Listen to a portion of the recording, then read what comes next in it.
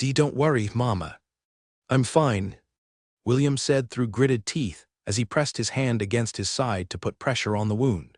He was about to take a potion from his storage ring to help close his wound when he felt another bout of killing intent from his left and right side.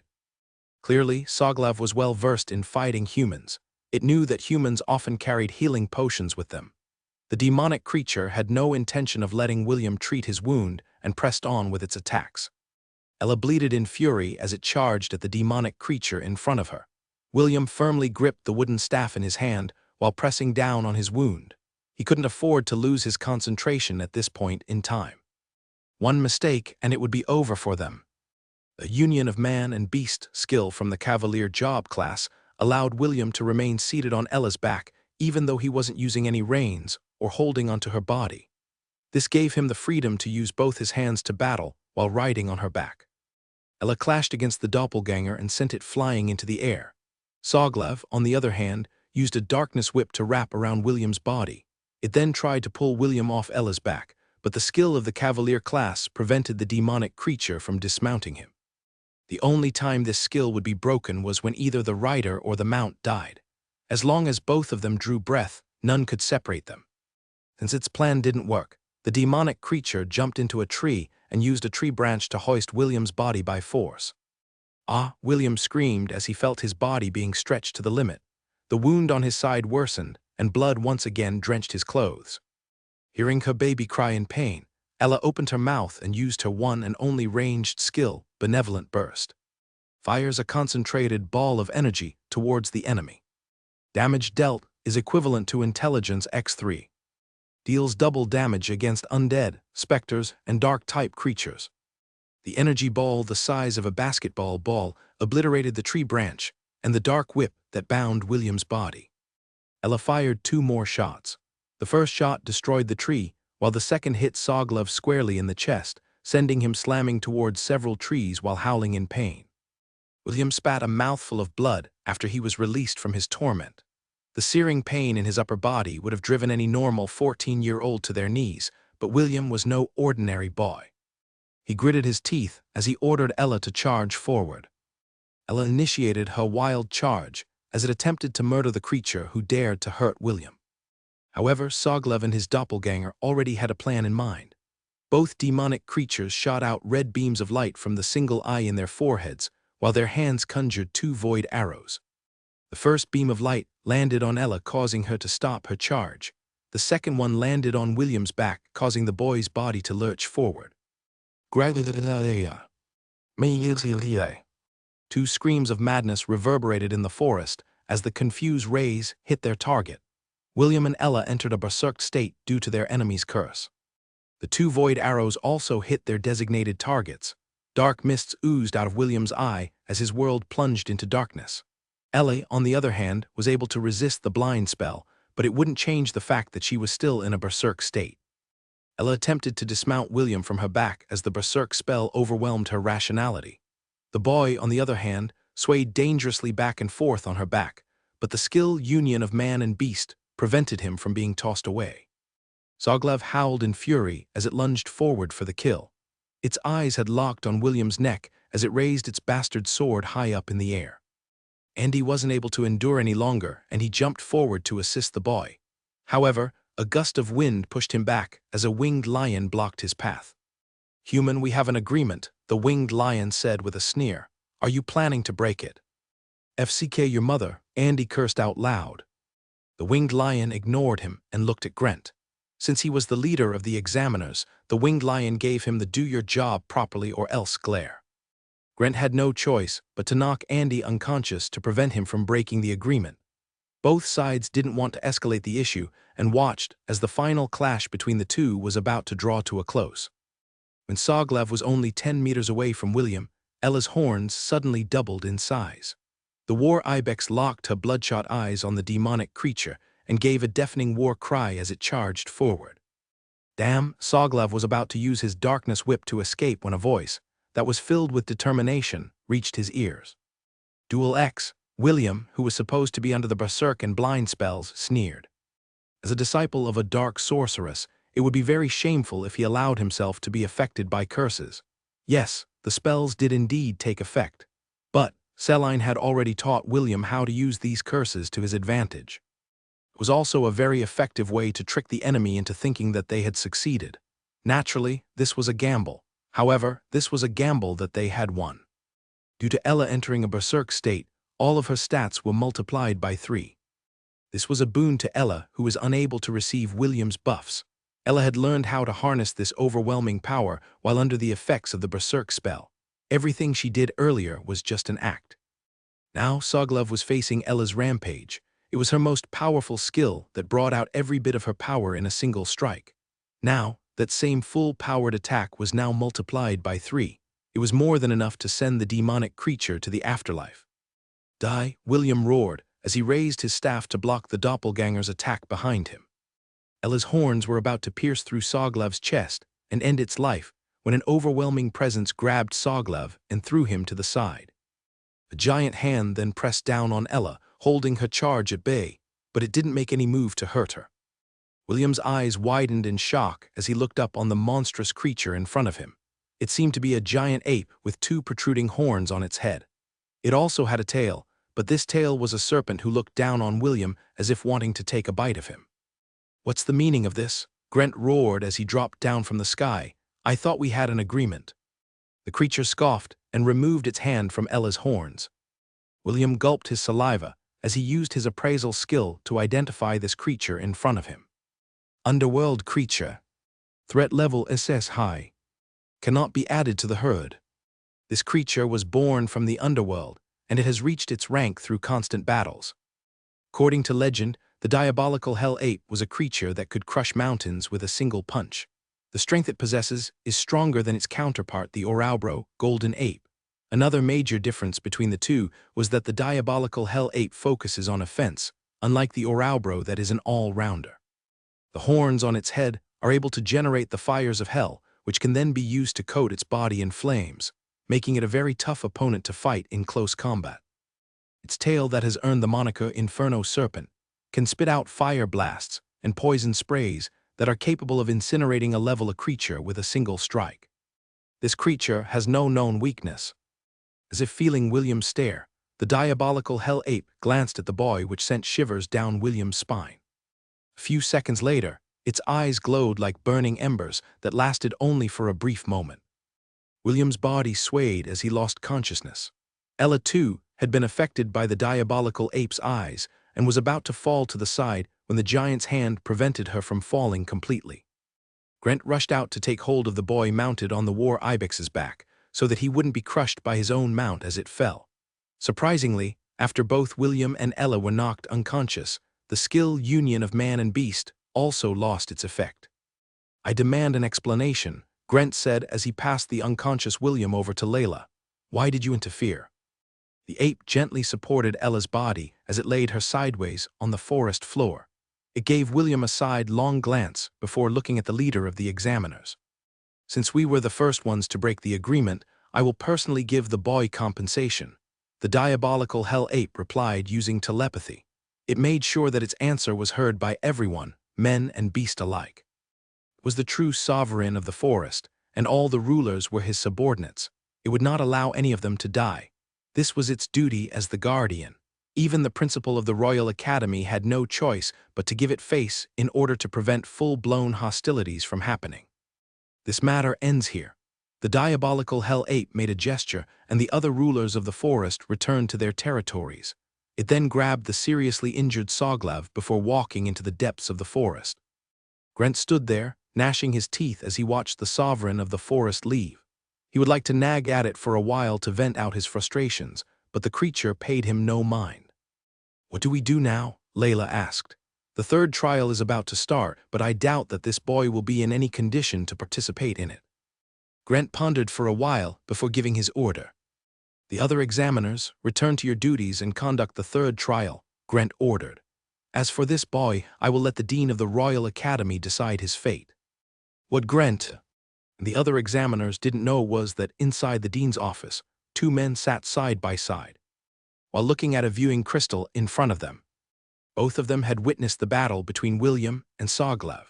Although this battle didn't mean much to men of their level, they still weren't able to stop themselves from being impressed with how things ended. "So what do you think, Headmaster?"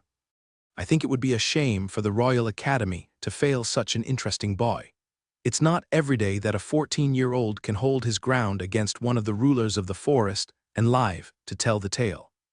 The man wearing simple clothes stood up from his seat and walked towards the door. "Keep an eye on him for me, will you?" "As you wish, Your Majesty." The dean briefly nodded his head in acknowledgement. After the man left the room, a dozen guards appeared out of nowhere and flanked the man on both sides. The man kept on walking as he remembered the words that EST had said a few years ago. "Father, I would have failed the trial if I didn't receive the help of a boy whom I met on my journey towards the temple," EST said with a gentle smile. "His name is William von Ainsworth." "What kind of boy is he?" the man asked as he listened to Est's explanation. "Narcissistic but kind," EST replied. "A very mysterious boy who saved my life twice, once from the mountain troll, the second from the Cyclops. We wouldn't have received the blessing of Lady Astrid if not for his sacrifice." "Sounds like an interesting boy," the man chuckled. "I'll think of an appropriate reward when I meet him. For now, maintain your connection with him, do you understand?" The man left the academy through the secret passageway that was meant for people of his rank. A middle-aged man wearing butler's clothes bowed and welcomed him with a smile as his master exited the passageway. The butler then guided the man towards a simple carriage. No words were spoken between them because the butler already understood where the man wanted to go. As the man climbed into the carriage, the guards accompanying him dispersed. They didn't go away. Instead, they guarded the man from the shadows. As the man propped his head by the carriage window, he remembered William's unwavering determination. He also saw how the boy helped the other children pass the second trial while maintaining his secrecy. That alone made the man understand that William wasn't aiming for any kind of praise or recognition. He just did what he wanted to do, then left, as if he was just a stranger passing by. "What an interesting fellow," the man thought as he looked at the scenery outside the carriage. "You've met someone quite capable, EST." When William opened his eyes, he found himself in an unfamiliar place. He was no longer inside the forest, but lying on a comfortable bed in a room that smelled of roses. His hand unconsciously moved towards his waist, where he received the wound from Sagla. He could no longer feel any pain in that area, which meant that his wound had been healed. William heaved a sigh of relief as he propped himself up from the bed. The sky outside the window was already dark, signifying that night had come. What happened during the trial? "Did I fail?" William frowned because he couldn't remember anything that followed after he stared at the diabolic hell ape. It was then when William remembered something. Something very important. Wait. "Where is Mama?" William scanned the room and didn't see his beloved mother. He was about to stand up and go towards the door when it opened on its own. "You're finally awake," EST said with a smile. "I thought that you would remain unconscious for a few days. It seems that the healers of the Royal Academy are quite competent, EST." "Where is Mama Ella?" William stared at the familiar boy in front of him. "Where did the Academy take her?" "Relax," EST replied as he moved towards his bed. "Ella woke up 2 hours ago. Ian is watching over her at the Academy stable. She has already healed from her injuries and, from what I could tell by her actions, she was very worried about you." EST stared at the red-headed boy who seemed to have regained his calm. He felt quite envious because the first question he asked was the whereabouts of his mama goat. Instead of asking why he was there, that's good to hear. "Please take me to her," William pleaded. "Mama will continue to feel anxious if she doesn't see me as soon as possible." "Is Ella the one feeling anxious? Or is it you who is feeling anxious?" "It's me feeling anxious." "Huh?" EST sighed. "Fine. Come with me, I'll take you to the stables, thank you." EST, William smiled. His smile was so bright that it made Est's heart skip a beat. In order to hide his embarrassment, he walked straight toward the door without looking back. William hurriedly followed behind him. The two walked in a vast hallway without speaking a word to each other. 10 minutes later, they arrived at their destination. William immediately sensed his mama's presence, and the latter sensed him as well. Ella bolted up from where she laid and ran towards William. William laughed as he, too, ran with open arms. The red-headed boy wrapped his arms around Ella's neck as he kissed the side of her face. Ella returned her baby's affection by licking the side of his face as well. EST. Ian and Isaac watched this touching reunion with smiles on their faces. The three knew that William and Ella were close. but none of them knew the extent of how much William and Ella cared for each other. 5 minutes had passed, and the two were still locked in each other's embrace. ESD had no choice but to clear his throat to get William's attention. "You look so carefree, and yet you don't know whether you failed the enrollment exams or not." ESD teased, "Ah." William turned his head to look at ESD. "Did I fail? What do you think?" ESD raised an eyebrow. "I think you will give me an answer if I say please." William scratched his head out of embarrassment. "Well, congratulations, you didn't fail," ESD answered. However, before William could feel relieved, ESD added another sentence, "But you didn't pass either, eh?" William frowned. "How can it be that I didn't fail, yet didn't pass at the same time?" ESD stared at William with admiration. Although he had briefly heard about what happened from one of the examiners, he still couldn't believe that William was able to go head-to-head with a ruler of the forest that specialized in dark magic. "Your case is a bit special. So the Academy decided to give you one last chance to pass the enrollment exams." ESD continued his explanation. "After all, the other examinees might think that the Academy is showing favoritism if you pass just like that. Well, I guess you have a point." William nodded his head in agreement. "So, do you have any idea about what kind of test I will be participating in?" "Sorry, but I don't," ESD replied. "You will know when morning comes. I have already informed the head examiner that you have woken up. He will be the one handling your trial. MMM. William hummed as he caressed his mama's neck. "Are you worried about your test tomorrow?" "You're quite confident." Ian snorted. "You think that passing the test of the Royal Academy is easy?" William gave Ian a sidelong glance before giving him a refreshing smile. "By myself, I am not confident, however. Since my mama is with me, everything will be deja bu. Ian asked, "What does that mean?" "It means that a snot-nosed pansy like you needs to see a physician." William sneered. "Something might be wrong with your brain." Contrary to William's expectations, Ian didn't get angry. Instead, he looked at him with a mischievous smile, which made William feel that something was wrong. "Ah, I forgot to tell you, Ian will be the one to decide whether you fail or not in your test tomorrow." ESD smirked. "What?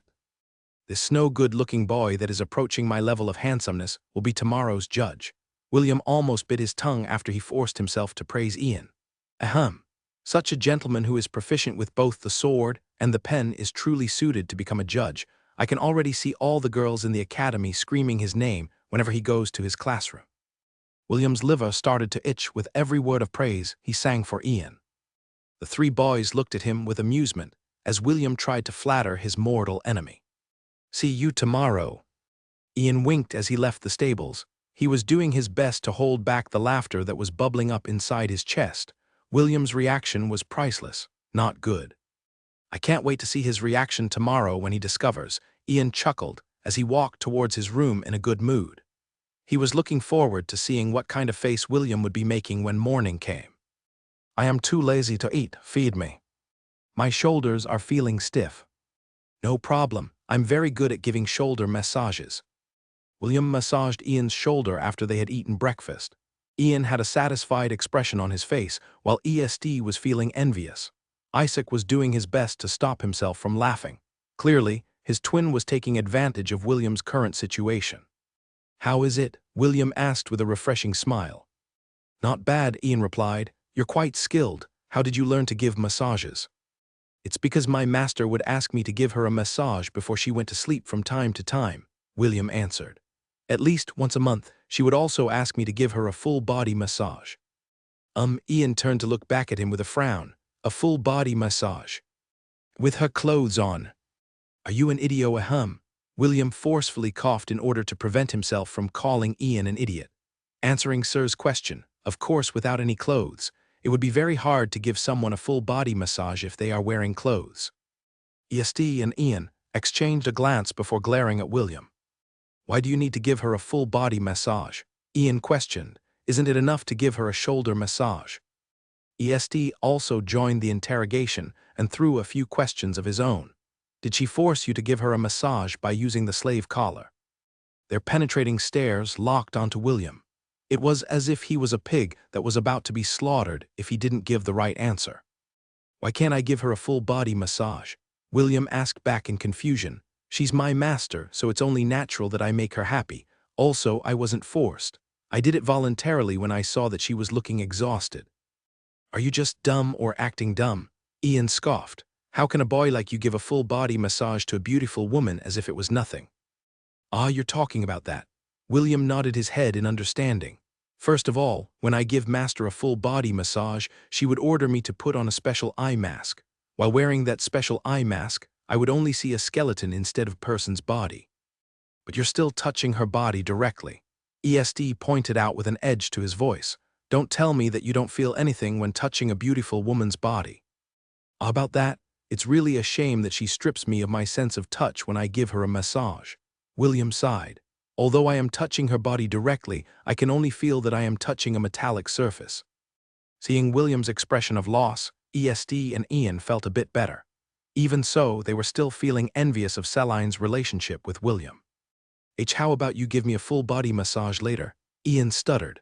While you're at it, you can also give my young master a full-body massage. Sorry, I have no interest in giving body massages to anyone aside from my master, William replied in a heartbeat. ESD and Ian clicked their tongue when they heard William's firm answer. Ah, sir, isn't it about time for the trial to start? William smiled as he lightly patted Ian's shoulder. Oh, you're right. Ian looked at the clock on the wall. Let's go to the training grounds. Instructor Grant might already be there. William happily followed behind Ian as they walked towards the training grounds. ESD and Isaac shared a knowing smile and was looking forward to William's reaction once he knew the truth. So you're finally here, Grant said as soon as William and his entourage entered the training ground. Your name is William, right?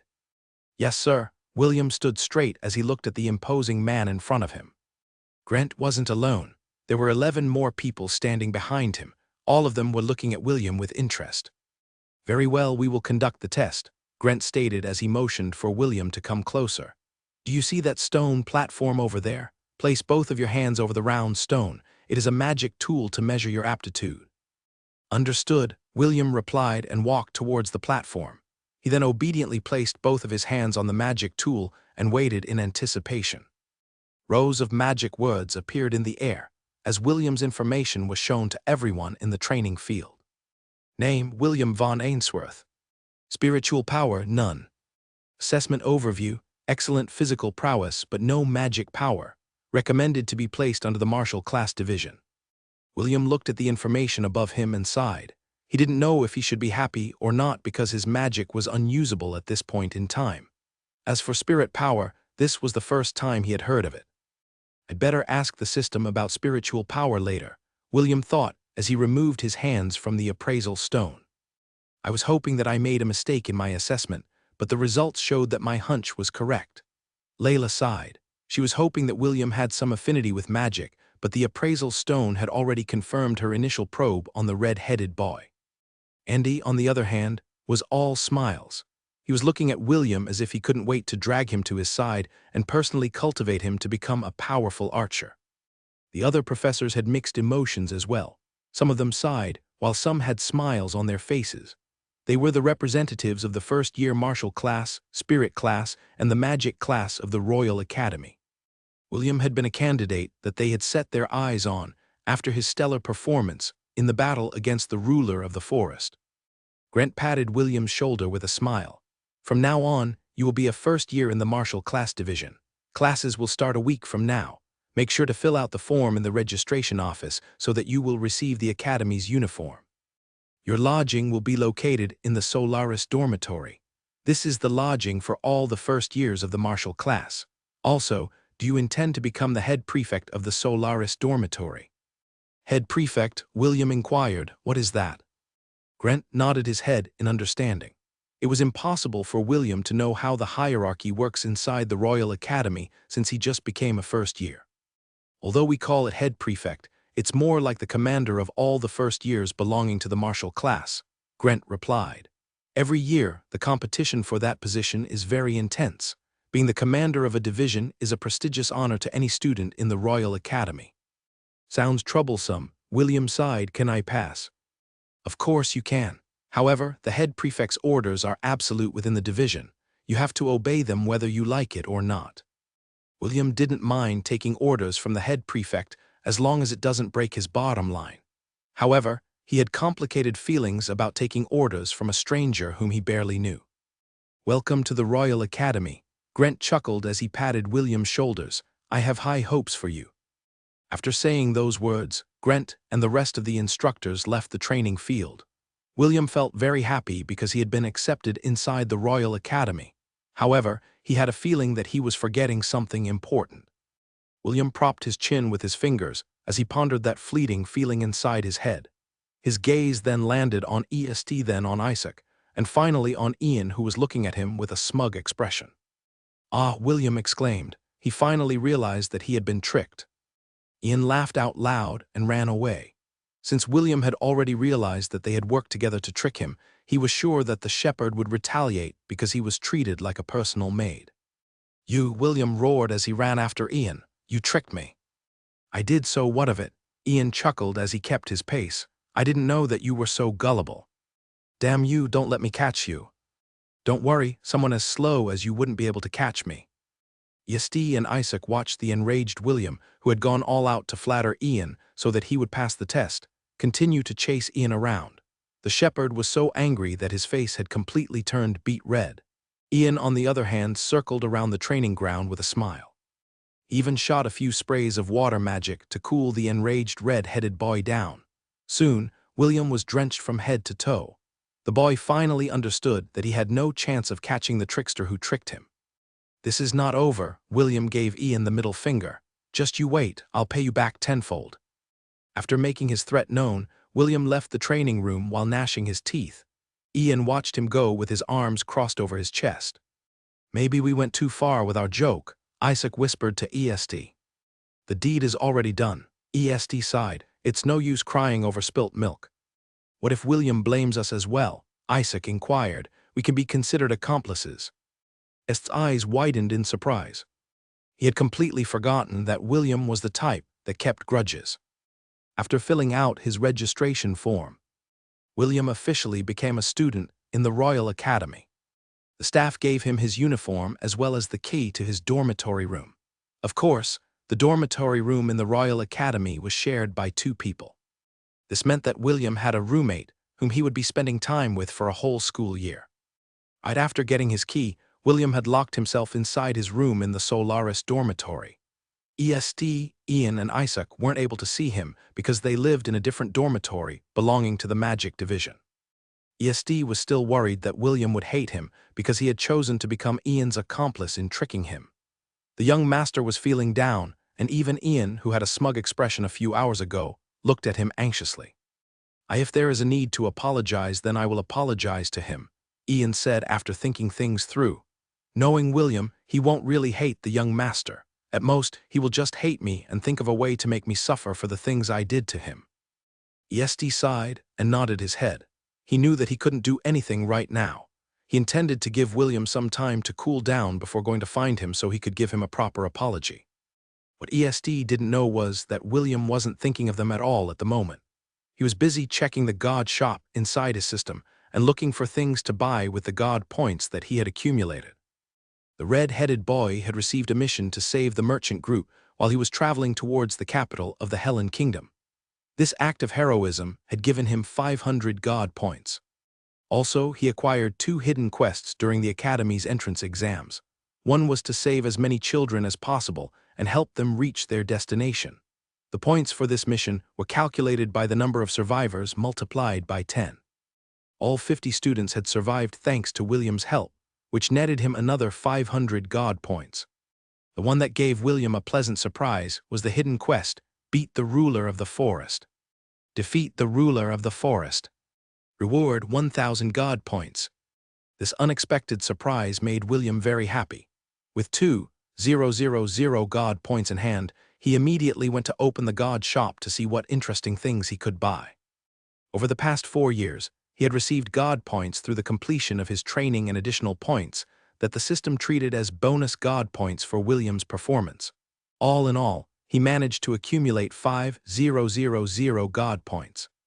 Back then, he jokingly asked the system to give him a recommendation on the first thing that he needed to buy. Naturally, the system complied, and the item that appeared in the God shop was something that William wasn't able to pass up. The system had recommended a weapon that cost 50,000 God points, and it was none other than Reincarnated, the lance that shines to the ends of the world. It was the holy lance that belonged to King Arthur according to the legends. However, this particular lance was forged by a god. For some reason, the weapon was also able to bestow the cavalier class on other people if the right conditions were met and if William allowed it. Another good feature of the lance was that it was imbued with the holy property. After the fight with the Cyclops, William realized that he was severely lacking in elemental weapons against certain types of creatures. The original cost of this lance was 50,000 God points. However, since William received a special discount coupon from the God shop, he could buy one item with a 90% discount. William could have ignored the system's recommendation, but after seeing the information on the holy lance, the red-headed boy bought it right away. His reason for buying it: because there was a special class attached to it, and it was none other than the Cavalier class. The Cavalier class gave him the ability to fight side by side with Ella while mounted on her back. Another good feature of this job class was that it didn't rely heavily on mana. Most of the skills in the Cavalier class were passive skills, which made William very happy. As for why he didn't use Reincarnated during the battle against Soglav, it was due to the many spectators that were watching the battle. Reincarnated was a weapon forged by a god. It would be stupid to show it off in front of others while William was in a weakened state. Now that he had 2,000 God points in his possession, William scrolled through the god shop in search of any items that he could buy with his current funds. It didn't take long for him to realize that there were very few things that he could buy with 2,000 God points. Most of the items that William wanted were priced at 10,000 God points at the minimum. In the end, William decided to use his trump card in order to get the best deals in the god shop. System, can you give me any recommendations on what to buy with my current funds? Certainly, please. Wait for a while as I search the god shop for possible items that you might need. Search completed. Here is the list of items that might be useful to the host at this point in time. Elemental arrows forged by the god of the hunt. An arrow forged by the god of the hunt. Very effective against dark-type creatures. Very effective against evil-type creatures. Very effective against undead-type creatures. 500 God points per arrow. Additional 100 God points for auto-maintenance. Additional 400 God points for auto-retrieval spell. Total 1,000 God points. An arrow forged by the god of the hunt has a strong piercing power that is able to pierce through the scales of dragons. Very effective against dragon-type monsters. Very effective against construct-type creatures like golems and gargoyles. Very effective against armored-type creatures. 500 God points per arrow. Additional 100 God points for auto-maintenance. Additional 400 God points for auto-retrieval spell. Total 1,000 God points. System, I got to admit that you are good at sucking all my God points dry. Thank you for your praise, please. Leave a 5-star review after you make your purchase. Thank you for your patronage. William sighed and purchased the 2 arrows and added them to his quiver. With this, he would be able to increase the trump cards in his arsenal. Even if he used these 2 arrows in public, no one would think that it was strange. There were plenty of elemental arrows sold in the market, and William, having a few of them, wouldn't make others' eyes go green with greed. The only difference between the elemental arrows sold on the market and William's was that the red-headed boy's arrows were forged by a god. Naturally, their efficiency couldn't be compared to those that were forged by mortals. While William was admiring his 2 arrows, a soft knock was heard on the door. The red-headed boy hurriedly returned his items inside his storage ring and went to answer the door. When William opened the door, he saw a delicate silver gray-haired boy wearing glasses. He was holding a small backpack on his back and wearing expensive clothing. Hello. Is this room 401? The young boy asked in a timid voice. I have just arrived today and the registrar's office told me to go to this room after I finished my registration. Yes, this is indeed room 401. William replied with a smile. Please come in, thank you. The young boy bowed and entered the room. When William closed the door, he smelled a faint scent of herbs. He didn't think much about it and sat down on his bed while looking at his roommate. William had a feeling that his roommate and him would get along well during their first year inside the Royal Academy. My name is Kenneth Zinn Ashley." The delicate boy with silver-gray hair and blue eyes said timidly. "The name is William," William replied. "William von Ainsworth, feel free to call me Will." William looked at his new roommate and gave him a thumbs up in his heart. He never thought that his roommate would be this cute. "Will, you have a good name," Kenneth said with a smile. "Are you also a first year?" "Yes," William nodded. "Why do I look old?" Kenneth resolutely shook his head. "It's just that you give me a very mature feeling." William scratched his cheek as he looked at his roommate with approval. He was quite happy that his roommate was Kenneth. With just a glance, William could tell that the gray-haired boy was someone that was raised as a noble. Even so, Kenneth didn't have the arrogance like that most nobles did. For some reason, William felt like ESD and Kenneth had something in common. Perhaps it was their aura or presence, but William didn't dislike being together with them. "Well then, may you take care of me this school year, Kenneth," William said as he extended his hand for a handshake. Kenneth looked at William's hand before slowly raising his own hand to accept his handshake. The gray-haired boy's countenance changed when his hand touched William's hand. His body instinctively flinched as the rough hand touched his own. "Sorry," William apologized as he reluctantly let go of Kenneth's soft hands. "Did my hand hurt you? It's pretty rough, right?" "No," Kenneth stuttered. "I was just surprised. Your hand, although rough, feels sturdy and strong." William chuckled due to Kenneth's timid response. He then explained to his new roommate that he was a shepherd and was used to handling goats and performing manual labor. Also, William's lifestyle in Lont was not easy. Because of this, he had developed calluses on his hands, and it made his palms rougher compared to boys his age. When William woke up in the morning, he would chop firewood, then cook something for his master, Celine. After that, he would feed the goats before taking a bath. After breakfast, he would go and spar against his grandpa or other people in Lont to become more proficient in the martial arts he had learned from his job classes. Since there were plenty of strong people in Lont, William was able to increase his proficiency and learn a few tricks from them as well. After sparring, he would take a bath and return to Celine's house to prepare her lunch. When afternoon arrived, he would spend it with his cute cousin Eve. Once night came, it would be the start of Celine's hellish training of curses, poison, and more curses. "A shepherd?" Kenneth eyed William curiously. "Did you take the entrance test of the Royal Academy?" "A little bit." William had no intention of telling Kenneth about his battle with the ruler of the forest. "I see," Kenneth replied as his blue eyes appraised William from head to toe. Since he passed the entrance test, he must be quite capable despite how he looks.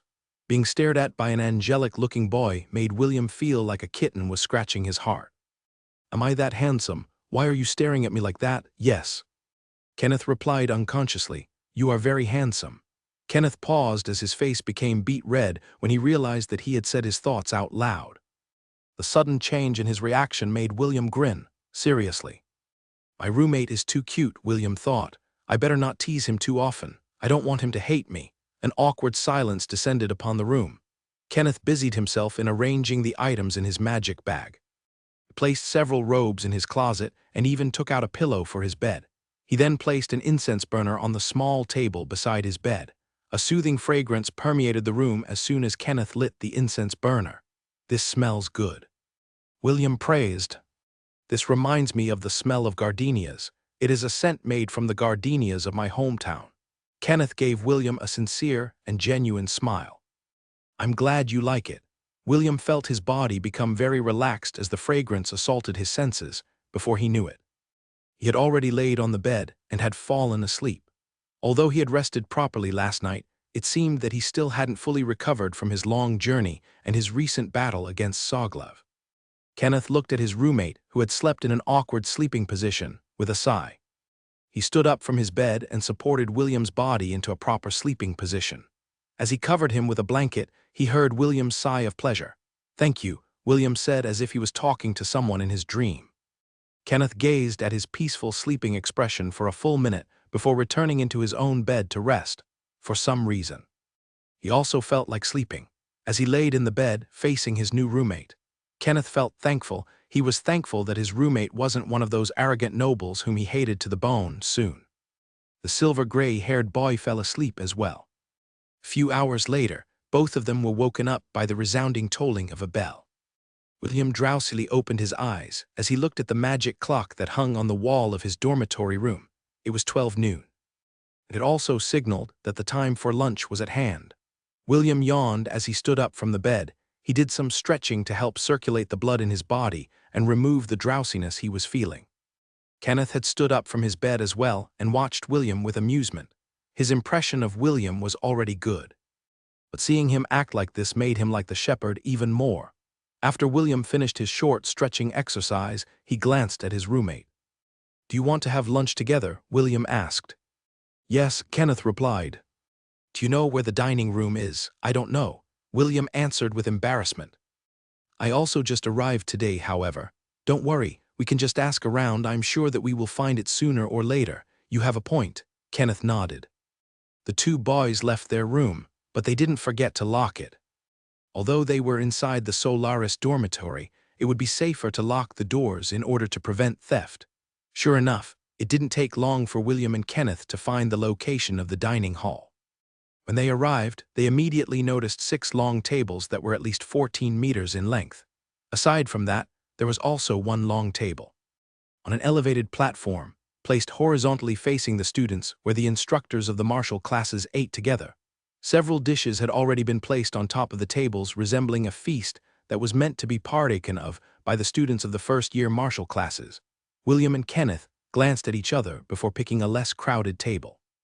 They sat near the end and happily filled their plates with meats, fruits, and other dishes that looked delicious. William had started to eat meat again, but in much smaller quantities. When lunch ended, several adult men and women appeared and cleared the table. One of the instructors had mentioned that there was an important announcement waiting for all of them after lunch. Because of this, none of the students left the dining hall. All of their gazes were focused on a handsome man with short, light brown hair and green eyes. A bow was strapped behind his back, so William assumed that he was in one of the advanced classes of the archer profession. "Good day, everyone," the man said with a smile. "My name is Andy, and I am the instructor for the hunter classes. As the school year is only about to begin, you should all know that we need to have officers that will manage the first years." Some of the children nodded their heads in understanding, because they had already been briefed by their families about this. Others were looking at Andy with determined expressions, because they were aiming for the prestigious position that would bring honor to their name as they advanced into the upper years in the academy. "Right, I'm talking about the position of head prefect for the entire freshman class during this school year." Andy grinned as his feral eyes briefly glanced at William before looking at the other expectant faces who were looking at him. "Naturally, this position holds considerable power. Since that is the case, only those with power are allowed to wield it." Andy explained with a serious expression. "An all-out battle royale will be conducted in the Enchanted Forest 4 days from now. The one who is left standing in the end will become the head prefect, and everyone is duty-bound to follow his orders." "Do I make myself clear?" "Yes," the students replied in unison. "Good, may the best man or woman win." Andy raised his fist, and all of the students cheered at the same time. The bloody battle for the position of head prefect was about to begin, and William was still on the fence about whether he should participate in it or not. After lunch, William decided to visit the stables to see his mama, Ella. Kenneth, on the other hand, had nothing to do since he had already unpacked his belongings in the dormitory room. Since that was the case, he decided to follow William to the stables to meet the red-headed boy's second mother. "I missed you too, Mama." William hugged Ella's neck while the latter rested her head on his shoulders. Kenneth was surprised when he saw this scene because he was very sensitive when it came to sensing the feeling of beasts.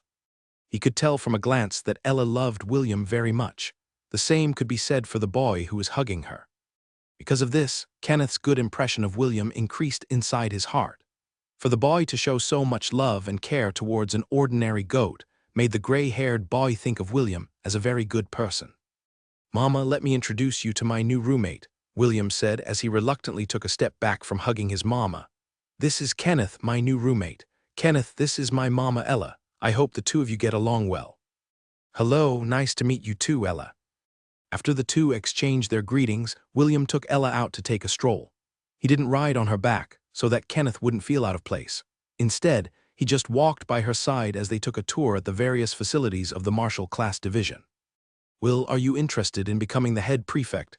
Kenneth asked while walking beside him. "To be honest, I'm not really sure," William replied. I'm the type who doesn't want to take orders from anyone. If the head prefect were to order me to do something that goes below my bottom line, I might not be able to take it and hit him with my wooden staff. Kenneth giggled when he heard William's reply. Frankly, he, too, didn't like to be ordered around by anyone. However, he had a feeling that he really wouldn't mind taking orders from this red-headed boy who had grown up tending goats in the countryside. Well, if you don't want to take orders, then you can only do your best to become the head prefect, Kenneth said casually. You still have 3 days to think about it before the competition starts.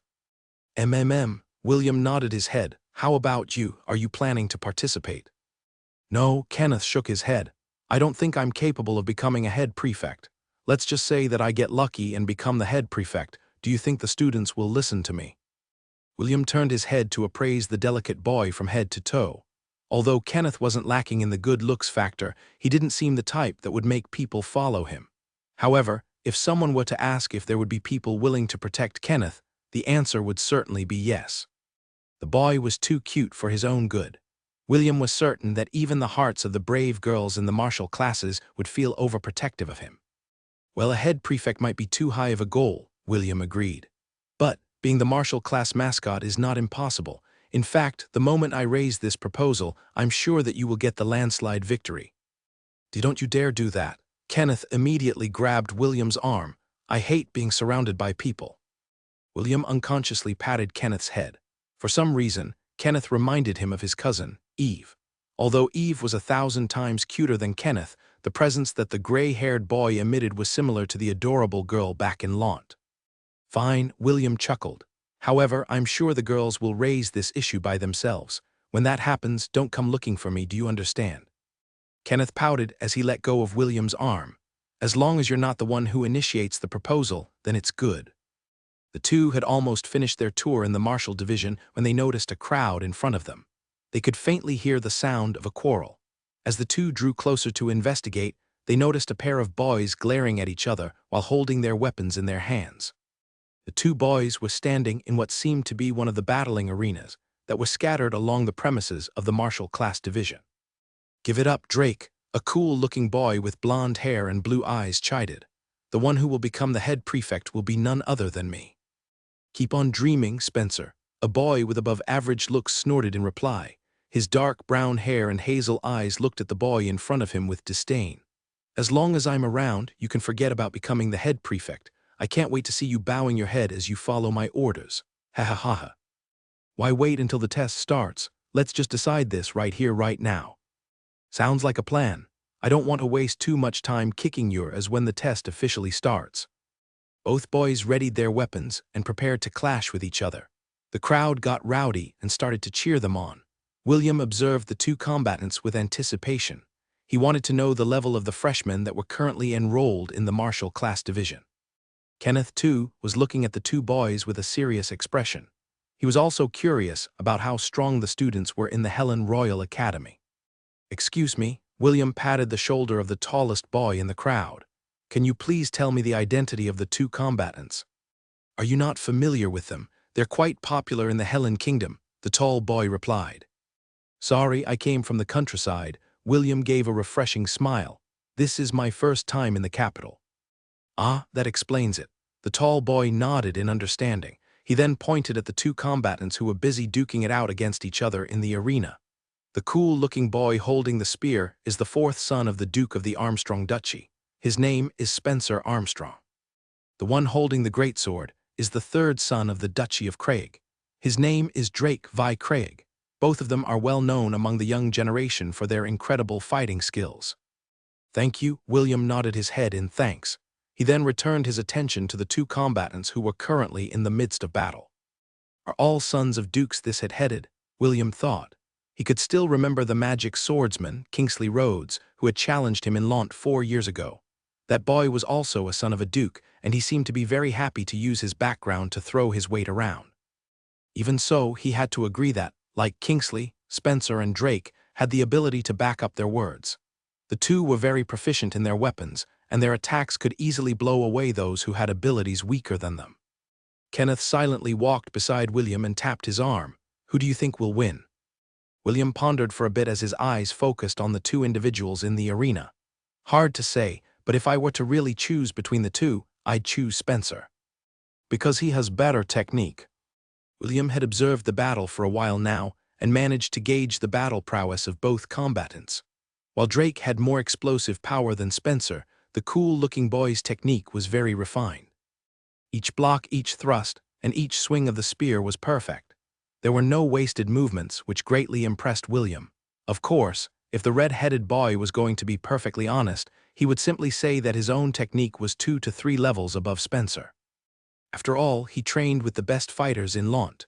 Even a complete amateur like William would improve during those 4 long years of sparring. Not to mention, the martial arts he had learned in his martial job classes were honed to the very limit. William's war arts with the sword, bow, and hand-to-hand combat were only at the basic level. Even so, we're talking about the basic level of the strongest war arts provided by the system. These basic-level war arts could be considered intermediate techniques to the people of his current world. As for the staff and the spear, they were in the intermediate ranks, which set them on par with the expert techniques in William's new world. How did this become possible? It's really simple. When William used the millennial-grade Beast Core to max out his Disciple of Thunder job class, he immediately ascended it to its advanced class, which was the Prince of Thunder. William pooled all the XP he could during his dungeon expeditions to help the Prince of Thunder job class reach level 10. That way, he could unlock the Lightning God War Arts, Intermediate, and learn the more advanced moves of this particular war art. Also, let's not forget about his movement technique, which was the Heavenly Phantasm movement technique, Basic. After getting his skill points, William pumped them into this movement technique and upgraded it to Heavenly Phantasm, Intermediate. With constant practice, William had made these techniques his own. If he and Kingsley were to fight again, William was confident that he would send the arrogant little prick packing. Of course, this was on the condition that Kingsley wouldn't use magic during their duel. Right now, William's martial skills, when using the wooden staff, spear, and lance, were enough to contend with most experts within the silver rank of the martial classes. His movement technique would also allow him to escape most tricky situations. After the battle with Kingsley Rhodes, William swore that he would dedicate his time and effort in learning martial skills while he couldn't use his magic powers. The two combatants came to a standstill as they panted for breath. Both sides weren't willing to use their trump cards this early in the game. Although they had used their most standard abilities to the fullest, it wasn't enough to declare a winner between the two of them. Enough, Drake said as he sheathed his blade. We will settle this inside the enchanted forest. At that time, you will not be as lucky as you are now. My words exactly, Spencer replied. I can't wait to see the look on your face when you bow your head in front of me. The two boys snorted at the same time and left the arena. Seeing that the fight was over, the peanut gallery had also started to disperse. William was reluctant to part with Ella, and the latter felt the same way. When Kenneth saw this tear-jerking scene, he decided to clear his throat and offer a solution. You know, as long as both parties sharing the dormitory room agree, then bringing Ella to our room is not a problem, Kenneth stated. Really? William immediately grabbed Kenneth's hand, which made the delicate boy flinch. Oh, sorry, I forgot that my rough hands can hurt you. However, can I believe your words when you said that Mama Ella can stay in our dormitory room? She can, but you have to take proper care of her, Kenneth replied after regaining his composure. William's action was so quick that he was caught by surprise. Also, make sure to tell her not to go over to my side of the room. I don't want Ella to start munching on my precious herbs. Don't worry, Mama Ella wouldn't do that. William patted his chest in assurance. Isn't that right, Mama? Me? Ella bleated in acknowledgement. Kenneth couldn't help but smile as he watched this exchange between the mother and son pair. When Ella entered the dormitory building, the guard guarding the gate gave her a weird look, but he didn't stop her from entering the Solaris dormitory. Ella walked along the hallway, climbed the stairs, and followed William's back like a tail. The students living in the dormitory looked at this scene with amusement. Since Ella was not in her war ibex form, her height was only a meter tall, and her body length was only over a meter. Also, her coat was so white and fluffy that the girls who saw her were tempted to give her a hug. Of course, they didn't dare do that and only stared at Ella as if she were a walking plush toy. When Ella was safely inside William's room, she obediently went to the side that contained William's bed and stood beside it. William took out a small wooden bowl from his storage ring and crouched beside Ella. He then started to milk her. I haven't had a drink of your milk today, Mama, and it is making me feel uncomfortable, William said as he filled the wooden bowl in his hand. Me? Ella bleated softly, as if reprimanding William for not drinking his milk on time. You really are a shepherd. Kenneth looked at the two with interest. I haven't drank goat milk before. I wonder what it tastes like after filling up his bowl. William thanked his mama before drinking it slowly. Mama, your milk is really the best, William praised as he finished his bowl of milk. Me. Ella bleated as if saying, isn't this a fact? The familiar notification sounded, and a row of words appeared on William's screen. Daily quest. Drink milk has been completed. Rewards. 6x points, additional reward. 2 God points, William rubbed his eyes and double-checked the notification. It's really there. William didn't know what kind of sorcery was happening to the notifications, but he would be lying if he said that he wasn't secretly happy for the additional reward from drinking his mama's milk. Somewhere in the temple of 10,000 gods, are you sure about this? Gavin asked. Isn't this too much of a freebie? It's fine, David replied. Even if he drinks milk for a year, at most he would only get 730 God points. This isn't a big deal, especially with you, Issei and Lily giving him special quests from time to time, so you say, but you were the one that gave the 2 hidden quests last time. Gavin pointed out, well, since it was proposed by Ella and William decided to listen to her. I decided to add those 2 quests on a whim, David admitted. I don't regret it though. William performed spectacularly in that fight. His 4 years of training hasn't come to naught.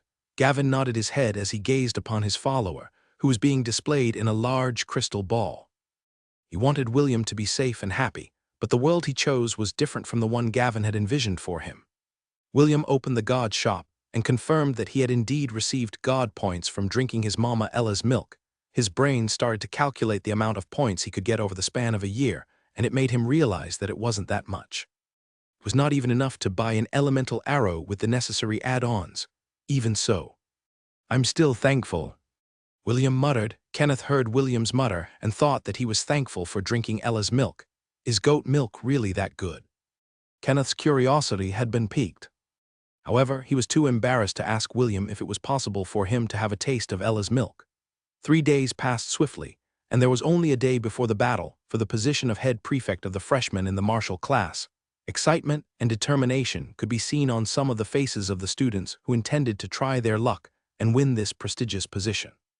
As for people like Kenneth, who weren't interested in joining the event, they were just waiting patiently for the results. After thinking things through, William decided to join the competition as well. His reason for joining was quite simple. If I become the head prefect, then no one will say anything about Mama Ella staying inside the Solaris dormitory. That was what William thought. Although he wasn't too sure if he could win, he would still do his best in order to gain the rights to have Ella stay by his side in the Royal Academy. He didn't want her to spend her days in the stables while he went to his martial classes. That morning after breakfast, the martial class instructors brought everyone to a special building located at the very center. The martial class division. This building was called the House of Heroes, a place that was heavily guarded because it contained the entrances to 4 special domains that belonged exclusively to the martial class division. Domains were small worlds that had their own set of rules and laws. Some of these domains were filled with important resources that were useful in advancing cultivation. Others were used as training grounds to raise expert fighters, and some were used to breed rare creatures and plants that were very hard to encounter in the wilds. One of these domains was the Enchanted Forest. This forest had been used as a training ground for the students. In some cases, it was also used for special events like the choosing of the head prefect that would represent their grade. Right now, William, alongside all the freshmen who chose to participate in the prefect battle, stood in front of a huge copper gate. Are all of you ready? Grant asked. Remember, only one of you will be chosen, Grant stated. Good luck to all of you. The instructors raised the emblems pinned on their chests and activated the door. The copper gate slowly opened, revealing a green portal at its center. All of you will be teleported to random places inside the Enchanted Forest, Andy explained in a carefree manner. This will prevent you from engaging in combat right away. However, remember that you can only stay inside the domain for 3 days. If in 3 days there are still survivors inside the domain, The person who has eliminated the greatest number of people will become the head prefect. Make no mistake, this is a battle to the death. The only way for you to eliminate someone is to kill them. Don't worry, none of you will really die. Anyone who gets eliminated will be ejected by the domain and transported back to this hall. Are there any more questions? William raised his hand, and Andy nodded his head in acknowledgement. What if we kill someone who has killed many people? William inquired. Will we get their points too? Good question. The answer is that you will only get half of the overall points that they have accumulated, Andy replied. At the end of 3 days, the one with the most points will become the head prefect. Are there any more questions? Skinny Boy raised his hand, and Andy once again nodded his head to encourage him to ask his question. Are we allowed to form alliances? The Skinny Boy asked. Is it fine for us to form teams? Of course, Andy nodded his head. This was not the first time this had happened in the prefect selection event, and the instructors had already expected this to happen this year as well. Feel free to form teams and alliances. In the end, only one head prefect will be chosen. The reason why the instructors encouraged forming teams was because martial classes worked well when they were in a team. This also helped them form strong bonds, which were beneficial to their growth. Some of the students smiled, while Drake and Spencer snorted in disdain. The two believed that the strong should fight alone and not rely on external help. Only weaklings would gang up together and fight. Because this was an individual battle, the instructors didn't allow Ella to enter the premises. They had already seen her capabilities during the second part of the exam, but what they wanted to see was William's own ability. They wanted to know if this boy, who had fought tooth and nail with the ruler of the forest, was just as impressive without his animal companion. All of you enter the portal, Grant ordered. May the odds be in your favor. One by one, the students entered the portal. All of them had determined expressions on their faces. William was the last to enter, and all eyes were watching his every move. Meanwhile, outside the domain, those who didn't want to participate were gathered just outside the building where several viewing crystals were enshrined. With these crystals, they would be able to watch the battle unfold in real time. Ella and Kenneth were standing in front of one of these viewing crystals. These crystals allowed someone to view all the candidates that had entered the enchanted forest. Naturally, it also had the option to allow the viewer to choose only one candidate to spectate. As William entered the portal, his image appeared on the viewing crystal. Ella bleated softly as if to cheer for William and wish him luck. Kenneth, on the other hand, was looking at William with a serious expression. Please show me the extent of your true power, Kenneth thought. I want to know if you are worthy of that person's bloodline. Please, don't disappoint me, William. When William opened his eyes, he found himself inside a lush forest teeming with life, the sounds of birds singing. The roars of beasts, and even the subtle noise of the insects reached his ears for some reason. It made William feel a little homesick. This place reminded him of the forest near Launt. Although the fauna and flora were different, it still reminded him of home. I wonder how Gramps and the rest are doing. William thought as he immersed himself in the sounds of the forest. Does Eve think of me as well? Suddenly, he heard a very subtle buzz in the air. William chuckled internally as he exaggeratedly jumped backwards. As he did so, he saw 2 arrows flying in his direction. The arrows harmlessly pierced the tree beside William with a thud, which reminded the boy that he was participating in a battle royale and not a field trip. As an archer, who had been trained by 2 experts in Launt, it was very easy for him to lock onto his attacker's position. However, he didn't make any move to charge in that direction. Instead, he circled away and left the area.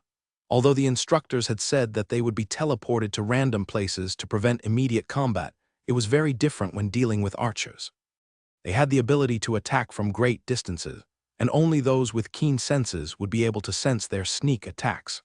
After gaining sufficient distance from his attacker, William decided to find an elevated place where he could observe his surroundings. However, before he could do that, 2 wild boars came charging towards him from 50 meters away. It seemed that William had unknowingly stumbled into their territory, and they had taken it as an act of aggression. William didn't want to fight with the 2 boars, because there might be other students around who might take advantage of the battle. Even though he was not afraid of dealing with them, he didn't want those who were watching him to know his abilities.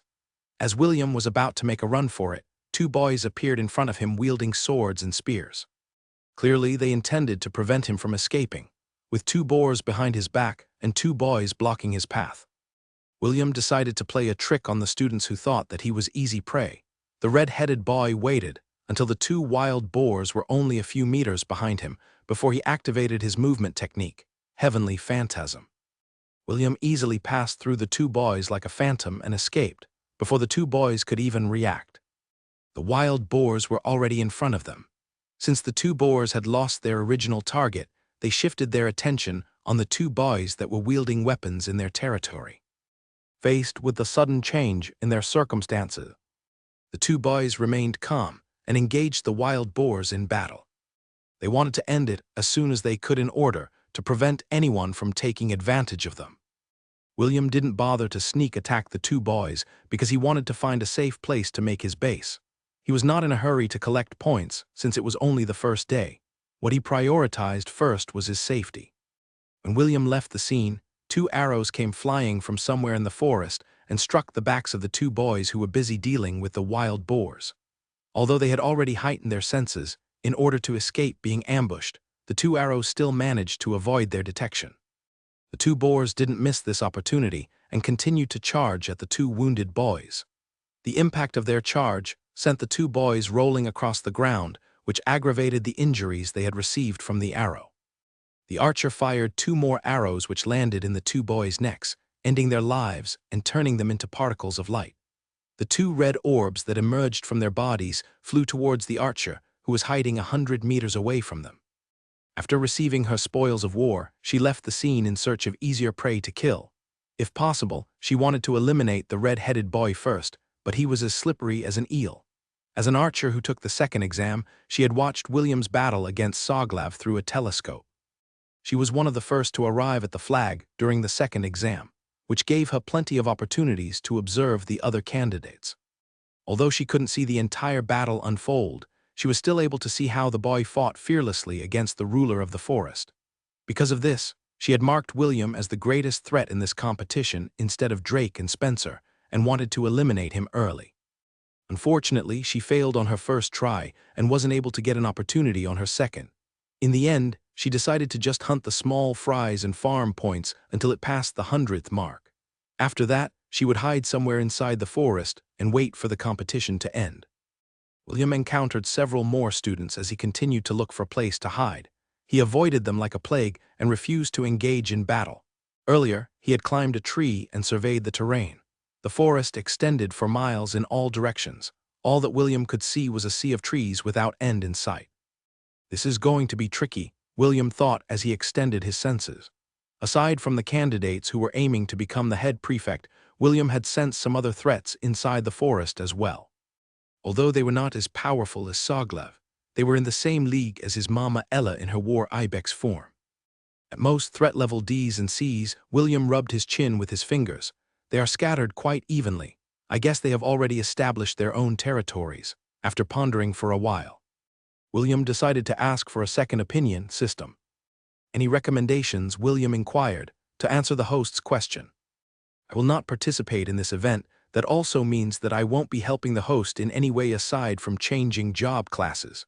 Also, I have already disabled the mapping function. Host will not be able to take advantage of seeing his enemies on the map. Why the sudden change? William asked back what happened to the promised friendship between the protagonist and his system. Host, you must remember, always depending on external help will not be advantageous to your growth. I believe in the host's power, compared to the difficulties that you have encountered in the past. This measly test is nothing. I don't know if I should be happy or not, but you do have a point. William sighed. Fine, please change my subclass to Cavalier class. Understood. Changing of subclass has been completed. William hurriedly climbed down the tree and headed in a certain direction. With the passive skills of the Shepherd class, he had found a way to use the terrain to his advantage. Wait, why don't we team up? A skinny boy proposed. You be the boss and I'll be your underling. It's a win-win for everyone. Right, your offer is good, a cool-looking boy said with a smile, however. What I need right now is your points. Spencer took a step forward and traversed 4 meters in a single step. His spear stabbed forward, and a scream of pain reverberated in the forest. Soon, the body of the skinny boy changed into particles of light as a red orb floated in the air. The cool-looking boy grabbed the red orb with his right hand. As soon as he touched it, the orb disappeared and the back of his hand glowed, showing the number 12. Contrary to his looks, he was very capable, Spencer thought as his points increased by 4. Now time to gather more points. Spencer walked towards the depth of the forest where the other candidates hid. He walked with confidence, for he knew that only a handful of people could threaten him in this battle for the title of head prefect. Wash your neck. Drake, Spencer sneered, the next time we meet. I will not hold back. 2 red orbs appeared in front of Drake as he sheathed his greatsword. Bunch of weaklings. Drake spat on the ground. It seems that only that bastard, Spencer, is the only threat in this competition. With a wave of his hand, the 2 orbs flew in his direction. The number 20 appeared on the back of his hand, which proved that he had killed more than Spencer had. The total number of candidates gunning for the position of head prefect was less than 300. It was around 2/3 of the first years in the martial class division. After making his initial estimate, Drake knew that he only had to kill over 100, and the position of head prefect would fall in his hands. Don't let me see you, Spencer, Drake muttered as he set his sights on his new target. I'll make you regret enrolling in the Royal Academy. I see plenty of rough gems in this year's competition. Grant said with a smile. He was looking at Spencer's and Drake's battles, and he was very satisfied with their performance. He had also discovered the archer girl who was sniping people from afar. Perhaps we don't need to wait 3 days in order to see who the winner will be. What do you think, Andy? I think those 2 brats are overestimating themselves. Andy replied in a lazy manner. As for the hunter girl, she holds promise. I might take her as my apprentice if she gets a good rank in this competition. Grant snorted. You're still hung up on that boy, William. Grant looked at the shepherd who was currently inching his way towards the depths of the forest. He had seen how the red-headed boy had escaped from his pursuers, and Grant was very dissatisfied with him. Naturally, he was hoping that the boy could bring him another surprise after all. He was there when William fought against the ruler of the forest. Just wait, Andy said as he sipped a mug of ale. I'm sure that he won't disappoint the 2 of us. That better be the case. I have a lot of expectations for him. How about we make a bet? Andy grinned as he proposed the stakes to his superior. Half a month's salary if we can guess who will become the head prefect for the first years. What do you think? Do you think of me as a fool? Grin asked back. My salary is 6 times your salary. I have nothing to gain if I make a bet with you. Andy clicked his tongue because his plan to earn easy cash went down the drain. As he returned his attention to the red-headed boy, who was currently running away from 4 forest wolves, Andy felt as if his blood was boiling. It was not boiling from anger or rage, but in anticipation. He didn't know where his blind faith was coming from, however, when he saw William's performance in the forest. He had a feeling that this boy would change the way the other divisions looked at their martial class division. For the past few years, the martial class division had always been looked down upon because there weren't many promising talents who were able to fight against the representatives of the magic and spirit class divisions. Andy had long accepted this fact and buried his complaints deep inside his heart. However, every night, after the exams had ended, he would always see a shining banner fluttering in the darkness when he closed his eyes to sleep.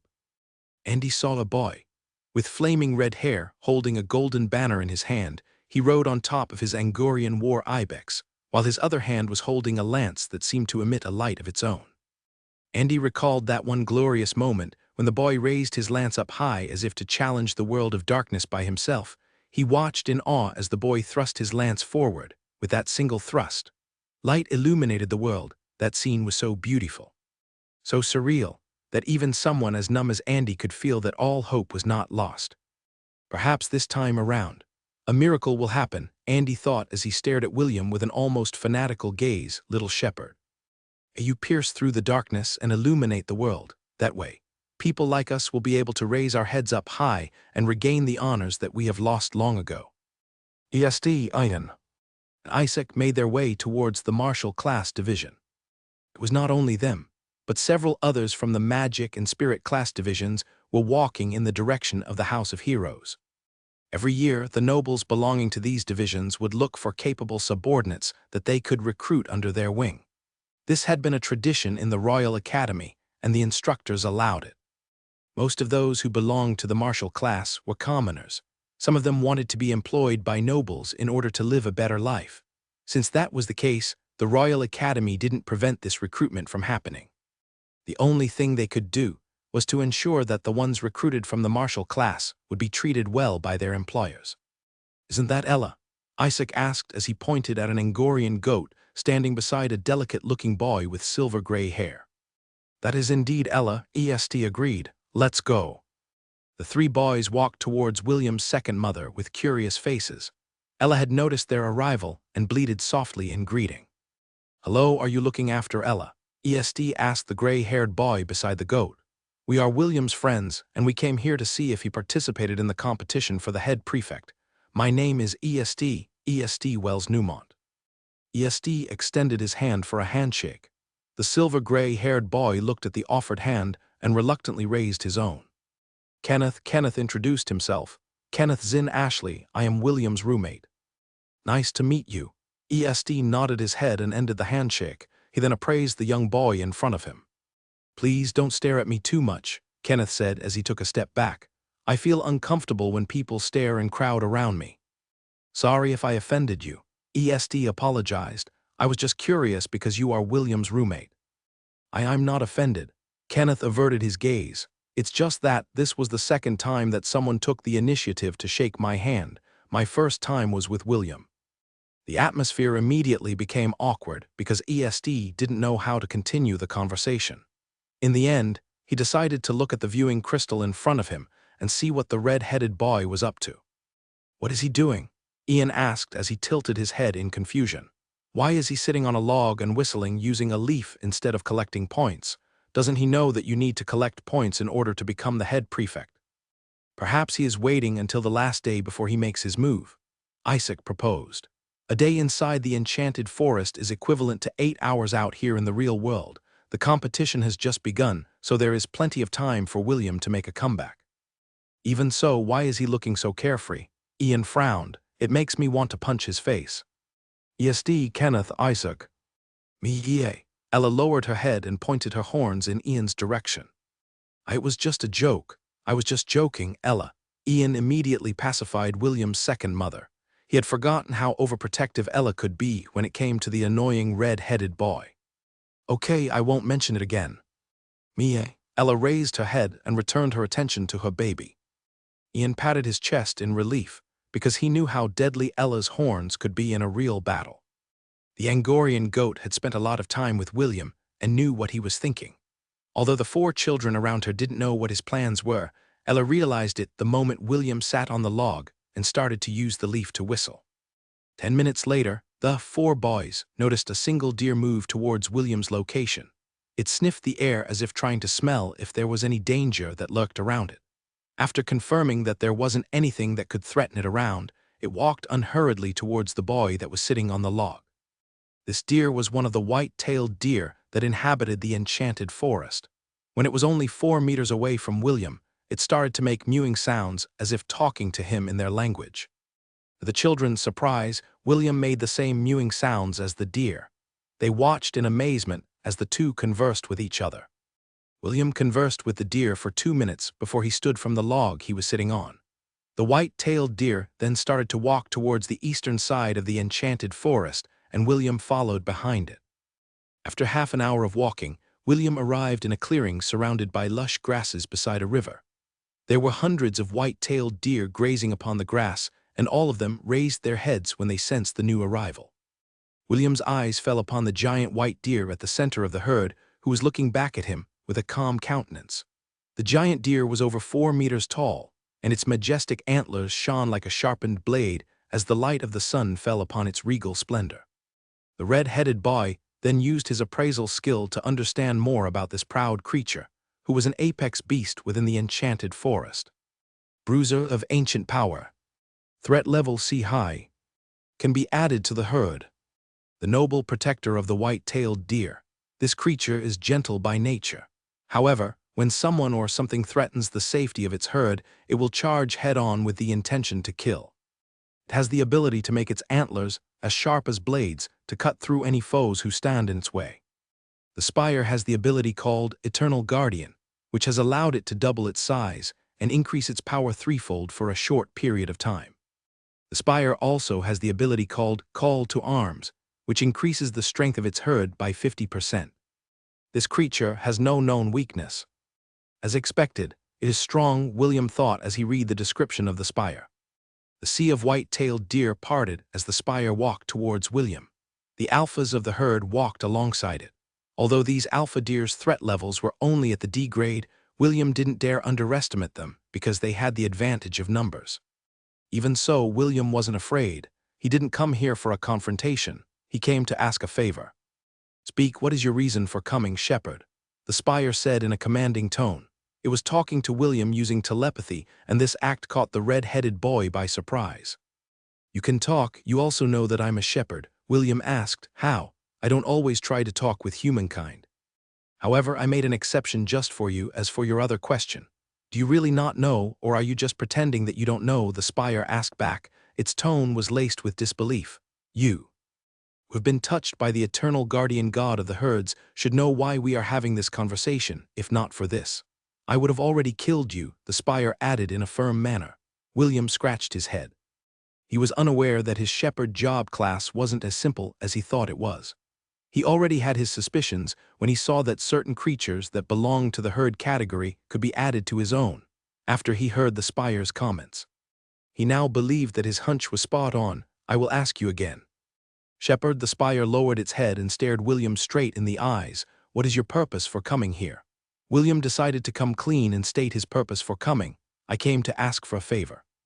"Yes, there is something that I need to ask from you, mighty guardian." The spire eyed William before reluctantly nodding its head. "Speak, I want to know what kind of favor you would ask of me, shepherd." William took a deep breath before saying what was on his mind. "I humbly ask that you allow me to." "Sorry, but your request is impossible to grant," the spire said after it heard what William had to say.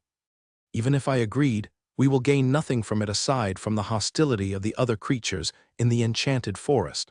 How about I add this to the equation?" William showed something to the spire that made its eyes widen. "Well, with that then your request doesn't sound too bad." The spire admitted, however, it is still not enough. "Although it will give me some advantages, my herd will still have to risk their lives." "No, this is something I cannot accept." "True." William crossed his arms over his chest. He understood that the overprotective guardian really cared about its herd. This was something that William admired, and he didn't want to make things difficult for it. "Then how about we change the conditions a bit?" William proposed. "What do you have in mind?" "Shepherd," the spire inquired. "How about we do this instead?" Contrary to what the instructors had expected, the majority of the candidates didn't choose to wait for the last day of the competition. Some of them formed parties and hunted down those who had less numbers than them. Even Drake and Spencer had a hard time fighting them off. Although they were stronger than the candidates, fighting against 6 of them at the same time still posed problems for them, since there was no hope of victory. They chose to decisively retreat. Ironically, these 2 boys met when the sun was about to set. Both of them vowed to fight against each other the moment their paths intersected, but right now, they were not in the mood for a battle. Both of them had suffered some injuries due to the united front of some of the students that formed teams. There were even teams that formed alliances with each other, which made the slaughter of their rivals one-sided. In the end, the 2 decided to form a non-aggression pact with each other due to their current circumstances. "I didn't think I'd see the day when the 2 of us needed to fight side by side." Spencer spat on the ground in annoyance. "Do you think I want to either?" Drake snorted. "The weaklings really know how to band together. It's so annoying to deal with them." "Then what should we do? The way things are going, we won't stand a chance even if the 2 of us team up together." "I'll think of something for now. Let's just rest. I am tired from all that running." Spencer nodded his head. They were not in the condition to fight with anyone at the moment after drinking some healing potions. The injuries in his body were healed, but his exhaustion still remained. Somewhere in the forest, a beautiful girl with long black hair leaned against the tree branch as she surveyed her surroundings. The bow and arrow in her hands rested over her lap. As soon as she felt that something was amiss, she would immediately take her battle stance and notch her arrow on her bow. Her name was Priscilla. She was the archer who attempted to kill William when the competition had just started. On the back of her hand, red numbers appeared forming the number 30. Yes, she had killed 30 candidates all by herself. Although she was still far from her goal of 100, she was not in a hurry to hunt for more. Right now, she was resting and conserving her strength. Night had just fallen, and it would be too dangerous to move around in the darkness. It was then when she felt the forest start to vibrate. She immediately stood up on top of the branch as she extended her senses to investigate what was happening around her. The ground, the trees, even the wind seemed to tremble. Priscilla knew that this was not a good sign. So she climbed to the top of the tree she was resting in and erased her presence. She had a feeling that this was going to be a long and dangerous night. Conrad. With this, you are only a step away from becoming the head prefect. A boy wearing glasses flattered the boy who sat on a log in front of the campfire. It's still too early to say that we've already won the battle. Conrad replied, we should only let our guard down once the announcement has been made. The boy named Conrad had very sharp features. His eyes were like those of a hawk, but that didn't affect his good looks. His reddish-brown hair, hazel eyes, made him a very attractive boy, born in a family of marquises. Conrad had known at an early age that he must grasp every opportunity that would enable him to become stronger and increase his rank. His first step was to become the head prefect and use his position to form connections with profitable partners that would help him rise up in the ranks of nobility. He was not satisfied with being the third son of his family. He wanted his own land's authority and power. Because of this, he had polished his social skills and managed to convince these people to work under him. On the back of Conrad's right hand was the number 20. His subordinates had helped him deal the last blow to the candidates so that their points would belong to him. The number of people in his party was 10, right now. They were the biggest faction within the Enchanted Forest, and a favorite of some of the instructors in the martial division. As he was talking, one of his subordinates stood up and scanned the surroundings. Did you hear that? A chubby boy with dark brown hair asked as he continued to remain vigilant.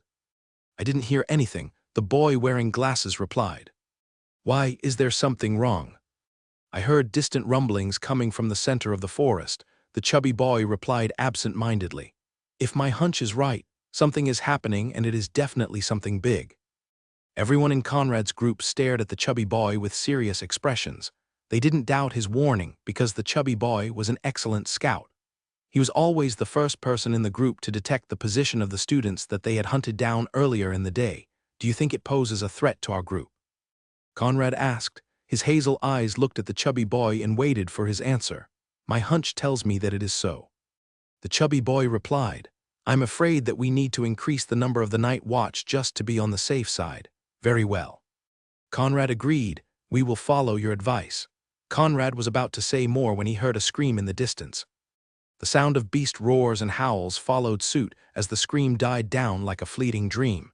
The entire group immediately stood up and readied their weapons. Dave, take us immediately to a place that you deem as safe, Conrad ordered.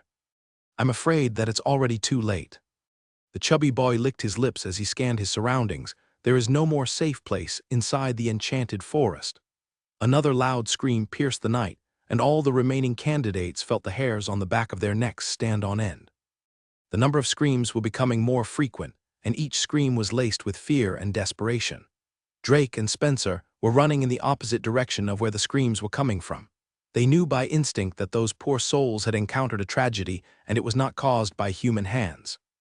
I've heard in the past that the beasts inside the Enchanted Forest would occasionally attack the students that appeared inside it, Spencer said as he continued to run. However, this is something unheard of. Drake gritted his teeth as he forced his legs to keep pace with Spencer.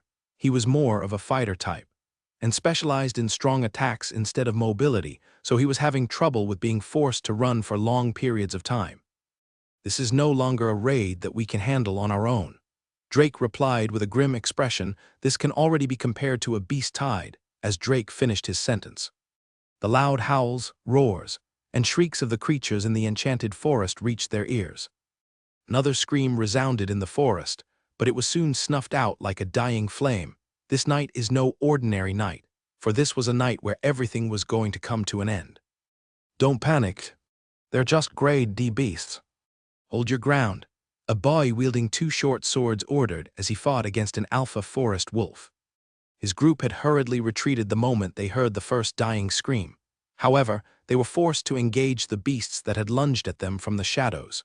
It was then when they realized that they had already been surrounded. More than 20 alpha wolves leapt out from the trees and engaged them in battle. The skirmish was fierce as the students and beasts collided in a deadly battle to the death.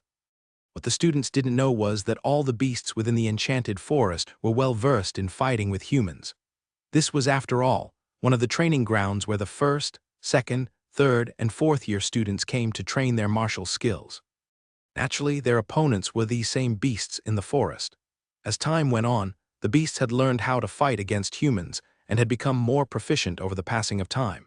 Even if the alpha wolves were only grade D beasts, they were more than enough to deal with first-year students who were still wet behind the ears. The most powerful student in the group unleashed a flurry of strikes towards one of the alpha wolves, which almost ended its life. When the death blow was about to connect, a wolf paw appeared out of nowhere and struck the boy in his chest. The students tried to regroup, but the wolves blocked their path. It was at that moment when a large wolf eyed them as if they were the most delicious delicacies in the world. The 3-meter-tall wolf, with a silver horn on the middle of its forehead, howled. It was the one who attacked the strongest student in the party and protected its subordinate. Longhorned Timber Wolf, the boy wielding 2 short swords, cried out in alarm. "That's a Class C beast, everyone run." The long-horned Timber Wolf bared its fangs and bit down on the injured boy that it had just attacked. The boy was too injured to fight back and immediately turned into particles of light, which brought despair to the rest of his group. They were still able to defend each other due to their group's strongest warrior, but now that he was gone, their formation easily crumbled into pieces. More screams resounded in the night, followed by a powerful wolf howl. The other creatures in the forest, who heard the Timber Wolf's declaration, roared in reply. What the Timber Wolf had said caused a frenzy among the other creatures, who were busy hunting down the students in the forest. They would not allow the Timber Wolf to get ahead of them and gain the rewards that were promised by the red-headed boy. "Excluding you, there are only 15 more humans remaining in the forest," the spire stated as it raised its head to look at the moon. "I've been in this forest for a very long time, and this is the first time I've seen such an event. I guess this is to be expected of the one chosen by our eternal guardian, Spire." "Don't be too overconfident," William reprimanded the beast. "Never underestimate humans. They are the most cunning and vicious species on the planet, although we might be winning now. It is too early to tell who is going to have the last laugh." "True," the spire admitted. "Even so, this is already a good result." "No, indeed," William nodded his head. "To be honest, this is already better than I expected." The spire turned its head to look at the boy riding on its back. "Anyone would be moved by the rewards that you have offered. Only fools will reject this kind of opportunity to become stronger, so you say." "But didn't you reject the offer I gave you earlier?" William teased. "If you agreed, wouldn't you have become the dominant beast in this enchanted forest? How come you didn't grab hold of that opportunity? You don't understand." "William," the spire shook his head, "we are creatures of the herd and the deer of the forest are pacifists. We don't like to fight, but prefer to spend our lives living in peace. Even if I become stronger than the others, then what of it? It will just disrupt the balance that has been maintained for more than a century." William didn't try to persuade the spire because he knew that it was a noble and proud beast. He just told it to come and find him if it ever changed its mind in the future. The red-headed boy and the guardian of the herd had created an equal pact with each other. Spire became a member of William's herd, but he couldn't summon it to fight with him in a casual manner. The spire told him that it would remain inside the enchanted forest and protect its herd like it had done over the years. However, if William were to truly need its strength, it would answer to his call, but he could only ask for its help thrice. After that, Spire would leave William's herd, as agreed upon in their contract. Only 12 remain. The spire said in a soft voice, "Also, we have found the target you asked us to find. Shall we go?" William summoned his bow and quiver filled with arrows before nodding his head. It's payback time. Drake and Spencer were fighting back-to-back against the titanic blaze bear and the tattooed killer serpent. The threat level of both of these creatures were in the upper ranks of grade C. The two geniuses were having a hard time dealing with their powerful attacks because the two beasts were very sly. They had already unleashed their trump cards in order to prevent themselves from dying. But they still had underestimated how cunning their opponents were, using the powerful body of the titanic blaze bear as a shield.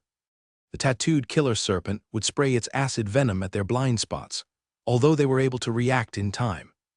They were still unable to prevent themselves from receiving the titanic blaze bear's powerful attacks, which hit as hard as a charging bull.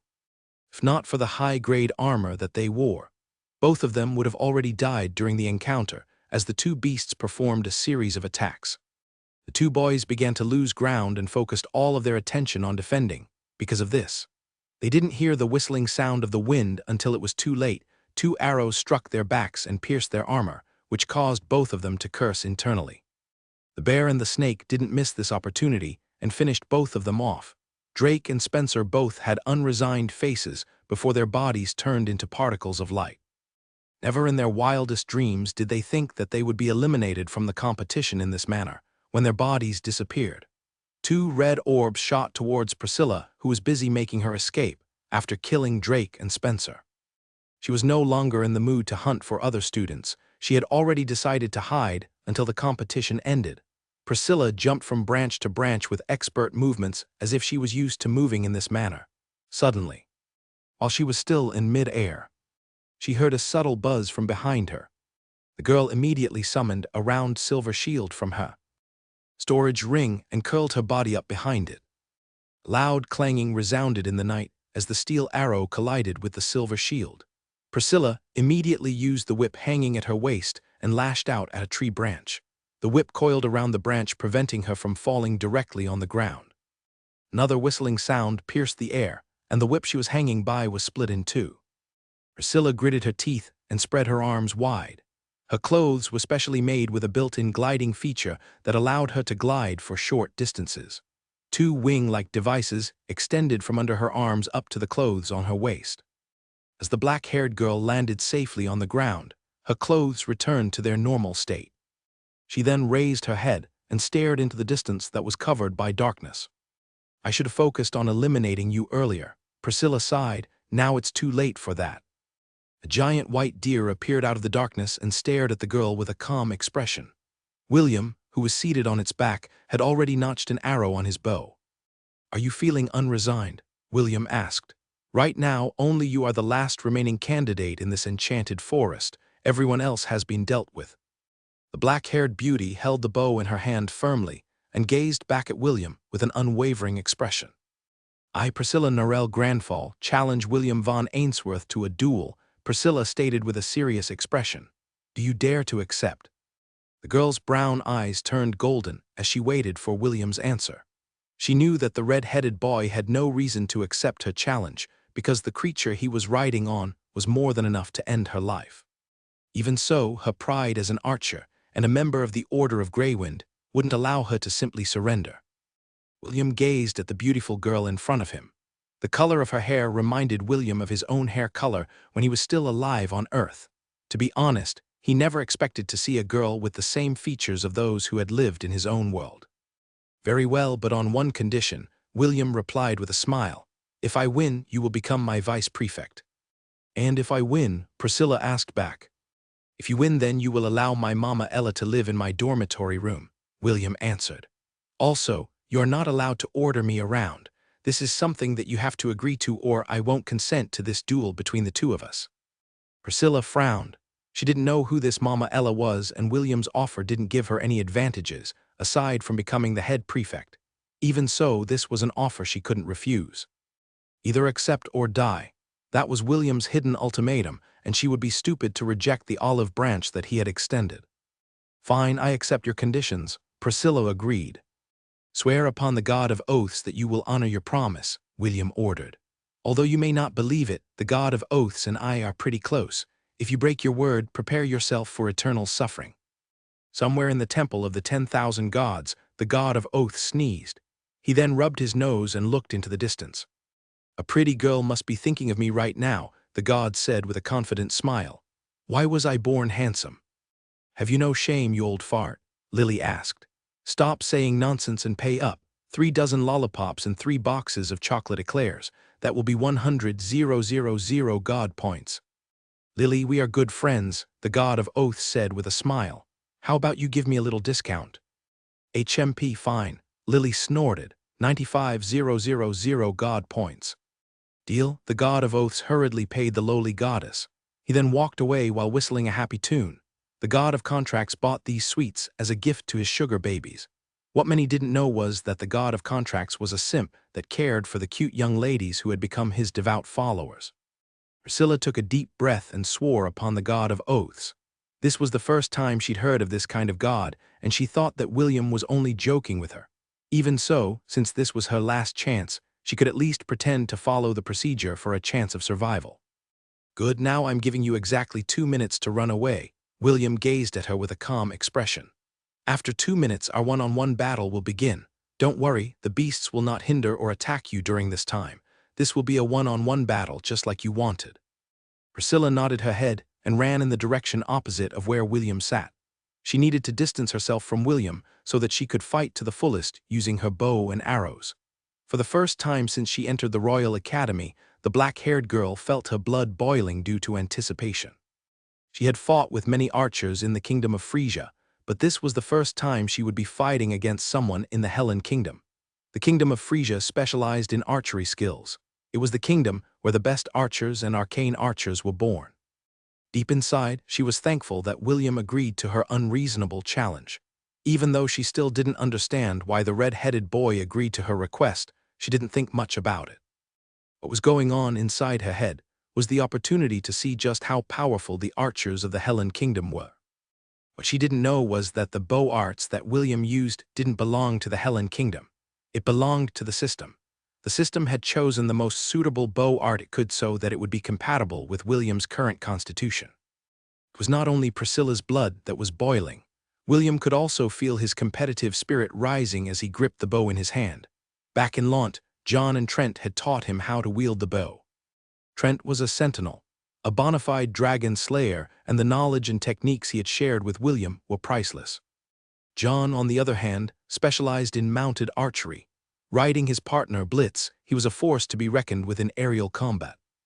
These two masters didn't skimp on imparting their knowledge to William, which made him improve by leaps and bounds. Although the system had given him the cheat to learn archery in a heartbeat, the proficiency that he gained during those countless days of training was not a joke either. William practiced shooting his bow almost every day.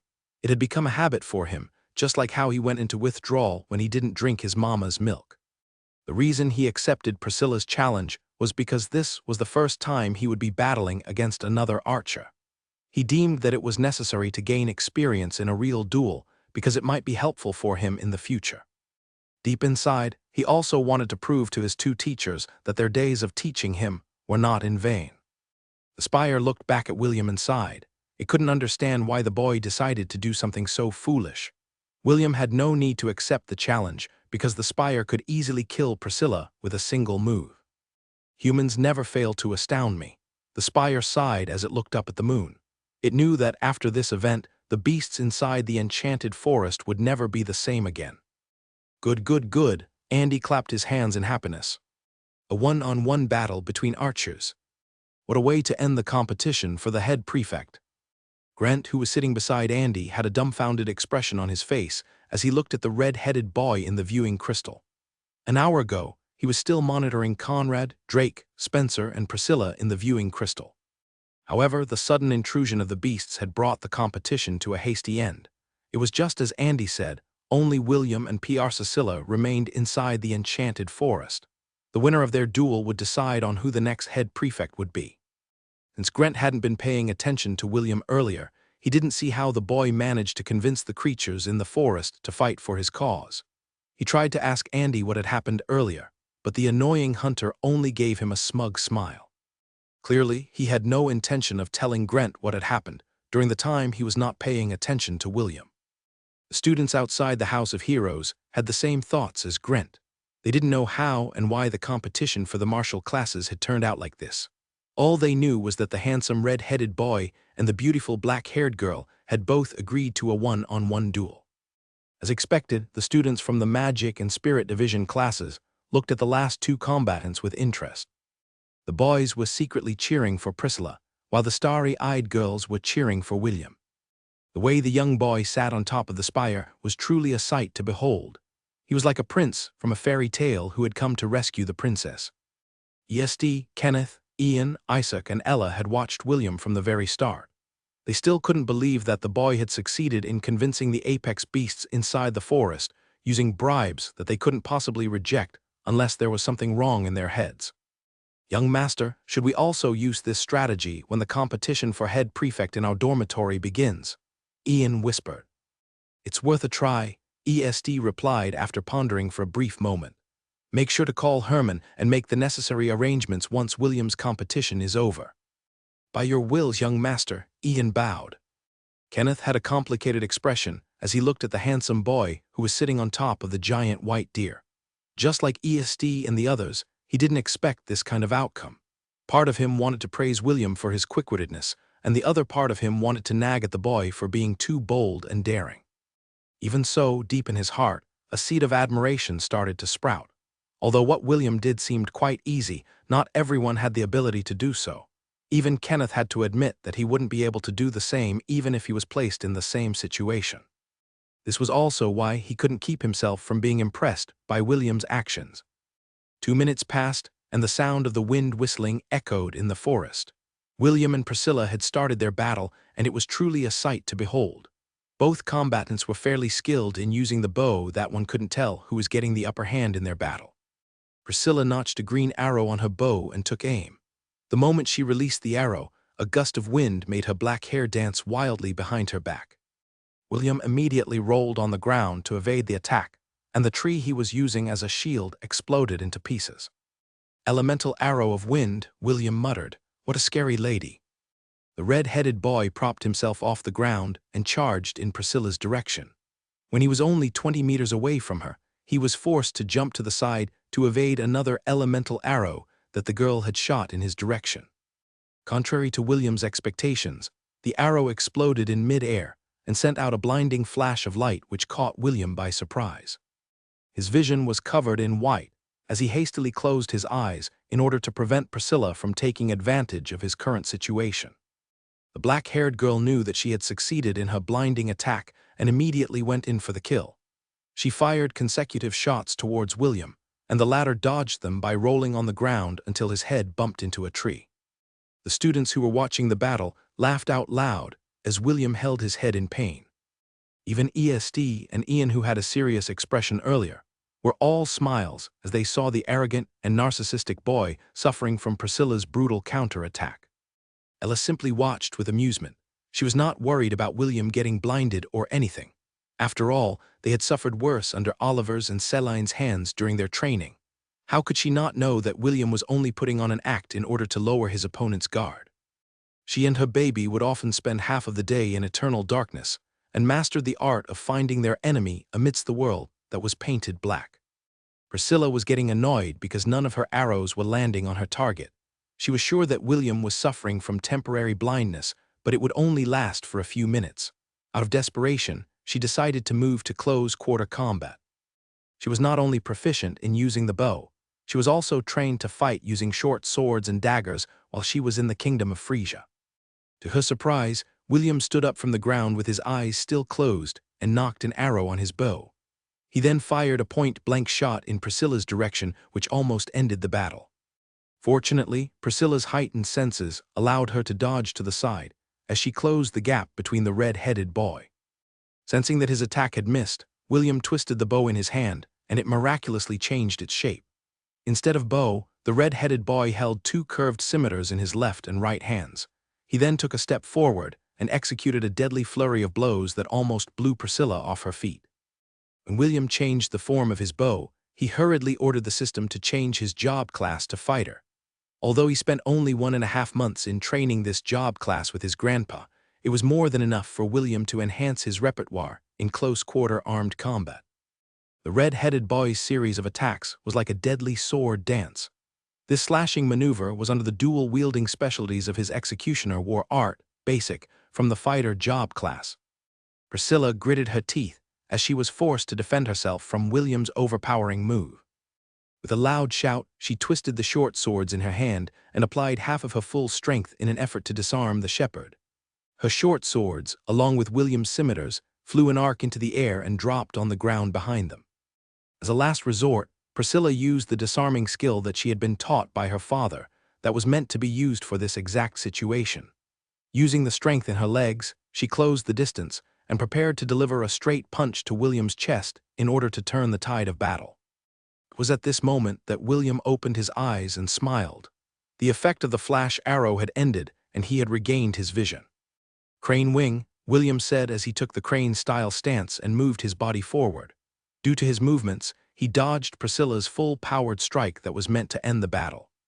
As the girl's body continued to move forward due to momentum, William used nimble body movements to close the distance.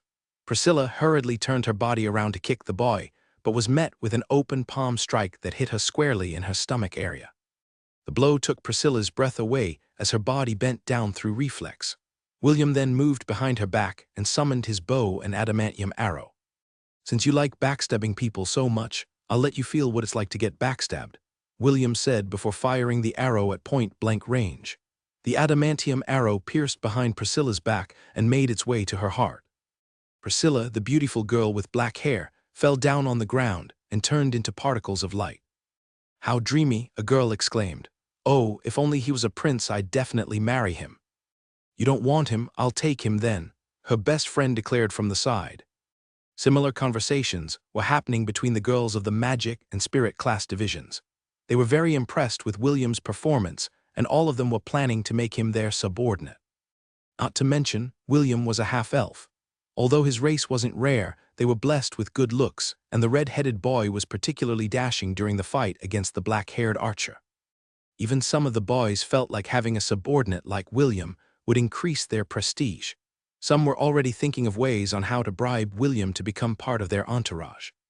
"I do not wish for dominion, but there are things that I must protect no matter what," William said softly. He then looked at the moon in the sky and sighed. Spire walked in front of him and lowered its majestic head. William lightly patted its head before telling it to properly distribute the rewards that he had promised to the beasts of the enchanted forests. The girls who saw this scene were star-struck because Spire was a very noble and beautiful creature. Standing beside the boy made him look like a hero that was just taking a stroll in the wilderness. Some of the girls even thought of asking William to become their lover. With such a handsome and powerful warrior by their side, they would definitely be the envy of the other girls in the academy. The red-headed boy was unaware of what the people outside the domain were thinking. He was just glad that the competition was finally over. He then gave a meaningful glance to the Spire, and the latter nodded its head in acknowledgement. "See you later, shepherd, take care." Guardian of the herd, as if waiting for that cue. William's body turned into particles of light, and he was ejected from the domain. The battle for the position of the head prefect was over, and William had won against all odds with this. New era would dawn upon the first years of the martial class division in the Helen Royal Academy. Whether this change would destroy the balance of the hierarchy that had been established inside the academy would be found out in the not-so-distant future. The entirety of the first-year students lined up inside the hall of the martial class division. Since they were outsiders, the students of the magic and spirit division classes stayed outside the premises and watched the viewing crystals in front of them. They were waiting for William's first speech as the head prefect of the Solaris dormitory. Soon, a handsome half-elf with hair as bright as flames walked towards the podium. His light green eyes were clear and bright as he faced the hundreds of students who were looking at him with serious expressions. "Good day to all of you. My name is William von Ainsworth." William started his speech. "I am a shepherd that hails from the countryside of Lant." The buzzing sound of murmurs spread across the hall when William gave his introductions. Even those who were watching him from outside were surprised when he said that he was a shepherd from the countryside. "I came here today to tell all of you why I joined the competition for the position of head prefect." William continued his explanation. He then looked at the entrance of the hall and made a gesture. "Mama, please, join me." The door of the great hall opened, and a white and fluffy goat, that was only a meter tall, walked forward with confident steps. The students watched her go up onto the stage and stand by William's side. William lovingly placed his hand over Ella's back and faced everyone in the room with a smile. "Mama, please greet everyone." The students looked at William and the goat with weird expressions, but the red-headed boy paid them no mind. Instead, he raised his chin in an arrogant manner and stated his reason. "Yes, the reason why I joined the competition was to ensure that my mama Ella would be able to stay by my side during my stay here at the Royal Academy," William said firmly. "Perhaps some of you think that this is a very absurd reason. Others may think that it was a stupid one. However, I beg to disagree. My mama Ella is no ordinary goat. She was the one that raised me since I was a baby." William's declaration brought another round of murmurs, and even the instructors glanced at the goat with curious expressions. All of us have important people in our lives. People we care for, people we want to protect, and people we want to love. William was unfazed by the murmurs and continued his speech. They could be our parents, our brothers, sisters, grandparents, neighbors, friends, lovers, and acquaintances. But let me ask all of you, is your love greater than mine? Is the love you have for your lover greater than my love for my mama Ella? When William asked this question, many people wanted to answer, but William didn't give them a chance to do that. The answer is simple: love cannot be measured, William said tenderly. I will not tell you that the love you feel for your loved ones is less than mine, because like I said, love cannot be measured. Yes, the reason why I fought in the competition was for love. I didn't know how strong my opponents were, how cunning they were, and how determined they were to win. Because, in my eyes, these factors were not important. As members of the martial classes, there will come a time when we have to face opponents that are stronger than us, opponents that are way out of our league. When that time comes, our only choice is either to fight or to flee. I chose to fight because my reason for fighting is for the one I love. Regardless of the consequences, no matter the price, I must win, and win I did. The girls who had become William's fans felt their heart flutter. The way he declared that he had fought the competition for love was so suave that they couldn't keep themselves from imagining that the person he fought for was not the goat, but them. Kenneth, who was watching William from below the podium, looked at him with tender eyes. He had already known how much William cared for Ella, but he didn't know the extent of how much the red-headed boy loved his second mother. Even ESD had to admire that William's speech moved him. Ian and Isaac felt the same. They too had people they cared for and wanted to protect. William was right. Love was something that could not be measured. The great hall descended into silence as the students unconsciously clenched their hands. They could feel that their blood was boiling because of William's reason for fighting. They had imagined themselves fighting against a foe that they couldn't defeat. The majority of them thought of only one thing, and that was to run and escape with their lives. Somehow they felt ashamed and inferior to William. They could feel his strong determination to win. Even those who initially held grudges towards him found themselves unable to hate him. Those of the martial classes respect the strong. Even if they couldn't accept the outcome of the competition, they had to admit that they couldn't achieve what William had done inside the enchanted forest. Of course, I know that some of you are dissatisfied with me. William smiled and casually flipped his hair. But what of it? I admit that some of you may be stronger than me, but physical strength alone doesn't win battles. The fact that the one standing here is me and not you means that my determination to win is stronger than yours. If you feel that I'm not worthy of my position, then feel free to challenge me, William declared. But only after you have defeated all of the candidates that participated in the competition. This is only right and proper, no. Excuse me, do you think you can challenge the final boss without fighting the underlings first? Sorry, not happening. ESD, Ian, and Isaac smirked when they heard William's shameless words. He allowed the students to challenge him, but they had to fight everyone before they earned the right to challenge William. William was not a fool. If they wanted to fight him, then he would definitely make them suffer first. However, to ensure that they wouldn't do the shameful act of not fighting against the challengers, the red-headed boy decided to throw in some insurance. We are martial students. If we don't even dare to accept challenges, then we should just pack up and leave the academy, William said in a righteous manner. As the head prefect of the Solaris dormitory, I will expel any student who doesn't fight in a serious manner. Now, who wants to challenge me? Raise your hands. Drake and Spencer resolutely raised their hands. They were still unresigned by what had happened in the competition. Both of them knew that none of the first years were their match, so they were not afraid of one-on-one battles. William sneered internally as he gave the two boys a refreshing smile. Since the two of you are bold enough to challenge me, then I will grant you a battle you will never forget. I, William von Ainsworth, hereby order that all the members of the Solaris dormitory will fight these two brave souls at the same time. Yes, it will be the Solaris team vs Drake and Spencer. Anyone who performs exceptionally will be given the position of vice prefect. All the students gasped in surprise. Vice prefect? Isn't that almost the same as becoming the head prefect? Under one person but above hundreds of students, this was a position that could be considered as the next best thing. Priscilla had agreed to become William's vice prefect in the enchanted forest, but she felt that she was undeserving of the role. This was also the reason why she talked to William to have their contract revoked. The red-headed boy admired the black-haired beauty's resolution, so he agreed to her request. William felt that if he forced Priscilla to become his vice prefect using the contract, it would just make things awkward for the both of them. Since that was the case, he planned to award the position of vice prefect as a prize to the person who would perform exceptionally in this scheme that he had concocted. All the first years stared at Drake and Spencer as if they were the most delicious food that they had seen in their lives. Some of them were already itching to start the battle and become the vice prefect of the Solaris dormitory. Shameless, Ian almost spat on the ground. This fool really knows how to take advantage of his position. All the admiration he had for the boy earlier had evaporated into thin air. William was praising himself for thinking of such an amazing strategy in order to deal with the bastards who dared to challenge his authority. HMP, since you dare to fight, then you should be prepared for the consequences. William laughed inside his heart as he watched Drake's and Spencer's faces turn red from anger. Honored instructors, I know that this might be sudden, but can you allow this fight to happen?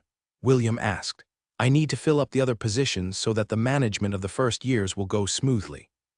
I will allow it, Grant said with amusement. Let's go to the Colosseum. Since it is another battle royale, it will be the best place to hold the competition. Drake and Spencer were cursing William internally. If not for the presence of the instructors, they might have already given him the middle finger. They were already regretting the fact that they had dared to challenge such a shameless person. Even so, since they had already made a declaration, they had to go along with it, even though they were bound to lose. This William is very sly, Andy muttered. With this, no one will dare to challenge his authority in the future. The instructors, who heard him, nodded their heads in agreement. This was the first time they had seen such a character appear in the martial classes, and it gave them a very refreshing feeling. The students of the magic and spirit divisions noted this strategy in their hearts. If they were to become the head prefects of their own dormitories, then imitating William's approach would ensure that their position would remain safe and secure.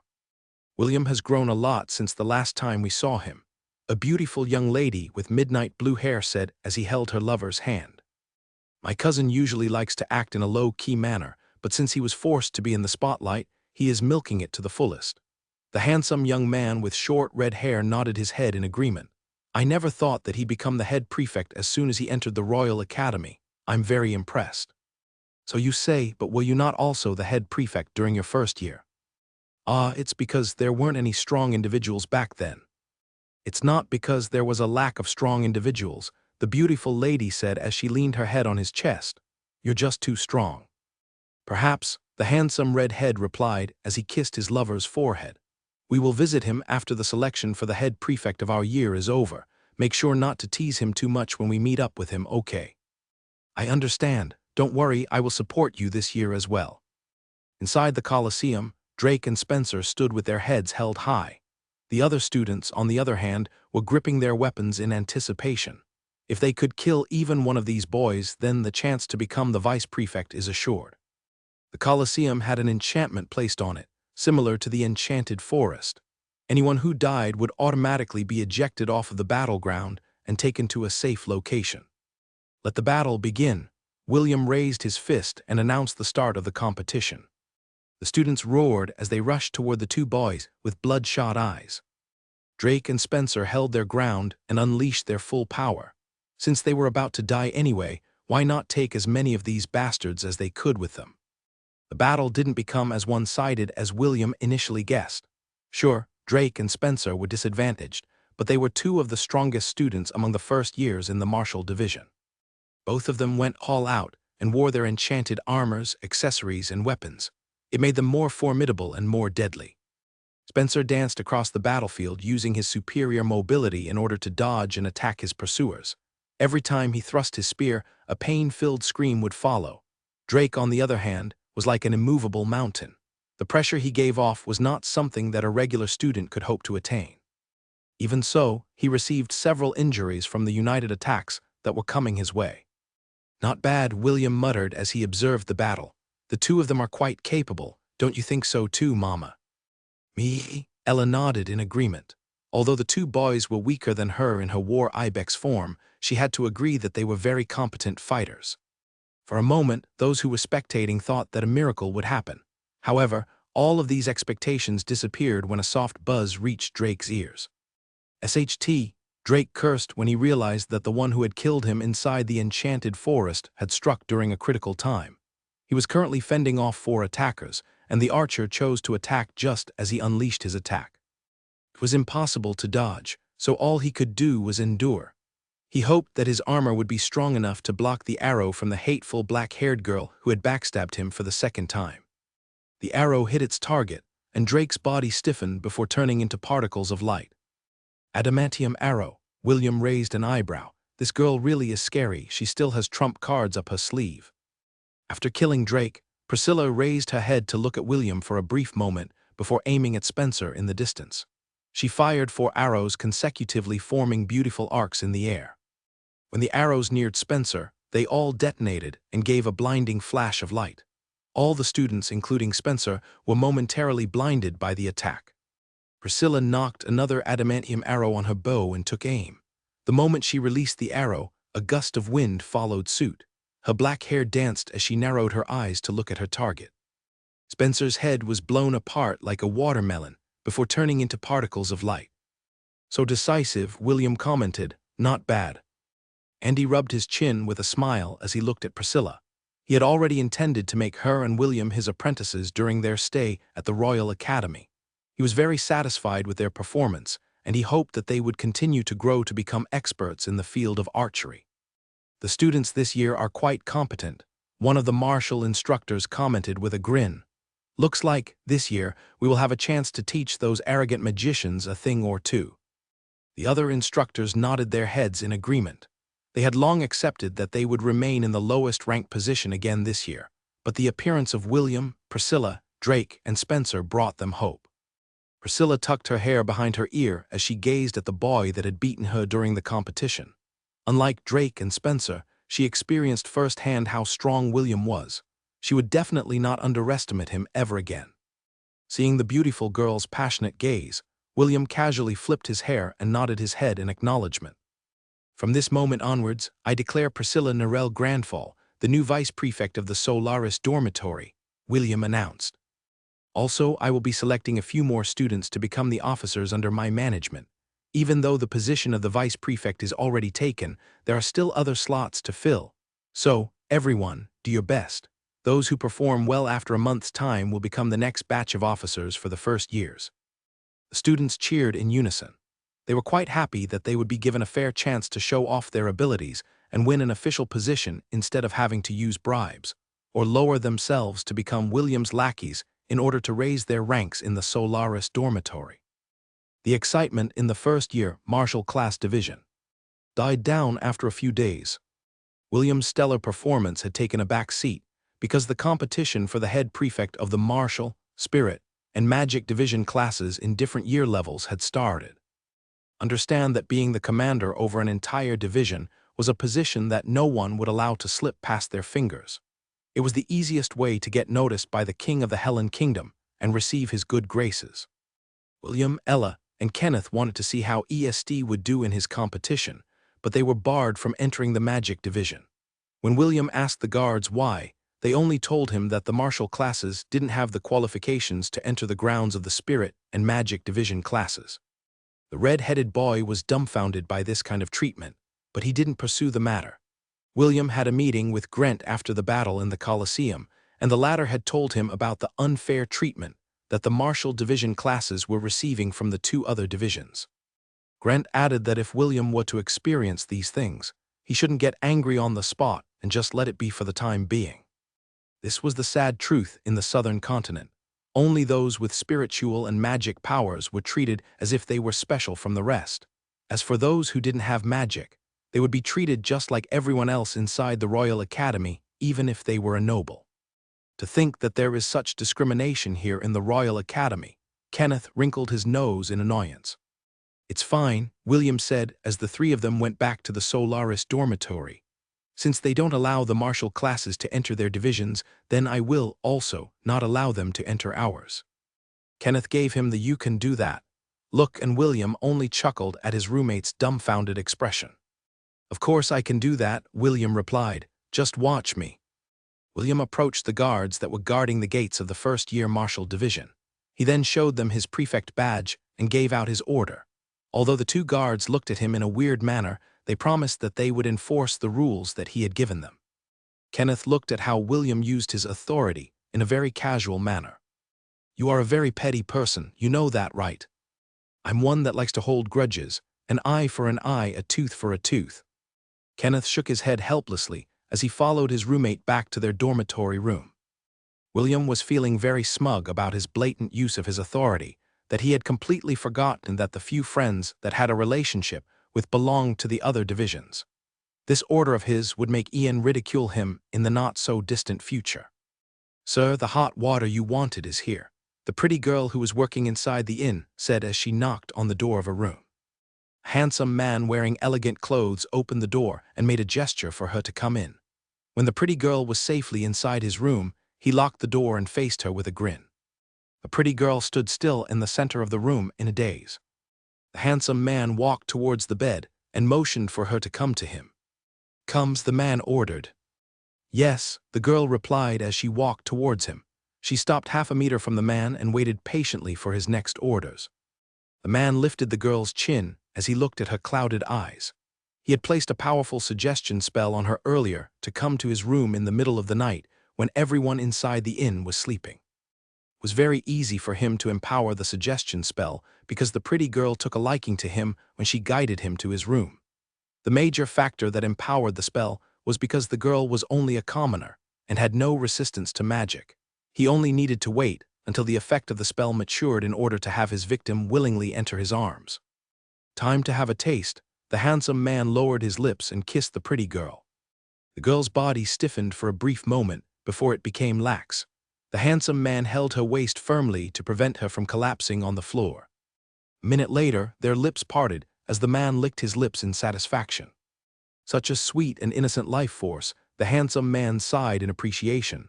"Now the question remains, should I pluck your cherry or not?" The girl offered no reply. She leaned weakly on the man's chest as if all of her strength had been sucked out from her lips. If the man really decided to have his way with her, the girl would definitely not be able to form any sort of resistance. The handsome man expertly removed her upper clothes so her beautiful breasts appeared before his eyes. He then lowered his lips to kiss the pink tips that were fanning the flames of his lust, before placing them inside his mouth to lick and suck on them. He was very satisfied with the softness and volume of her breast, causing him to enjoy them to the fullest. The handsome man spent a few minutes fondling, kissing, licking, and sucking the girl's proud peaks, while soft moans escaped the girl's lips. He only stopped when he had enough, and prepared to go to the next phase of his night of pleasure. As his hand was slowly making its way towards the pretty girl's lower body, he heard the voice of the owner of the inn calling out her daughter's name from the first floor. "Ava," the voice called, "where are you, girl?"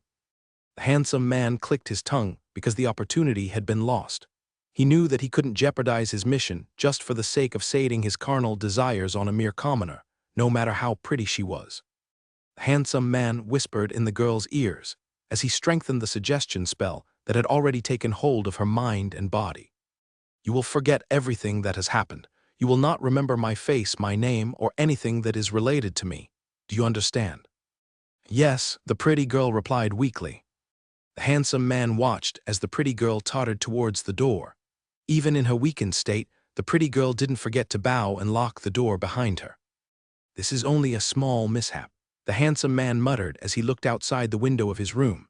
"Once I enter the Royal Academy, I will follow my lord's order and indulge myself on the beautiful bodies of the most talented ladies in the kingdom while I suck the life force from their luscious lips. I can't wait to have a taste." The man grinned as he held back the laughter inside his chest. Glory to the demon race. 2 days passed, and the head prefects of the different divisions had emerged victorious from their competitions. William was pleasantly surprised when he received the list of the new head prefects. ESD had successfully become the head prefect for the magic division of the first-year students. However, William's surprise didn't end there. The name that appeared for the 4th year of the magic division was a name that he knew too well. Matthew von Ainsworth, head prefect of the magic class division 4th year. "It seems that Big Brother Matthew is not being low profile here in the academy," William muttered as he sat down on the bed. Matthew was aware of William's current condition because Lee's and his parents' letters had arrived at the Helen Royal Academy. His parents, Mordred and Anna, asked Matthew to look after his cousin and make sure to keep his secret safe while he explored the world outside of Lont. William and Matthew had a very good relationship, and both of them treated each other as a real brother instead of a cousin. With that said, William was very happy that he could hug his big brother's thighs if push came to shove. In regards to the way the martial classes were being treated by the other divisions, William couldn't think of a good plan to reverse the current situation. All he could do was to ensure that the people under his wing would perform well and put the arrogant spirit and magic divisions back in their rightful place. At the end of the day, it all comes down to strength, William sighed as he closed the document in his hand. Master was right. Those who have the bigger fist dictate the rules. The weak can only nod their heads in submission or perish in the aftermath. The survival of the fittest, or the law of the jungle, was the most basic law that those who could wield power followed. William understood this concept, but he didn't like it. Even though it wasn't perfect, the laws back on Earth could force the authorities to take the necessary actions once a citizen used the power of the masses. This power was so great that even those people in high-ranking positions had no choice but to compromise once this move was used.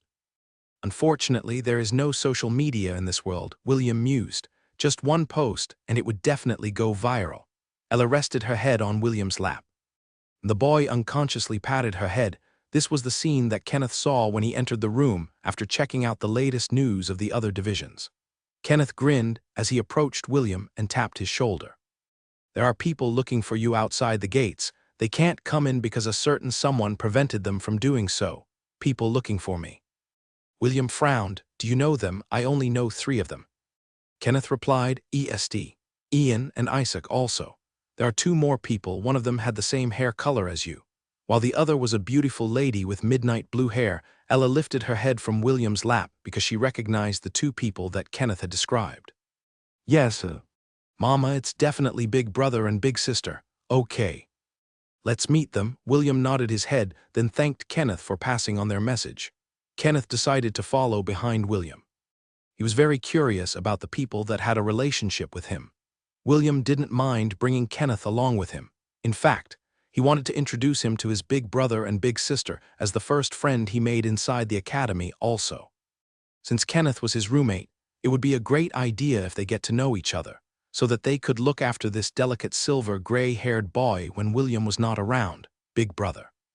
Big sister, ESD and Isaac, thank you for visiting me. William greeted them with a smile as he met them at the gates. He then looked at the guards who had carried out his orders with a smile. These 2 people are the head prefects of the magic division classes. In the future. Please allow them to enter the premises if they are looking for me. William then raised his chin and pointed it at Ian.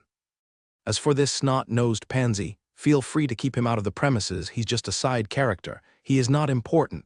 Why you? Ian gnashed his teeth in anger. He had come here with ESD to thank William because the strategy he used helped them to win the competition for the head prefect in the magic division. To think that not only did William ban them from entering, the red-headed boy even explicitly told the guards to not let him pass because he was a side character and not important. Ian was so close to lunging at William and beating him up to a pulp. Unfortunately, the shepherd hadn't exited the gate and hid behind the guards that were watching over it. ESD gave a light cough as he looked at Ian with an apologetic gaze. He then moved closer to Ian and whispered something in his ear. I'll ask him to let you pass after our meeting. ESD whispered, until then, stay here and take note of the people who tried to enter the gates aside from us. I believe that they are people who want to recruit William into their party. This is something that we cannot allow to happen. Understood, although Ian was still reluctant at being left out. He still nodded his head in acknowledgement. William had been a hot topic in the spirit and magic divisions. There were plenty of people who wanted to make him part of their team. The reason why they came here right after the ceremony was to ask William to join their party when they entered dungeons and domains in the future. The 3 children, ESD, Ian, and Isaac, knew full well how powerful William could be in a battle if the other teams were to successfully poach him. Wouldn't that lower their chances of clearing the hard dungeons that were available in the academy? This was something that they couldn't allow to happen. Understood. Ian nodded his head. He was someone who could think of the bigger picture. Thank you. ESD replied, "Don't worry. I'll convince him, just make sure to stop butting heads with him after I succeed in the negotiations." Okay. Ian sighed. There was nothing he could do, but accept the fact that William was no longer an ordinary student that he could bully. He was the head prefect of a division, which meant that he had to give him some face in front of the public. Matthew and Lee were talking to William, but they were also paying close attention to ESD and the twins that were always around him, although they knew that they were William's friends. The two of them were still wary of their backgrounds for them. William was too trusting, since that was the case. They took it upon themselves to keep watch on the people that were trying to get close to him. What they didn't know was that Ella was a very good judge of character, since she had already vouched for ESD.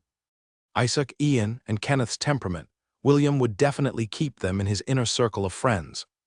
"Big brother, I knew you were awesome, but I didn't know you were this awesome." William flattered his big brother, which made the latter pat his head affectionately. "I thought that you would be keeping a low profile once you arrived at the capital, but it seems that you're not someone that wants to get ordered around," Matthew replied with a smile. "Haha, I just want to keep Mama Ella with me all the time. I didn't think things through and made myself stand out by accident." I've already sent Grandpa a letter informing him that both of us have become head prefects. I'm sure that he'll be laughing out loud once he reads it. He will definitely not keep silent about it and brag about it to his friends and acquaintances." Yikes, William could already imagine his grandpa's smug expression as he told his friends that his two grandsons were the big shots in the Helen Royal Academy. ESD and Isaac were only listening from the side, but they were surprised to find out that this person was related to William. Also, Matthew was their senior and also a head prefect in the Royal Academy. ESD made a mental note to gather information about William's big brother once he returned to his dormitory room. "Ah, big sister Lee, you've grown more beautiful since the last time I saw you," William complimented his big sister. He then glanced at his big brother and gave him a knowing smile. "Big brother, if you don't keep watch over big sister, several bees will be attracted to her." "Don't worry, even if they come in swarms, I'll just burn them all to the ground," Matthew answered with confidence. In the years that the two of them had stayed in the academy, several students from different grades would always confess their feelings to Lee. This was another reason why Matthew did his best to become the head prefect, so he could protect his fiancée from these obnoxious bugs. Yes, Lee became his fiancée after her father, Sebas, and his grandpa James helped with the matchmaking. The two of them would get married at the end of their 4th year at the Royal Academy once they returned to Lont. If not for the fact that the two were truly in love with each other, Sebas might have convinced his daughter otherwise. "Your way with words has greatly improved over the years, little Will," Lee teased. "There are many in our department who have found you to their liking. Should I play matchmaker for you? Your big sister knows a lot of beautiful ladies." "You can't." ESD wasn't able to stop himself from voicing his protest out loud. When he realized what he had done, his face immediately flushed in embarrassment. William was surprised by Est's sudden outburst, but he just smiled and winked at his big sister Lee. "Big sister, I'm not in a hurry to find a girlfriend right now," William replied. "I came here to the Royal Academy to learn things, not to form a romantic relationship with anyone." "Oh," Lee raised an eyebrow. "Well, if you change your mind, you know where to find me." "Big sister, if possible, introduce me to them some other time." "I thought you didn't come here to form romantic relationships with anyone." "Forming a romantic relationship and forming connections are two different things," William argued. "It is best to know a lot of people so that you know who to talk to in case you need to ask for a favor." "All right," Lee nodded her head in understanding. "I'll introduce you to them when you're not too busy with your duties." "Thank you, big sister, you are the best." William gave her a light hug and the latter hugged him back. Kenneth returned with some snacks and refreshments and served them on the table. After becoming the head prefect of the first years, William was given a bigger room that fit his position. Naturally, he asked the instructors to allow Kenneth to remain his roommate, so the two were still living together. William and his guests ate their snacks while having random conversations. After half an hour, Matthew stood up from his seat and bid his goodbye. "We can't stay here for long because I still have duties waiting for me back in the 4th year division." Matthew patted William's shoulder. "However, if you have questions in regards to being a head prefect, don't hesitate to ask me. I will inform the guards to allow you to enter the premises." "Thank you, big brother," William replied. When I encounter difficulties, I'll immediately go to you and ask for your help. Just don't go causing trouble. Of course not, I'm a good boy. William and Matthew exchanged a knowing glance before the latter nodded his head and left the room with Lee. As soon as he left, ESD was finally able to breathe a sigh of relief. He was quite sensitive when it came to people observing him at a close distance. Because of this, he wasn't able to tell William the real reason for his visit. Now that the third and fourth wheels were gone, ESD finally decided to get right down to business. William, I came here to ask a favor from you, ESD stated. Is this about Ian? William snorted. Fine. I'll allow him entry, but only when he is with you. I don't want him to go out of his way to visit the Marshall Division just to bother me. Thank you, ESD chuckled. However, that is not the main reason for my visit. No, I'm here to propose a collaboration. A collaboration? William tilted his head in confusion. What do you have in mind? It's something like this. ESD started his explanation. ESD told William that there would be monthly and quarterly assessments for each head prefect, and they would be required to visit a dungeon or a domain once a month. For dungeons, having a party of 5 to 6 people was ideal. ESD asked William to become part of his party permanently, and not join the other parties that would later come to him and ask him to join them. William understood the gist of ESD's proposal and readily agreed on it. He had fought side by side with ESD and the twins in the past. By his standards, the three of them were very capable individuals, and forming a party with them would bring benefits for him. He then looked at the delicate-looking boy who was seated next to him and asked for his opinion. How about you, Kenneth? William asked. Do you want to join our team as well? Can I? Kenneth answered.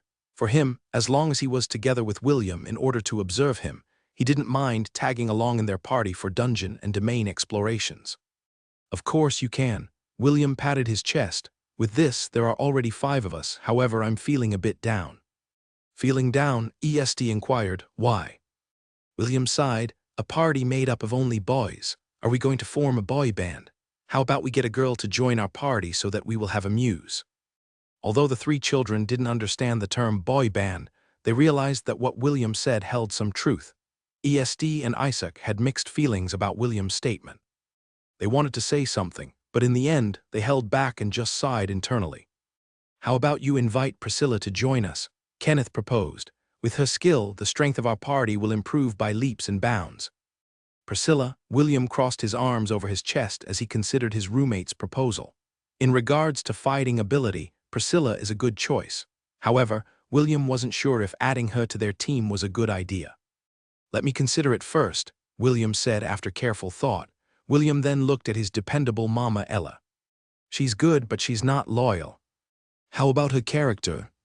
I see, let's observe her for now then. Ella nodded her head in acknowledgement. Priscilla was a neutral person according to Ella's view. She could shift from being a good friend to becoming an enemy. Although she didn't say outright that Priscilla would become her baby's enemy, there was a 50-50 chance for that to happen. Ella wouldn't take the risk and allow Priscilla to join their team after she had carefully observed the person's behavior. Only when she had determined that Priscilla didn't pose any threat to her baby then, and only then would she give William the go signal and allow her to join their party. Seeing William's positive response to his invitation, ESD felt that their victory was assured. With such a powerful shepherd on their side, getting a passing grade was already in the bag. The first dungeon exploration will begin at the end of the month, ESD stated. Since we are only first years, there are only 3 dungeons available to us. The Orc Fortress, the Hound Bastion, and the Goblin Crypt. I'll come and find you once I get more information about the dungeons. Until then, I'll keep in touch. William didn't hear everything that ESD had said. His mind froze when he heard the dungeon name, Goblin Crypt. Ella, who was lying beside William, opened her eyes wide. She then looked at her baby and found William looking back at her. Both of them were thinking about the same thing, and it was mainly due to the fact that they had entered the Goblin Crypt through the Ring of Conquest. This needs further investigation, William thought as he unconsciously rubbed the ring on his finger. I wonder if this Goblin Crypt is the same Goblin Crypt that I have been visiting for the last 13 years of my life. Good morning, Professor. Good morning, Professor. Good morning to you too. A handsome young man, who seemed to be in his early 20s, greeted the 2 students who were looking at him with a flushed expression. Today is the first day of class. the handsome professor said with a smile. If you don't hurry up, the two of you are going to be late. This is not a good trait that beautiful and talented girls such yourselves should possess. Although he said this in a stern manner, the smile on his face made the two girls feel their hearts beat wildly inside their chests. Seeing their reactions, the handsome professor sighed and took 4 candies from his pocket. It can't be helped. Take these and be on your way. The two girls giggled and accepted the professor's gift. They then walked away while sneaking glances at their handsome professor. Professor Carter is so dreamy. I wonder if he has a girlfriend. He doesn't have a girlfriend. I had already asked around and this information has been confirmed. Handsome, talented, and the youngest professor in the Royal Academy, the pretty girl with shoulder-length brown side. There are rumors that the king himself is planning to nurture him to become a high-ranking official. Actually, that rumor is actually true, the girl's best friend replied as she looked around their surroundings. According to a reliable source, Professor Carter only needs to complete 1 year of teaching in the Royal Academy before he is taken as the assistant of the Prime Minister. Is this true? If yes, then I'd better get serious and catch his attention. Good luck, but the two of us are going to be rivals. Please go easy on me, will you? Why don't we share him between the two of us? The pretty girl with brown hair proposed.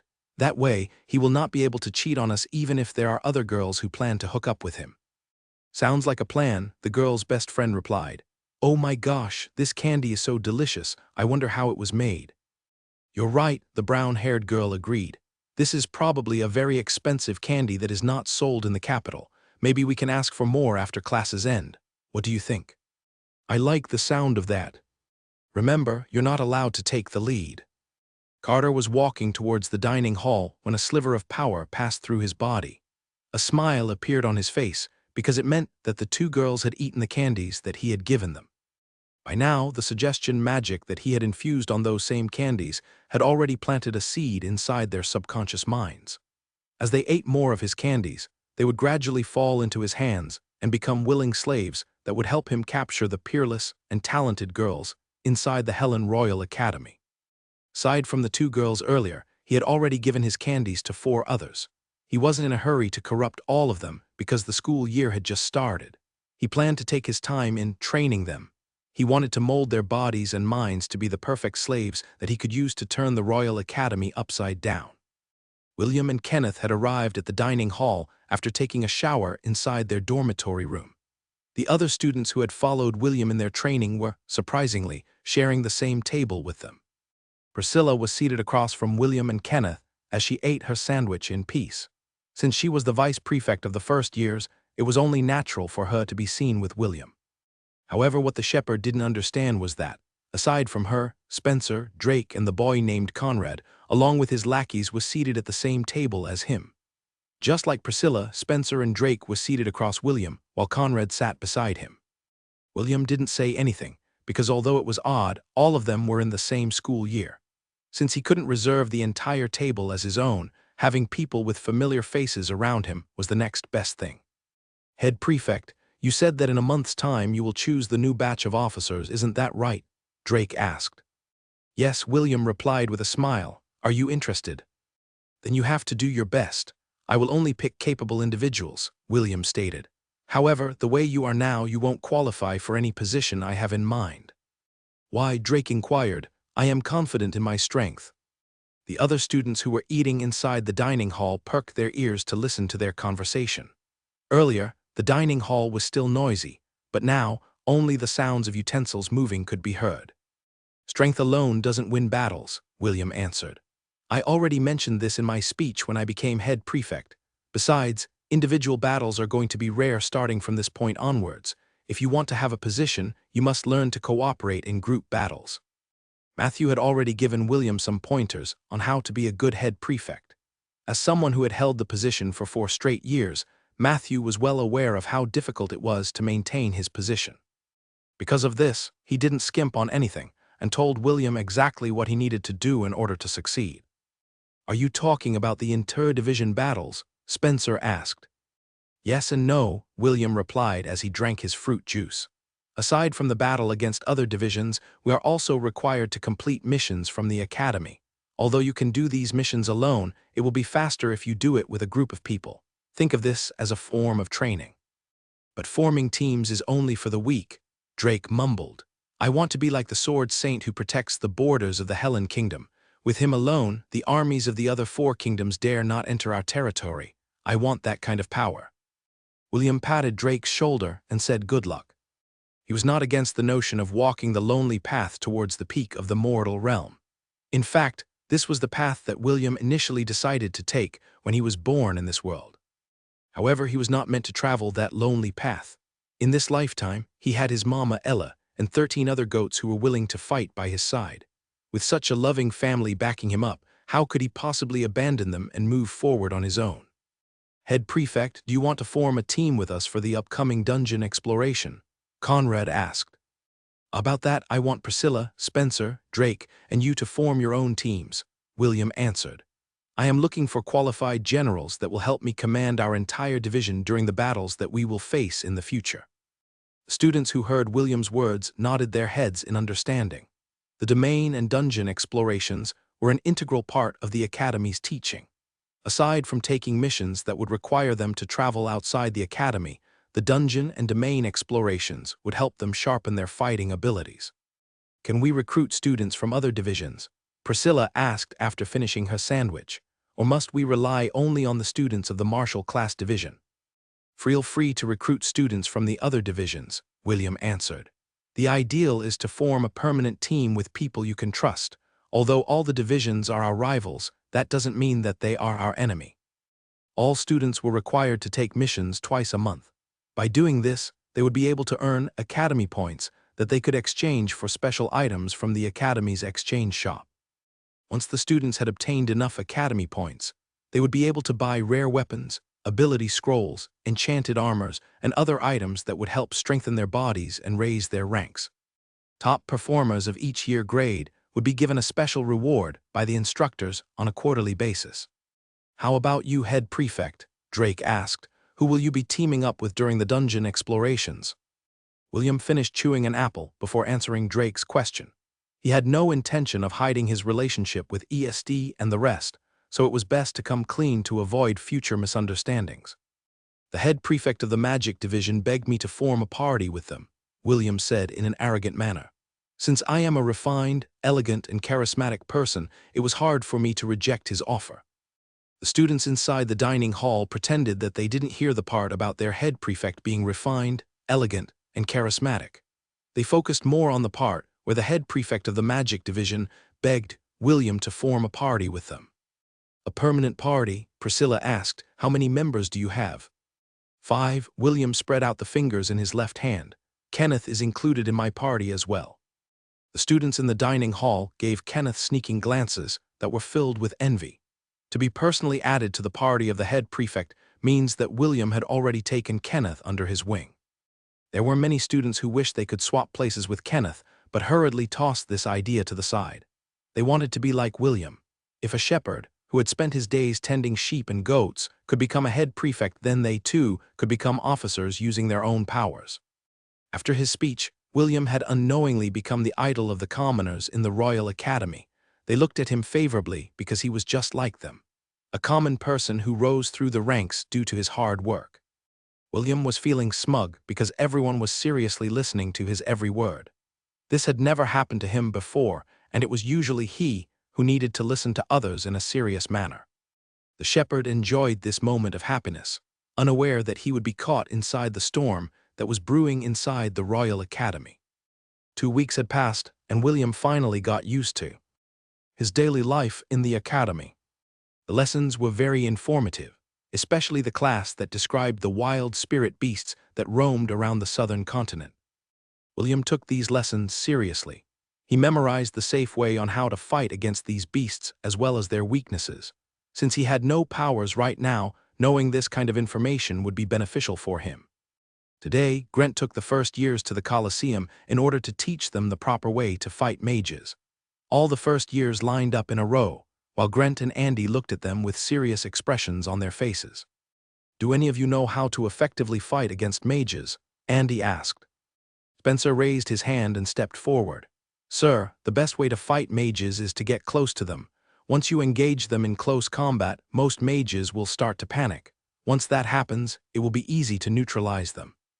Andy smiled. He didn't agree nor disagree with Spencer's answer. While it is indeed true that fighting mages in close combat will help you defeat them, this is not always the case, Andy answered. Only people who are confident with their close combat skills will be able to pull it off. Anyone else have an answer? Priscilla raised her hand and gave her opinion about the matter. The spells of mages have an effective range. Even if they cast powerful spells, they will disappear once they reach a certain distance. Andy smiled and nodded his head. A textbook answer, but only those who are proficient with their archery skills will be able to say these things. Is there anyone else who can give me an answer? Andy's gaze landed on William, who had his eyes closed, while caressing the side of the Angorian goat beside him. William, what do you think? Andy asked. How can a martial fighter fight against a mage? William opened his eyes as he looked at Andy with a smile. The answer to this question is really simple, William replied. It will depend on certain conditions and the ability of the one who is fighting against the mage. There is no clear-cut answer on how to fight mages, but as martial fighters, you must consider everything including the weather, the terrain, and even the mentality of your opponent. If you think that you have no chance of winning, then you should just run and escape. William smirked and added a few more words. If you think that running away is shameful, you can just pay them back once you become a saint. By then, even archmages would have to think twice when fighting against you. Grant clapped his hands. Good answer. Physically, mages are at a disadvantage because they rely more on their magic power compared to their physical prowess.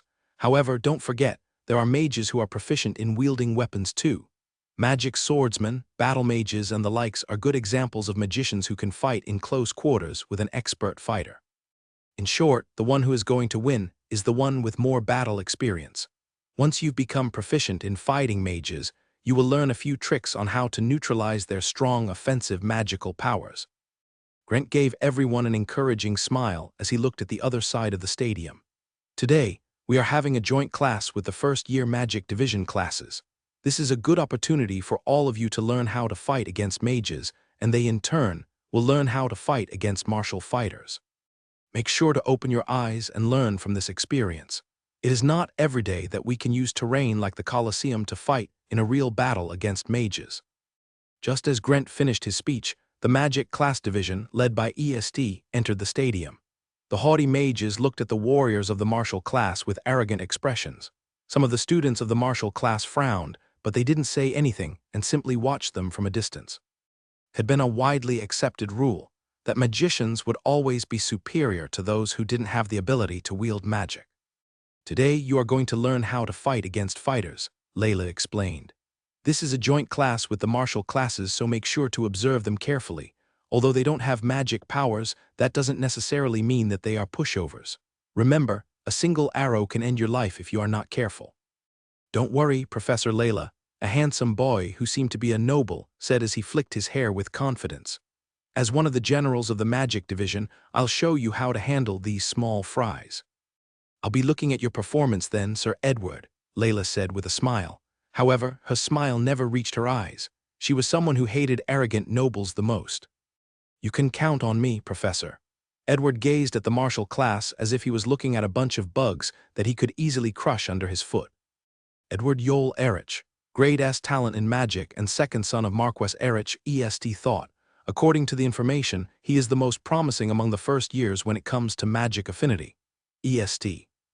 Ian and Isaac only had grade A affinity to magic. Compared to them, Edward was a level higher, and his family had gone all out to give him the necessary resources in order to pave the way for a future archmage. Let's see what you can do. EST smiled. He wanted to see just how capable his second-in-command was. Honestly, EST was hoping that the one who would get to fight Edward was William, although the latter's power had been sealed. EST wanted to see just how much he had grown over the few years that they hadn't seen each other. A few minutes later, Grant, Layla, and Andy met at the center of the Colosseum and exchanged pleasantries. Looks like you're not having it easy. Layla, Grant teased, you're starting to look your age. You better apply your night cream before going to sleep. Layla sighed and nodded. These brats will be the death of me.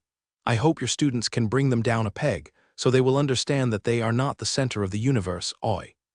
You're supposed to side with your students, Andy reprimanded her. Are you sure you want your own class to suffer a loss? It might reflect badly on you as their teacher. Don't worry.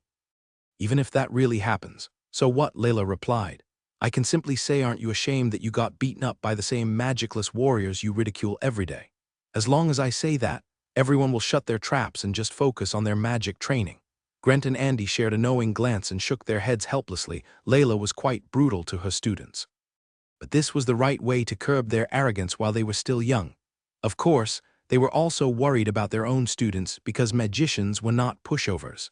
Let's just make this a challenge match, Layla proposed. We will take turns in challenging each other. You guys can start first. Okay, Grant nodded. This sounds like a good plan. The three instructors returned to their respective divisions and explained the rules of the exchange of pointers. Both sides could choose to fight one-on-one or in a group battle.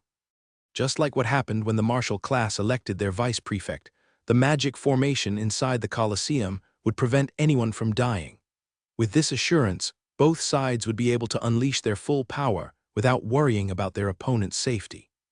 We will be the first one to challenge them, Grant said with a serious expression. Who wants to take the first victory for our martial class? Step back. I'll handle this. Drake, Spencer, and Conrad were itching to teach the mages a lesson or two about fighting strong fighters like them. Everyone was getting heated up, and even Grant was starting to have a headache about who to choose. It was then that a lazy voice spoke out and gave out an order. Priscilla, you will fight first. William ordered, don't hold back, and crush them. Since the head prefect had spoken, everyone reluctantly stepped back and stared at the beautiful girl carrying a bow behind her back. They had recognized Priscilla's strength during the vice prefect competition, so none of them thought that William's decision was out of place. Priscilla didn't say anything and stepped forward. She then looked at the magic class division and issued a challenge. My name is Priscilla Narelle Grandfall, Priscilla declared. I am the vice prefect of the Solaris Martial Division. I would like to challenge the vice prefect of the Magic Division. Edward grinned when he saw the beautiful girl who had dared to challenge him. He then swaggered forward and gave Priscilla a smirk. I guess the martial class is not lacking in beautiful girls, since you dared to challenge me. How about we make a little bet? If I win, you will become my subordinate. Don't worry, I will treat you really well. What do you say? Priscilla sneered as he gazed at the handsome blonde-haired boy in front of her. I don't mind. But if I win, you will become my subordinate. What do you say? Ha, you've got guts. Edward grinned. Very well, I accept your condition. Let everyone here be a witness. After making his declaration, Edward took out a golden magic staff from his storage ring. It looked so cool and amazing that William was very tempted to touch it and see if he would be able to learn a new job class from it.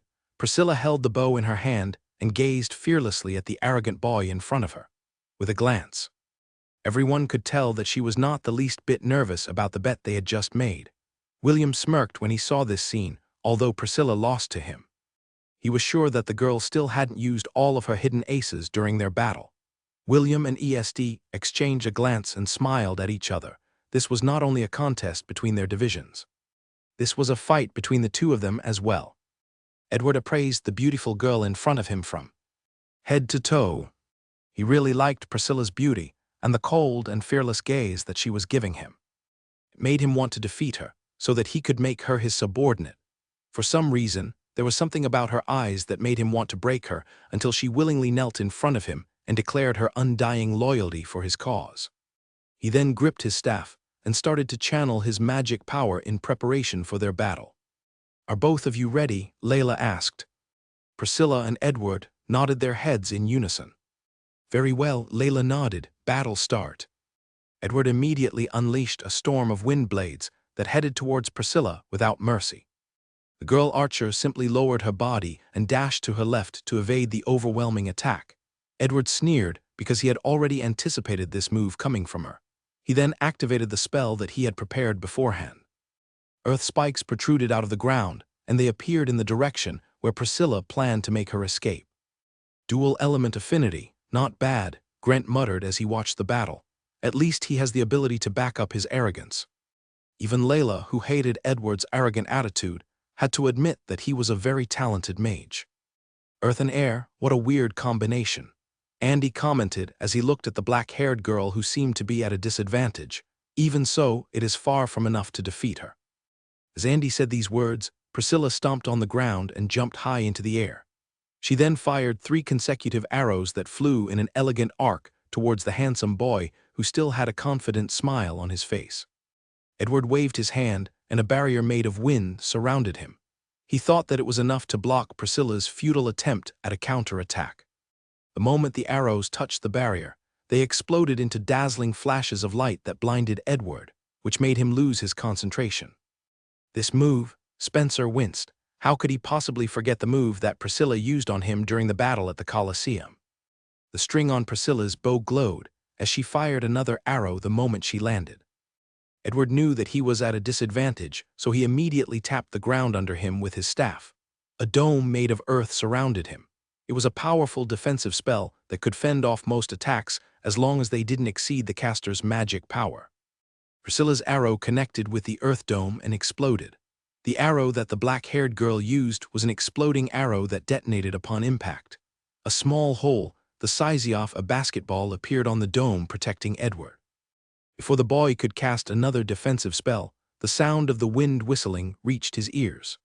That was the last sound he heard before an arrow pierced his forehead and passed through to the other side of his head. Edward fell to the ground, dead, and turned into particles of light. The earth dome disappeared, and the students of the martial class shouted and cheered for their vice prefect with all their might. "Long live Priscilla! Long live our vice prefect!" Edward reappeared on the side of the magic division with a dejected face. Everything happened so fast that he was unable to accept how easily he lost against a mere girl from the martial class division. "Good job," William said as he gave Priscilla a thumbs up. Priscilla only nodded her head before she returned to her position behind the red-headed boy. The martial class students were looking at their warrior princess with admiration and respect. They knew that Priscilla was strong, but they didn't know that she was that strong. ESD looked at Edward with a complicated expression on his face. The head prefect of the magic division class had wanted Edward to be taken down a peg due to his arrogance. However, when it actually happened, the only thing ESD felt was bitterness. He had to admit that Edward represented the magic division class. His loss was the loss of the magic division as a whole. "Young master, let me fight next." Ian stepped forward. "I will definitely win this round." "Who are you going to challenge?" ESD asked without looking back at his loyal retainer. The moment Ian spoke up, he already knew who Ian wanted to fight in the martial class. "I'll fight William," Ian answered with a serious expression. "Believe in me, young master, I can defeat him." "Are you sure about that?" This time, ESD turned his head to look at Ian's eyes. "How confident are you in defeating him?" The seriousness in Est's eyes made Ian unconsciously take a step back. William's bickering buddy wanted to say that he had a 100% assurance that he could win the battle against William. But he knew that this was not the case. William's strength lay in his unpredictability. Even Ian had to acknowledge that even if he used his full powers, he wouldn't be able to accomplish the things that William had done in the past. Ian couldn't possibly defeat a ruler of the forest, which was said to be, at the very least, in the middle tier of the grade B threat rankings. I will do my best," Ian gritted his teeth and answered. ESD shook his head and faced the students of the magic division. "It is now our turn to issue a challenge. Who among you wants to fight?" "I will fight." A girl with long blonde hair that reached down to her waist walked forward. She was one of the most beautiful girls among the first years in the magic division. Priscilla might be called as the warrior princess in the martial division class, but this beautiful blonde girl also held a title in the magic division. She was the Steel Princess that was said to be impregnable. "I will secure victory for our division," the beautiful girl stated. ESD nodded his head. "Do your best, Wendy." "Don't worry, head prefect. Leave everything to me," Wendy declared, but everyone could see that her cheeks had flushed a beet red while she talked to ESD. In order to prevent anyone from seeing her expression, she hurriedly walked towards the center of the Colosseum as she steadied her breathing. When she arrived at her destination, she had already regained her calm. Her eyes landed on the handsome boy in the martial class who was also staring back at her. "Big brother, come," Wendy said as she summoned a spear in her hand. "Show me how much you have improved after you ran away from home." "Looks like it's my turn to fight." William raised his chin in an arrogant manner as he took a step forward to fight the beauty that was waiting at the center of the Colosseum. However, he was only able to take 5 steps when a hand grabbed the back of his robe and pulled him back. That is my little sister, Spencer commented. I am her twin and she is calling out to me, not you, head prefect. What, you are that beautiful girl's big brother? William eyed Spencer from head to toe. You don't look alike. Several students of the martial class also nodded their heads in agreement to William's words. Although Spencer was cool-looking, the girl's beauty was at least 2 levels above him. I've been hearing that all my life. Spencer sighed as he stepped forward. Head prefect, I apologize in advance. William nodded his head in understanding. Don't worry, do what you have to do. Introduce me to your little sister later. Spencer stared at the face of his twin, whom he hadn't seen for half a year. It had been that long since he ran away from home because he wasn't able to tolerate the ridicule from his relatives. Since he couldn't fight them due to his father's position, he chose to run away in order to prevent both sides from having a confrontation. Have you been well, Wendy? Spencer asked. No, Wendy answered. You shouldn't have run away, big brother. It only made Uncle and Auntie more arrogant. Let them be arrogant. Spencer closed his eyes as if to push the negative thoughts to the back of his mind. That is the only thing they can do. They wouldn't dare to escalate things, or else they would not be able to handle the consequences. Even so, they still irritate me. Wendy gnashed her teeth in anger. The hands that were holding her spear were trembling due to the rage she was feeling in her heart. Since you already called me out, let's just fight. Spencer opened his eyes and summoned his own spear. Come, show me if you have gotten stronger since the last time I saw you. Wendy's blue eyes turned light red as she circulated the magic power inside her body. The blade of her spear enlarged. Instead of a spear, Wendy seemed to be holding a giant curved dagger in her hands. Big brother, I will fight seriously. You'd better not hold back. Enough talk, let's fight.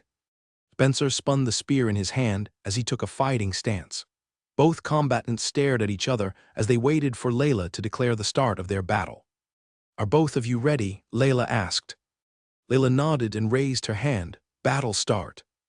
When Layla announced the start of the battle, the first thing that Spencer did was to take a few steps backwards. The students of the martial class didn't understand why he acted this way. However, they soon found out the reason for their representative's actions. Several 2-meter-tall steel spikes protruded in a straight line from the place where Spencer stood a while ago. Slaughter domain, Wendy shouted as she stabbed her spear towards the ground. Her magical power exploded, and hundreds of steel spikes appeared all over the Colosseum. It wouldn't be an exaggeration to say that the entire battleground was similar to the back of a porcupine that had all its quills standing up. Spencer found himself inside a steel forest with no path to advance nor retreat. This was not the first time that Wendy had used this move against him, but, back then, she didn't intend to hurt him. Now it was different. Spencer could feel the pent-up anger in his twin sister's words earlier and knew that she wanted to vent her frustrations on him. Even though Spencer was quite a capable fighter, he really couldn't find it in his heart to hurt his little sister. The cool-looking boy channeled his strength into his spear and spun it around him, creating a whirling storm. The steel around him was sliced off like bamboo poles as he advanced towards his sister, who was looking at him from the center of the Colosseum. Wendy jabbed the spear in her hand in her big brother's direction, and the slaughter domain answered her call. The steel spikes shot out from the ground and rained down on Spencer like a hail of arrows. Spencer roared and spun his spear in front of him to deflect the incoming barrage. Tinkling sounds could be heard as Spencer's spear deflected the downpour of steel spikes that seemed to be unending. It was then that he heard a mighty roar as the steel that he had deflected flew up into the air to form a blade ledger. She's really going all out, Spencer thought as he gritted his teeth. The blade ledger roared once more before charging towards him with a vengeance. It was over 4 meters tall, and each part of it was as deadly as Wendy's eyes, who were looking at him with the intention to kill. Good thing I don't have a little sister. William gulped as he watched this scene unfold. Mama, our little Eve is a good girl, right? She won't do these kinds of things to me when she grows up, right? Phew, I better send her some candies in our next package headed for Launt. Spencer did his best to resist the attacks of the steel rain and the blade ledger, but it was to no avail. Actually, it was not impossible to win the battle. However, he would have to force himself to kill his little sister. This was something that Spencer couldn't do, even if there was an enchantment inside the Colosseum. Soon, the steel spears embedded themselves inside his body. Spencer did his best to protect his vitals as he fended off the persistent attack of the blade ledger. William sighed as he closed his eyes. The cool-looking boy had already apologized to him. Spencer had no intention of winning the battle. His purpose in accepting the challenge was to endure his little sister's hatred and try to ease her heartache. Me. Ella bleated softly as if to tell William that the battle was over. Spencer's body turned into particles of light, and the members of the Magic Division cheered for their victory. This leaves a bad aftertaste. Drake spat on the ground. Although he felt bitter, he had already seen the outcome of the battle when he saw Spencer's lonely back as he went to confront his little sister. That was the back of a man that had no intention of winning. It was not only him. Conrad and his lackeys had spent a lot of time with Spencer, Drake, and Priscilla during the past 2 weeks. Their relationship had grown a bit closer, and although they were still rivals, they had accepted each other as members of the martial class division. "Head Prefect, allow me to fight next," Drake said as he stepped forward. "Go," William waved his hand. "Show them the might of our martial class division." Drake grunted in affirmation as he took center stage. His eyes then locked on ESD, who was standing in front of the magic class division. He wanted to challenge him, but he was afraid that William wanted to fight ESD as well. As if sensing his hesitation, William called out from behind him. "Challenge anyone you like," William ordered. "Don't worry, even if you lose, I am more than enough to secure our win." Drake silently thanked William inside his heart as he pointed his greatsword towards ESD. "I, Drake Vi Craig, challenge the head prefect of the Magic Class Division," Drake shouted. "Do you dare to accept my challenge?" ESD glanced at William, and the latter only gave him the thumbs-up sign. Seeing that William had no intention of interfering in the challenge, ESD nodded his head and walked forward to meet the one who challenged him. "Beat that ugly boy and show them the power of mages. Show them our superior might." The students of the Magic Class Division cheered for their handsome head prefect. Although they didn't know who Drake was, they were sure that their head prefect wouldn't lose to a muscle-brained barbarian boy. ESD gave Drake a brief nod of acknowledgement as he unsheathed Rhapsody, the sword that was given to him by the goddess Astrid. The sword rang the moment its body had been fully exposed, as if announcing its presence to the world. ESD took a pose holding Rhapsody in his right hand, while holding the sheath in the other. With a glance, one could tell that he planned to fight using both of them at the same time. "Dual wielding, not bad," William grinned. "I guess the battle against the Cyclops made you realize your shortcomings. This is gonna be good." William focused his attention on the battle that was about to take place. It had been 4 years since he last saw EST fight, and he was hoping that his first friend outside of Lant had grown stronger. There were only a few people that he could trust inside the academy, and EST was one of them. As Layla said those words, Drake charged forwards like a raging bull freed from its pen. The greatsword in his hand glistened in the sunlight as he closed the gap between him and his opponent. EST, on the other hand, didn't retreat. Instead, he also charged forward, which made the students of the Magic Division class cry out in alarm. The clash of steel reverberated inside the Colosseum as both sides collided. EST felt his hand go numb due to his opponent's superior strength. He knew that he would be at a disadvantage if he exchanged blows with Drake, but he didn't back down. His left hand, which was holding the sheath, slashed towards the side of Drake's body, forcing him to take a step back. After regaining his footing, Drake held his greatsword with both hands as he counter-attacked with the intention to cleave EST apart. William raised an eyebrow when he noticed that EST was planning to trade blows with Drake in close combat. A humming sound reached everyone's ears as the sword in Est's hand started to glow. Est's unwavering gaze never left his opponent as the sword in his hand buzzed in anticipation. Rhapsody met Drake's full-powered strike, and the resounding clash created a shockwave that pushed both combatants away from each other. As soon as EST regained his footing, he lunged forward with his sheath right in front of him. Drake took a while to recover from the clash. A part of him couldn't accept that his full-powered attack was brushed off so easily, but he knew that he was fighting against a magic swordsman, so this was not surprising. "I guess I have to get serious," Drake thought as he gripped the greatsword in his hand. Gathering his strength, a burst of red light exploded from his body. He then pressed a hand on the back of his sword before cleaving the space in front of him. A sixth sense screamed of danger as he hurriedly jumped to the side to dodge whatever invisible attack was headed his way. The ground beside him exploded, sending soil and grass flying in every direction. When the dust cleared up, A 6-meter crater appeared where ESD stood a while ago. ESD didn't bother to look at the scale of Drake's attack for an extended time because his opponent was not finished yet. Drake waved the greatsword in his hands like a fly swatter. ESD had to concentrate in order to avoid Drake's powerful attacks. He can't do this forever, ESD thought as he used his superior speed and flexibility to avoid another invisible strike from the boy who seemed to be using all the strength in his body to maintain his barrage. Wow, what a scary kid, Layla praised as she eyed Drake with a smile. How old is he? How is he able to use the initial stages of sword aura and sword intent at such a young age? He's 16 this year, Grant answered. I believe that his master trained him in the mountains for 2 years, so he was late in enrolling at the academy. He didn't use this when fighting against Priscilla, William thought as he looked at the older boy who was hell-bent on winning against ESD. I guess this is one of his trump cards. It seems that Spencer's loss angered him, and he's now going all out. Drake wasn't just attacking randomly. He was carefully observing Est's reactions as he continued his barrage of attacks. His sword aura only lasted for 3 minutes, so he was preparing to unleash his true strike at the perfect moment. ESD gritted his teeth as he was forced to jump into the air to avoid Drake's latest strike since it gave him no room to maneuver. Seeing his opponent jump into the air, Drake prepared to unleash the coup de grace that would end their battle, sky-shattering strike.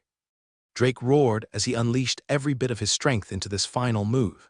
An image of a 5-meter red lion appeared in front of him and roared. It then changed into a ray of crimson light that shot towards ESD, who was still in mid-air.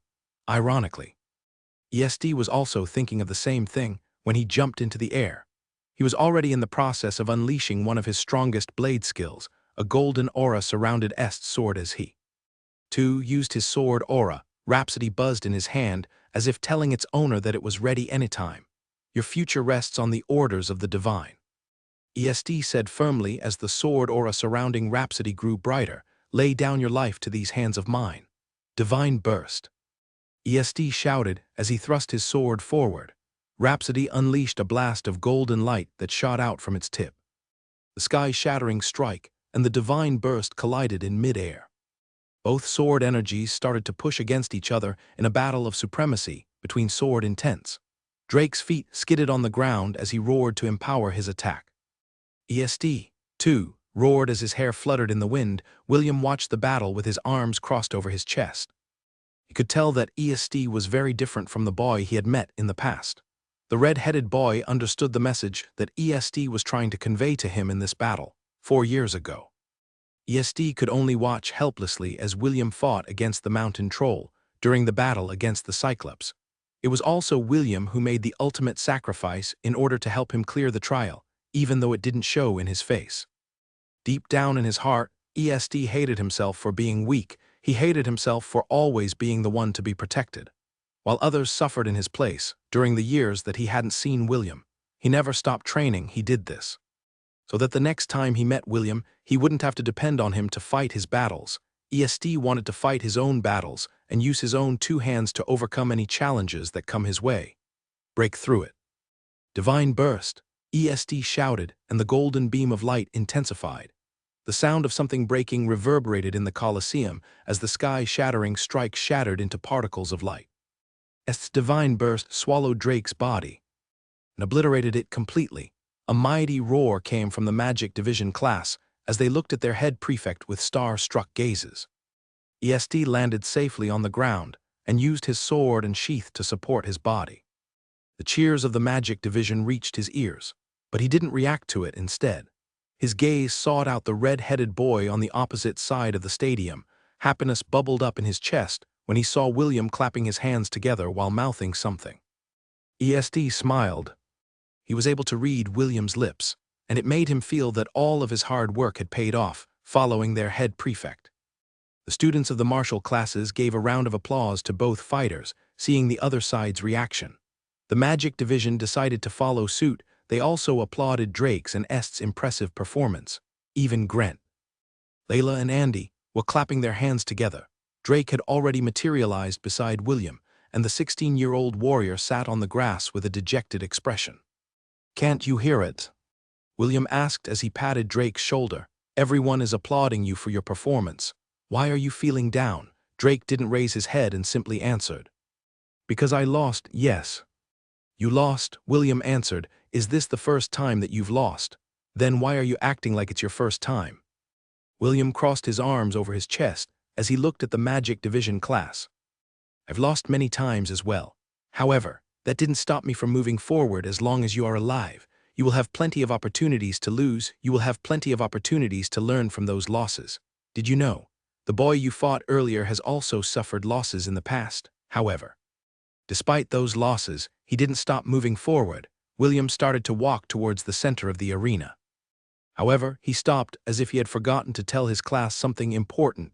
He then faced the students of the martial class who were looking at him with a serious expression.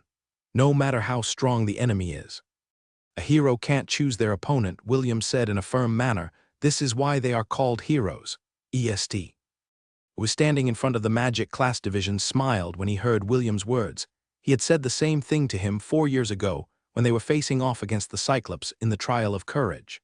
The students of the martial class gazed at their head prefect, who had resumed walking towards the center of the Colosseum with complicated expressions. Ella hesitated for a while before running towards her baby. William grinned when his mama appeared beside him. You want to fight with me? Mama, okay, William said as he rested his hand on his mama's back. Let's show them the power of Launt. I am the head prefect of the martial class division, William announced. I would like to fight a 2-on-2 battle with the Magic Class Division. Is there anyone who wants to accept my challenge? ESD turned his head to look at his 2 retainers. Ian and Isaac averted their gaze and pretended to look at the sky. The twins were not afraid to fight against William. What they were afraid of was fighting against Ella. They had seen her true form, and both knew that none of them could fight her even if they gave everything they got. They were Est's left and right-hand men, and they didn't want to lose in a bad manner in front of the Magic Division class. ESD understood their concern. He also didn't want Ian and Isaac to fight against William because he felt that there was no chance of winning. The handsome brown-haired boy looked at the other members of the Magic Division who were raring to fight William and sighed inside his heart. Ignorance is truly bliss, ESD thought. I wonder who I should send. While ESD was deep in thought, 2 towering students stepped forward from the back of the Magic Division. They were the tallest and oldest members of the first years, and none of the students dared to provoke them. Head Prefect, allow us the honor of winning this battle for our division.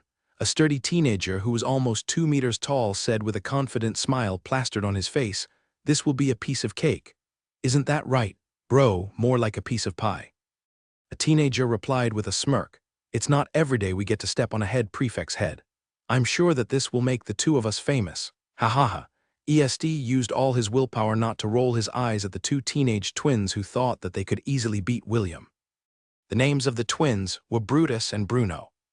Both of them were 18 years old and only passed the enrollment test of the Royal Academy after failing repeatedly for 3 years. The minimum age to gain entry to the academy was 14 years old. Anyone who reached this age would be eligible to partake in the trials for enrollment. However, among the thousands of enrollees, only a few managed to pass through the gates of the Royal Academy each year. Those who failed their tests would come back again next year in order to try their luck. The Academy had seen many such students, but they didn't care as long as they didn't exceed the maximum age limit of 18 years old. Priscilla and Spencer were 15. While Drake was 16, there were also a few 18-year-olds among the martial classes. So Brutus and Bruno's circumstances were not really that rare in the academy, although they were older compared to their peers. The fact that they had managed to enroll at the academy proved that they had potential, even if they had to attempt to enroll consecutive times before succeeding. Go. However, be careful, ESD replied. The head prefect of the martial class is not a pushover. Don't worry. Head prefect Brutus smiled. My brother and I are very experienced in group battles. Have more faith in us, that's right. Bruno nodded his head. When this battle is over, the martial class won't be able to raise their heads in front of us again. The towering twins walked towards the center of the battlefield with arrogant expressions. What they didn't know was that ESD, Ian and Isaac, had already lit incense for their corpses deep inside their hearts. Brutus and Bruno stopped walking when they were only 50 meters away from William. They then summoned their staves and declared their names. I am Brutus Mac Key, sir. I am Bruno Mac Kieser. Together we are the twin towers of Kieser. Although the two of them only had average faces, they were by no means ugly. Their short gray hair and sharp features made them look charming in their own way. Both of them released a powerful presence that was quite common among mercenary groups. William clapped his hands in amusement as he looked at the two cannon fathers who were about to meet his mama's hoof and horns. Amazing. The two of you look so powerful, William praised. Are you perhaps the strongest in the magic division class? Brutus grinned and looked at the red-headed boy who was pleasing to his eyes. Well, I wouldn't say that we are the strongest, but we are definitely in the top 10, Bruno finished his brother's sentence. He, too, grinned and eyed William. Boy, since we are older than you, allow me to give you some advice. What does the senior brother want to teach this humble shepherd? William inquired. He looked so refined, elegant and charismatic that even the arrogant twin brothers didn't want to humiliate him too much in front of the crowd. Admitting defeat at an earlier time is better than suffering from a beating. Bruno said with the "I am a good person" look on his face. I hope that Mr. Head Prefect will remember this during our battle. I thank senior brother Bruno for his advice. William nodded in acknowledgement. I will admit defeat when I think that there is no chance of winning. That is good. Brutus smirked. Let's have a friendly fight. Yes. Let's, William agreed. The three people smiled at each other as if they were lifelong friends who were about to have a friendly spar. Ella, who was watching this banter from the side, felt her hoof itch. She was itching to kick the two teenage boys to Kingdom Come. Are all of you ready? Layla asked. She was quite amused by the pleasantries that both sides shared before starting their battle. Very well. Layla raised her hand. Battle start, multiple stone bullets. Although they acted carefree and arrogant, Brutus and Bruno never underestimated William. The position of head prefect could not be bought by money or influence. It was a position that could only be obtained through a competition. Since William was the head prefect of the martial class, it meant that he had the ability to back it up. The twins didn't know his capabilities, so they decided to overwhelm him by using the magic combination that they had perfected over the years. William started to run towards his right, to evade the unbelievable display of magic and control from the twins whom he labeled as cannon fodders.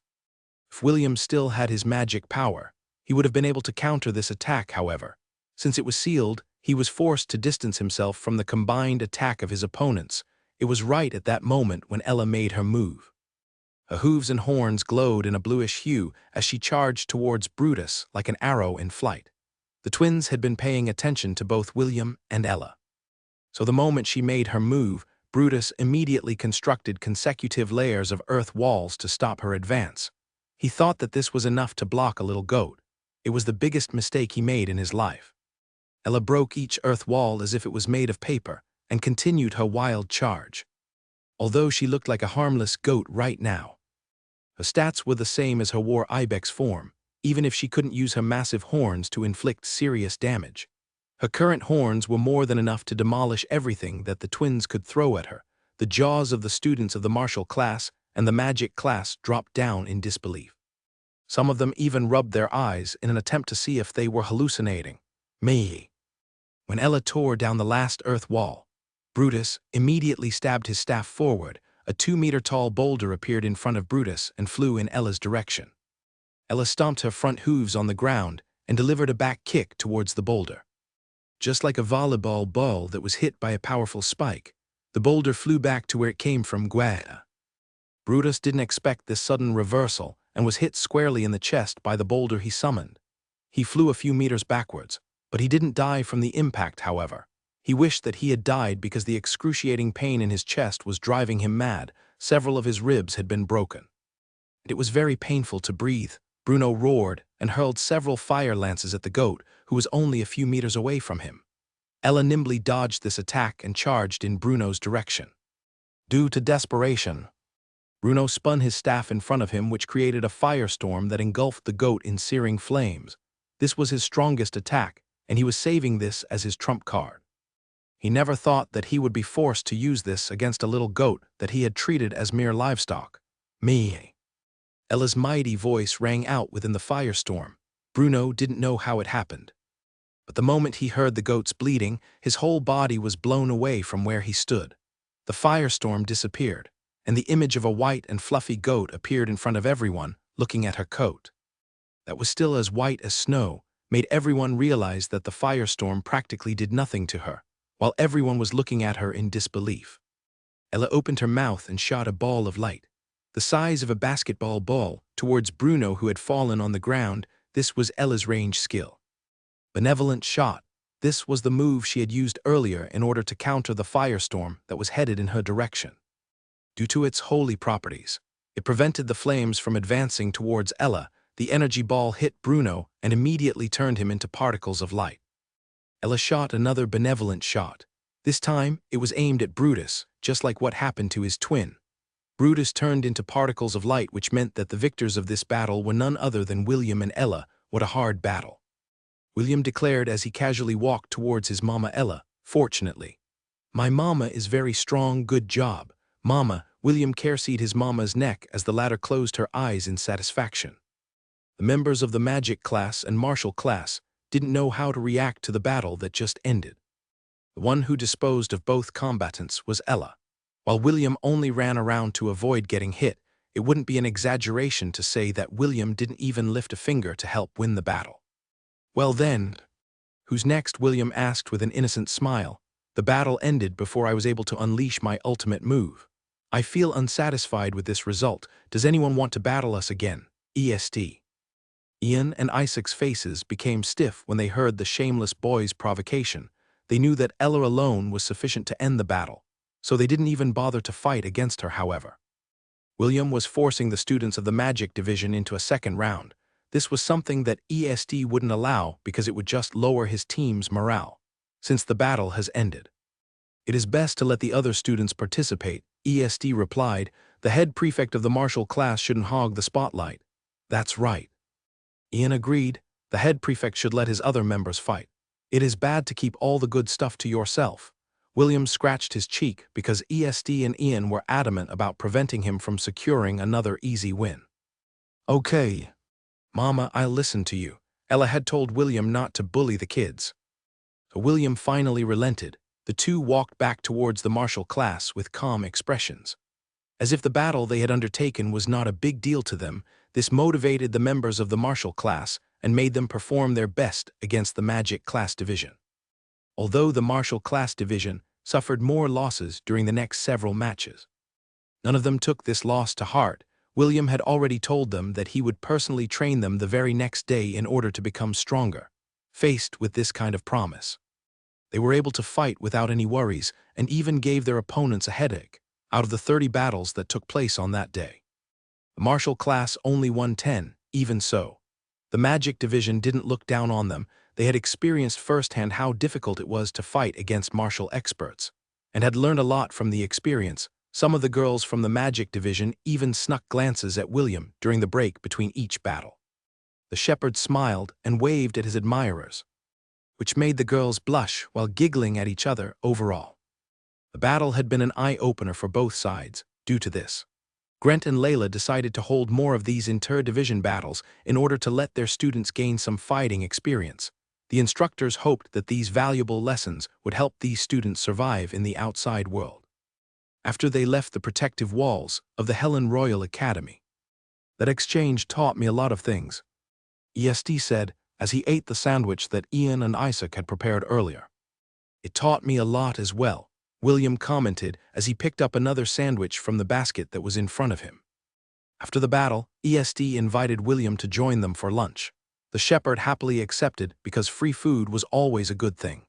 EST chose to have a picnic at one of the most scenic areas near the magic division, and William had to admit that the place EST chose was a good spot to have a picnic. Isaac and Ian were also eating by the side, but they only listened to the conversation. Surprisingly, Kenneth was there as well because William had dragged his roommate with him. EST didn't mind because the talk that they were going to have was about the dungeon exploration they would undertake tomorrow afternoon. Since Kenneth was one of the party members, EST thought that having him around would also be a good thing. Have you decided which dungeon to explore first? Kenneth asked. EST didn't reply. Instead, he looked at William as if telling Kenneth that the one calling the shots on the exploration would be him. Kenneth glanced at the red-headed boy who was happily eating the sandwich in his hand. Feeling his gaze, William decided to tell them where they would go in their first dungeon exploration. "I want to go to the Goblin Crypt first," William said with a serious expression. "Goblin Crypt?" EST asked. "Is there any particular reason why you want to go there?" "No, just simple curiosity," William lied. "Based on the information that I read yesterday, the Goblin Crypt is a Grade B dungeon. It has 30 floors, and some say that it is one of the hardest dungeons for beginners." William was surprised when he saw the information on the Goblin Crypt that he found inside the Academy's archives. The Goblin Crypt that he could access from his Ring of Conquest only consisted of 20 floors and was a Grade C dungeon. Obviously, there was some discrepancy between the two dungeons, and William was very curious if the Goblin Crypt that he had been exploring all these years had a relationship with the one inside the Academy. "According to the rumors I gathered, most first years can't get past the 14th floor," EST commented. "It is said that many hobgoblin shamans who specialize in dark magic can be found on that floor. It is best that we only go as far as the 13th floor just to be safe." William nodded his head in understanding. His first fight against the hobgoblin shaman almost wiped out his entire herd. If not for James and Owen's timely assistance, William and his herd might have died on that fateful night. "Good, our goal for this exploration is to safely reach the 13th floor," William said with a serious expression. "We will not challenge the hobgoblin shaman. Although that monster is in the lower tier of Grade C, it is still a tricky monster to fight, especially if you don't have any resistance to curses and dark magic." After finalizing their strategy, William and Kenneth returned to the martial class division. The fight against the magic division classes had made the students of the martial classes more motivated to train. This was good news for the instructors, and they happily opened the training ground to accommodate the feisty students. William was still a few meters away from the entrance of the training grounds, but he could already hear the clash of weapons against each other. "It seems that the exchange of pointers woke them up from their daze," Kenneth commented. This is a good attitude to take," William replied. When William and Kenneth entered the training grounds, they saw all the students of the first-year martial class hard at work with their training. Grant was in a corner of the training ground, getting attacked by a dozen students. A big smile was plastered on his face as he calmly dodged and blocked the attacks that the children were raining down on him. William watched for a few minutes before nodding his head in appreciation. He then raised his voice to call everyone's attention. "Rally to me," William shouted. The students immediately stopped what they were doing and fell in line in front of William. Priscilla walked behind William before facing the other students, befitting her rank as vice prefect. "Your performance in the battle against the Magic Division class was good," William said as he looked at the students in front of him. "How was it? Is the Magic Division class strong?" "Indeed, they are strong." William nodded his head. "However, that doesn't mean that they are undefeatable. The reason why the majority of you lost is because you have been lazy in your training. We need to fix this issue. That's why, starting tomorrow, all of you will wake up at 5 in the morning." William paused briefly in order to allow his words to sink in. "I am going to train all of you from the ground up. Everyone is going to train. There will be no exceptions. I'll make sure that during the inter-class battles, our martial division will reign supreme. Anyone who doesn't want to participate will not be given breakfast and lunch. I don't need slackers in the Solaris dormitory. Do I make myself clear?" "Yes, head prefect." "Good, carry on with your training, and I'll see you all tomorrow." While William was giving out his orders in the martial class division, Carter was inside the training room of the third-year magic class division. "As you may already know, the most effective way to not get hit by a magic attack is to dodge it," Carter explained. "Of course, if you have strong magic powers, creating a barrier is also a good option. However, not everyone can do this. Each and every one of you have different magic affinities. Those who have low-grade affinities will not be able to block strong magical attacks. That's why you have to train yourself on how to dodge properly." Carter summoned his silver staff and gave everyone a sweet smile. "Today, we will start your defensive combat training. All of you will face me one by one. I will fire a single magic spell, and it will be up to you whether to dodge it or block it. Those who perform well will receive a reward from me." The girls giggled as they looked at their handsome professor and readied themselves to give him a lasting impression. Just like Carter expected, not more than 30 people, out of 300 students, were capable of blocking his magic attack. Some of the foolhardy ones turned into particles of light after Carter's spell pierced through their defenses. Those with lower-grade magic affinities took his advice to heart and just focused on dodging. Carter praised these students as well, which made them quite happy. "I'm very impressed." Carter praised the entire class after the last student had returned to her position. "All of you have the makings of great mages." His flattery was happily accepted by everyone, which made the atmosphere very lively. Carter was someone who understood human nature and used the students' emotions to his advantage. "Now to give out the rewards I promised. To those that have performed well, I will give you 3 candies. Please line up and accept your rewards." The students made 2 lines, one for the boys and one for the girls. Carter personally handed his candies to everyone, which made him look like a fair and kind instructor. "Those who receive only 1 candy don't feel bad about it," Carter announced. "Train harder and in time you will also receive more candy from me. However, a part of me wishes that all of you will not suddenly become experts on our next meeting." "Why? Because these candies are personally handmade by me. It takes time to make them, and I will run out of stock if all of you suddenly become amazing mages. Please, have mercy on me." The students chuckled, because Carter acted like he would suffer if all the candies he had on hand disappeared. After giving his final words of encouragement, Carter left the training grounds with a smile on his face. While it was true that he had worked hard to prepare those candies, he was also looking forward to the fruits that he would harvest in the future. The more the students ate the candies that he had prepared, the more their consciousness would be open to his suggestions. While it may not be as powerful as a charm spell, being able to manipulate them to do things that seemed natural to them was scarier. For now, Carter was willing to plant his seeds and wait until they were ripe for the picking. When that time came, the plan that he had in mind would also become a reality. William opened his eyes and lightly rubbed his Mama Ella's stomach before propping himself up into a sitting position. He raised his arms to do a little bit of stretching, while the goat beside him also raised her head. "Good morning, Mama." It was still dark outside, but William had already formed a habit of waking up early in order to do his morning training routine.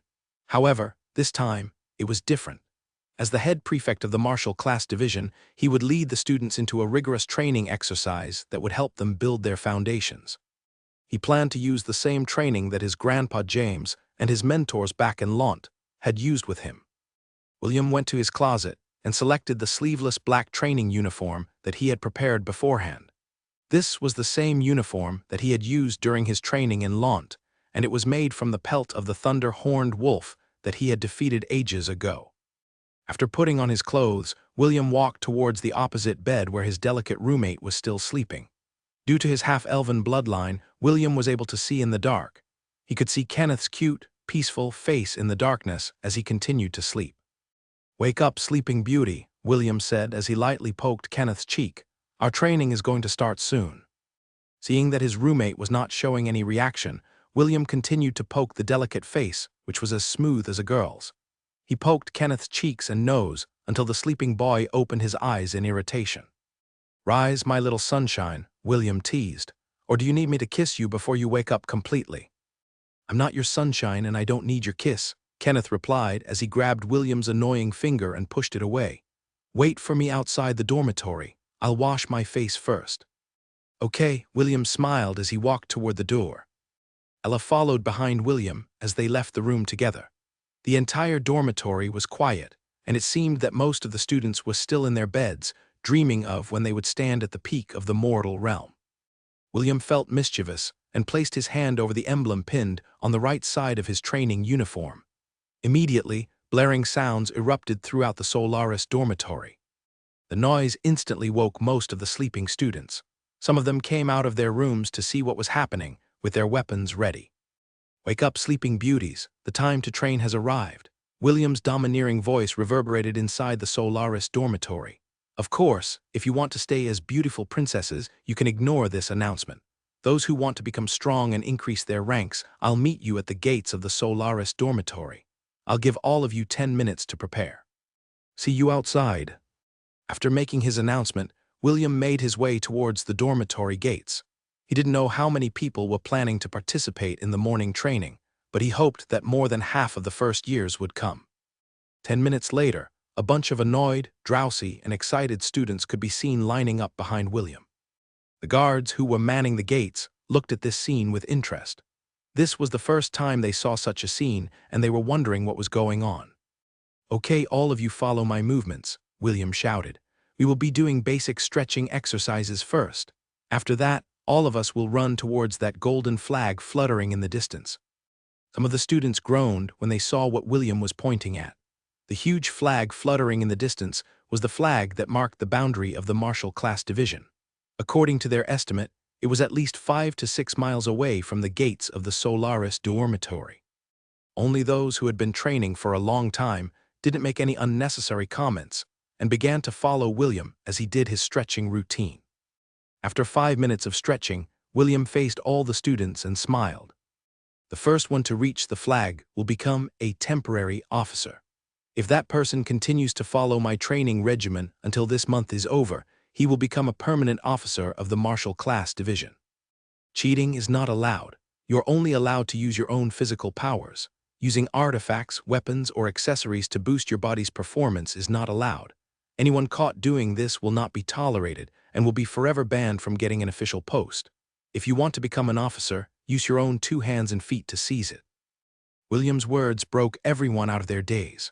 Those who were still half asleep suddenly became awake, while those who were grumbling earlier looked at the flag in the distance as if they wanted to eat it whole.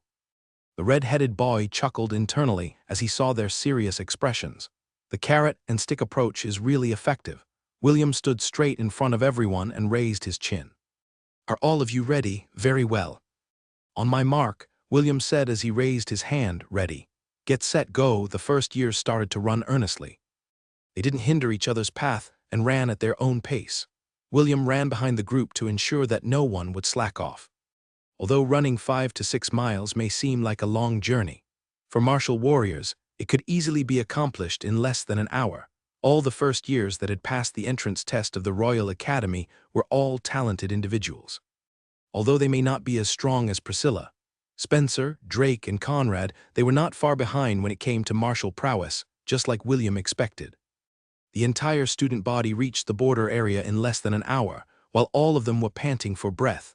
And their sweat oozed out of their bodies. They looked at him with determined expressions, surprisingly. The first one to reach the goal was a chubby boy with dark brown hair.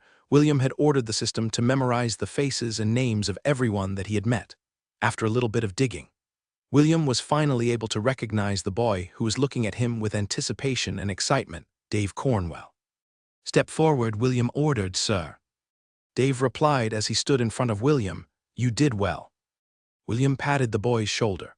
"From now on, you will be our temporary logistic officer. You will be in charge of gathering the things that we will need for our daily exercise routines, as well as the supplies needed for the missions that our class will undertake." William smiled as he personally pinned a silver emblem on Dave's uniform. "I will allow you to pick 6 people to help you accomplish this important task for our Martial Class Division. Do not let me down, thank you." Head Prefect Dave replied with a teary expression, "I will do my best, I know." William once again patted Dave's shoulder before facing the rest of the students who were looking at Dave with envious faces. "Our training is not yet over," William said with a smirk. He then pointed at the boxes that were piled up beside the tree where the flag was enshrined. "Open the boxes and pick 4 metallic bracelets each. Wear them on your wrists and on your ankles, starting today. You are not allowed to remove them." Each bracelet weighed 22 pounds each. 10 kilos. The martial students were familiar with this training method, so none of them complained. What they didn't know, however, was that these were enchanted bracelets. The bracelets would automatically increase their weight, depending on the one who wore them. If they were worn by someone like Drake, instead of 22 pounds, they would weigh 44 pounds. That would mean that the boy would be carrying that much weight on both his wrist and ankles. William had pestered Grant and Andy to have these bracelets prepared so they could be part of the first year's training. The 2 instructors happily accepted William's request and went to the Martial Division's storage to personally handle this undertaking. Training bracelets were very common in the Royal Academy. Even mages used them in order to build their physical foundations. William wouldn't wear any of the bracelets that were prepared by the Academy. He was already wearing his own that were personally forged by the blacksmith of Lant, Barbados, to help with his training, the blacksmith's best friend. Seraphi, the jeweler of Lant, helped inscribe the runes on William's bracelet, doubling their effectiveness in the 4 years that William had trained in Lant. The black bracelets on his wrists and ankles had already passed 100 pounds each, 40 kilos, as William got stronger. The weight of his bracelets also increased when he started. William had a hard time adjusting to the weight, but as time went on, he got used to it and treated the bracelets as accessories instead of shackles that limited his movement, of course. William's bracelets were not ordinary bracelets. They had a special enchantment that allowed them to transform into bracers. Arm guard, giving added protection to William's body, William eyed everyone with a serious expression. When all of them had secured the bracelets around their wrists and ankles, the red-headed boy gave the order to jog back to the Solaris dormitory. He wanted their training to be a gradual strengthening instead of an intensive one that would leave the students paralyzed. Unable to go to their respective classes, William wanted to increase their stamina first. Once he deemed that everyone was ready, he would increase the intensity of their training accordingly. He was confident that the students of the martial classes would be able to surprise the other two divisions in the inter-division class battles in 3 months' time. Since William was planning to head to the Goblin Crypt within the Royal Academy, he ordered Priscilla and Dave to take charge of the morning training routine. For now, William wanted everyone to build their stamina, so running in the morning was the most effective way to do it. As for their physical training, that would be taken care of by Grant and Andy during their martial training lessons. After relaying his orders, William, along with Kenneth, went to the meeting spot where EST, Ian, and Isaac were waiting. The Goblin Crypt and the other dungeons were not located inside the academy. They were actually located in different parts of the Helen Kingdom. In order to get to their destination, they would have to use the academy's exclusive teleport gates that were powered by magic crystals. Each trip cost 5 gold coins per person. Naturally, the farther the place was, the more expensive it would be. This was why most commoner students preferred to take commissions from the academy instead of going to the dungeons to hunt monsters for their cores and materials. Only the children of nobility or well-off merchants were able to use these teleport gates at their leisure. "Are both of you ready to depart?" EST asked as soon as William and Kenneth arrived at their meeting place. "I'm as ready as I'll ever be," William replied. Kenneth just nodded his head to say that he was ready to go anytime. "Good," EST smiled. "Let's go. I've already asked around and found the teleport gate that we will be using." EST led the way and the rest followed behind him. Less than 5 minutes later, they arrived at a gate where over a dozen students stood in place. William saw a few familiar faces among the group of people who also wanted to challenge the Goblin Crypt.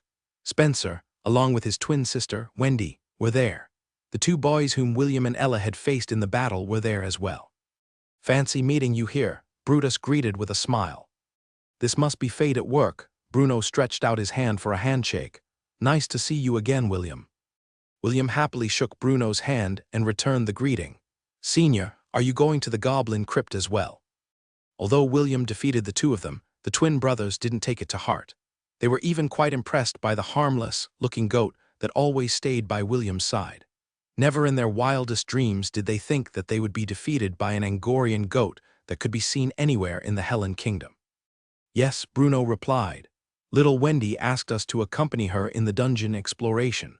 The Siskin decided to tag along because he doesn't trust the 2 of us to protect his sister." William gave a sidelong glance at the Siskin, who was standing beside Wendy.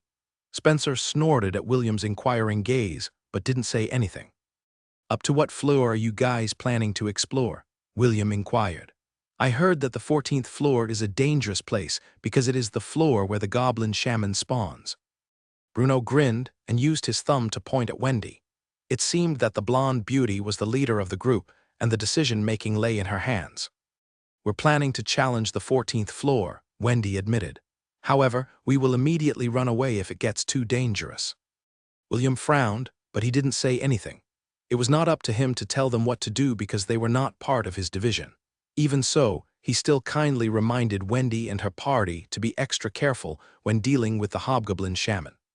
"I hope they can handle it," William thought. While William was reminiscing about his first battle with the hobgoblin shaman, the teleport gate glowed, and several students appeared in the area around it. They were the students that had finished their dungeon exploration. Some of them had smiles on their faces, while others had pale expressions. It seemed that not everyone was able to leave unscathed from their dungeon expedition. After the last student had left the teleport area, the one managing the gates raised his hand. "Those who are traveling to the town of Hartlepool, please stand beside the teleport gates," the staff announced.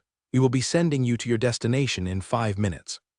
William's and Wendy's group, along with others, stood beside the gate and waited for their turn. Hartlepool was the small town that was built around the Goblin Crypt. In most cases, dungeons were discovered by humans by accident. When a dungeon was found, they would either keep it for themselves or report their discovery to the kingdom.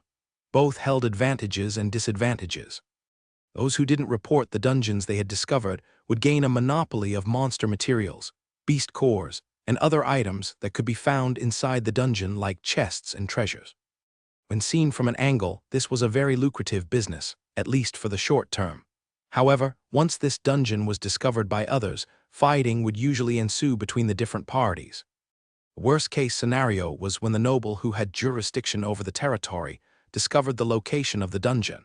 They would immediately send a message to the ruling family in order to give them the rights to manage the dungeon in their domain. Of course, once this happened, all the benefits that the discoverers had gained for the short term would disappear completely. If they were the ones who reported the dungeon to the kingdom, they would be given an honorary title and the deed of the land surrounding the dungeon. This means that they would become the rightful owner of the area, and the ruling noble couldn't do anything about it. This was to ensure that newly discovered dungeons would immediately fall under the kingdom's jurisdiction and be developed accordingly. "Everyone get ready," the staff announced. "We will be activating the teleport gate." William felt light-headed as his vision turned completely white. This feeling only lasted for a brief moment before he found himself in an enclosed area surrounded by a tall wall. Several soldiers could be seen on top of the ramparts, and a big steel gate served as the only point of entry and exit towards the teleport gate. As William scanned his surroundings, a tall man wearing armor with the Royal Academy's insignia on it greeted them. "Welcome to Hartlepool," the guard captain, who was guarding the teleport gate, said with a brief nod. "As students of the Royal Academy, I expect that all of you will follow the rules of Hartlepool and not get into fights with the locals. With that said, any crimes that you commit during your stay will be written in the Academy records. I wish all of you the best on your dungeon exploration." After finishing his speech, the guard captain made a gesture and the steel gate opened. The students made a beeline towards the exit, and a bustling town appeared in their sight. "Should we reserve a room at an inn, or do you want to just jump to exploring the dungeon?" ESD asked. "Let's just go to the dungeon," William replied. "We didn't come here to sightsee, so let's get down to business." William looked calm on the surface, but he was actually really itching to go to the Goblin Crypt as soon as possible. He wanted to see if it was the same dungeon that he could access with his Ring of Conquest. Surprisingly, Wendy shared his opinion and proposed that they all go to the dungeon together. "This is our first time arriving in this town. It will be best if we all stick together," Wendy said with a smile. Head Prefect ESD and Head Prefect William look so dreamy. "If possible, I want to form a closer connection with the two of them." Spencer frowned because he could vaguely sense what his sister was thinking. He was the overprotective type. If possible, he didn't want anyone to approach his sister during her stay at the Royal Academy. Sounds like a good idea. William answered, "What do you think?" "ESD, I don't mind." ESD nodded. Wendy's smile widened when her two idols gave a positive reply. She even took the initiative to grab hold of William's and Est's hands and slightly pulled them to leave the gate together. William was amused by Wendy's actions and played along. ESD, however, didn't expect this move from Wendy. He wanted to pull away, but decided to just go with the flow for now. It wouldn't hurt to get along with Wendy since she's part of the magic division. ESD thought as he gave William a sidelong glance. The shepherd returned his gaze and even teasingly winked back at him. Clearly, he enjoyed seeing Spencer's irritated expression as the latter's twin pulled him through the town of Hartlepool. Ella walked beside William, while Kenneth, Ian, and Isaac followed behind them. Brutus and Bruno shrugged their shoulders as they followed the group. Leaving the frowning Spencer behind them, Wendy has lived a sheltered life, and this is her first time interacting with people outside our duchy. Spencer thought, although William seems like a good person, I still don't want him to act chummy with my little sister. I better keep an eye on him to ensure that he won't have any weird thoughts about Wendy.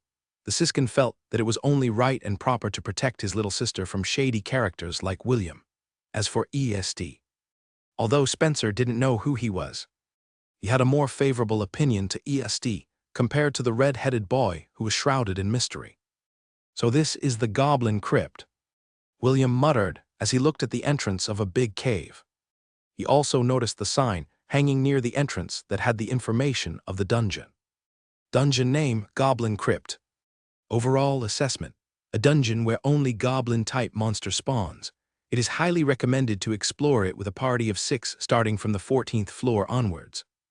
They even highlighted the 14th floor. How considerate, ESD said as he read the information near the entrance of the cave. Will, are you sure you don't want to challenge the 14th floor? If possible, I don't want to challenge it, William replied as he gazed at Wendy. Hobgoblin shamans shouldn't be underestimated. I hope you reconsider your plan to challenge them. It's fine, Wendy stuttered.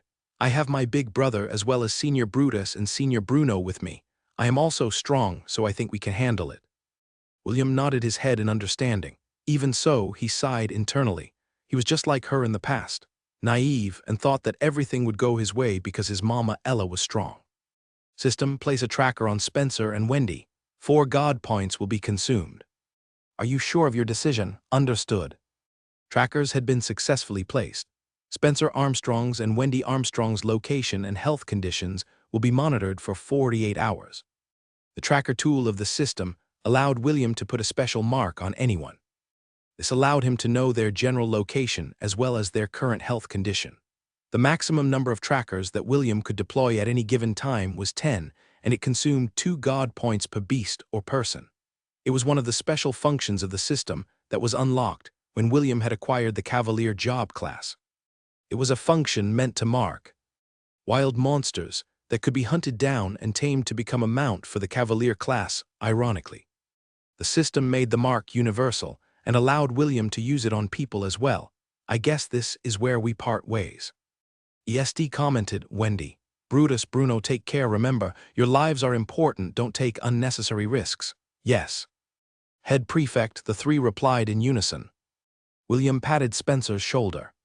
Keep your sister safe. If she gets hurt, I will give you a punishment. I'll do that even if you don't tell me to. Head Prefect Spencer replied grumpily, you should worry about yourself. I've heard that there are certain adventurers who go out of their way to harass new faces that they see in the dungeon. Spencer glanced at William's slave collar and put on a serious expression. Everyone should be careful. There are instances where adventurers are captured and sold as slaves. Although the Goblin Crypt is under the jurisdiction of the Helen Kingdom, there are still scumbags that are always on the lookout for pretty girls and boys that will fetch a high price in the black market. That's very good advice. William smiled, so. Make sure to protect your sister as well. William unconsciously caressed the slave collar on his neck while staring at the entrance of the dungeon. Wendy's, Brutus, and Bruno's expressions changed when they realized that the collar on William's neck was a slave collar. They initially thought that it was just an accessory. But Spencer's words made them give it a second look, feeling their gazes. William smiled wryly. I can guarantee that being a slave is not a fun experience. That is why all of you should be more careful, especially you, Wendy, someone as beautiful as you will definitely be sold for a high price. I'd like to see them try. Wendy said in a tone laced with anger, Head Prefect. If you want, I can buy your freedom for you. Wendy looked at William with genuine concern, which made William feel warm inside. You don't have to worry about me. William replied. He decided to change the topic by pointing at a store that was not far away from the entrance of the cave. Let's buy some maps first. It will be a good idea to have a general outline of the dungeon that you are going to explore. William didn't wait for any kind of reply and walked towards the store at a steady pace. He wanted to tell them that he had already regained his freedom, but decided not to say anything. The reason why William kept the collar on his neck was to remind himself that slavery existed in this world. Also, the collar doubled as a means of protection since he was already wearing a collar. It meant that he had an owner. Human traffickers would no longer attempt to enslave him because a slave collar could only be removed by their owners. Unless the owner of the slave died, the enslavement spell would remain in effect. There were powerful slave traders that are on par with the experts of Lant. William had no chance of winning against them if he met them on his journey, so having the collar on his neck added a layer of protection, aside from elves. Beastkin, half-elves were always high in demand in the auctions on the black market, with William's looks. He would be a very attractive target for the slave traders who were looking for some new goods to sell when William arrived at the store. He immediately bought all the floor maps that were available. This cost William 10 gold coins. But he didn't care. He was more curious about the differences between the maps in his hands and the maps that were recorded in his system. Scan the maps and tell me your initial findings. Scanning the floor maps of the Goblin Crypt.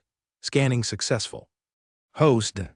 The floor map of the Goblin Crypt that can be accessed through the Ring of Conquest is slightly different from the map that we have just recently obtained. Slightly different, yes. I will show you the difference between the two dungeons. Two maps of the first floor appeared inside William's status screen. On the left side was the Goblin Crypt that he could access from the Ring of Conquest. On the right was the map that William had just bought from the store. Yes, the floor layout of the first floor of this dungeon is bigger than the one that we can access from the Ring of Conquest. To put it simply, it's like an expansion. Although there are similarities between the two maps, some changes were made and the Goblin Crypt in this area is 2 times bigger than the one we can access with the ring. Tell me your thoughts about the matter, host. Perhaps our version of the Goblin Crypt is the version of the dungeon when it was still young. According to the data that I have gathered from this world, all dungeons can grow and expand. It is very possible that the Goblin Crypt that we have is a recorded copy when it was newly discovered. William stood in a daze as he looked at the map inside his status screen. His group had already arrived by his side and taken a peek at the maps that were in his hands. They thought that the red-headed boy was just taking a close inspection of the map before they entered the dungeon. William, is there a problem with the maps? ESD inquired. William had been staring at the map for too long that he thought it was strange. No, there is no problem, William answered as he gave the maps to ESD. Carry it with you. I have already memorized it, so I don't need it anymore. Then I will gladly accept your generosity. ESD inspected the maps one by one and tried to memorize them. Spencer didn't want to waste any more time and decided to buy maps for their own party as well. Wendy could see the impatience on her big brother's face. So she decided to reluctantly bid her goodbyes to her 2 idols. William watched Wendy's retreating back as she entered the cave along with her party. She is a good girl, William said as he crossed his arms over his chest. Yes. She is a good girl. So stay away from her, Ian scoffed. What's wrong? Are you jealous? William gave Ian a teasing glance. I'm just worried that Wendy will bite off more than she can chew. You don't need to worry about her, Kenneth commented from the side. Spencer, Brutus, and Bruno are strong. She'll be safe as long as she doesn't go to the lower floors or meet some strong adventurers along the way. Besides, she's wearing the uniform of the Helen Royal Academy. Even if the bad guys had guts, they would still need to think twice before making a move on her. After Kenneth finished his explanation, EST looked up and cleared his throat. I've memorized the maps from floor 1 up to floor 14, since we are only planning to go as far as floor 13. I think this is enough for the time being. William nodded his head in agreement. Lead the way, party leader, okay. EST smiled as he walked towards the entrance of the cave. William had passed the leadership role to EST because his only intention was to see the differences between his version of the Goblin Crypt and the dungeon in front of him after walking deeper into the cave. William and his party met many parties who were busy killing goblins on the first floor. The goblins here are more numerous compared to my version of this dungeon, William thought as he scanned his surroundings. The system is right, this place is indeed bigger. As they walked towards the second floor, William noticed a single goblin standing in the distance. He immediately summoned his bow and quiver before pulling an arrow out from behind his back and taking aim. The goblin wasn't even able to cry out in pain as its body fell to the ground. A few seconds later, it turned into particles of light, leaving a single ear on the place where it died. William's eyes widened when he saw the notification that appeared on his status screen after killing the goblin. That was a good shot, ESD praised. Hey, why do you look so happy? Because it is more than 10, William, as the smile on his face widened. More than 10, what do you mean? You won't understand. How could he possibly tell his friends that over the past 4 years, the highest experience points he gained from killing a monster was 10? Those 10 points could only be achieved by killing a goblin shaman, which was ranked between D and C. Depending on the skills it had learned, a goblin shaman could be at the peak of the D tier, or in the initial stages of rank C. Ella in her war ibex form could be classified as a level C, low threat. The Goblin Shaman's threat level started at level D, high, and ended at level C, mid, meaning it was a threat that could potentially kill people who are unaware of its true strength. Since William, Ella, and the goats had trained to resist curses and dark magic, a Goblin Shaman was something that they could handle. Even so, after killing this dangerous creature, the amount of experience points that William gained would not surpass the number 10. That's why he became very emotional when an ordinary goblin gave him 12 experience points. System, did you notice? Yes. The experience points gained inside this dungeon and the one we can access through the Ring of Conquest have almost the same value, although the experience here is a little lower. The difference is not that far apart. William agreed with the system's observation. Right now, there were 6 members in their party: William, Ella, ESD, Kenneth, Ian, and Isaac. The experience points was split among the group, so the red-headed boy only received 12 experience points after killing 1 goblin. System. Set the exp allocation to the Shepherd job class. William ordered. It would be best if we max it out as soon as possible. Experience points allocation is successfully transferred to the Shepherd job class. William sighed. He had long wanted to max out his main job class, but circumstances had prevented him from doing so. Current job exp 42. 400/91. 207. Are you really okay? Kenneth inquired. Should we return when you're feeling better? I'm fine, William said as he wiped away the last tear stain on his face. Sorry, you saw a weird side of me just now. Let's continue our exploration. ESD was still worried about William, but since the latter had said that he was fine, then he decided to continue their dungeon expedition. Our goal is to get to the 10th floor as soon as possible, ESD explained. We will only kill the goblins along the way. Be wary of human parties that look suspicious. If any of you feel that something is wrong, feel free to give a warning. Everyone nodded their heads in agreement, just like Spencer said. Inside dungeons, it was not only the monsters that you needed to worry about, you also needed to protect your backs against humans. The progress of their group was quite smooth. They didn't meet that many goblins, and the parties they met along the way steered clear of them. After 3 hours inside the dungeon, they finally arrived at a bronze gate that marked the end of the 10th floor. According to the map, the first boss of this dungeon is the Hobgoblin leader. ESD said with a serious expression. Its threat level is D, mid. It also summons 2 Hobgoblin warriors and 2 Hobgoblin archers. Their threat level is D, low. William, Kenneth. I will let you deal with the archers. Ian, Isaac. You will deal with the Hobgoblin warriors. I will handle the leader. The moment William's entire party entered the door, the bronze gate closed behind them. William had experienced this many times before, so he wasn't worried. ESD, Ian, and Isaac, on the other hand, were looking around anxiously. Just like in William's memories, the boss room was similar to a coliseum. Torches lit up the sides, casting their eerie glow on the challengers. Suddenly, a mighty shout sounded at the far end of the coliseum, and a hobgoblin jumped down from who knows where and landed in the middle of the battleground. William raised an eyebrow, because the hobgoblin leader that appeared was very different from the one he had battled inside his version of the goblin crypt. The hobgoblin leader that was standing in front of them was 2 meters tall. It held a sword in each hand. It was also wearing lightweight metal armor on its body, and the presence it revealed was that of a veteran fighter. 4 hobgoblins appeared beside it, 2 archers and 2 warriors. Their threat level was leagues apart when compared to the boss fight that William had fought inside his version of the goblin crypt many years ago. System, it seems that your guess was right. Yes, the monsters inside this dungeon are stronger compared to the ones that are available in our version of the goblin crypt. Dungeon growth. William mused before using his appraisal skill. Threat level D high. Cannot be added to the herd. After countless evolutions, the goblin race has finally given birth to a leader. The hobgoblin is born from the goblin race's desire to grow stronger. Hobgoblin leader is born to lead the hobgoblins to battle.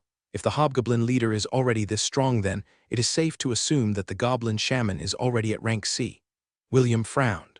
The system had kindly reminded William that the threat level of the hobgoblin shaman would always be a level higher than the hobgoblin leader. Not only that, since the dungeon's monster composition had changed, it was very possible that on the 14th floor, the hobgoblin leader and hobgoblin shaman might be in the same group. If this was true, then they would really be fighting a strong team of monsters once they stepped onto the 14th floor. I'm worried about Wendy. How about Spencer? Brutus and Bruno. Are you not worried about them? They're boys. Why should I worry about them? William stood in place holding his bow and arrow. EST. Ian, Isaac, Kenneth, and Ella had charged towards their respective foes and engaged them in combat. William didn't intend to participate in this battle. His mama Ella was more than enough to dispatch the hobgoblin archer with ease.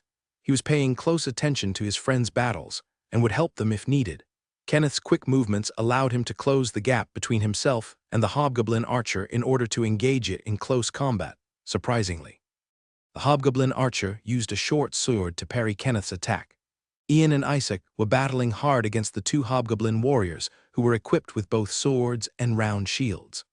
The hobgoblin's threat level was D. Mid, just a level lower than the hobgoblin leader, and they were fighting against Ian and Isaac evenly. It seems that the twins weren't being serious in the battle because they didn't use their magic powers. They were only using their sword techniques as if they were using the hobgoblins as training partners. EST was fighting a dual-wield battle with the hobgoblin leader and, just like his retainers, he wasn't using his magic powers either. The only problem was EST was getting pushed back by his enemy. Even so, EST didn't back down and continued to engage the hobgoblin leader in close combat. The sound of weapons clashing reverberated inside the boss room as both parties fought for supremacy. 5 minutes later, the twins felt that they had endured enough and used their magic powers to make a comeback. Ian's sword extended and lashed out at his opponent like a whip. The blade turned into a whip made up of water and sent the hobgoblin skidding away a few meters. Whip sword. Wow, William praised the snot-nosed pansy behind his back. That looked so cool.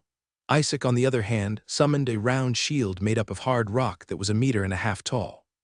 He then charged against his foe using the shield to ram the hobgoblin's body. A miserable shriek escaped the hobgoblin warrior's lips as it was sent flying. William winced upon seeing this scene and wondered how he would fare if he got hit in the face by Isaac's shield. The thought of it made him shiver, so he immediately looked in another direction. EST gritted his teeth and Rhapsody glowed brighter. Divine Burst. EST unleashed a special move at point-blank shot which caught the hobgoblin leader by surprise. With a shout of unwillingness, the hobgoblin leader tried to use its swords to block EST's attack, but it was futile. The power of the Divine Burst overwhelmed the defenses of the hobgoblin leader and tore through its body. EST looked at the gaping hole that appeared in his opponent's chest before it lifelessly fell to the ground. Soon, its subordinates followed its demise as they were finished off by William's party. Ella had long defeated her opponent and simply watched the children as they fought against their respective opponents. She understood that they were training themselves with real combat, so she didn't help them after her fight had ended. The hobgoblin leader and his lackeys disappeared into particles of light, marking the end of the boss fight.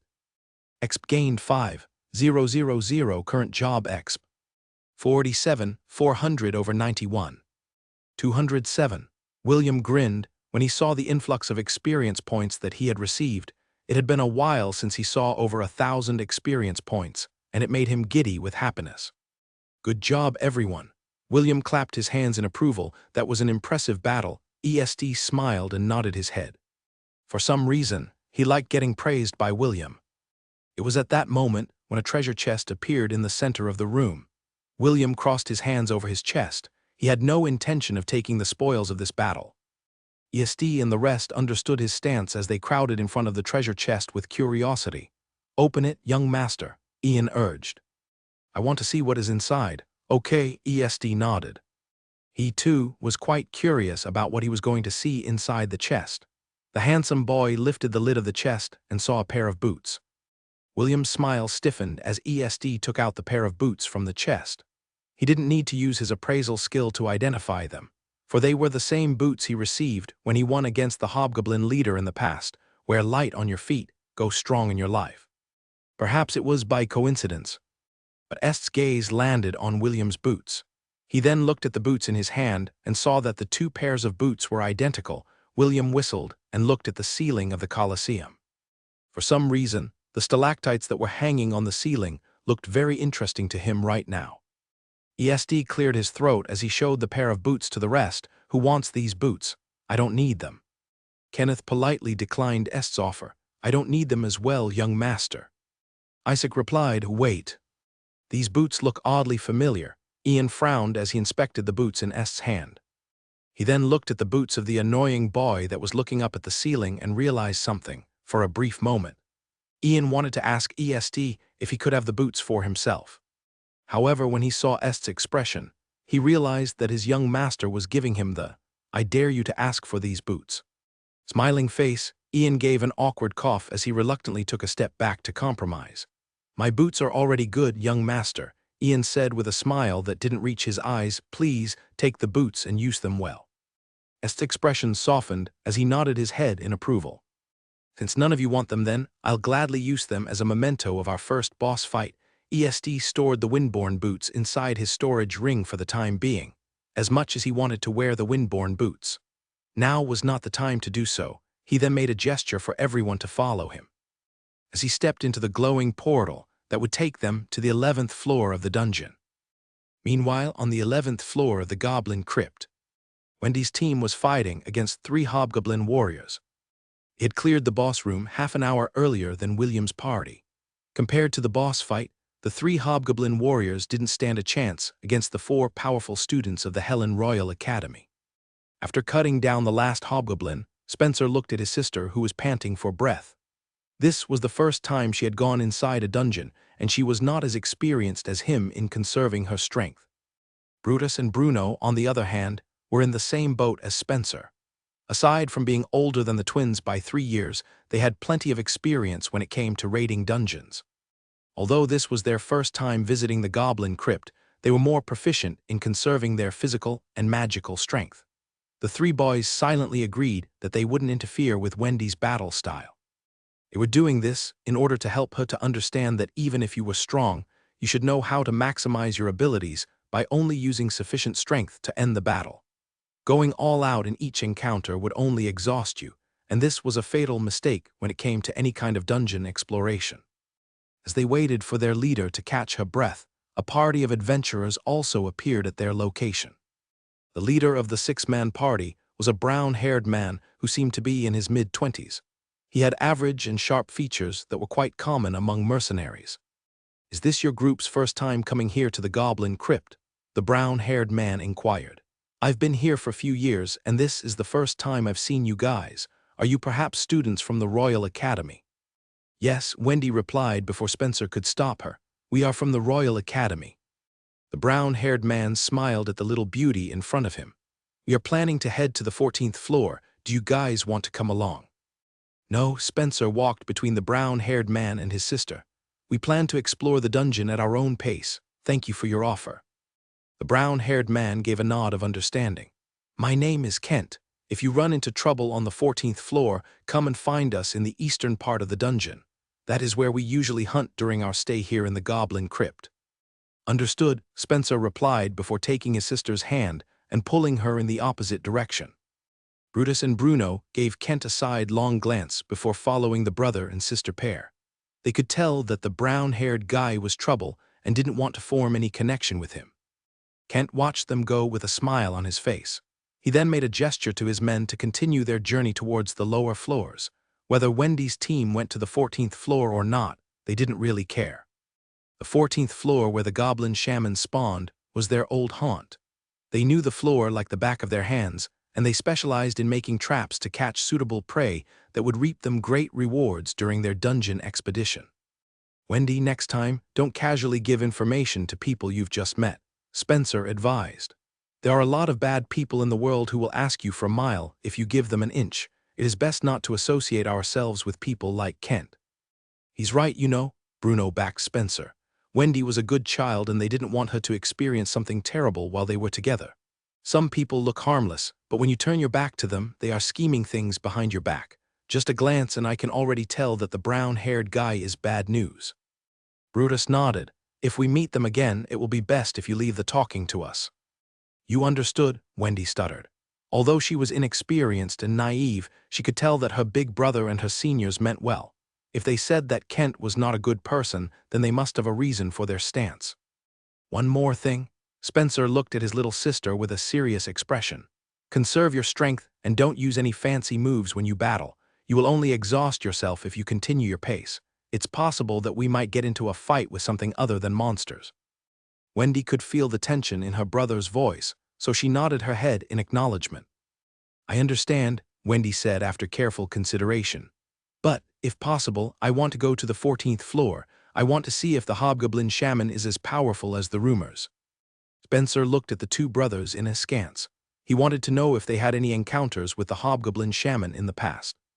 Both brothers shook their heads in unison. After that, Brutus scratched his hair and voiced his opinion. We can take a look first, Brutus said. It will not be too late to retreat if the situation gets dangerous. To be honest, I also want to see how powerful that hobgoblin shaman is, Bruno commented. I've never faced a dark mage before. This might be a good opportunity to learn from experience. Spencer also agreed that this was indeed a good chance to understand how strong dark mages were. The Hellen Kingdom had banned the use of dark magic, and anyone caught using the art would either be imprisoned or sentenced to exile. If they had committed atrocious acts, then they would be sent to the gallows to be executed. Okay, we will speed up and head towards the 14th floor, Spencer stated. We will conserve our strength and only fight when necessary until we reach our destination.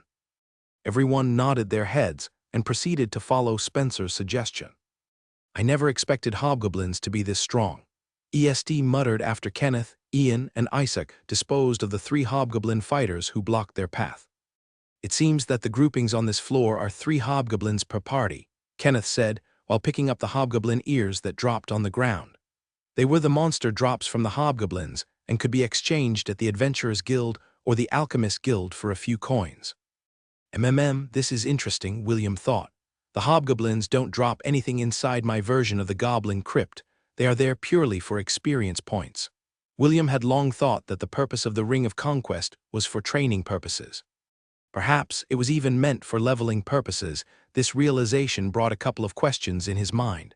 Just who was the one who made the Ring of Conquest, and for what purpose? William had a hunch, but this hunch only brought more questions that he couldn't answer at the moment, perhaps. I'll only know the answer once I have a proper talk with Gramps, William sighed internally, now that it had come to this. He wanted to know how his father, Maxwell, got his hands on the ring. William was also curious to know how his father used the ring to his advantage. He had only heard that his father had single-handedly prevented the demon race from invading the Silver Moon continent. As to how he did it, perhaps only his grandpa James and his mother Arwen could answer the mystery that had plagued him since childhood. The group continued to head deeper inside the Goblin Crypt. Just like Wendy's party, he wanted to know just how strong the hobgoblin shaman of this dungeon was. Little did he know that the monster who almost ended his life 4 years ago was far scarier than he could ever imagine. Why did it come to this? Spencer gazed at his twin sister, who was being stripped of her clothing by one of the hobgoblin warriors. Wendy was unconscious and was not aware of the fate that was about to befall her. Spencer tried to move his body to save his little sister. However, a foot pushed him back down. The young boy raised his head, only to find a gnarled staff pointed at his forehead. The hobgoblin shaman said a word, and Spencer instantly felt drowsy. The strong urge to sleep corroded his willpower, and before long, his body gave way as his consciousness sank into darkness. However, before he lost his consciousness entirely, he managed to activate the emblem on his uniform and prayed that someone would be able to come and save his little sister from harm. As Spencer laid on the ground, unmoving, the other hobgoblin warriors had gathered around the unconscious girl. Lust could be seen in their eyes as they looked at the young and slender lady who would soon become their new broodmare. When the hobgoblins were about to do the deed, 2 whips of dark magic lashed out at them from the shadows. The hobgoblin warriors cried out in pain as they were all sent flying into the wall of the dungeon. A hobgoblin shaman who was a meter taller than the other hobgoblins appeared in the passageway, carried a jeweled bronze staff in its hand, and its light green eyes glowed with power. This hobgoblin shaman was vastly different from the other shamans that could be found on the 14th floor. If William was here, he would definitely tell his party to run away and not engage it, for it was a creature that was just as strong as the guardian deer. Spire that lived inside the enchanted forest. The tall hobgoblin shaman spoke a few words to the hobgoblin shaman who had already knelt on the floor. The vast difference in power made it submit itself willingly, without resistance. The tall hobgoblin shaman ordered the other hobgoblins to carry the children, and send them to where the other captives were being held. It also explicitly ordered the hobgoblins not to touch Wendy, for its master had already set his eyes on her, although the hobgoblin warriors were reluctant.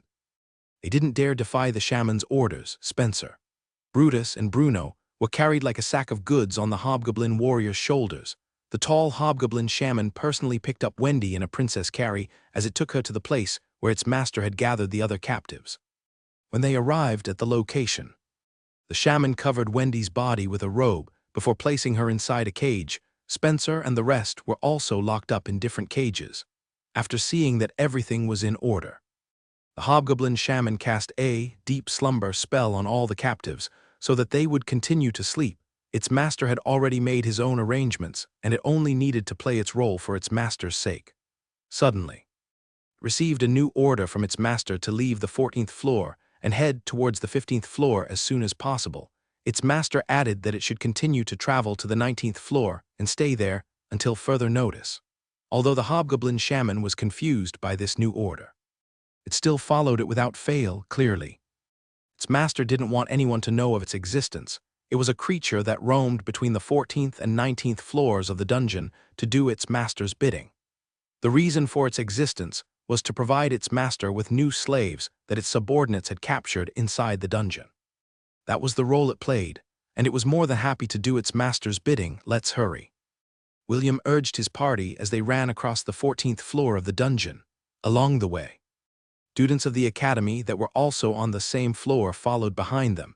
They had received a distress call coming from a student, and it was standard procedure to come to their aid. This was a strict rule that was implemented in the Helen Royal Academy when a batch of students were exploring a dungeon. They were duty-bound to rescue their schoolmates once the distress signal had been activated. Right now, more than 20 students of the Royal Academy, ranging from first years up to third years, were heading to the spot where the signal had been sent. Kent had noticed their movements, and a slight frown appeared on his face. He and his group followed behind the students and asked them what was happening. The student he asked briefly mentioned the situation. Kent listened patiently and nodded his head in understanding. His group's expressions suddenly became serious. Kent gave them all a stare that shut them up. Kent placed his hand inside his pocket and touched a red jewel the size of a quail's egg.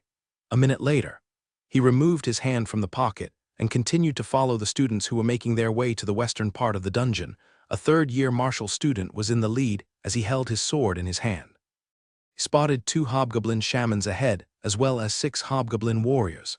He immediately gave his party the order to attack and ensure that they would be finished off as quickly as possible. These third years were a regular party that explored the goblin crypt. They could be called veterans when fighting against hobgoblin shamans, and they took the lead in rescuing their fellow students. The hobgoblin shamans fired their curses, but they were easily intercepted by the magic of the clerics who were among the group of students. The numerical advantage played in their favor as they disposed of all the monsters that blocked their way. The group stopped at an intersection where the path was divided into 3. They didn't randomly choose a direction. Instead, they asked the red-headed boy where they needed to go. Where should we go next? The third-year martial student, Harrison, asked William, who seemed to be aware of the missing student's location, the left one. William replied, "My friends are only 200 meters away from our location. We're almost there." Harrison nodded and led the way. 5 minutes later, they found several hobgoblin warriors who seemed to be guarding a man-made enclosure. There was no need to say anything, and a fight broke out immediately. William and his party joined the clash. All of them were feeling anxious because they knew the identities of the missing students. Surprisingly, there were no hobgoblin shamans present in the enclosure. The dozen hobgoblin warriors were easily dealt with, and Harrison and the other students destroyed the cages where several people lay unconscious. Wendy, wake up. ESD held the unconscious girl's shoulder as he shook her awake. Wake up. He was very careful in shaking her, for the girl had only a robe draped over her body. Senses had told him that aside from being completely naked, Wendy was still a pure maiden. The hobgoblins weren't able to taint her, which made William and the others sigh in relief. "Please stand aside." A third-year student, who seemed to be a cleric, tapped Est's shoulder. "She's under a powerful sleep spell. Normal means won't wake her up. The holy magic of clerics were powerful counters for dark magic and curses. Usually, when a group tried to fight against creatures who wielded dark magic, bringing a cleric would increase their chances of not getting wiped out in a battle. EST nodded his head in understanding and stepped away. The lady student pressed her hand over Wendy's forehead and chanted. "Dispel," the lady said as her hand glowed with magical power. When the glow receded, Wendy's eyelids fluttered. She then opened her eyes and looked around in a daze. "Wendy, can you remember what happened?" EST asked immediately after Wendy opened her eyes. Head Prefect. Wendy was still half awake and couldn't process the current situation. The lady cleric sighed and gave EST the "I'll leave this to you" look. She then stood up and went to check the other captives for injuries. EST took out a blanket from his storage ring and wrapped it firmly around the young lady who was still in a daze. Kenneth, Ian, and Isaac made a protective perimeter around them to prevent anyone from sneaking glances at Wendy. While EST was trying to get answers from Wendy, William was interrogating Spencer, who had woken up a minute earlier than his twin sister. He had seen Wendy's state and almost made a commotion. Fortunately, William was there. The shepherd immediately delivered a punch to Spencer's stomach, which rendered him unable to move due to pain. While the boy was curled up like a shrimp, William told him that his sister was unharmed. After hearing William's explanation, Spencer finally calmed down and cooperated with William's interrogation. Two whips that seemed to be made from dark energy attacked you from your blind spots and allowed the goblin shaman to fire its curses at all of you. William frowned. Also, you saw hands materialized out of thin air that helped the goblin shaman rain down curses on your group. Are you sure this is what you saw? I'm sure of it, Head Prefect, Spencer answered firmly. I swear it to the gods. Calm down, William patted his shoulder. I'm not saying that I don't believe you, I'm just trying to understand how your party ended up in this manner. William didn't doubt Spencer's words, because he was very familiar with the sneak attack that rendered them unable to battle. The two skills Spencer mentioned were two of the high-end skills that belong to the Dark Mage job class. Summons a ghostly hand that moves as you desire, allowing you to deliver low-level, touch-range spells at a distance. The Spectral Hand is also able to use Dark Whip. Conjures a whip of dark energy. Can be used to attack, defend, or let the user maneuver over the terrain. No more than 2 dark whips can be created at a time. Damage dealt is equivalent to Intelligence x2. William had used these 2 skills when he fought against the Cyclops inside the Trial of Courage. He was well aware of how flexible these 2 attacks were. However, based on Spencer's story, the Hobgoblin Shaman they fought were not able to use these 2 abilities. That only meant one thing. There was a high-tier Hobgoblin Shaman that attacked them from the shadows. As William continued his interrogation, the clerics among the students had woken everyone from their slumber.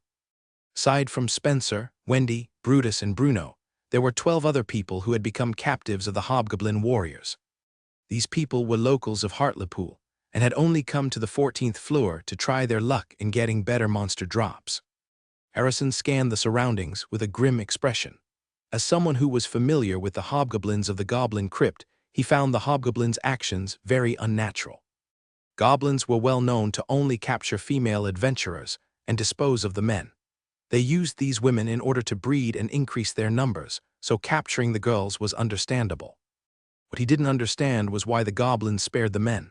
Aside from superficial injuries, most of them were unscathed. Also, the cages where the captives were locked up were well made. It was impossible for hobgoblins to create such cages, which only led to one thing. They were created by humans. Both of you are head prefects, correct? Harrison asked ESD and William, who were tending to their friends. William nodded his head. Immediately notify the school and ask them to send a team to investigate, Harrison. Tell them that there's a possibility of foul play inside the dungeon. Foul play was the code word that someone was capturing adventurers to be sold as slaves. This was a common thing in most dungeon towns and cities, and that meant that the officials managing the dungeon were in cahoots with the slave traders. When this violation was proven true by the officers of the king, all violators would be sent to the kingdom's mining areas, where they would spend the rest of their lives mining for ores. A brief flash of killing intent flashed across Kent's eyes, but disappeared the next moment. He was regretting the fact that he had targeted the students of the Royal Academy. I need to ensure that I leave no traces behind, Kent thought as he gestured for his men to leave the area. I have to keep a low profile for the time being. Kent activated the teleport crystal in his hand, which would send him back to the entrance of the dungeon. He needed to leave the town as soon as possible and tell his accomplices to cease all operations until things cooled down. This will make it hard for me to reach the quota for the next few months. Kent sighed as he calculated his losses. I got too greedy. Kent knew that the students in the Royal Academy were considered to be very talented individuals when he saw Wendy. He knew that the pretty young lady would fetch a very high price in the black market. Frankly, Kent had no thoughts of selling her. He was more interested in turning her into his personal slave. Kent had seen a glimpse of Wendy's fighting ability through the eyes of his slave. He could tell that she was a rough gem waiting to be polished. If he could make Wendy his slave, he was confident that after a week or two, he would be able to train her into a loyal servant who would happily open her legs and allow him to ravage her as he wished. Sadly, the opportunity had been lost, and it also brought a lot of problems in its wake. Kent knew that an investigation would be held, and the guards manning the dungeon would be replaced. The town mayor might also lose his position if he couldn't convince the officers of the king that he had no part in the slave trading that was being done inside his own town. Kent was not optimistic that his old pal would be able to lie his way through this event. Half of the payment for the slaves went to Kent, while the other half went to the town mayor. Both of them had worked together for many years, and the latter would definitely be proven guilty by the officers of the kingdom. I really regret it, Kent sighed again as he rode in a carriage that was headed towards the town's gate. I have no choice but to return using a new identity and start from scratch again. While Kent was making his escape, William and his party escorted Spencer, Wendy, Brutus, and Bruno towards the guard captain of the academy who was stationed at the teleport gates. They needed to file a report so that the staff of the academy in Hartlepool could be made aware of the suspected foul play that had targeted the students of the Helen Royal Academy. "Thank you for saving me," Wendy said as she enclosed William's hand with her two hands. "If not for head prefect William, I might have already been." William looked at her with a gentle gaze as he patted her shoulder. "I'm not the only one who came to rescue you. ESD and the other students of the academy were there to lend their help. Also, it was your big brother, Spencer, who activated the school's emblem to call for help. If you have to thank someone, you should thank him first." Wendy nodded her head. "I will thank Big Brother later, but it was the head prefect who found our location. If there is anything I can do to repay you, please tell me, and I will do my best to meet your expectations." William wanted to tease the little girl and say, "You can repay me with your body," but he immediately changed his mind when he felt 4 killing intents lock onto his back. William was sure that if he decided to go ahead with his plan to tease Wendy, Spencer's spear and a few other sharp weapons would pierce his back. The red-headed boy lightly coughed and put on a righteous expression. "Wendy, you are a student of the Helen Royal Academy. As fellow students, it is only right and proper that I extend my help. There is no need for a reward. However, if you really insist on giving me a reward, the one thing you can do for me is to keep yourself safe. It pains my heart to see someone as beautiful as you suffer. Please, take care of yourself for me, won't you?" William thought that his award-winning performance was enough to pacify the people who had the intention of turning him into a human barbecue. What he didn't expect was that their killing intent only grew stronger as Wendy looked up at him with an infatuated gaze. I will keep myself safe and pure for head prefect," Wendy stuttered as her face turned beet red. "Wendy is willing to wait until the head prefect comes of age. When that time comes, I will." Wendy said something, but it was too soft and low for William to hear and understand. Even so, William thought that the young lady was only saying her gratitude to him. "Yes, please keep yourself safe and pure for me." William smiled. "I like Wendy, so I hope that you will grow up to be a strong and beautiful lady that will protect the weak from those who try to oppress them." Like head prefect likes me." "You bet, I really like Wendy a lot." I like you too, head prefect." "The feeling is mutual then," William chuckled. Suddenly, William's sixth sense screamed of danger as all the hairs at the back of his neck stood on end. The shepherd immediately jumped to the side as he evaded the spear that was thrust at his back by mere centimeters. "Big brother, what are you doing?" Wendy raised her voice in anger. "How dare you get in the way of my intimate moment with head prefect William Tusk?" Spencer clicked his tongue because he missed his target. "I'm sorry. Head prefect, my spear suddenly moved on its own. I apologize if I scared you. Ha ha ha." Don't worry, I'm not hurt, just be careful next time. William nodded his head in understanding. Fool. What do you mean your spear suddenly moved on its own? Do you think I'm stupid? HMP. Wait till we return to the academy. I'll make sure to straighten you up. William was about to say something else when he felt someone pinch the side of his waist. He almost screamed like a little girl due to the pain. Fortunately, he was able to close his lips in time as he endured the sudden pain that came out of nowhere. When the pain subsided, the red-headed boy glared at Ian, who was standing right next to him. What's your problem? William asked with a hateful glare.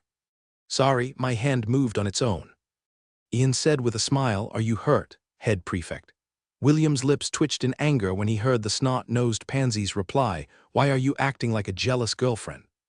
Are you jealous because I'm more handsome than you? Do you want me to give you some beauty tips? The two bickering buddies were about to have a go at each other, like usual. So ESD immediately separated the two of them and stood in the middle. All right, settle down. ESD said as he pushed both boys away from each other. The teleport gate will activate in 10 minutes. Don't make a scene or we might get punished when we return to the academy. William and Ian snorted at the same time. ESD looked at the two of them with a fed-up expression, as if he had already given up trying to convince the two boys to get along with each other. Everyone thought that the situation had finally calmed down, but that thought instantly vanished when the infatuated girl, Wendy, appeared beside William and held his hand like it was a very normal thing for her to do. Head prefect, I forgot to ask. How were you able to find us? Wendy asked with upturned eyes. Her eyes were so clear and bright that William could see his face reflected in them. It's good that nothing really happened to you, William thought. That was his genuine feelings in regards to Wendy. William felt that it would really be tragic if someone as kind and caring as Wendy were to lose the brilliance in her eyes because of this incident. I'm glad we made it in time. William muttered his thoughts out loud. Head prefect. Wendy tilted her head in a cute manner, which gave William a strong urge to pinch her cheeks, remembering the girl's question. William cleared his throat to give the excuse he had prepared beforehand. The one who found your location was Mama Ella, William answered. Me, the Angorian goat, tilted her head in confusion. You see, Mama Ella has a very sensitive nose. She can easily find me, even if we are miles apart. Me, Ella nodded her head in acknowledgement. Although William was spouting nonsense about the sensitivity of her nose, it was true that she could find William even if they were miles apart. I see, thank you, Mama Ella. Wendy bowed her head towards William's mother from now on. Can I also call you Mama? Wendy hugged Ella with a big smile on her face as she thanked the goat for helping to save her. I guess I need to take things slowly. Ella is much smarter than I thought. William looked at this touching scene while scratching his cheeks. He felt bad about lying to Wendy, but he couldn't possibly tell her that he had placed a tracker on her and Spencer. He didn't want others to think that he was a stalker. While the shepherd was thinking of these mundane thoughts, Ian. Spencer looked at him as if they were looking at a dead person, inside their minds. They had already butchered him countless times already. Only the delicate-looking Kenneth looked at this scene with a smile on his face. When William and the rest returned to the academy, they were immediately summoned by the dean and hurriedly brought to his office. This was the first time that William had entered the dean's office since he enrolled at the Royal Academy. The room was less extravagant than he initially thought it would be. He could even say that it is quite plain. Nothing stood out enough to make it look like the room of the most powerful person inside the academy. However, although the room had nothing to offer, the person sitting in the chair facing William and the others was a different matter. Such a strong presence, William thought. Although the dean was only sitting on his chair, William felt as if a mountain was pressing down on his shoulders. He knew that the dean wasn't doing this on purpose, but it was similar to the presence held by his master, Celine, and his grandpa, James, when they were planning to do something serious. Thank you for coming, the dean of the academy, Simon Otis Beasley, said with a smile. Please, sit down and tell me everything that happened from start to finish. Everyone sat down, and Spencer started to narrate their tale. While Wendy's twin brother was telling his version of the story, William observed the dean of the academy. Simon had long blonde hair tied in a ponytail behind his back. His light green eyes were clear and bright. His pointy ears, that revealed his identity as an elf, listened seriously to Spencer's accounts of what happened. From all looks and angles, he looked like a man in his late 20s. However, since he was an elf, it made his age very hard to determine. William's master, Selline, was 28 years old, however. She looked like a young lady who had just turned 20. The red-headed boy had a feeling that even if 100 years were to pass, Selline would still look as she did now. "Thank you for sharing your story," Simon commented. "We will investigate this matter." Simon then scanned the students inside his office and gave another announcement. "Starting today, the Goblin Crypt will be inaccessible to the Academy for the duration of the investigation. I know that this incident has caused everyone some inconveniences, so I've decided to award each and every one of you 5,000 Academy points." Simon waved his hand, and 5 white coins hovered in front of each student. "The Academy will not turn a blind eye on everyone's heroic efforts. I pray that in the future, you will continue to protect the safety of the students of the Royal Academy and uphold our dignity." The eyes of the third years widened when they saw the 5 white coins floating in front of them. Each white coin was equivalent to 1,000 Academy points. Usually, you could only earn 1,000 points once you finished 4 to 5 missions on the Academy's bulletin board. Aside from the first years, who didn't know how lucky they were, the rest of the students were feeling giddy because a meat pie had fallen from the sky. With this, they would be able to exchange for rare skills, weapons, armors, accessories, and many more items that were only exclusive in the exchange office of the Royal Academy. Before I forget, Simon cleared his throat. "This matter will be confidential. Don't tell anyone what happened inside the dungeon. We don't want the perpetrators to get wind of our investigation, so all of you must act accordingly. Do I make myself clear?" "Good." Simon nodded his head. "All of you may leave except for Mr. Ainsworth. I still have a few questions to ask you." EST and the others gave William a glance before leaving the room. When the door of the office closed, only 2 people and 1 goat remained inside Simon's office. William didn't know why the dean asked him to stay. The latter busied himself in preparing tea, leaving William to ponder Simon's intention. 10 minutes later, Simon poured 2 cups of tea and placed one of them in front of William. The red-headed boy said his thanks before drinking the cup that was specially prepared just for him. The moment the tea entered William's mouth, he felt a refreshing taste that he had never felt before. It washed away the exhaustion and anxiety that he was currently feeling from the events that had happened inside the Goblin Crypt. Simon smiled as he observed William. He picked up his own cup of tea and drank it. A few minutes of peace passed before Simon finally decided to break the ice. "How is Selline?" Simon asked. "Is she doing well in Launt?" William returned the teacup on top of the table and looked at Simon with caution. Seeing the young boy's guarded expression, Simon chuckled and raised both of his hands in surrender. "I meant no harm to you or your master," Simon said. "Master? I don't have any master," William commented. "What are you talking about, sir?" William knew that the Helen Kingdom had banned the use of dark magic. He was not gullible enough to expose his master's condition nor whereabouts to a stranger, even if that person was the dean of the Royal Academy. Simon had an amused expression as he eyed the handsome half-elf in front of him. He was quite satisfied with William's reply because he didn't acknowledge anything that might compromise his master. "She found a good disciple," Simon thought as his eyes landed on the mithril collar on William's neck. "So, this is the child of Arwen and Maxwell. Lady Fate is truly a fickle lady." William noticed that the Academy Dean was looking at his collar with a gentle gaze. Even so, he was firm in his decision to protect his master's whereabouts and identity. "Did you know? I was one of the makers of that collar hanging on your neck," Simon stated, "the collar of Wisteria. A special collar that was crafted to enslave a young elf named Selline because of the power of darkness that ran through her veins." William's eyes narrowed as he unconsciously clenched his fists that were lying on top of his lap. "This collar was used to enslave Master." William felt his heart shudder. These bastards. William wanted to ask questions, but he resisted the urge and pressed his lips firmly together. He was afraid that he would start to hurl curses at the Academy's dean due to the anger that was rising inside his chest. Simon noticed the change in William's expression, but he didn't say anything about it. Instead, he continued his tale as if he was reminiscing out loud. "I can still remember her lifeless expression when she wore that same collar on her neck back then. Everyone in the elf village disdained and scorned her for being impure. She was also subjected to very harsh training. Yes, she was subjected to torture using dark magic." Simon drank the remaining tea in his cup to wet his throat when he was done.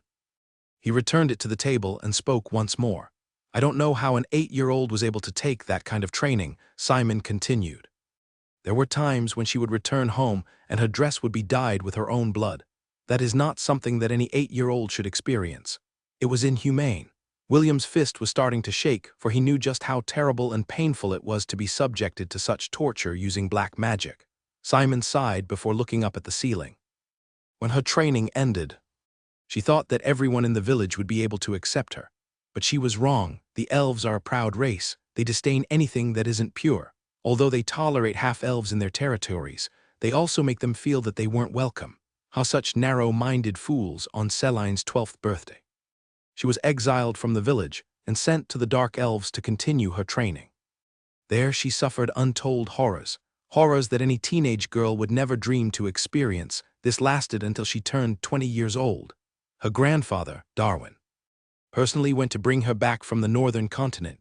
The Seline that came back with him was no longer the child that hoped for acceptance and love, since the Silver Moon continent wouldn't accept her existence. Darwin decided to take her to the southern continent where his old friend lived. There, he hoped that Seline would regain the things that she had lost during her childhood. When she arrived at Lont, that was also the day when the collar on her neck was finally removed. Simon's gaze shifted and locked onto the collar on William's neck. The collar you wear on your neck right now was dyed with her own tears. Blood and suffering, do you know, that collar is the most precious and hateful thing in her possession. A collar she had to wear in order to tell others that she had no intention of hurting them or anyone else. A collar that she was forced to wear so that others will feel safe in her presence. That is the history of the collar of Wisteria. Legacy of how the proud elven race chained up a young girl because they were afraid of some stupid prophecy. A prophecy that would bring them to their knees. Simon sneered. Didn't it even occur to them that if they showed her love and compassion, she would repay them in full? Perhaps they did, but they are a proud race. Elves are such a stupid race, a very stupid race. Simon ridiculed and mocked the elves as if he didn't belong to their race. The dean of the academy sighed one more time. Before waving his hand, "You may go," Simon ordered. "The next time you see your master, know that your own suffering wasn't even a tenth of what she experienced in her lifetime. Make sure to treasure her well." William walked out of the dean's office in a daze, followed by his mama Ella. Didn't even know how he managed to return to his own room. Simon's tale was still circulating inside his head, and it made him feel angry and ashamed at the same time. Angry because of how much suffering his master had gone through, and shame for cursing his master, Seline. In his heart, during the first few weeks of his own suffering, William sighed for the umpteenth time as he gazed out the window of his dormitory room. Kenneth, who was seated on top of his bed, frowned as he observed the sighing boy who seemed to be feeling downhearted. Just what happened inside the dean's office, Kenneth thought. Does it have something to do with what happened inside the dungeon? Kenneth was very curious. But he also respected William's privacy. In the end, he decided to remind the sighing boy that it was almost time for dinner. "Will, let's have dinner," Kenneth said as he patted William's shoulder. William simply nodded his head and stood up from his chair. Ella decided to stay inside the room because she had already eaten, as the two made their way towards the dining hall. William felt a prickling gaze aimed in his direction. When William turned his head to see who it was, he noticed Spencer glaring at him from behind his back. If William hadn't heard Seline's tale, he might have already thought of a plan on how to make Spencer suffer. However, right now, he wasn't in the mood to deal with him. He unconsciously touched the collar on his neck and flinched. The collar you wear on your neck right now was dyed with her own tears. Blood and suffering, Simon's voice echoed inside William's head, as William continued to walk to their destination. Another image appeared inside his head. It was the time when Seline was about to place the collar on his neck, and William was lying on the floor, paralyzed as still.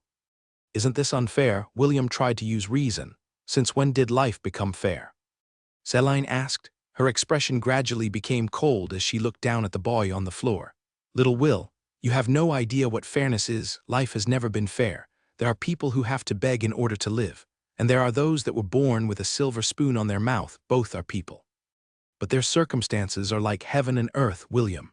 The only one who gets to decide what is fair or not is the one with the bigger fist." Seline's soft and delicate hand caressed William's cheek. "Right now, I have the bigger fist because I am stronger than you. I can bully you. This is the law of the strong, Celeste." William muttered the name of Seline's twin, the one who was favored by the elven race, and showered by their love and affection. Both of them were people. But their circumstances were like heaven and earth. William finally understood Celine's hate-filled ramblings that day. She was looking at William, as if she was looking at her 8-year-old self. Because the elven race was stronger than her, they could bully her. That was the law of the strong. The red-headed boy sighed and thought about the days of his training. This continued until he and Kenneth passed through the doors of the dining hall. William sat on his usual dining table and started to eat. However, for some reason, the food that used to taste delicious became plain and almost tasteless. Even so, William forced himself to eat. For he knew that he wouldn't be able to think straight with a hungry stomach. He chewed the food properly and ate 2 servings of vegetables. When he felt that he was half full, he excused himself and left the dining hall to take a stroll outside the premises of the Martial Division. William walked without any destination in mind. His mind was preoccupied with many things, and his feet moved as they pleased. As he wandered around aimlessly, a pair of soft hands suddenly covered his eyes from behind. "Make a guess," a teasing voice whispered in his ears. "The most beautiful girl in the Royal Academy," William replied. "As since you already know who I am, there's no need for me to do this." The girl stuttered as she removed the hands that covered William's eyes. The red-headed boy wasn't able to stop himself from grinning when he heard the familiar stuttering voice behind him. He then turned his head to look at the pretty young lady who was only half a head shorter than him. "So William, what are you doing here inside the Magic Division?" Wendy inquired. William blinked and scanned his surroundings. He found himself in an unfamiliar place.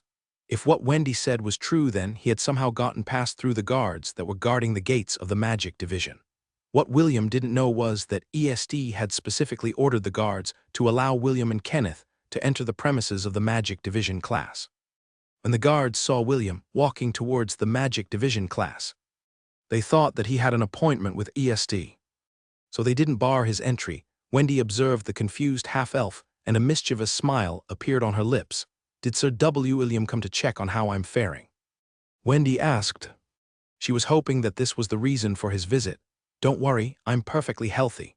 The clerics in the infirmary have already healed the minor bruises that I received from the dungeon." I see," William said with a stiff smile. "I'm glad that you're doing well." Wendy lowered her gaze as a blush crept up on her face. The two didn't notice that a few people were gathering around them. They recognized who William was because they had seen his performance during the exchange of pointers. In the Colosseum, some girls even took the initiative to greet him, which made the atmosphere very lively. "Head Prefect, did you come here to visit me?" "Duh, why would he visit you?" "Head Prefect William came here to visit me. Isn't that right, Sir William?" The two girls were looking at William with star-struck gazes, which made Wendy feel irritated. "Actually, I came here to visit Wendy," William said as he held Wendy's hand. "The two of us plan to exchange pointers and learn from each other. Isn't that right, Wendy?" "Why, yes," Wendy stuttered. "So William wanted to give me private lessons and train my body, teach me some techniques in order to fine-tune my magic power." "That's unfair, Sir William. Please train us too." "We can do it in my room if you like, sorry, but my hands are already full with Wendy." William apologized while trying to pry his hand away from the two girls who had grabbed his arm. "If you ever get tired of teaching Wendy, feel free to find us." Before William and the girls could interact more, Wendy decided to drag the popular half-elf away from the scene. She didn't understand why she felt uncomfortable when the two pretty girls were trying to cling to William. William, on the other hand, was very thankful for Wendy's actions. He didn't know that he had already trespassed on another division's premises and wanted to get away from the crowd. Wendy brought William to the back garden of the Magic Division. Not many people came here at night, so they were safe from the prying eyes of the public. The young lady took William to her secret place in the garden.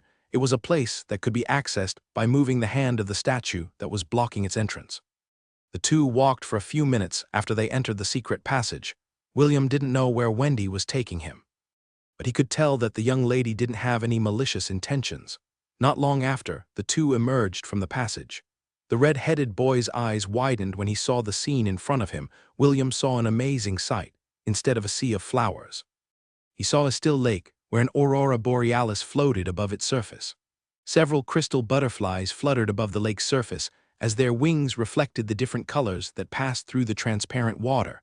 If William were to describe this place in one word, it would definitely be the word Surreal, a sweet smile appeared on Wendy's face when she saw William's reaction. She had discovered this place by accident, and no one else knew about this secret. William was the first person she had brought to this place, and seeing his amazed expression made her maiden heart skip a beat. The sloshing of water could be heard as William swam in the lake. The water was so clear and clean that William could see the colorful glowing crystals lying at its bottom. Although the water was slightly cold, William didn't mind it. He needed to cool down because the thoughts whirling inside his head were giving him a headache. After swimming freely for 15 minutes, he relaxed his body and allowed himself to float on the water's surface. This was the first time he had felt so relaxed and at peace after he entered the Helen Royal Academy. The red-headed boy felt so comfortable that he fell asleep while floating on the water. Wendy, who was looking at him from the lake shore, didn't know whether to laugh or cry at this development. She brought William to her secret place so that she could spend quality time with him. However, the boy was more interested in swimming in the water than talking to a pretty girl such as herself. "This is the first time I've seen someone sleep while floating on a lake," Wendy muttered in disbelief. "Oh no, he might accidentally drown if I don't do something." Wendy was torn. On one hand, she didn't want to disturb William's sleep. On the other, she was worried that her idol might drown if she let things continue as they were in the end. She gritted her teeth and decided to use her second ability. Wendy lightly waved her hand. The water around William rippled soon. The half-elf was slowly but surely being dragged to shore. Wendy was a dual affinity magician. Her strongest forte was the manipulation of metal, and the other was the control over wind, ironically. Her wind affinity only allowed her to use magic up to the first circle. The most she could do was create wind blades and manipulate the wind to do simple tasks, like bringing a handsome half-elf, who was half-naked, back to the shore. William's body was quite lean and toned for his age. He didn't have any ripped muscles, but his body excluded strength and power. One could even see the outline of his abs as he floated a meter away from Wendy. Fortunately, the boy was still wearing pants, or else Wendy might have fainted due to embarrassment, seeing that her idol was out of harm's way. Wendy decided to place a blanket where she sat and waited for William to wake up from his slumber. An hour passed. And soon, William finally opened his eyes. The first thing he noticed was a slight ache on his left shoulder. When he turned his head to the side to see what was causing the discomfort, the first thing he saw was a patch of blonde hair. He was still half asleep. It took him some time to realize what it was. Wendy laid beside him and her hands were clinging onto his arm. She was sleeping soundly, and a smile hung on her sleeping face. William's body immediately stiffened when he saw this scene. All his drowsiness was swept away by dread as he hurriedly inspected his body. "My pants are still on," William thought as he looked at his body. He then looked at Wendy. "She still has her clothes on, which means that nothing has happened." The red-headed boy patted his chest with his right hand in relief. The last thing he remembered was swimming on the lake and feeling comfortable and at peace. He also remembered that he felt drowsy while he was floating on the water. The shepherd didn't remember anything past that point, so he assumed that Wendy decided to bring him back to shore for his own safety. "I was careless," William thought as he looked at the defenseless lady by his side. Wendy was only 15 years old, and yet her body was developing in the right places, if not for the fact that William had been around his beautiful master, Celine. For 4 years, he might have already ogled the sleeping beauty beside him. William sighed as he nagged at Wendy inside his heart. The girl was so trusting of other people that he worried about her safety. If it were other boys, instead of William, Wendy might have already suffered losses due to her carelessness. I better remind her not to be so trusting of people, especially those of the opposite sex. William thought as he shook his head helplessly. He then gently pried the soft hands that were holding his arm away so that he could wear some appropriate clothes. Wendy frowned the moment she lost contact with William's arm. But her eyes remained closed and her breathing steady. Right at the moment when William finished putting on his clothes, Wendy started to stir. The pretty blonde girl raised her head and looked around her in a daze. William smiled and crouched down to look her in the eye. "Good morning, sleeping beauty." "Good morning, Sir William." Wendy yawned, then raised her hands to do some light stretches. She was in the middle of stretching when she realized something important. Head prefect, Wendy stuttered as she hurried to stand up. Due to her actions, her legs gave way and it made her fall backwards. Fortunately, William was a step faster and supported her body to keep it from falling. "Sorry, my bad." William apologized. Did I scare you? And no, I was just surprised. Sir William, Wendy replied as she placed a hand over her chest in an attempt to calm the heart that was beating wildly within her body. Can you stand? William inquired. And no, Wendy answered. My legs still feel weak and shaky. It can't be helped. Let's sit down first. When both of them were properly seated, William properly thanked Wendy for bringing him back to shore. Also admitted that he did something stupid and praised her for being quick-witted. Wendy listened to William's gratitude and praise with a smile on her face. She had managed to calm down and decided to use this opportunity to get to know this mysterious half-elf who made her heart skip a beat. Sir William, can you tell me more about yourself? Wendy asked, are you really a shepherd? What is the name of your hometown? Do you have brothers and sisters? Do you already have a lover? Wendy asked a barrage of questions. She even added the question that she was most curious about at the end. William organized his thoughts as he prepared his answers to Wendy's inquiry. He had already noticed that Wendy was quite different from her big brother, Spencer. Spencer was someone who was calm and collected, and most of his thoughts lay buried inside his chest. He would often show a face of calmness and only react when he was dealing with Drake or anything related to his twin sister, Wendy. On the other hand, was a very straightforward person. She wore her emotions on her face, and it was very easy to read what she was thinking. Even so, William didn't dislike this kind of person. He looked at her bright blue eyes that were filled with anticipation and a tinge of anxiety instead of answering her question. William began to tell her about his hometown. Lant, I grew up in the town of Lant, which is located at the farthest edge of the western part of the Helen Kingdom, William said with a smile. The life there is crude, which is very typical for those who live in the countryside. Even so, it is a place that is very dear in my heart. William paused as he looked at the aurora that was dancing on top of the lake. Throughout my childhood, I was always under the care of my mama Ella, Aunt Anna, Uncle Mordred, Grandpa James, and Auntie Helen. My father is, well, it's complicated. And my mother is in a far-away place. William didn't know why he was telling Wendy these things. It was as if he was venting and letting the feelings that had been bottling inside his chest rise up to the surface. When I was a year old, my Grandpa James wrote a letter to his friend and decided to play matchmaker. William said in a helpless tone. Surprisingly, his friend agreed to his proposal and betrothed his granddaughter, who is a year older to me. Wendy felt a sudden ache in her chest as her hands unconsciously clenched into fists. William didn't see this, because he didn't need to see it. The young lady sitting beside him was a straightforward person who wore her feelings on her face. William was a hopeless romantic in his past life. He didn't take any chances, had the courage to pursue his love until it was too late.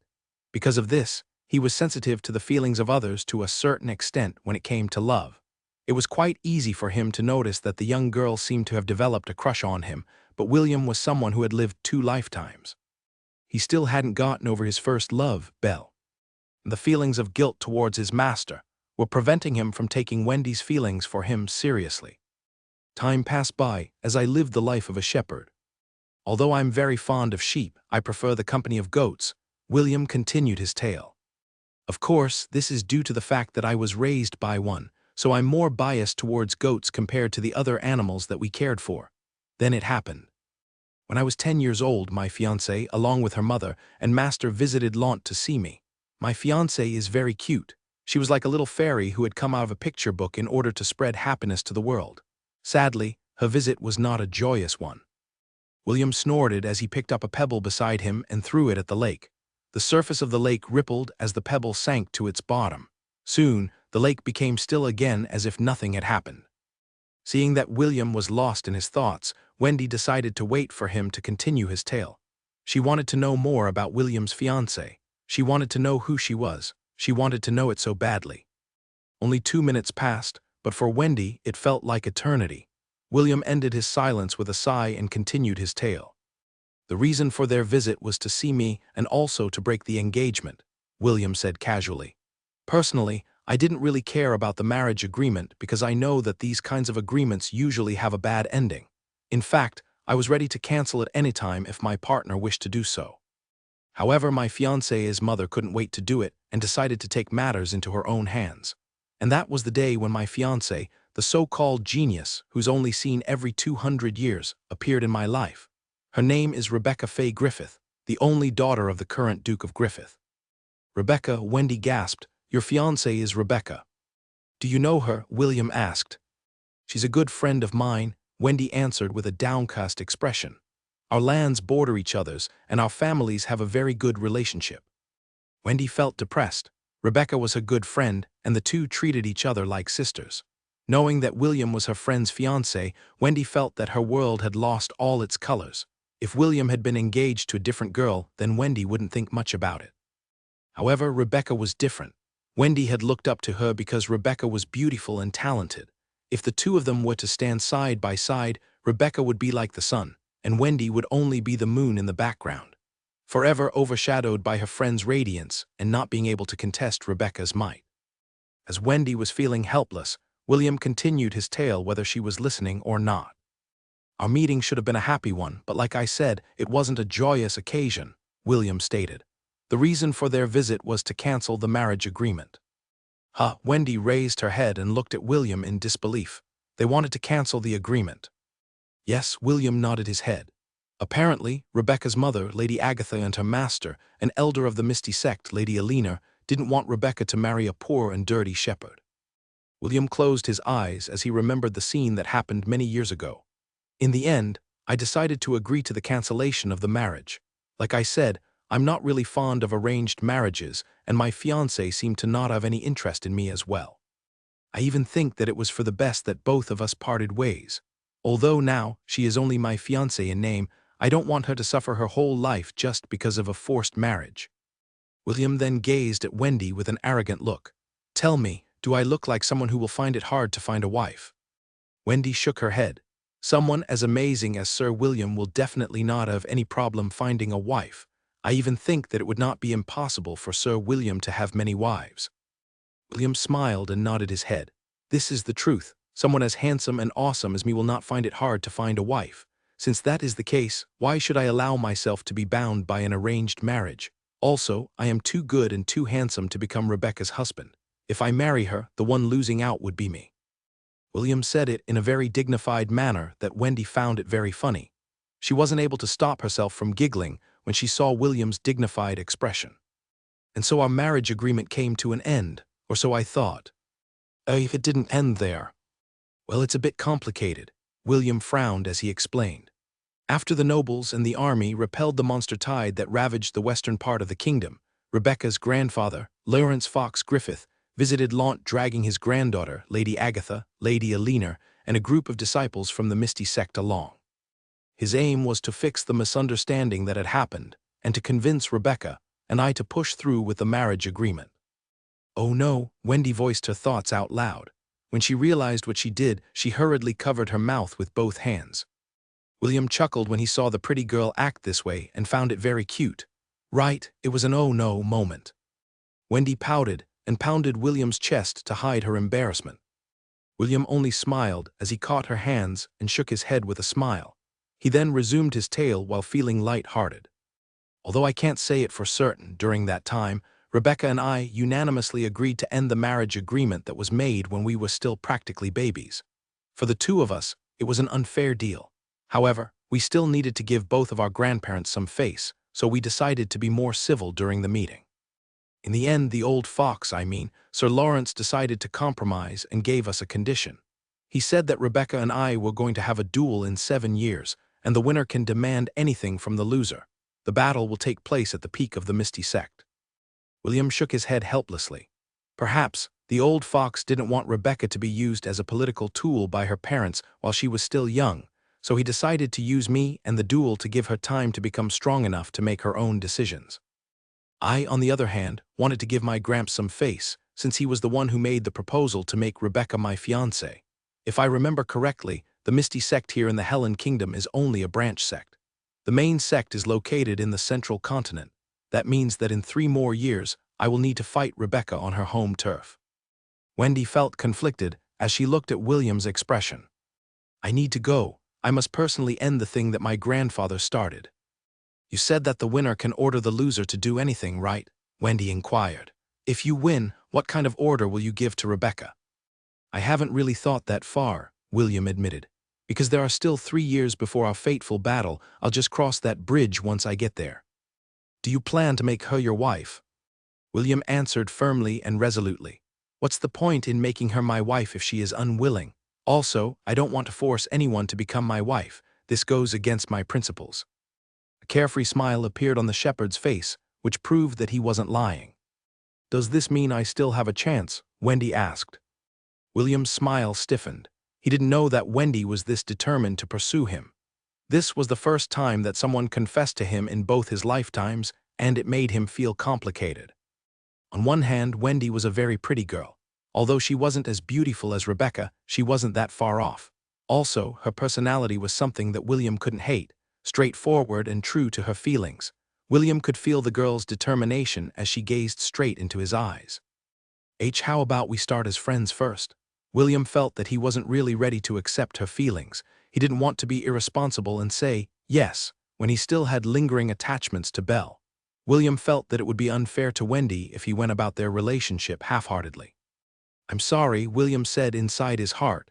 I don't want to hurt you due to my indecisiveness. He hoped that Wendy would give up on him. But he really had underestimated the girl's resolve. Wendy smiled and nodded her head. I think that starting as friends is good, too, Will.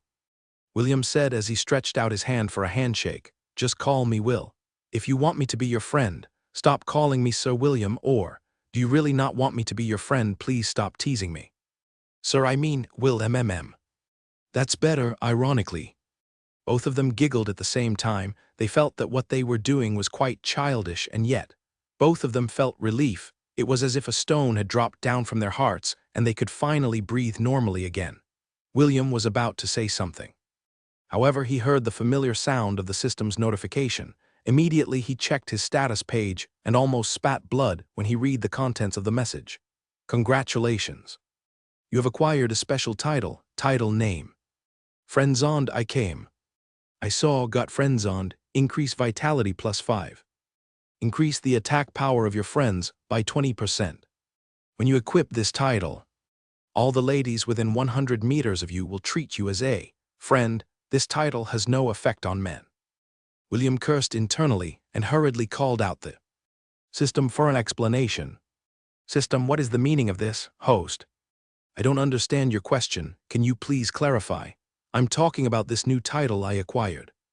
William's face darkened as he talked to the system. What's the meaning of this friendzoned? Host, do you not understand something as simple as this? You just got friendzoned at %% and. William cursed at the system. Excuse me, I didn't get friendzoned. I was the one confessed to and the one who told her to become friends. Are you blind? Then host, tell me, what is your relationship with Wendy right now? See, you just got friendzoned. What kind of logic is this? William roared, hello. I demand a title revision. Change the title. At least change it to something more fitting. Sorry, I am unable to process the host's request. It is not within my authority to bypass the awarding of special titles. Then who should I talk to? I can't accept this. Just give it up, host. A special title is not easy to acquire. You should be happy to acquire such a rare and powerful title. If you equip this title, the power of friendship will multiply. FCKU and the power of friendship. William's body was shaking out of anger and shame. Wendy thought that she had said something wrong because William was acting strangely. She then became teary-eyed, thinking that it was her fault. Host, hold your temper. You are scaring the young lady. I'll deal with you later. You'd better wash your neck. William took a few deep breaths in order to calm himself. When he regained his calm, he looked at Wendy apologetically. I'm sorry. I have an ailment that appears from time to time. William explained as he coaxed the teary-eyed girl. It's not your fault. It is something that has followed me since I was born. A congenital illness, yes. Something like that. I'm sorry. Did I scare you? A little bit. Wendy wasn't the type to lie, so she said her feelings up front. Then how about I make it up to you? William smiled. You can order me to do one thing. However, this order mustn't harm anyone physically, emotionally, and spiritually. As long as it is within my ability, I will do it. Really. I can give you any order, yes, as long as you don't command me to hurt other people and it is within my ability. I will do it, okay? Wendy smiled. Tomorrow, let's have lunch together. Deal? William nodded his head then. I'll wait for you at the gates of the Magic Division class. Don't worry, I'll be there. Can I also bring Mama Ella with me? Of course, Wendy agreed. The two left the secret place holding hand in hand, because Wendy didn't want to let go of William's hand, as the two walked towards the gate of the magic division. Three figures appeared to block their way. It seems that head prefect William likes to sneak around the magic division, ESD said with a smile, however. His eyes were locked on Wendy's hand that was holding onto William's, seeing Est's gaze. Wendy immediately let go of William's hand in embarrassment. A blush appeared on her face as she hid behind William like a child that had done something wrong. "Oh, what's this?" Ian asked. "Is head prefect William planning to poach the talents of our magic division?" "You sure have guts." William lightly coughed as he looked at ESD and Ian, who seemed like they wanted to eat him alive. About this, I can explain," William replied. "I was randomly walking without a destination in mind and suddenly found myself inside the magic division. Wendy saw me, and she decided to take me for a stroll inside the magic division." "I see. A stroll?" ESD nodded his head. "Then where did the two of you go?" "I was immediately notified when you came to the magic division, but when I came to find you, you were nowhere to be found." Ian wasn't willing to let the matter drop either. So he fanned the flames while sneering at William. "We asked around, but none of the students had seen you and Wendy.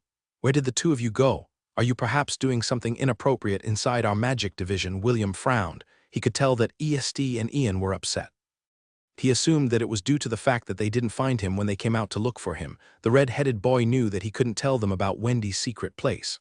So he decided to speak half-truths. "Wendy and I went to the garden to talk," William explained. "I told her about Lant and the things that happened during my childhood." "Is that so?" ESD narrowed his eyes. "Then why were the two of you holding hands? Can't friends hold hands?" William chuckled as he moved forward and held Est's hand. "See, if you want, I can hold your hand anytime you want." ESD looked at the boy's hand, holding his own, and his anger subsided a bit. Even so, he felt that something wasn't right, so he didn't let him go completely. He gave an eye signal to Ian, and the latter nodded his head in understanding. "Wendy, as officers of the magic division, it is our duty to ensure the safety of our members," Ian stated. "Although head prefect William is our friend, he is still from the martial class division. Can you tell us what the two of you talked about? Did he perhaps inquire about the secrets of our magic division class?" "No. Well, didn't ask me anything related to the magic division class," Wendy answered. "It was me who asked him questions and not the other way around." "Will." Ian gave William a sidelong glance. "Since when did the two of you get close?" Ian wasn't stupid. He clearly remembered that Wendy referred to William as head prefect William or Sir William. The sudden intimacy between the two alarmed him. ESD also frowned when he heard Wendy's words. He looked at William as if he was looking at his husband whom he personally caught cheating on him. William sighed as he scratched his head. "What's wrong with that? Didn't I also ask you guys to call me Will, even though I already told you to call me by that name? You still call me William. This makes me very sad." William was getting confused because ESD and Ian were really acting quite strangely. He didn't want to make things difficult for Wendy, so he decided to leave before things escalated any further. "I'll be going now," William announced. "Wendy, I'm looking forward to having lunch with you tomorrow. See you tomorrow, Will." Wendy waved her hand. "See you tomorrow." William waved back and left the magic division in haste. He felt that if he stayed a minute longer, something terrible would happen after William disappeared from their sights. ESD and Ian decided to have a friendly talk with Wendy and make her spill the beans. "Where did you go?" Kenneth asked the moment William entered their dormitory room. He then sniffed the air and gave William a weird look. "Did you meet up with a girl?" "Yes," William replied as he sat down on his bed and hugged his mama Ella. "I somehow ended up in the magic division and met Wendy." "I see." Kenneth didn't inquire any further and lay on the bed to sleep. "Good night, good night." William kissed the side of Ella's face before laying down on the bed. The Angorian goat also laid down beside William and closed her eyes to sleep. She didn't need to question her baby where he went or who he met. For her, it wasn't important. What was important was that William was safe and he was by her side. It didn't take long for William to fall asleep. His heart-to-heart talk with Wendy had helped him get over the haze that had clouded his mind, although he was still feeling guilty in regards to his master. Celine, this was a matter that he couldn't do anything about at this point in time. William had vowed to have a heart-to-heart talk with Celine and apologize for the ill feelings that he had kept inside his heart during the first weeks of his training. He was not a saint, He felt betrayed when Selene forced him to become her slave without his consent, even though it worked out in the end. The lingering negative feelings had buried themselves deep within his heart, although William had buried these feelings until the time came that he could pay her back. These feelings had resurfaced to connect to the new feelings he felt when he heard Selene's tale from Simon. He knew that he and Selene needed to sit down and have a talk, as master and disciple. Some things must be made clear with each other. William firmly believed this, and he hoped that he and his master, Selene, would be able to form a true master and disciple relationship that would stand the test of time. That night, in different places in the Hellen Kingdom, several groups of men infiltrated many low to high-grade dungeons. They purposefully chose the dungeons that were close to villages and towns. No one knew their motive, nor what organization they belonged to. They used the darkness to hide their tracks and slipped away under the light of starlight. When William arrived at the meeting place with his mama Ella, he was surprised to find Esti, Ian, and Isaac waiting for him along with Wendy. The red-headed boy didn't think much about it because all that were present were his friends, except the snot-nosed pansy Ian. "Well then, shall we go?" Wendy smiled and grabbed hold of William's hand. She then led the way to the picnic area with a smile on her face. Esti and Ian frowned, but they didn't say anything and followed behind the pair who were chatting happily in front of them. When they arrived at the location, Wendy summoned a blanket and laid it on the ground. The spot she had chosen was a clearing beside a river where one could admire the natural beauty around them. William sighed and thought that the magic division had so many good things compared to his own martial division. Isaac set down the basket he was carrying and took out the sandwiches that he had prepared for their lunch picnic. Wendy had also been holding a basket, and inside it was roasted chicken, sandwiches, fruits, salads, and ham that she had taken from the dining kitchen. It was a pretty unusual combination of foods, but William wasn't a picky eater. He happily ate a little bit of everything, even the roasted chicken and ham. After the meal, EST decided to ask William if he had any plans for the rest of the week. "My plans?" William crossed his arms over his chest as he pondered for a while. "I don't have any particular plans this week, aside from training the first years. Why? Do you need me to accompany you somewhere?" "Actually, I plan to ask you about our next dungeon expedition," ESD said with a serious expression. "Since the Goblin Crypt is currently under investigation, it would be best to find a different dungeon to go to. Do you have any recommendations?" "No, I'll leave the decision in your hands." "Yes," William nodded his head. The only reason why he chose the Goblin Crypt was to investigate the differences between his version and the real one. Although he wasn't able to make a full comparison, the circumstances couldn't be helped. "Okay, I'll pick a good dungeon to pursue." ESD wasn't able to finish his sentence because the emblem on his uniform started to send out an alarm. The emblem pinned on William's uniform did the same, and the two head prefects exchanged a glance with a serious expression. "Let's put off our talk for now," William said as he stood up. "The dean of the academy is calling for us. ESD and I have to go." "Ian, Isaac, help Wendy tidy up this place and wait for me in our dormitory room," ESD ordered. "Will, let's go." William nodded his head and sprinted with ESD towards the academy's conference room. This was the place where matters of great importance were discussed by the dean and the student body of the academy. When ESD and William arrived at their destination, the other head prefects along with their vice prefects were already waiting outside the conference room. Priscilla had arrived earlier and was only waiting for William to appear. She immediately walked towards William and stood behind him, as per her rank as vice prefect. Naturally, the vice prefect of the first-year magic division, Edward, who lost to Priscilla in their duel, was also there and stood behind EST. When the last officers of each grade arrived, the door to the conference room finally opened. Inside, the dean and the instructors of the academy were all seated in their designated places. Simon had a serious expression on his face, which meant that something big had happened. The dean asked the students to take their seats in order to start the meeting. "Thank you everyone for coming on such short notice," Simon said. "What I am about to tell you is of grave importance, and the sooner the student body mobilizes, the sooner we can assist the kingdom in facing a threat that has caught us unprepared." Simon waved his hand, and a projection of the territory of the Hellen Kingdom floated in the center of the conference room. There were red dots blinking on the map, and there were more than 20 of them. William came from the countryside, so he wasn't familiar with the places where the red dots were blinking. However, those who did recognize them kept their mouths shut and waited for Simon to continue his explanation. For some unknown reason, all of these dungeons have shown signs of being corrupted. Miasma is leaking out of their entrances, which means that a drastic change is happening inside the dungeons. According to the kingdom's investigators and our own investigators, the level of miasma that is being released from the dungeon is a sign that a dungeon outbreak is about to happen. Dungeon outbreak? System, do you know what a dungeon outbreak is? William inquired. To answer the host's question, a dungeon outbreak is when a dungeon reaches a point where it spawns monsters at an alarming rate. This makes it impossible for the dungeon to shelter these monsters and forces them to go outside of the dungeon in order to find other places to live. So it is similar to a beast tide, in essence. Yes, however, there is a big difference between the two once a dungeon outbreak occurs. The dungeon won't stop reproducing monsters until the dungeon cores are destroyed, unlike a beast tide, where the number of monsters is finite. The monsters that the dungeon outbreak spawns are infinite, if left unchecked. An army of more than 1 million can easily be produced in less than 2 weeks, after William understood the severity of the dungeon outbreak.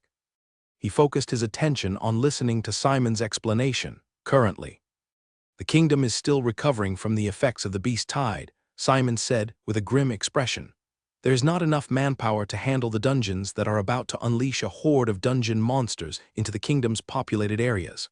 Because of this, the king has declared a state of emergency and ordered the various training institutions in the kingdom to send their students to help form a defensive line to help protect and evacuate the citizens also. If there is a chance, they can also help with subjugating the dungeon using force. Simon paused for a while before continuing his explanation.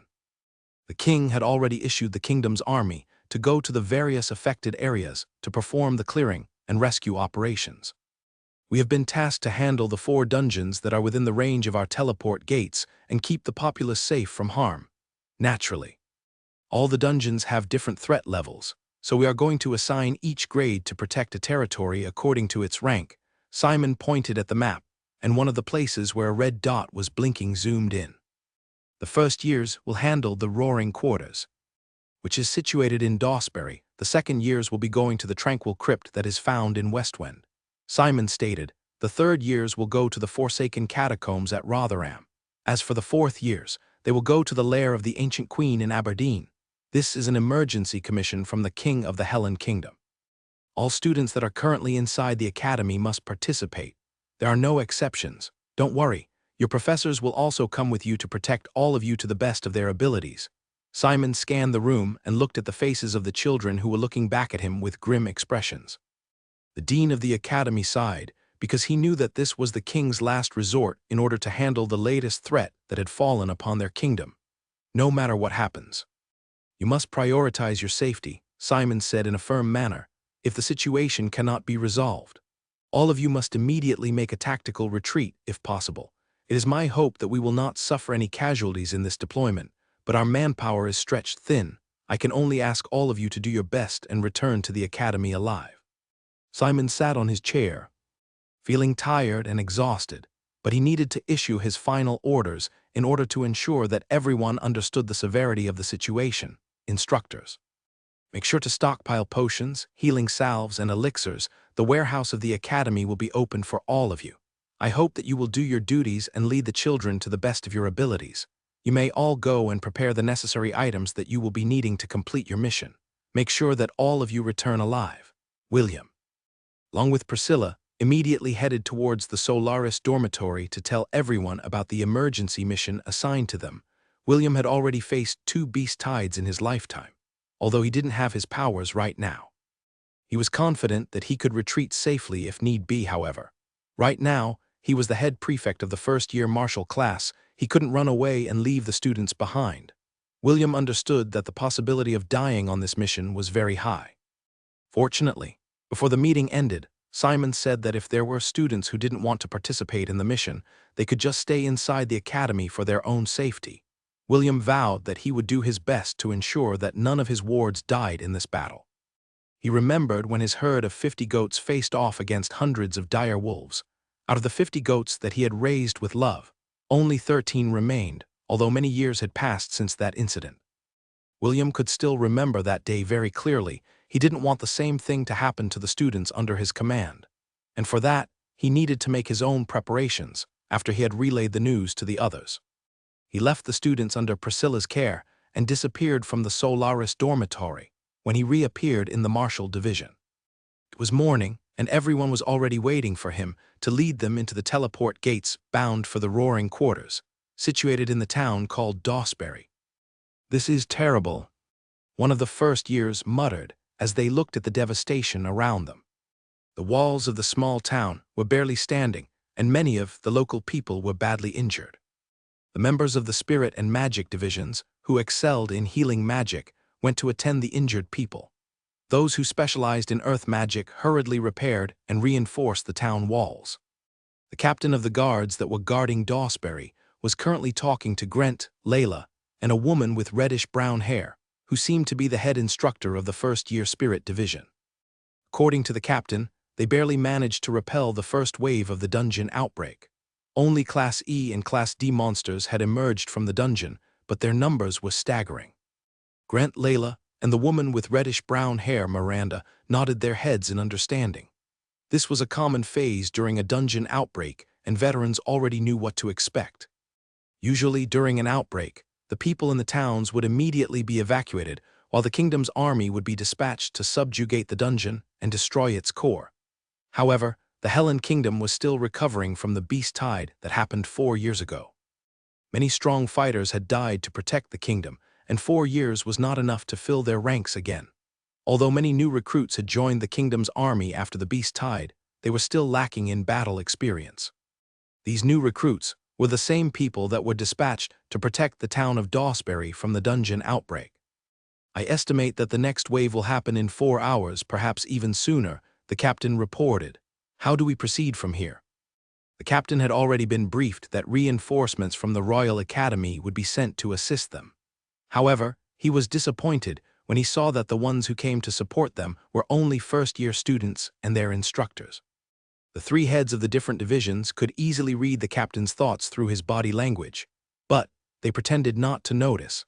This was not the time for internal conflict, and the most important matter was to decide on their next course of action.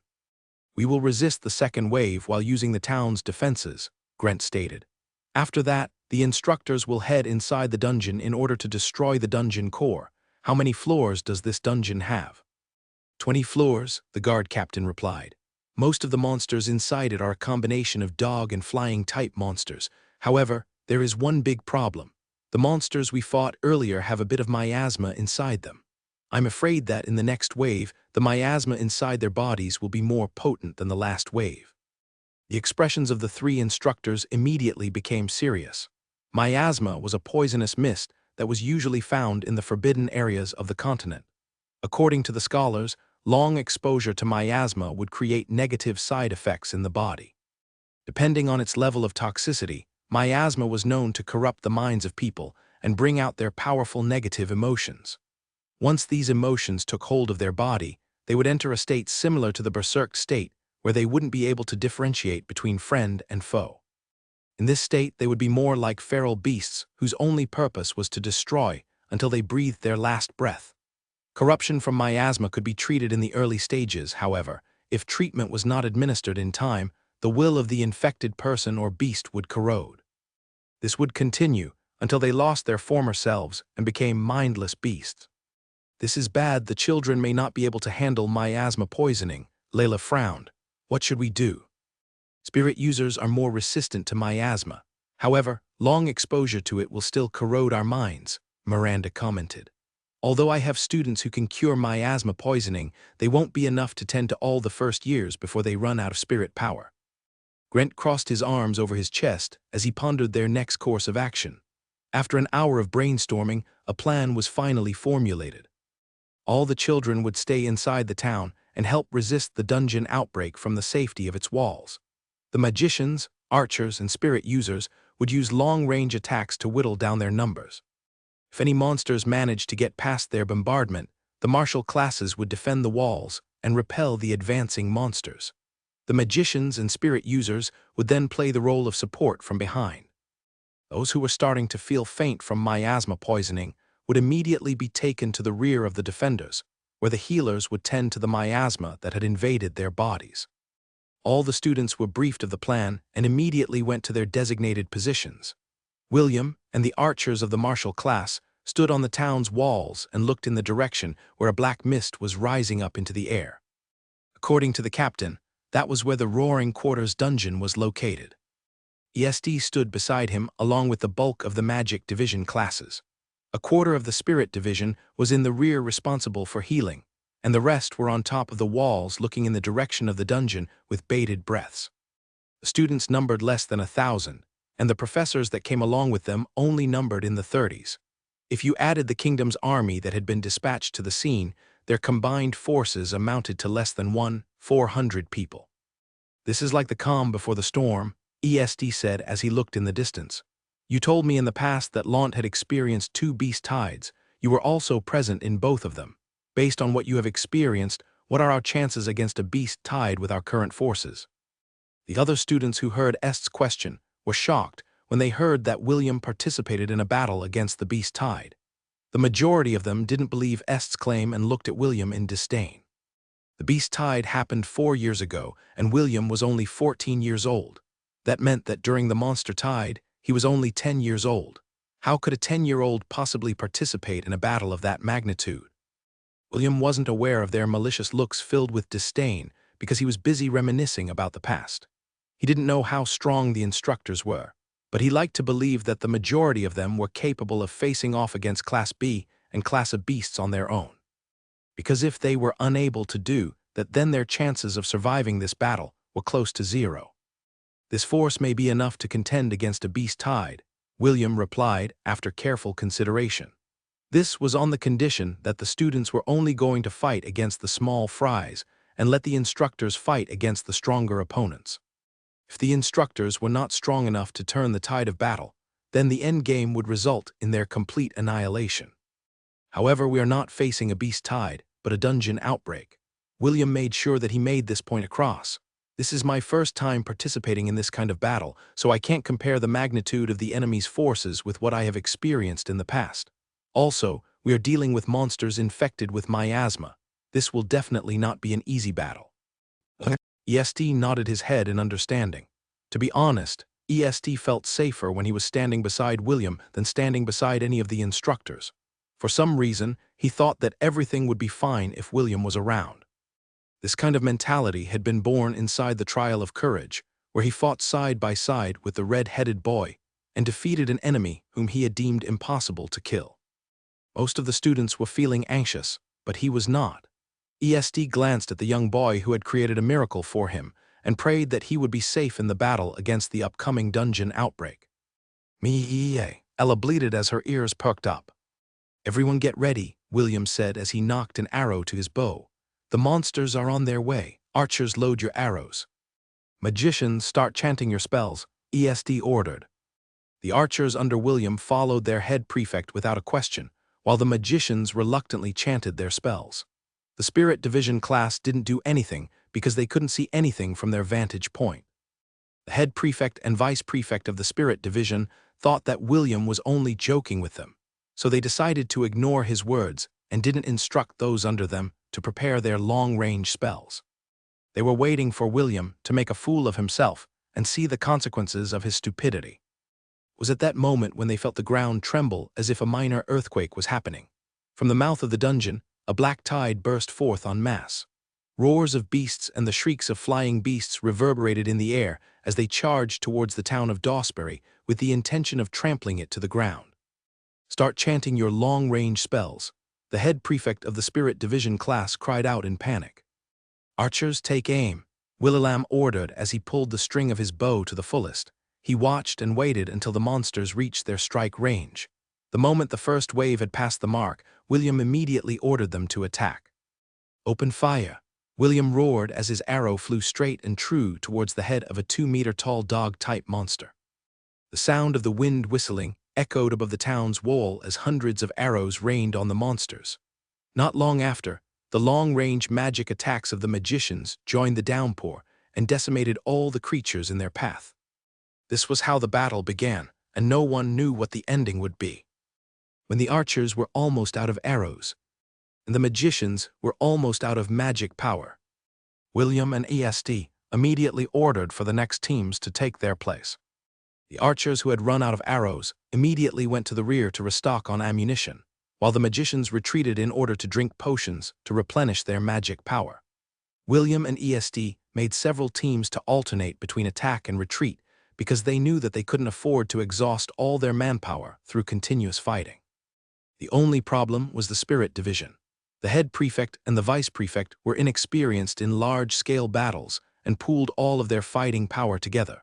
They didn't think about forming teams to alternate between attack and recovery because they thought that they could wipe out the enemies with their superior firepower. Although their initial offensive barrage was impressive in the first few minutes, they ran out of juice just past the 10-minute mark. This sudden lull in the attack created a gap for the monsters to break through the bombardment of ranged attacks from the defenders. Shift to close combat fighting, William ordered as he took away his bow and summoned his staff. The monsters had now reached the town walls, and some of them had already started to scale it. The archers backed down and allowed the experts in close combat to defend the town walls together with William. However, they didn't run away completely. Earlier, the earth element magicians had created watchtowers at the back of the town walls that the archers could use in the case that the town walls had been breached. William had assigned Priscilla to take full command of the archers once they initiated Plan B. The red-headed boy knew that his vice prefect wouldn't let him down, so he focused his attention on defending the walls from being overrun by the dungeon monsters. A series of notifications flooded William's status screen as the battle raged on.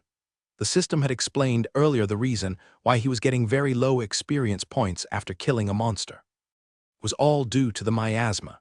In order to prevent the miasma from affecting William's body, the system decided to purify the experience points, which led to William being immune from the miasma even though he was killing the monsters at close quarters.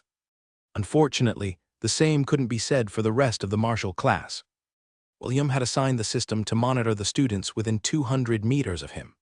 This was the maximum limit that the system could observe under such dire conditions. When signs of miasma poisoning were detected, William would immediately order that person to return to the rear to receive treatment from the clerics. The same could be said for the magicians. Since William was fighting side by side with EST, the red-headed boy would report to his friend the members of the magic division that were currently affected by miasma poisoning. The creatures that came out from the dungeon were a combination of Class E, D, and C monsters. William had used his appraisal skill earlier and identified the enemies that they were facing.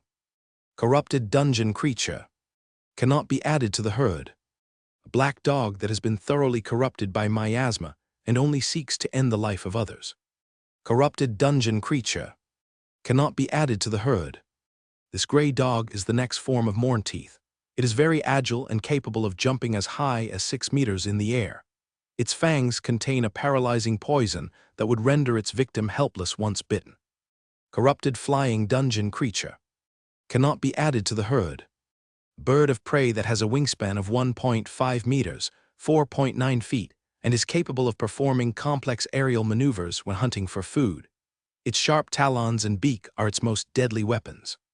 Corrupted flying dungeon creature. Cannot be added to the herd. Bird of prey that is capable of using wind magic to decimate its enemy from high above the ground. It has a wingspan of 3 meters, 9.8 feet, that is able to create gusts of wind to blow away the enemies that block its way. The instructors of the magic and spirit divisions were busy fighting against the flying creatures that were trying to scatter their formation from above. There were over 24 spite seekers that were circling above the skies of Dawsbury, and the instructors were making sure that none of their attacks landed on the children. The martial class instructors, on the other hand, were helping the students on the wall resist the monsters who were trying to climb up the walls in order to overwhelm the defenders. With every minute that passed, more and more students were forced to leave the walls in order to be treated from miasma poisoning. The clerics on the rear were working non-stop to remove the effect of the miasma that had seeped inside the bodies of the defenders. Those who had finished their treatment would immediately rejoin their comrades in order to resist the dungeon outbreak. Gah! A martial student cried out in pain as an ash teeth bit his arm and injected a paralyzing poison in his body. It was about to finish off the boy when an Angorian goat charged in and sent it flying off the walls with blood gushing out of its sides. Ella roared a war cry as it charged at 3 Mornthi, who had successfully jumped over the wall while using their comrades' bodies as leverage. 3 howls of pain followed as these 3 beasts were killed by Ella, one after another. William had ordered her to assist the students on the wall and help them if needed be. Although she was reluctant to leave her baby's side, she still followed his orders. The red-headed boy swung his wooden staff and smashed the heads of the 2 Mornteeth in front of him in rapid succession. William then stepped aside to allow Est's sword to pierce through the skull of the monster that tried to attack him from the side. The 2 boys once again stood back to back as they defended their position on the wall, killing the beasts that had managed to bypass the defenses. Go back, William said in a serious tone. You have been soaking in miasma since the walls were breached. Go get treated now. Slashed at another Mornteeth before giving his reply. If I leave, you will not be able to hold this position for long. Don't worry, I can manage until you return. William swung his staff at an Ashteeth, sending it flying outside the town wall. Go, hurry, the more time you waste, the more dangerous your situation will be. Gritted his teeth, but he still nodded his head in acknowledgement. He was starting to feel light-headed, and he knew that it was a sign that his body was nearing its limit in resisting the miasma inside his body. Don't die until I return. Shouted as he ran towards the rear of the town where the clerics and the injured students were located. I'm too young and too handsome to die, William replied without turning his head. I'll be here when you return. Hearing William's narcissistic reply, felt more assured in leaving him alone to defend their position. When arrived at the makeshift infirmary, most of the clerics and spirit healers had pale faces. Most of them had reached their limits as they squeezed out every bit of their magic to tend to everyone's injuries. Some of the students received serious injuries because the flying birds of prey that flew above the town had sneak attacked them from the sky. Fortunately, they were yet to have any casualties on their side, which made feel a little better about their condition. He patiently waited to be treated while worrying about William, who was defending their position on his own. Will please stay strong, prayed inside his heart. I'll return as soon as I can. William gritted his teeth as he swung his wooden staff left and right. He didn't know how long he had been fighting, but his arms were already starting to get sore as he gazed at the sea of monsters outside the town walls who seemed to have no end in sight. He finally realized how deadly a dungeon outbreak could be. A beautiful lady with purple hair sipped her coffee as she lazily gazed outside her window. Her gold-rimmed glasses were there to prevent others from getting charmed by her light purple eyes that would send any man to his knees to grovel at her feet. Mistress, the organization had made their move, Oliver reported. Is that so? Celine's beautiful eyes looked at the scenery outside her window as if she didn't care for anything in the world. I wonder, will our little will be dragged into this mess? According to the report I gathered, the Royal Academy was forced to send its students to help defend the towns near its territory, Oliver reported. Ezio has also sent a notice that William was sent to take part in the defense of the town of Dawsbury. Celine hummed as she placed her coffee cup on top of the table. She then went to the couch and laid down in a lazy manner. Oliver, what do you think of my disciple? William, I think he's too narcissistic for his age. Celine giggled when she heard the parrot monkey's reply. She then closed her eyes, and the image of the handsome half-elf boy appeared inside her head. The beautiful sorceress had taken William as her disciple because of a bet. At first, she wasn't planning to teach him seriously, but she changed her mind after the battle with the golden-scaled crocodile. She intended to torture William to vent out her frustration for losing her rare ingredients, but the boy was more resilient than she imagined. Although the torture he received for the past 4 years was nothing compared to the suffering she had endured during her own training, she had grown fond of the boy. She really treated him as a slave. William cooked for her, cleaned the house for her, did the laundry for her, and catered to her every whim and need. Celine knew well that, in the deepest part of William's heart, he resented her. How could she not understand his feelings? She had suffered the same fate when she was younger, forced to wear the collar of enslavement and forced to experience unimaginable pain and suffering. It was impossible not to feel resentful. Even now, Celine still resented the people who had tossed her aside, as if she was a dirty thing that they didn't even want to touch. nor see in their presence. Someday I will return. When that day comes, all of you will kneel and beg for my forgiveness, due to her strong desire to enact her revenge. Selene endured, she endured for years, until she met an organization that wanted to bring the world to ruin at that time.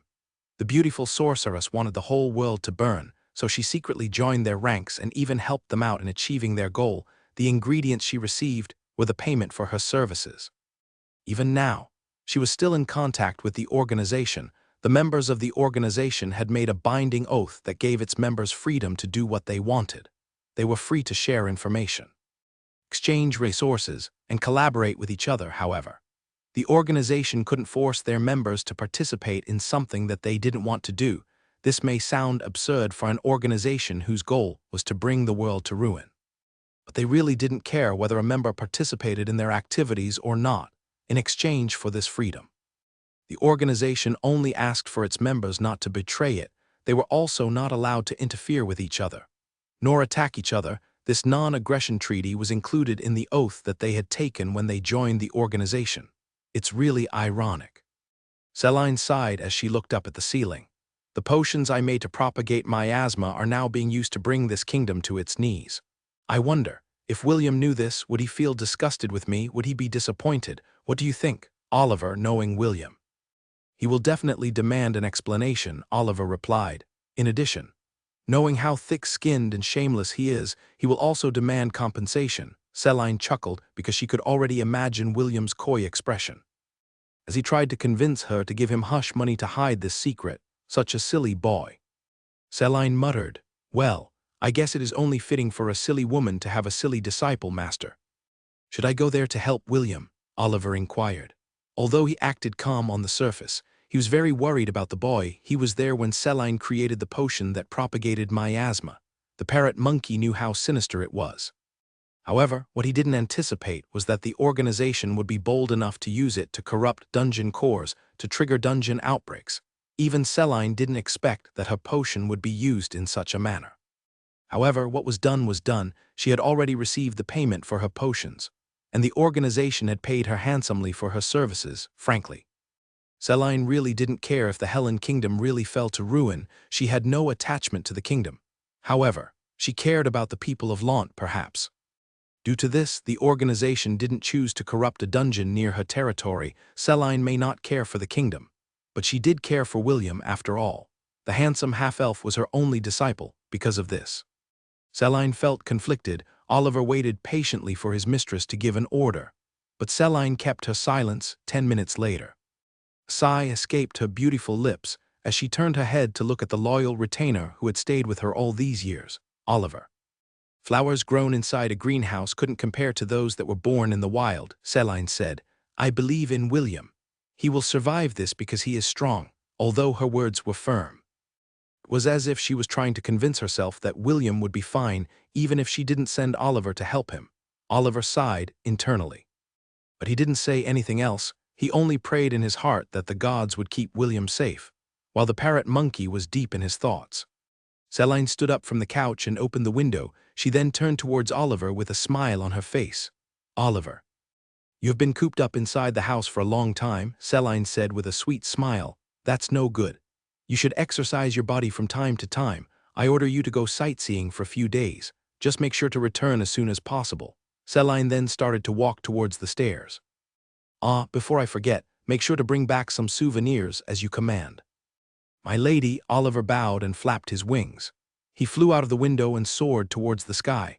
His destination, a certain place where a certain narcissistic half-elf had been deployed. A smirk appeared on Oliver's monkey face as he increased his speed.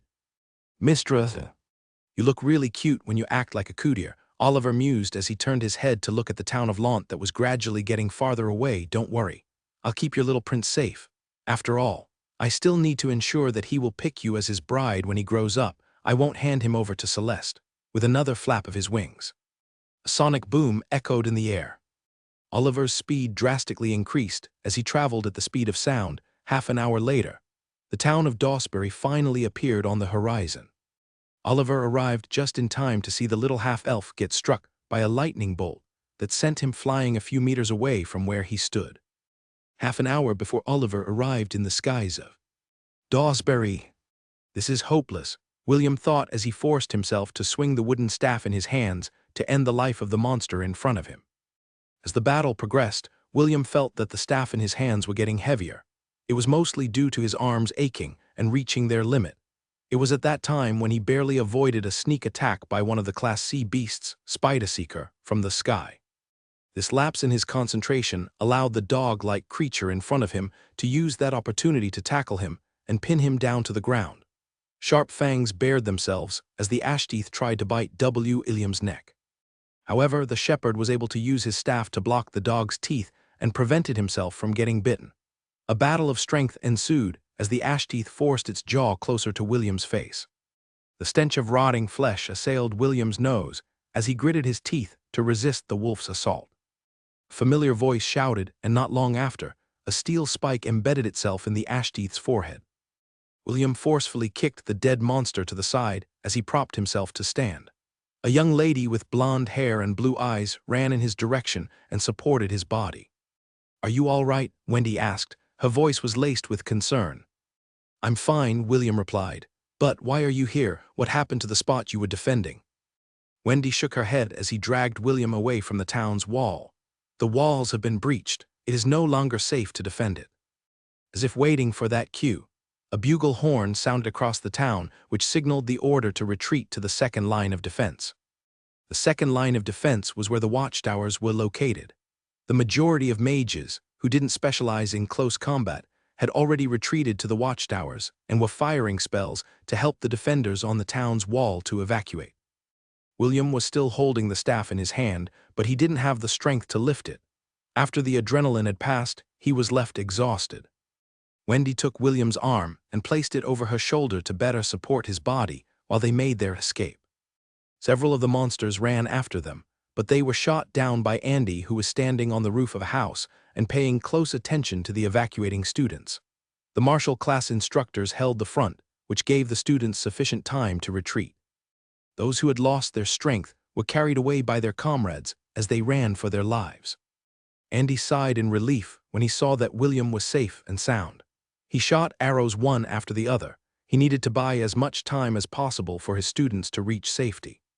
When William and Wendy arrived at the second line of defense, a worried Ella immediately appeared by his side. The Angorian goat had been carrying the wounded students from the walls to the infirmary during the battle and had lost sight of how William was doing. Seeing that William was safe, the Angorian goat went back to his side in order to protect him from further harm. "Thank you," William said, as Wendy supported him to sit on the ground. "You're welcome, Will," Wendy replied and sat down beside him. William sighed internally because his body was as heavy as lead. Since the battle started, he hadn't left the town wall and continued to defend his position for more than an hour. The loss of defenders due to miasma poisoning had placed him under great pressure. This in turn forced him to surpass his limits in fending off dozens of monsters at the same time. The red-headed boy was feeling drowsy as exhaustion washed over his body. He tried to fight it off, but his body was not cooperating with him. He nodded off several times until he finally closed his eyes to sleep. When he was about to let himself be taken by sleep's embrace, something sweet and cold assaulted his tongue. He forcefully opened his eyes and saw Wendy gently feeding him a rejuvenation potion. He opened his mouth wider to allow more of the rich liquid in to help him recover. When the potion was all used up, William felt a quarter of his strength return to his body. It wasn't much, but it was enough to keep him awake and function at this crucial time. "Thank you," William said with a smile. "Rejuvenation potions are expensive. How about I repay you by cooking for you for a week? My master said that I'm a very good cook." "Really?" Wendy asked with a hint of amusement. Just don't blame me if you get addicted to my cooking. My standards when it comes to food are really high. Let's see if Sir William can back his words with his cooking." The two stared at each other before chuckling at the same time. Both of them were trying to ease each other's tension. They knew that they didn't have long to rest before another round of battle would commence once the town wall had been breached completely. William was about to say something when a powerful explosion reverberated from the town's wall. The two children glanced at each other before hurrying to climb one of the watchtowers to see what was going on. What is that?" A mage shakily pointed at the center of the monster formation. A giant black dog that was at least 6 meters tall stared at them with glowing blue eyes. There were blue streaks of fur on its body that resembled lightning bolts as tendrils of electricity snaked around its body. In the air, a deafening cry was heard as a giant, black-winged serpent made its presence known. Its body was made up of dark scales, and its glowing blue eyes eerily gazed at the people who were defending Dawsbury as if to mock their futile attempts to stop the inevitable. The wind started to pick up, and dark clouds covered the horizon. A peal of thunder resounded in the heavens as flashes of lightning illuminated the black clouds that blocked the light of the sun. Soon the entire town of Dawsbury was enshrouded in darkness, and yet the countless glowing eyes from the dungeon monsters who were almost upon them didn't fade in the slightest. William gulped as he used his appraisal skill to identify the two giant beasts that seemed to be the masterminds that commanded the monster horde. Just a glance was enough to tell him that both of them were pretty bad news. Threat level is low. Cannot be added to the herd. This mythical beast was said to wield the power of lightning, fire, and death, a cursed creature that was so diabolical that not many dared to fight against it. According to legend, Xolotl guarded the sun as it set into the underworld every night. Ironically, this creature is hailed both as a destroyer and a savior at the same time. He who fights this myth should be weary, for it places a curse on anyone that defies it. Threat level is low. Cannot be added to the herd. This mythical beast wields the power of wind and rain. Sometimes hailed as the Lord of the Dawn, this creature can create powerful storms, hurricanes, and tornadoes that can destroy anything in their path. According to legend, this creature witnessed the creation of the world and even helped mankind during its time of need. William gritted his teeth as he stared at the two mythical beasts in front of him. He was about to shout and warn the instructors that they had to retreat at all costs when Xolotl roared and shot a lightning bolt that was as big as a bus towards William, Ella, and Wendy, who were standing at the center of the defensive formation. The red-headed boy immediately pushed Ella and Wendy out of the way as the lightning bolt engulfed him and dyed his vision white. "It hurts. Please help us. We can't hold out for much longer. Please save us," two pleading voices echoed inside William's mind as the lightning bolt engulfed his entire body. His student uniform was made from a special material that could withstand magic attacks up to the first circle. However, against an attack from a centennial, it offered no form of resistance whatsoever and immediately turned to ashes. Time seemed to slow down as William entered a trance-like state in that white world. William saw two orbs of light. One was yellow, the other red. The lights of these two orbs gradually dimmed as they pleaded for William to help them when the world regained its color. The red-headed boy laid on the ground unmoving. His wooden staff lay on the ground a few meters away from him as tendrils of electricity snaked around his body, if not for the pants that his Auntie Helen made specially, that he wore under his uniform. He would have been completely naked the moment his student robe was destroyed. "Me here," Ella bleated as he hurried by William's side. She nudged the side of his face in an attempt to wake him up. While Ella was trying to awaken the fallen half-elf, the lightning currents that snaked around William's body gathered towards the black rose tattoo on William's chest and were absorbed completely. "Will," Wendy shouted as she ran to his side. She then checked William's body for any injuries and was surprised that his body was still intact with only minor bruises. William raised his hand and caressed Ella's neck to assure her that he was fine.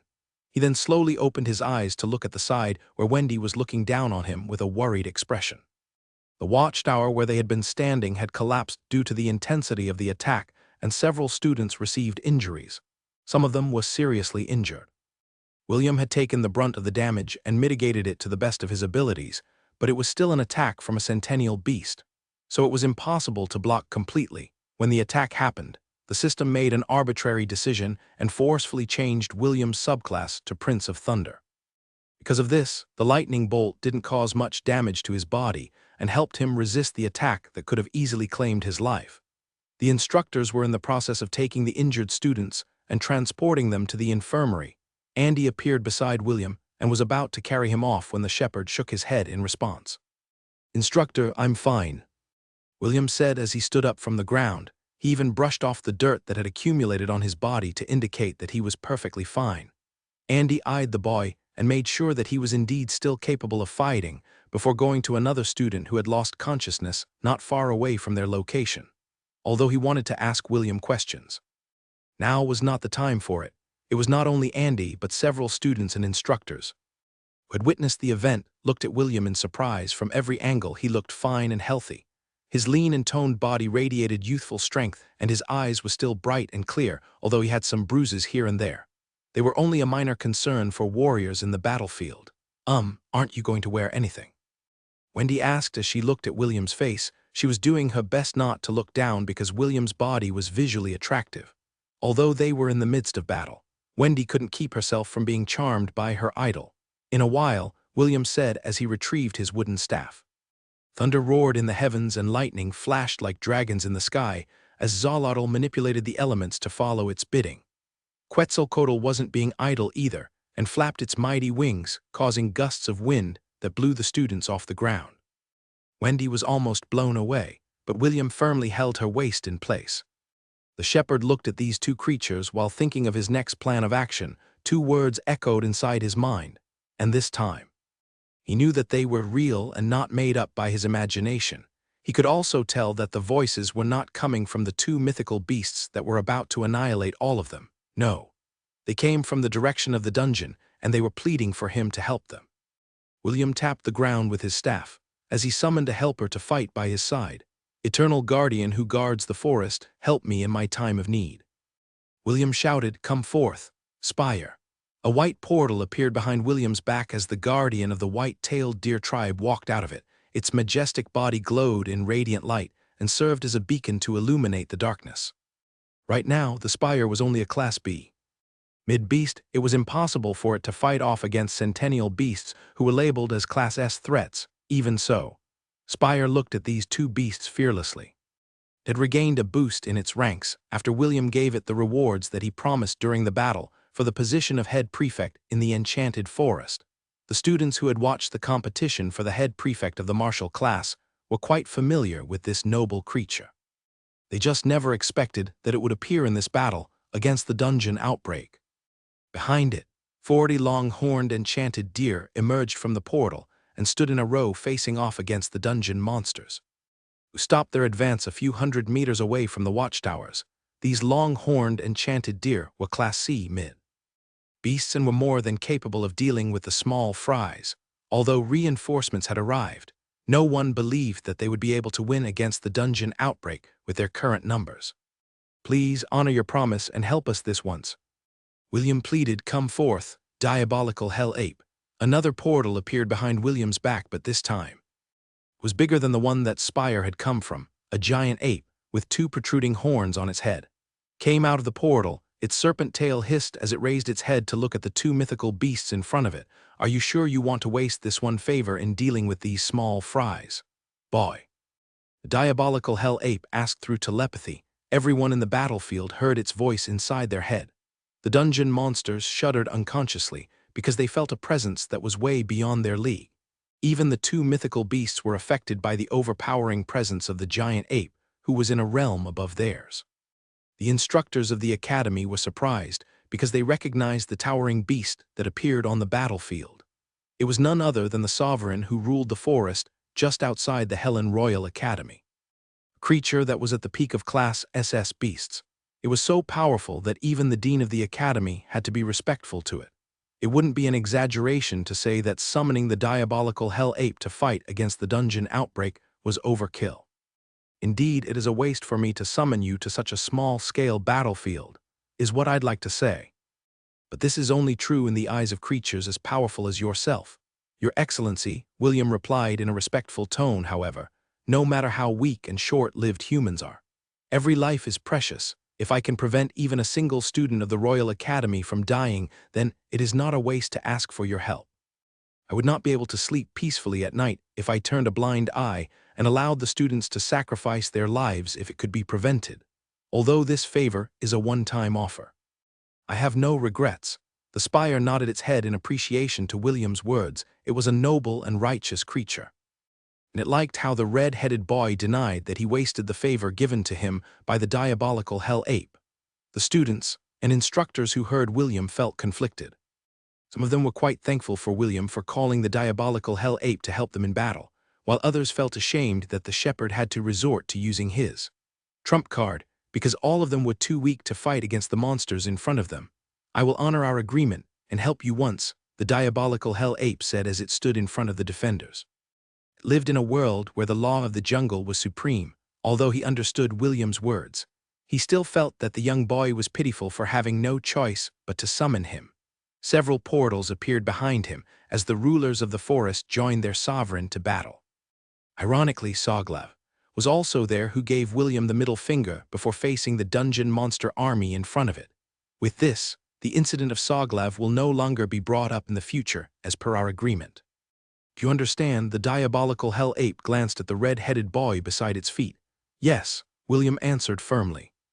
We have no more debts between us. Soglav, who was listening to the conversation, only snorted, but didn't say anything else since he was in the presence of his sovereign. As it should be, the diabolical hell ape nodded its head.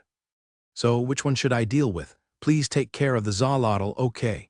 It's too troublesome to fight against flying creatures. I'll handle this overgrown dog for you. But who will face off against that winged serpent? My second master will. William replied with a grin. Second master, please. Take care of the Quetzalcoatl. It is way out of my league. The corner of Oliver's lips twitched as he heard William's shameless request from his hiding place. The parrot monkey had hidden himself within the dark clouds in the sky while observing the situation on the ground. But somehow, William was still able to find him. What Oliver didn't know was that the system had already detected his presence when he entered the skies of the battlefield. It was very easy for it to locate his position since all the allies were highlighted on the map of the territory. Fine, Oliver's voice echoed inside William's head. You owe me one, little Will. Thank you, second master, Will replied in his heart, inside the dark clouds. Oliver looked at the giant winged serpent with a mischievous grin as if it was looking at a new toy. Fake centennial beast that is forcefully upgraded by miasma can't compare to the real deal, Oliver chuckled. Mistress asked for a souvenir. The snake will do quite nicely. Oliver was just like a little puppy facing off against an elephant. But he didn't even see the Quetzalcoatl as a threat. For him, the oversized winged serpent was only a little snake that he could easily trample under his talons without breaking a sweat. Wendy, stand at the rear. William said as he patted her head. I will handle this. Wendy nodded her head and immediately retreated to a safe place, although she was worried about William. She didn't want to get in the way of this battle. Ella transformed into an Angorian war ibex and allowed William to ride on her back. He then ordered the system to change his subclass to the Cavalier job class. He then equipped the golden scaled light armor from the Ring of Conquest. This armor was made from the scales of the golden scaled crocodile that Celine had defeated 4 years ago. It boasted great physical and magical defense, and was custom-made to change its size to fit William perfectly. When William donned his armor, he looked like a young prince that had come to save the princess from the evil dragon. He wasn't wearing a visor, but a winged circlet that highlighted his natural beauty. Instead of the wooden staff that he usually used to do battle, he summoned a spear that was made from the fangs of the thunder-horned wolf and the teeth of the golden-scaled crocodile.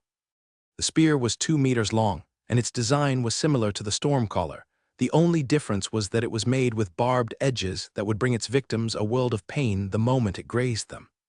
Barbados was quite happy with his creation and named it Triam, the executioner of giants.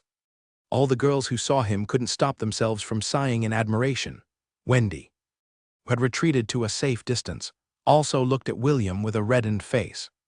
She looked at her prince in shining armor as her heart beat wildly inside her chest. EST.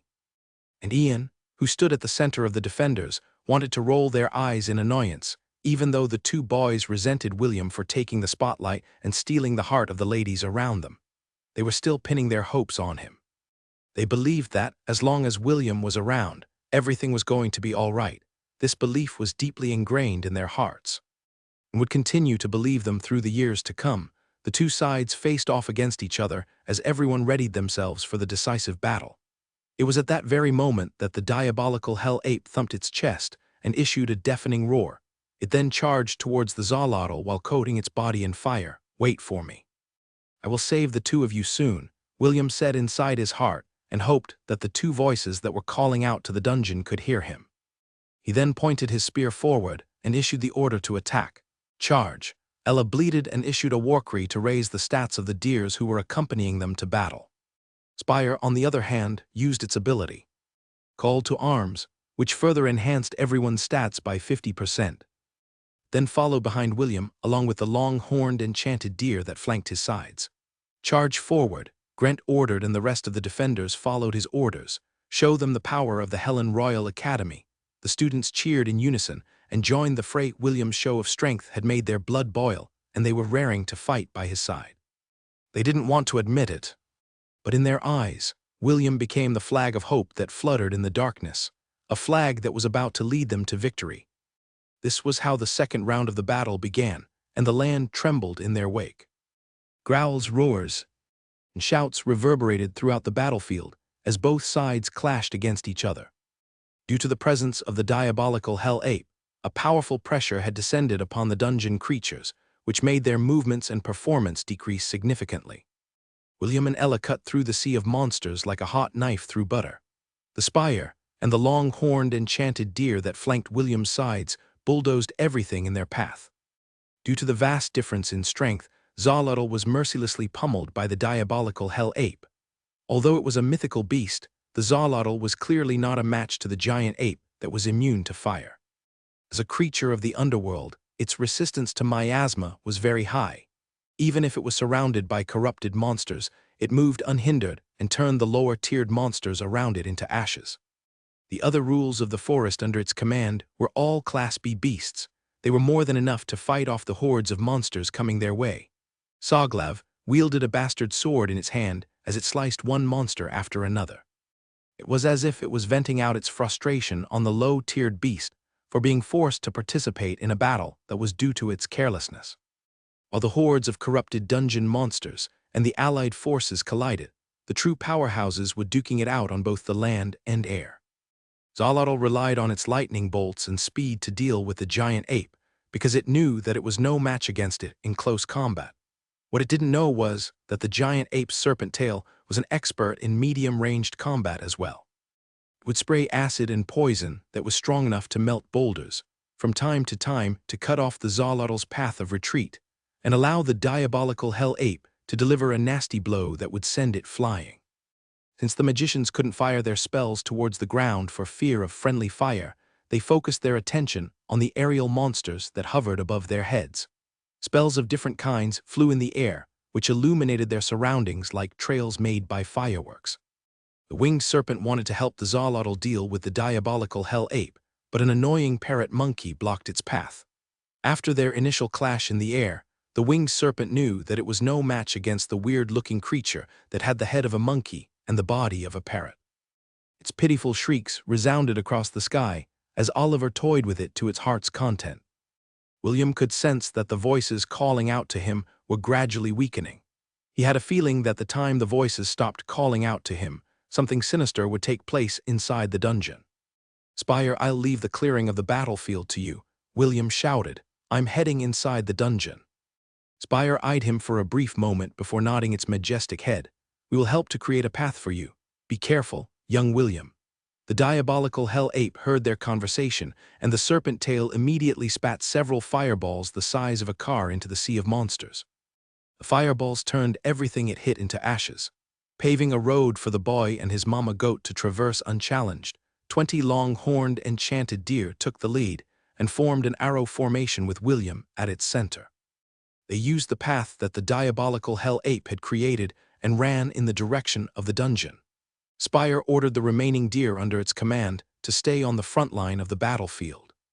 The Eternal Guardian had a special cleansing ability that allowed it to purify the miasma in the bodies of the defenders. With its help, the humans were able to continue fighting without having to retreat to cure the miasma poisoning. "Thank you. This is as far as you can take me," William thanked the deer who had accompanied him. "Please, go back and help Spire protect the students. Are you sure you can do it alone?" "Little Will," Oliver's voice sounded inside his head. "Do you need me to follow you?" Although Oliver was currently toying with the winged serpent, it would be very easy for him to subdue it if need be. The reason he came to Dawsbury was to ensure William's safety. A mere winged serpent was not as important as his mistress' future husband candidate. "It will be fine, second master." William replied, "I am never alone." "Ah, that is true," Oliver commented. You are never alone. Very well, I'll play here for a while longer. Just call me if anything happens. Good luck with whatever you plan to do. After reassuring Oliver, William and Ella entered the entrance of the dungeon. William was expecting to fight his way through a horde of monsters. But the dungeon was practically empty before William could even do anything. Gate suddenly appeared in front of him. It opened very slowly, and the voices he had heard earlier urged him to enter. Since his purpose for coming was to find out who was calling out to him, William entered the gate while raising his guard.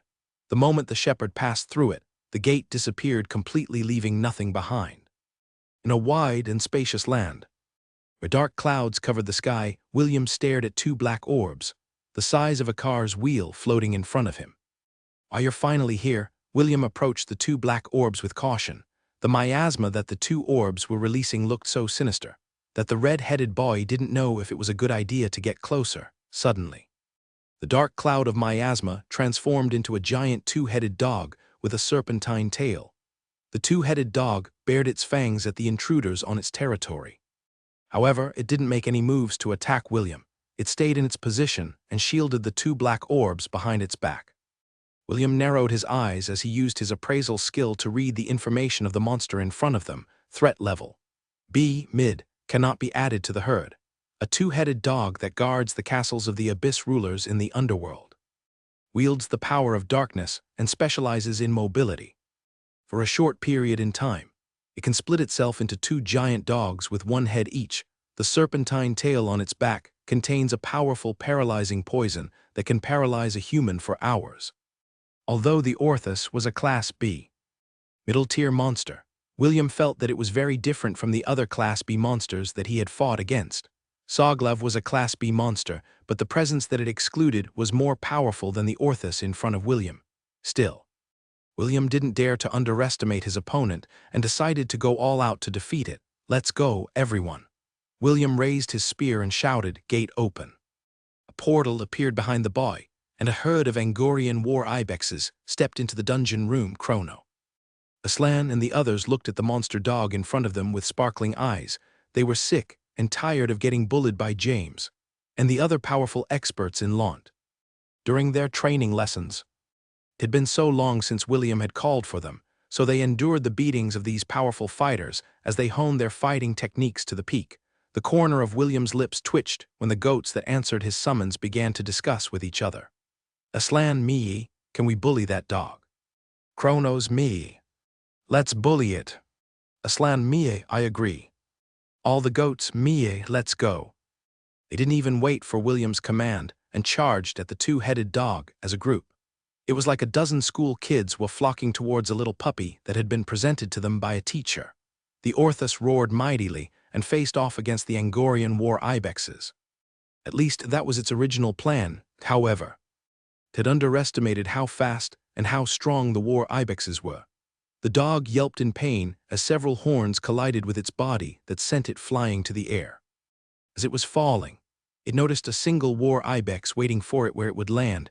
The war ibex had a mischievous look in its eyes as it turned around and lifted its hind legs to kick it. The poor dog became a volleyball ball that got passed around by the war ibexes that were venting out their frustration.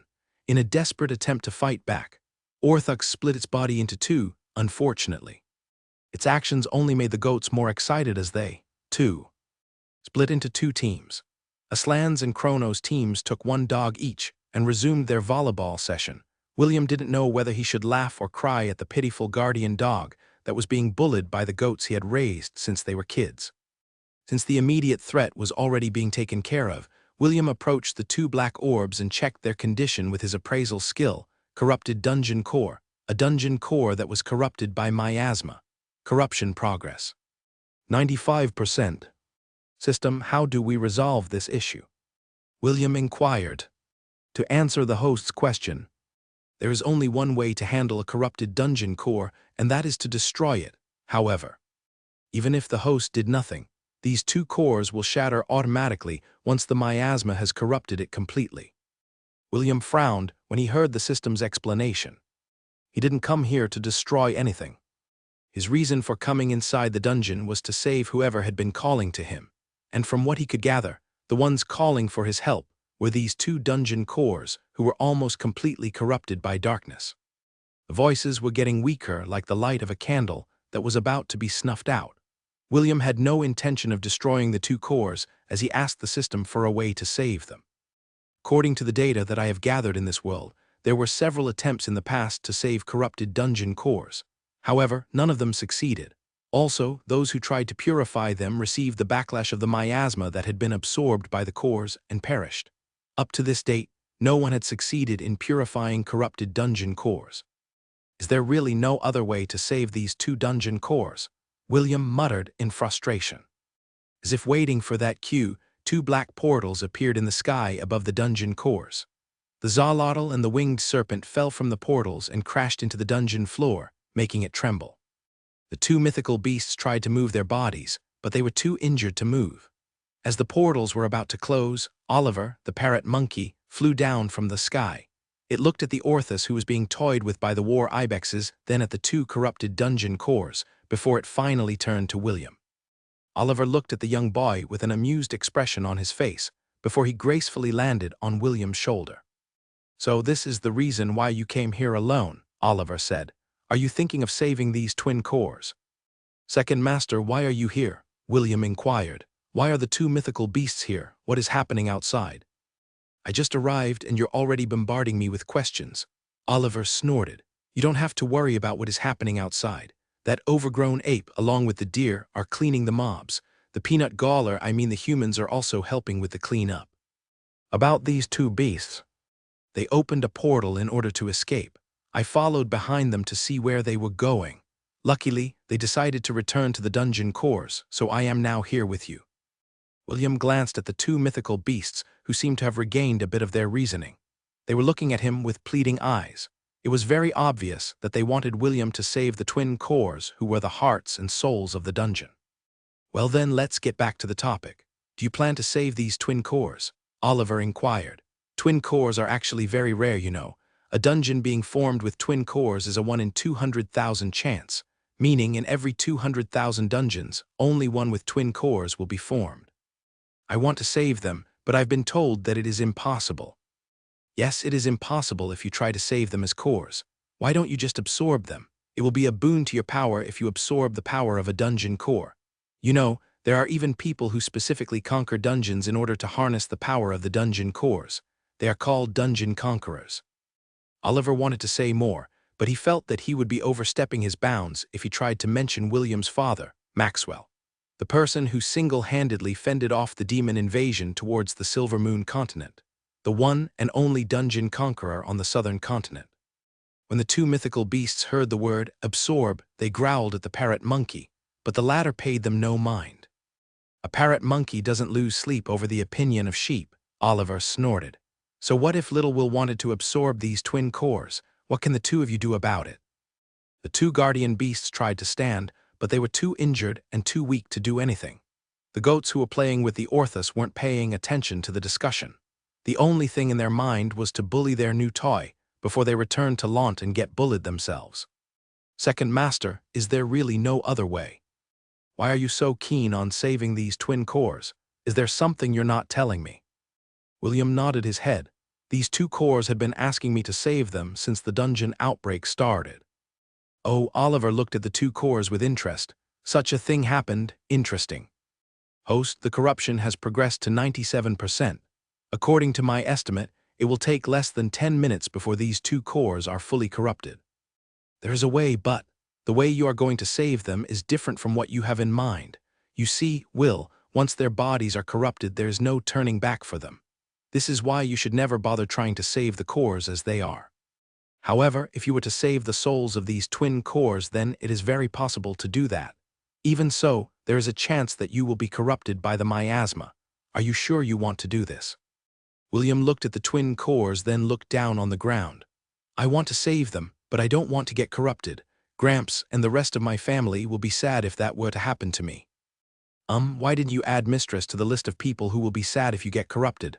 "Hello, it was the Mistress that sent me here to help you," Oliver nagged. "Well, she didn't say it explicitly, but I'm sure that this was what she wanted me to do, of course. Master will be sad too, that's why, Second Master, you need to think of a way that I can save the dungeon cores without becoming corrupted in the process. Why are all of you Ainsworth so greedy?" It's either you play it big or not at all. Geez. Fine, there is a way, but it will be very painful. Are you sure you still want to do it? Oliver felt that it was a pity that William didn't want to absorb the cores to boost his powers.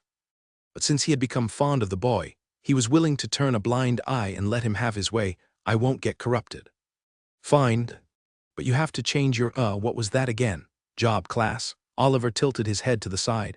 Anyways, whatever you call it, you need to change it to Prince of Darkness. That is the only way for you to resist the miasma corruption. Host. The Prince of Darkness job class is currently disabled. It can't be used at this point in time because you didn't meet the necessary requirements to open this prestige class in the first place. Last time, it was forcefully activated due to the collar of Wisteria. What are the necessary requirements for it? The host must surrender to the darkness first and allow your soul to be corrupted by the god of darkness. Are you serious? William couldn't believe what the system had told him. The job class that he had used in the battle against the Cyclops could only be unlocked if his soul was corrupted by the god of darkness. Host, the job class Prince and Princess of Darkness, is a prestige class that belongs to the devout follower of the god of darkness. To be honest, it is impossible for you to unlock it. It was only possible because you used the collar of Wisteria as a medium to sacrifice 5 years of your magic power to use the job class for a short period of time. How can this be? William was starting to feel helpless. What am I supposed to do? Oliver noticed the change in William's expression and frowned. What are you dilly-dallying for? Have you switched that job class or whatever to Prince of Darkness? Hurry, we don't have much time as second master. The Prince of Darkness is not available, William replied. I can't use it. Is that so? Oliver knew that William wouldn't lie to him at this crucial moment, so he had no choice but to believe him. Okay, just switch to the Dark Mage. I just hope that your soul will be able to endure the corruption and the pain. Don't worry, I will assist you with the two of us together. It will work, probably. Host. The core's corruption has progressed to 98%. William took 2 deep breaths in order to calm himself. He knew that he was taking a big risk in attempting what he was about to do. But he had to do it. Something inside him was compelling him to do it. What William didn't know was that. Deep within his sea of consciousness, the chess piece of the king started to vibrate. The time for it to awaken was still not at hand. But it had sensed William's desire and decided to lend its strength. Isekai, who was napping in the temple of the 10,000 gods, felt his divinity start to move and immediately investigated the cause.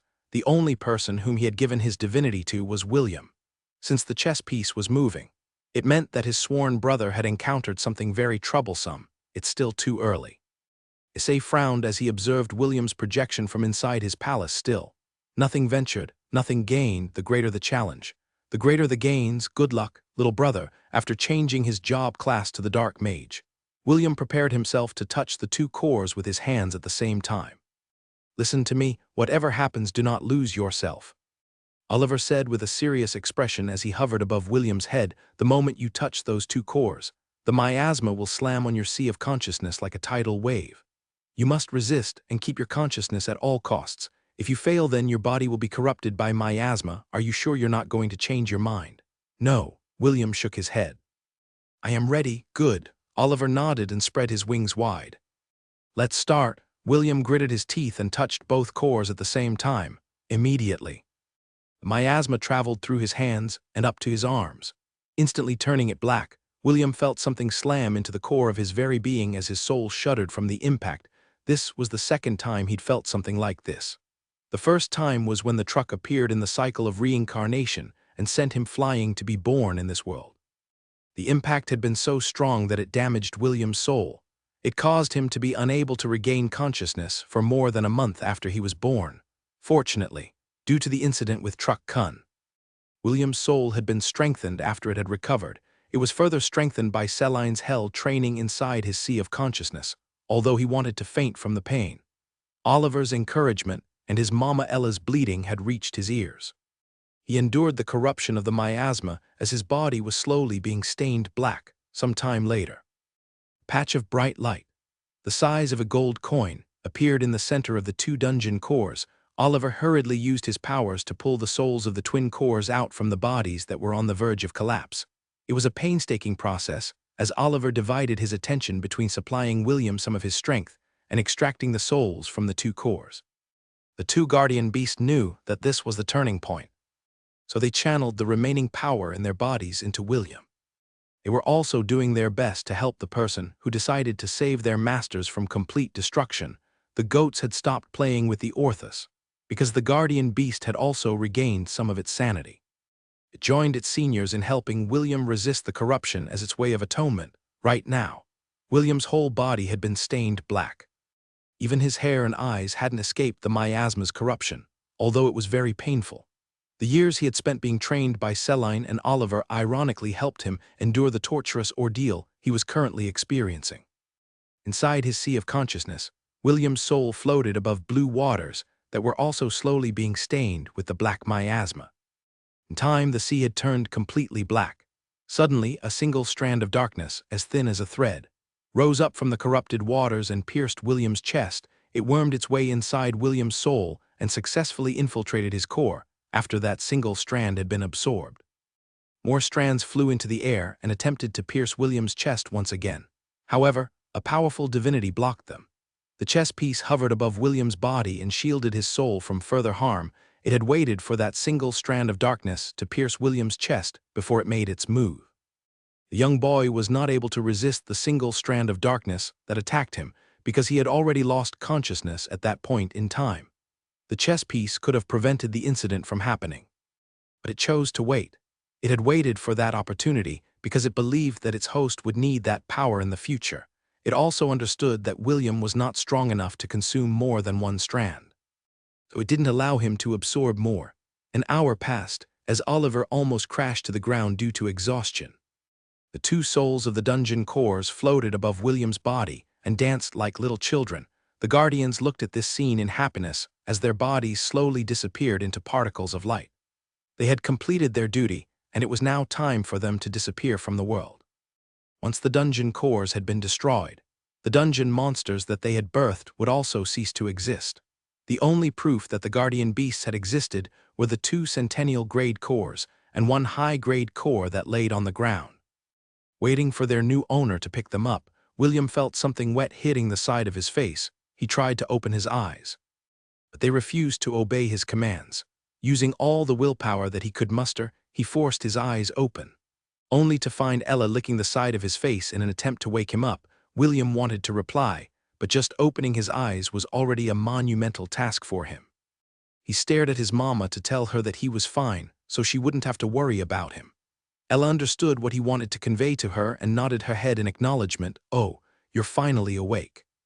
Oliver's monkey head suddenly appeared in his vision. "Well, it seems that your soul has received significant damage. I'm guessing that right now you are unable to move your body, but don't worry. It will only take 2 to 3 days at most before you regain control of your body, if you can understand my words. Blink twice." William blinked twice to show Oliver that he had understood him. The parrot monkey nodded its head and continued to talk to William. "I still need to discuss a few things with you, but that will have to wait until you get better. I just wanted to tell you that we succeeded. Don't think about anything. Don't worry about anything. Just rest. That is all you need to do. Leave the rest to me and your mama, Ella." "Me," Ella bleated in agreement. William blinked twice before closing his eyes. He was really at his limit, and sleep pulled him into her embrace. When Ella and Oliver heard William's deep breathing, both of them sighed in relief. The other goats had already returned to Launt, and only the two of them remained inside the dungeon protecting William. Soon, the sounds of running footsteps could be heard in the distance. "I know, Miss Ella. For now, I'll hide inside William's shadow and guard him from there." Oliver's body sank into William's shadow using his shadow bind ability. He knew that William would be unable to protect himself at this crucial time. So he decided to become his bodyguard just in case there were malicious people around that would attempt to harm him. A minute after Oliver merged with William's shadow, Ian, Isaac, Kenneth, Wendy, along with Grant, Andy, and a cleric, appeared in the dungeon room. When they saw William lying on the ground, Wendy immediately panicked and ran to his side in a hurry. She was about to lift William's body off the ground when EST hurriedly stopped her. "Don't move his body." EST shouted. "He might be injured somewhere. Let the cleric have a look at him first." Wendy nodded her head, but she didn't move away from William's body. Instead, she held his hand and looked at the half-elf's pale face with an anxious expression. EST and Ian didn't say anything about Wendy's actions because they too were worried about William's condition. They waited patiently for the cleric to run a diagnostic spell on William's body so they could see his current situation. "How is he?" Grant asked. "He suffered from minor internal injuries and is seriously weakened," the cleric replied. "While his life isn't in immediate danger, he will need a few rejuvenation potions, an elixir, and plenty of rest to fully recover." Grant and Andy sighed in relief as they exchanged a glance with each other, although the rejuvenation potions and elixir cost a lot. The academy would shoulder the expenses. It was a small price to pay for the sacrifices that the boy had made in order to ensure that no life was lost during this mission, to subjugate the dungeon of roaring quarters. "Are you feeling thirsty, Will?" "Here you go," Wendy said, as she gently assisted William to drink a glass of water. After his thirst was quenched, the young lady carefully supported his head and laid it back on the soft pillow. The corner of Est's and Ian's lips started to twitch when they saw this scene, but they didn't do anything about it. They just cursed William for being shameless in using his current condition to take advantage of Wendy's kindness. "How about I give you a foot massage?" Ian asked. "They say that it helps the body recover faster because the foot is connected to many internal organs of the body." Ian didn't wait for William's approval and started to knead the half-elf's foot with a smile on his face. "Does it feel good?" Ian inquired. "It does, then I'm going to continue." If William had been able to speak then, he would have already hurled a long string of expletives at Ian for applying so much pressure to his foot that it felt that it was tearing apart. If he could have moved his foot then, he would have already kicked the snot-nosed pansy and sent him flying out of the window. Since he couldn't move and couldn't speak, William could only curse his mortal enemy while shedding tears of pain and sadness. Wendy, who saw this scene, felt that something was off, but Ian merely told her that William was only shedding tears of joy because his massage was so good. ESD couldn't bear to see William hurting so much, so he cleared his throat and made eye contact with Ian to not bully the defenseless boy. Ian clicked his tongue as he reluctantly eased the pressure that he was applying to William's foot. He then gave the red-headed boy a proper massage, which made the latter feel so good that he fell asleep. It was at that moment when the door of the room opened and Kenneth came in carrying a bucket of warm water. "He's still asleep?" Kenneth asked as he carried the bucket near William's bed. "Well, I guess it won't make a difference whether he is asleep or awake." Kenneth then proceeded to unbutton William's pajamas. Seeing his actions, Wendy immediately blushed and asked the delicate-looking silver-haired boy what he was planning to do. "What am I about to do?" Kenneth looked at Wendy with a mischievous smile. "Of course, I plan to help clean William's body by washing it. He's the type that likes to bathe every day. Do you want to do it in my place?" "And no," Wendy stuttered. "I am just asking." "I see," Kenneth nodded, but the smile on his face didn't disappear. What a shame. After taking William's shirt off, Kenneth started to clean his body using a wet hand towel, then drying it immediately using another towel. His movements were so precise that those who were watching him felt that Kenneth was used to doing such things. Feeling their gazes on him, Kenneth decided to talk as he cleaned William's upper body. 2 years ago, my brother fell ill and suffered a similar condition to William. Kenneth began his explanation. He was unable to move, so it was up to me to help him eat, drink, and clean his body. Seeing William like this reminded me of home, so I decided to help him clean his body since he likes taking baths every day. Still, my little brother's body can't compare to William's. Seeing this strong and lean body, I am feeling envious. William was a martial expert, so his body was very fit. If you added the aesthetics of a half-elf then, you would get a good-looking guy with a very attractive physique. After cleaning the upper part of William's body, Kenneth was about to remove the sleeping boy's pants when Wendy immediately retreated to the corner of the room. Seeing her reaction, Kenneth gave an understanding smile as he lowered William's pants. ESD and Ian turned around to look at Wendy, who was sneakily peeking through the gaps in her fingers. After noticing that ESD and Ian were looking at her, Wendy immediately closed the gap in her fingers and turned around to face the wall. It took Kenneth less than 5 minutes to clean William's lower body. He then went to the shepherd's closet to pick out a new set of clothes for him to wear. When the red-headed boy was properly clothed, Kenneth left the room to handle the daily affairs of the martial class along with Priscilla. Before they went to fight against the dungeon outbreak, William appointed Kenneth to be the secretary of the first-year martial division. Since their head prefect was not around, it fell to the officers to ensure that the rest of the students were behaving properly. The second, third, and fourth years still hadn't returned from their missions. The dungeon outbreaks that were happening in other places in the Hellen Kingdom were getting more and more intense, causing the Hellen army to feel more of the pressure. Because of this, the king was forced to send messengers all across the kingdom, hiring mercenaries and other armed groups to help resist the dungeon outbreak. This was also why the first year's success created a big impact on the defenders of the other towns. They didn't expect that the outbreak in Dawsbury would be settled in less than a day. Of course, this was due to William calling for reinforcements to assist them in battle. If not for Spire and his herd, the diabolical Hell Ape, and William's mysterious second master, the outbreak of the Roaring Quarters wouldn't have been that easy to subjugate. At the Forsaken Catacombs, where the third years of the Hellen Royal Academy were stationed, an intense battle was currently taking place. Carter fired several empowered fireballs at the skeletal legionnaire that was rampaging across the battlefield. The skeletal monster, that was over 2 meters in height, was carrying a giant war axe, which it brandished left and right to reap the lives of the soldiers who were trying to fend it off. "Thank you, Professor," one of the soldiers shouted as the skeletal legionnaire burst into flames. "You're not out of the woods yet. Focus on your surroundings," Carter ordered as he fired a few more fireballs at the skeletal army that was slowly advancing towards them. The professor was very irritated because the sudden dungeon outbreaks forced him to put his plan on hold for an indefinite period of time. Because of the sudden incident, he hadn't had time to make more candies to strengthen his hold on the talented students of the third-year Magic Division class. Of course, that was only half of the reason why Carter was feeling irritated. His superior had also tasked him to investigate the reason for these dungeon outbreaks that were happening in the Hellen Kingdom. The reason for this was because a similar thing had happened in the Demon Continent 4 months ago. Carter's superior believed that this was done by an unknown group or organization that was hiding in the shadows.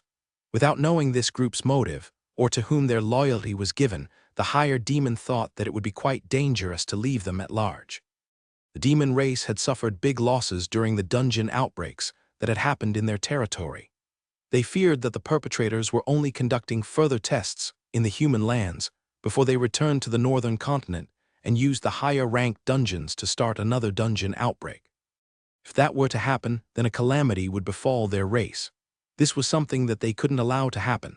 Since this mission took precedence, Carter had no choice but to obey and get to the bottom of this incident. Just what are they after? Carter thought as he continued his onslaught on the battlefield. Are they anti-humans or anti-demons? How big is their organization? Carter knew that the answers to his question would not be answered soon. He focused his attention on pushing back the skeletal army and joined the experts when they proceeded to head towards the dungeon core. Perhaps he would find the answers he was looking for after he had seen the source of the problem with his own eyes. "Oh, this is quite interesting," James chuckled as he read Ezio's report. "William managed to accomplish something amazing." As expected of my grandson, James was all smiles as he read the report in his hand. His smile didn't last for long as he read the current situation on Matthew's end on the battlefield. His grandson Matthew and his fiancée Lee had gone missing while carrying out a mission inside the lair of the ancient queen, which was located within the Duchy of Aberdeen, according to Ezio's report. Lee had suffered a serious injury when she tried to save Matthew from the attack of Lamia Queen. Lee then used a special ability that made both of them disappear from the clutches of Lamia Queen that was hell-bent on ending their lives. This was witnessed by one of the survivors who managed to escape from the dungeon. He immediately reported the mission's failure to the officers defending the front line. And this piece of information found its way into Ezio's hands. James knew that now was not the time to brag about William's accomplishment and immediately held a conference in Launt. He decided to bring an elite team to Aberdeen and help rescue his grandson inside the dungeon. For James, every member of the Ainsworth family was precious. There were only a handful of them in the world, and losing even one of them would be a tragedy. After a discussion with his subordinates, it was decided that James, Mordred, John, and Jekyll would provide reinforcements for Matthew in Aberdeen. This group of 4 would be able to travel faster by riding on the giant hawk. Blitz, who was John's animal companion, the rest of the experts would stay in Launt to handle unforeseen events, like the dark-scaled crocodile incident that almost destroyed their hometown, as always. Owen had been assigned to be the temporary leader of Launt while Mordred was away. This was the best course of action that James could make after taking everything into consideration. Lee, you don't have to force yourself. You just recovered from your injury. Matthew tried to persuade his lover to stay in their hiding place until she was fully recovered. No, Lee shook her head. If I stay here, I'll go crazy worrying about you. They were currently hiding inside a cave within the lair of the ancient queen. They were part of the group that was tasked to break the dungeon core and end the threat of the monster outbreak. The dungeon had 50 floors, and their team of 100 people managed to reach the 40th floor before they were stopped by a monster army that seemed to have waited for their arrival. 3 Class S corrupted Lamia queens, along with a horde of Class C Lamias, ambushed their group from different directions. The battle was intense, but they managed to defeat 2 of the 3 Lamia queens while fighting with everything they had.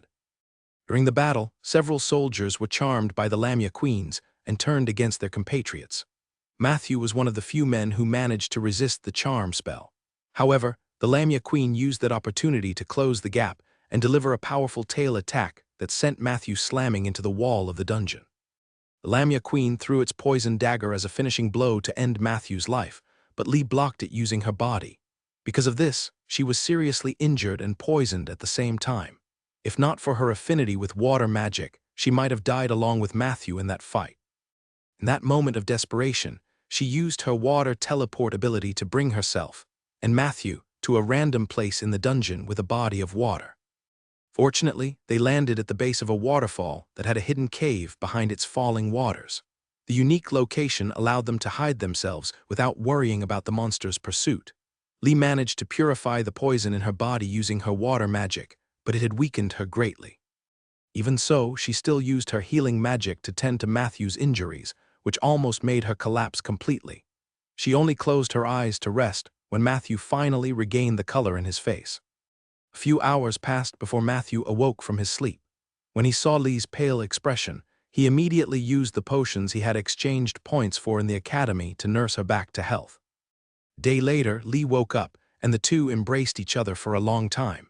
They were thankful that both of them were still alive and in each other's arms. Matthew became silent as he hugged his fiancée. He lovingly kissed her forehead, and Lee could feel the love he had for her. Both of them knew that they couldn't stay in the cave forever.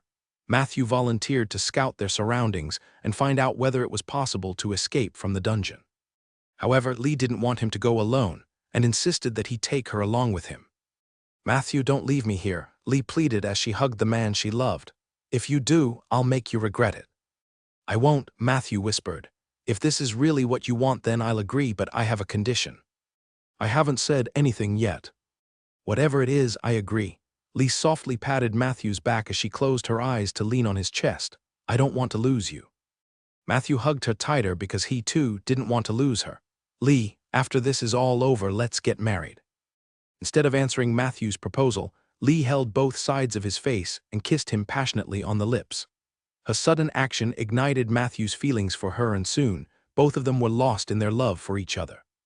Lee laid within the makeshift bed that they had made inside the cave and looked up at Matthew with teary eyes. "Are you sure about this?" Matthew asked. "Yes," Lee answered. "I don't know what the future holds for the two of us, but right now, all I want is to be one with you."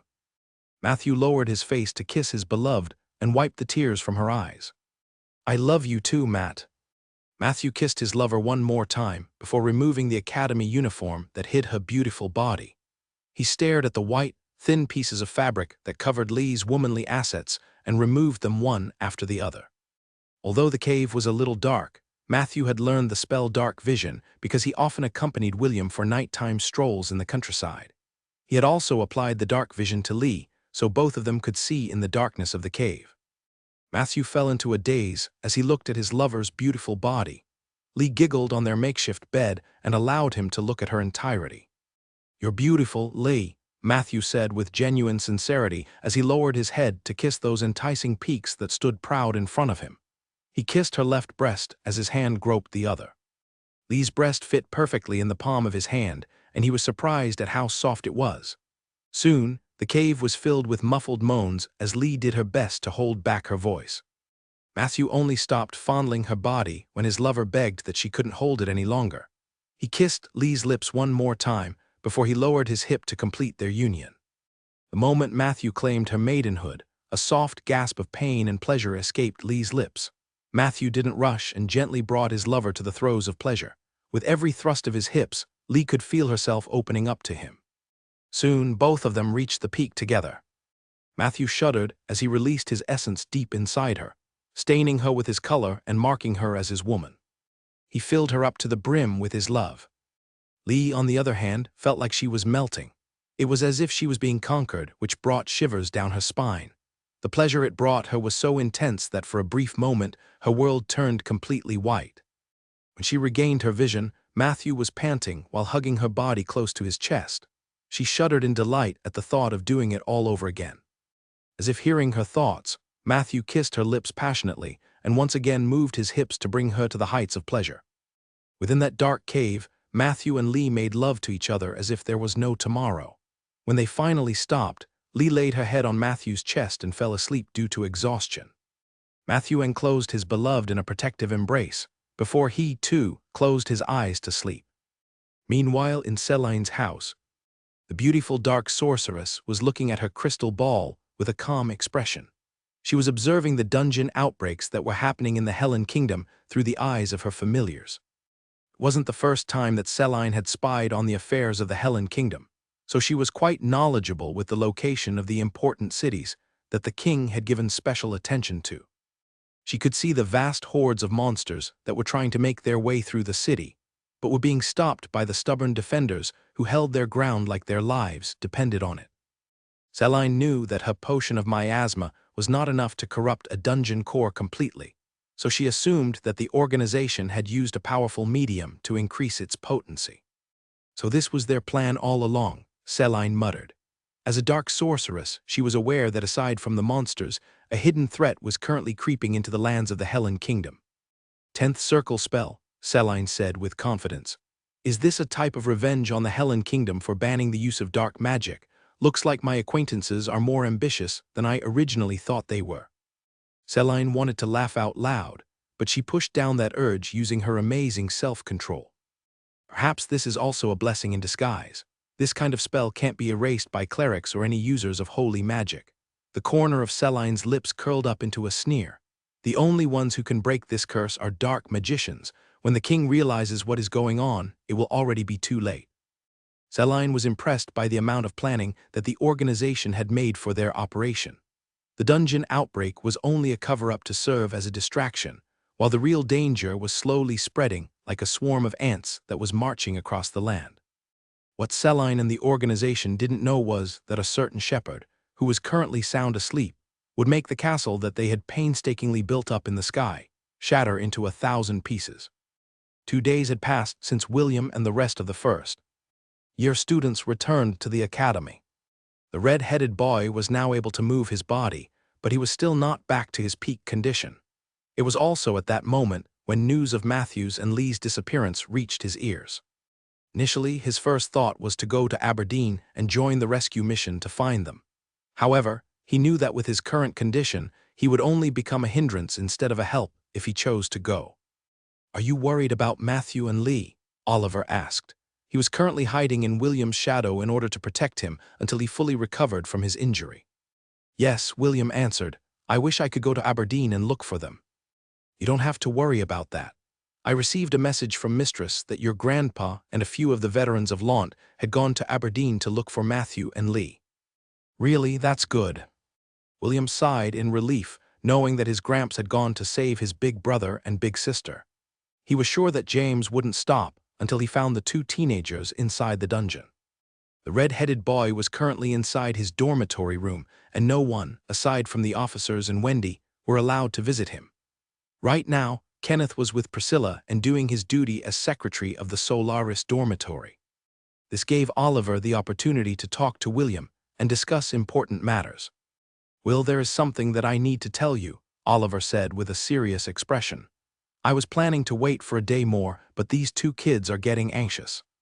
As if waiting for Oliver to mention the 2 of them, the twin souls flew out of William's shadow and hovered in front of his eyes.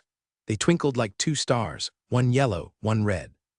"I'm glad that the 2 of you are safe." William smiled as he gazed at the 2 souls in front of him. The two souls bounced up and down as a mysterious melody reached William's ears. William could vaguely understand that they were trying to talk to him, but he couldn't understand their language. Fortunately, Oliver came to the rescue and translated their message for William. "These two kids want you to help them revive their loyal guardians," Oliver translated as he too flew out of William's shadow. "Do you remember those three beasts in the dungeon core room? These two want them to be reborn." William blinked when he finally understood what the two souls wanted to do. He had completely forgotten about the mythical beasts because back then he had lost consciousness while trying to resist the corruption. There was simply no opportunity for William to worry about others in that crucial period. "You said revive." William gave Oliver an inquiring gaze. "Did the guardians die?" "Yes," Oliver nodded. "Just like how these two kids lost their outer core, the guardians also lost their physical bodies. However, the twins used their remaining power to bind the souls of their guardians to their beast cores." Oliver waved his wing and three black, high-grade cores floated in the air in front of William. "Although the two succeeded in binding the guardian's soul to their beast cores, this is only a temporary stopgap. In 2 more days, the souls will completely dissipate from the cores, and they will be lost forever." William sighed as he looked at the 3 floating cores. If he absorbed them, he might have gained an incredible amount of experience points. But, seeing the 2 bouncing souls in front of him, he no longer had the heart to carry out his plan. "How can I help?" William asked. He didn't want to waste any more time because there was a possibility that a visitor would come knocking on his door. Since time was limited, it would be best to cut to the chase and get it over with. "We need to perform a ritual in which these 3 beast cores will be used as catalysts in order to revive the guardians," Oliver explained. "They will no longer have memories of their past life and would simply be reborn as new beings that are no longer tied to a dungeon. Naturally, they will be bound to you. Just think of it as acquiring 3 pets to raise for free." 3 pets to raise for free. William felt slightly complicated. It was not as if he wasn't interested in raising the 3 beasts. He had already seen them and their capabilities, however, he didn't know if he was ready for such a responsibility. Unfortunately, the 2 souls were busy nuzzling his cheeks as if they were trying to butter him up to help with the revival ritual. In the end, William agreed, and Oliver began to write a magic circle in the center of the room in order to start the ritual. When he was done, Oliver placed the 3 beast cores at the center of the magic circle. "I need a pint of your blood in order to make this work," Oliver stated. "Is that fine with you?" "Only my blood?" William inquired, "nothing else?" "Just your blood. In short, these creatures will be born with your blood running through their veins." Oliver smirked. "I guess calling them pets is inappropriate. They're more like your first-born kids. Congratulations, you are now a father of triplets." "Haha, very funny. Mistress always tells me that I have a good sense of humor." Oliver gave William a serious glance as he conjured a shadow dagger in the air. "Well then, are you ready?" William took a deep breath before nodding his head. As soon as Oliver deemed him ready, the shadow dagger flew and stabbed him in the arm. The young boy's blood gushed out like a fountain. Surprisingly, his blood didn't fall on the magic circle. Instead, it was magically siphoned to the 3 beast cores as the magic circle started to glow brightly. Oliver chanted in the background and spoke in a language that William didn't understand. As the lights of the circle grew brighter, William could feel a growing connection with the beast cores that was starting to vibrate. Suddenly, a blinding flash of light erupted from the center of the runic formation. The young boy was forced to close and shield his eyes until the light receded. "It is done," Oliver's proud words reached his ears. When William opened his eyes to look at the result of the ritual, he found 3 creatures looking up at him from beside his feet. One of them was a golden snake. It was only a meter long, and its golden reptilian eyes looked at William as if it was looking at its daddy. Suddenly, it crawled up William's leg until it reached his neck where it happily coiled itself. The baby golden snake flicked its tongue against William's cheeks as if giving him a kiss. Before William could do anything about the baby snake that was looped around his neck, 2 barks sounded near his feet. A puppy with black fur and blue stripes that resembled lightning bolts pressed its small paws on William's right foot and barked. It resembled a baby husky and looked very cute and adorable. It was half as big as William's arm. William always thought that huskies were half dog and half wolf creatures.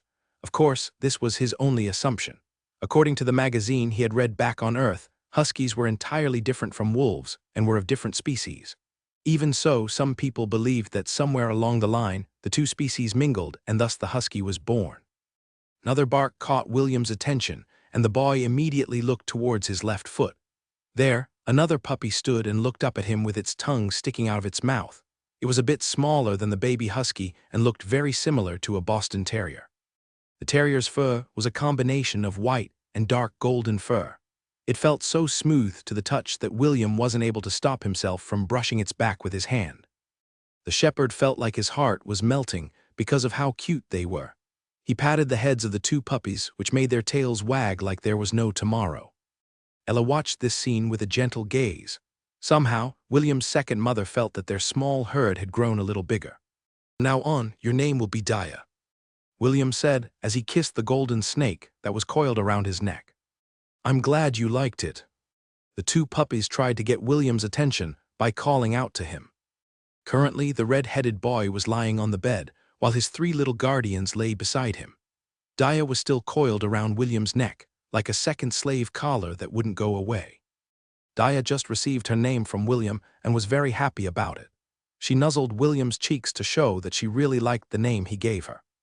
However, the two puppies didn't want to lose out, so they whined, while pressing on William's chest like two spoiled children. They wanted their master to give them names as well. William chuckled as he patted the two puppies' heads and coaxed them to be patient. "Okay, I've decided." William grinned as he tickled the baby husky's chin. "From now on, your name will be Thor." "Woof," Thor barked before he started licking William's cheeks. Its body glowed briefly as the lightning bolt pattern on its fur crackled with electricity. Seeing that his brother and sister had been given names, the little terrier whined to catch William's attention. "Don't worry, I'm also thinking of a good name for you," William coaxed the puppy that was throwing a tantrum. William looked at the adorable terrier and a playful smile appeared on his face. "Your name will be Ragnar." Ruff, Ragnar joined Thor in licking William's cheeks, which made the shepherd giggle. "I think I understand what being a parent feels like by looking at these three kids," William thought. Although he had raised the goats with love and care, the feeling that the three newly born guardians gave him was different. He could sense a very close connection to them, a connection forged by blood that made him feel like he had indeed become a father of three. After the three had settled down, William introduced them to his mama Ella. "Dia, Thor, Ragnar, this is Ella. She's my mama, so that makes her your grandma," William said. The three guardians looked at Ella with innocent gazes. The Angorian goat looked back at them and bleated. Ella walked closer and licked Thor's cheeks. After that, she licked Ragnar's cheeks and finally nuzzled Dia's head. Dia uncoiled herself from William's neck and transferred herself onto Ella's neck. The new grandma and granddaughter pair chatted with each other, while the two puppies jumped off the bed and acted like spoiled children who wanted to catch their grandparents' attention. Ella played with the kids for a short while before laying beside William's bed. Oliver had returned to William's shadow as he observed this family scene with an amused expression. "I guess I need to find another souvenir for Mistress," Oliver thought as he looked at the golden snake who seemed to be enjoying her quality time with her new grandmother. Originally, he planned to take Dia back to Celine, but since the little guardian was born from William's blood, he thought that it was inappropriate to separate the two of them. "Ah, I almost forgot. You'll need to form a contract with Dia and make her your animal companion," Oliver said in a serious tone. "Thor and Ragnar are fine since you have already added them to your herd, but Dia is different. She is a snake, and you can't add her to your herd no matter how hard you try." "Why must I make her my animal companion?" William inquired. "Why are you wearing that collar on your neck?" Oliver asked back. It was then that William understood Oliver's meaning. The collar on his neck was protecting him from being targeted by those who were thinking of making him a slave. Dia was a mythical creature. Although she was still young, it didn't change the fact that she would grow up to be a winged serpent in the future. Slavery was not exclusive to humans and other humanoids. Exotic creatures were also being sold in the black market, and Dia would certainly be a very nice addition to those who had the hobby of collecting rare and exotic creatures that were hard to find in the continent. "What kind of contract should I make?" William asked. "I'm not familiar with how contracts are made." "An equal contract," Oliver replied. "This contract gives both parties equal standing. There is no master and servant relationship. This is the ideal choice for you and Dia, unless you are a scum who wants to treat Dia as a slave." How could I possibly do that? William snorted. Daya, come here for a second. Hiss. Daya stopped playing with her brothers and looked up at William in confusion. Come, I need to form a contract with you, so you won't get targeted by bad people. Although she was still confused, Daya slithered and climbed up to William's bed. She then crawled up his body, then looped around the shepherd's neck like a good girl. Since William was devoid of magic power, Oliver was the one that facilitated the equal contract between the red-headed boy and the golden snake. 2 blue magic circles the size of a basketball ball hovered between William and Daya. Afterwards, Oliver pricked their bodies using the shadow dagger he conjured to get a drop of their blood. As the blood entered the magic circles he created, it changed its color and became golden. The 2 magic circles merged with each other and shot out 2 beams of golden light that shot towards William's and Daya's bodies. When the light receded, Oliver returned to William's shadow and announced that the equal contract had succeeded. With this, another layer of protection had been given to Daya to prevent her from being enslaved by others. As for Thor and Ragnar, they didn't need it because the moment they became part of William's herd, it was similar to having a binding contract.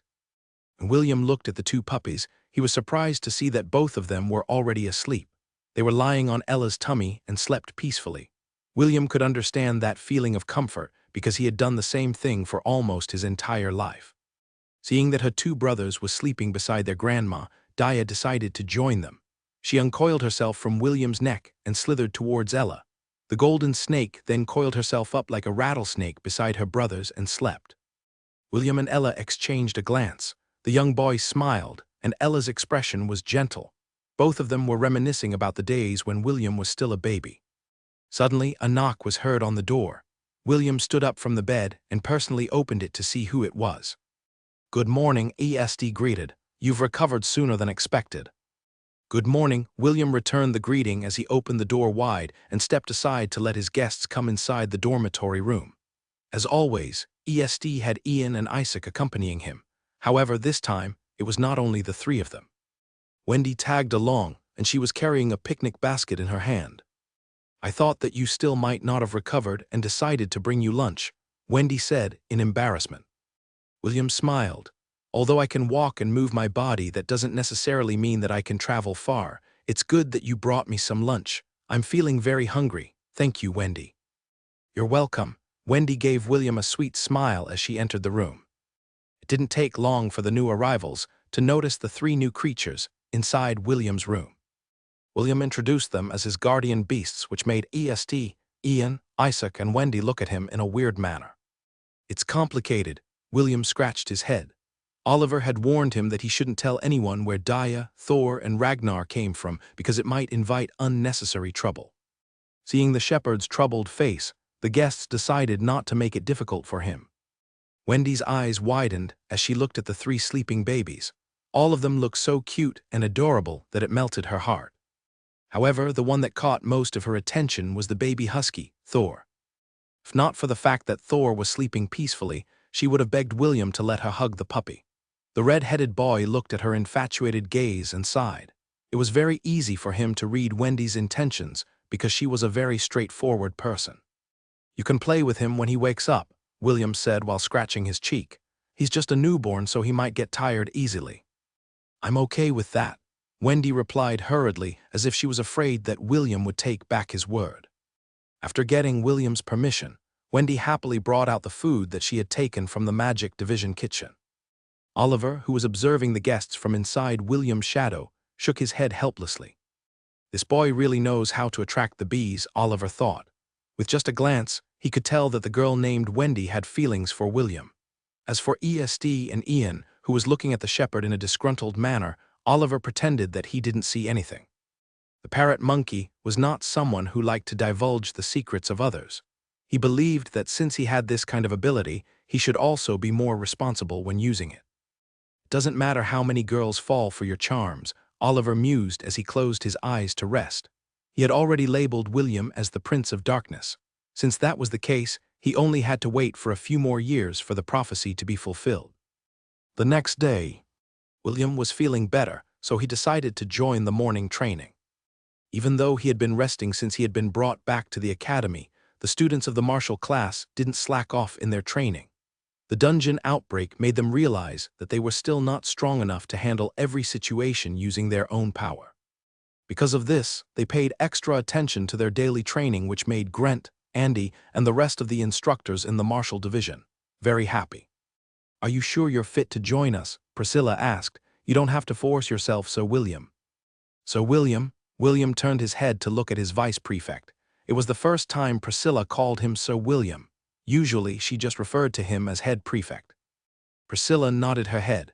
"We have all come to an agreement that the head prefect will be referred to as Sir William from now on. Please, don't reject it, Sir William." William scanned the faces of the first years. They were all nodding their heads in agreement. Since that was what they decided, the red-headed boy decided to just go with the flow and smiled.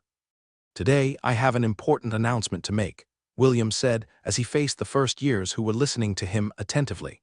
"I will introduce all of you to my new family members." The students had already noticed the three little creatures that were accompanying William. Even so, they didn't say anything and stared at them with curiosity.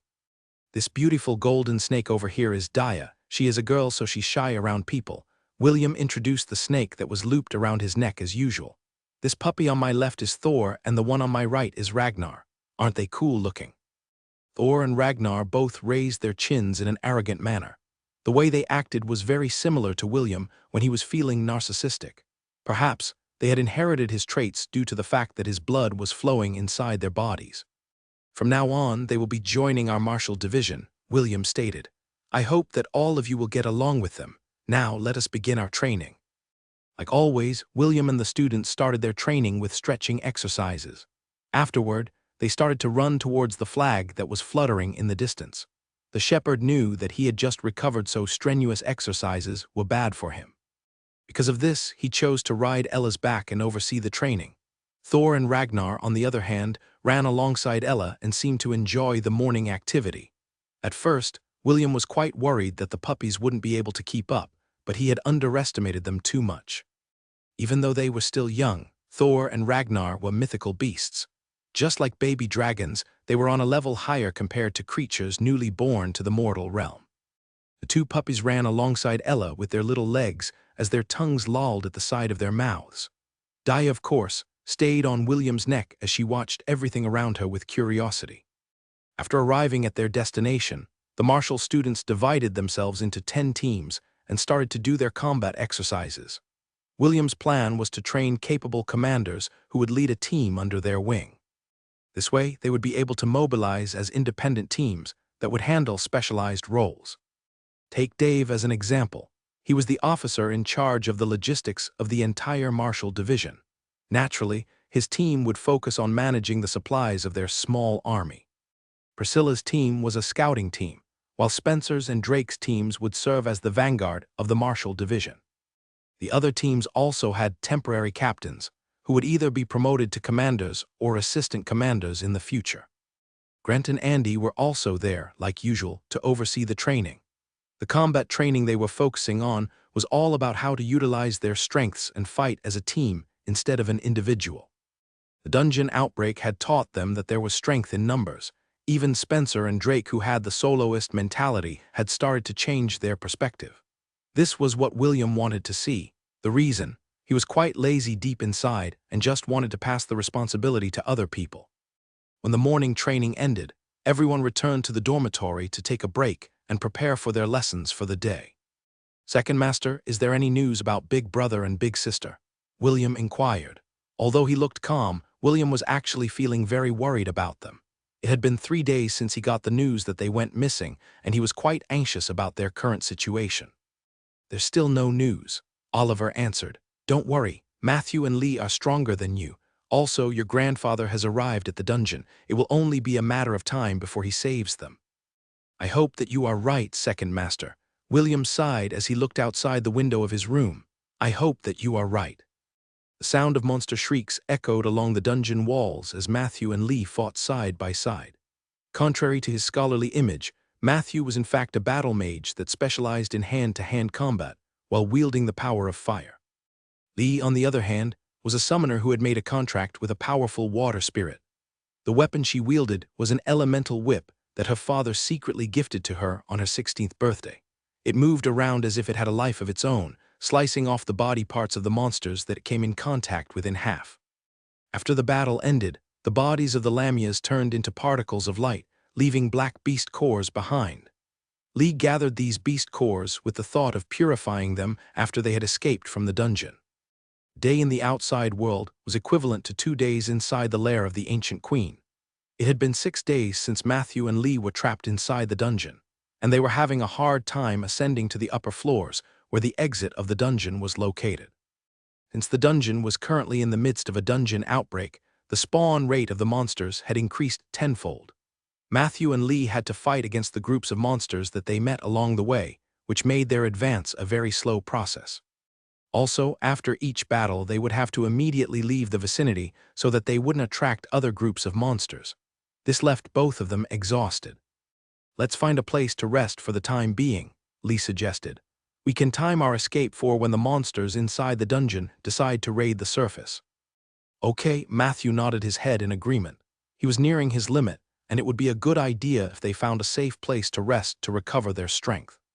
It took them a while to find a good location, and the two immediately drank the potions they had prepared before they went to the Duchy of Aberdeen to fight against the dungeon outbreak.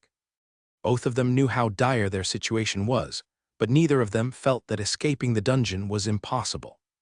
The two hugged each other while paying attention to their surroundings as they meditated. It was then that they heard a rumbling noise not far from their location. What followed next was an earth-shaking roar that made both teenagers open their eyes in surprise. The dungeon floor shook as cries of alarm that came from over 100 dungeon monsters reverberated in the air. And then, everything became quiet. It was so quiet that they could hear the sound of footsteps coming towards their location. Matthew and Lee exchanged a glance as they readied themselves to engage in combat. It was then when a familiar old man appeared in front of them with a wide grin on his face. "Am I disturbing the two of you?" James asked with a mischievous expression. "Matthew, you're doing well. Just do it a bit more and give me a great-grandchild as soon as possible." Lee's face flushed when she heard her grandpa James' words. Matthew, on the other hand, gave his grandpa the "you got it, Gramps" look, which made the old man's grin widen. Mordred also had a smile on his face as he looked at the pair of lovebirds. Seeing his son holding Leigh in a protective embrace reminded him of the days when he was still courting Anna to be his wife. John just leaned against the dungeon wall, while Jekyll was flossing his teeth. It seemed that he had eaten a lot of monsters along the way, and the dentist felt that this was a good opportunity to do some maintenance. "Are you here to save us, Grandpa James?" Lee asked. Her face was still beet red, but she wasn't the type to shy away from people whom she recognized as family. She had long regarded the Ainsworth family as her own family.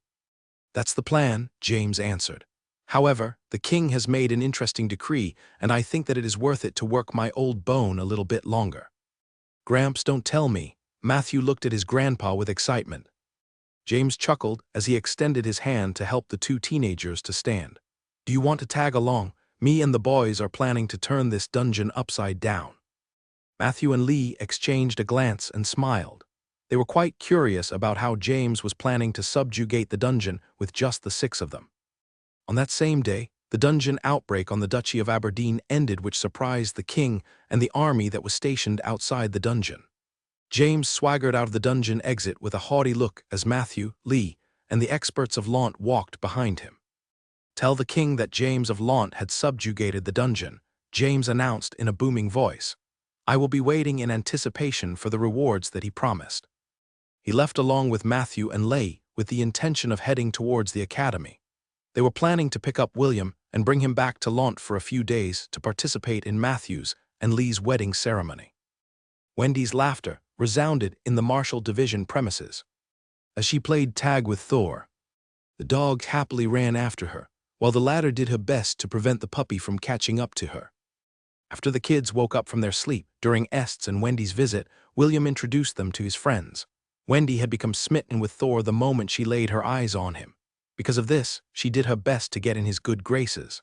Much to William's surprise, Thor seemed to really like Wendy as well, so the two of them hit it off right off the bat.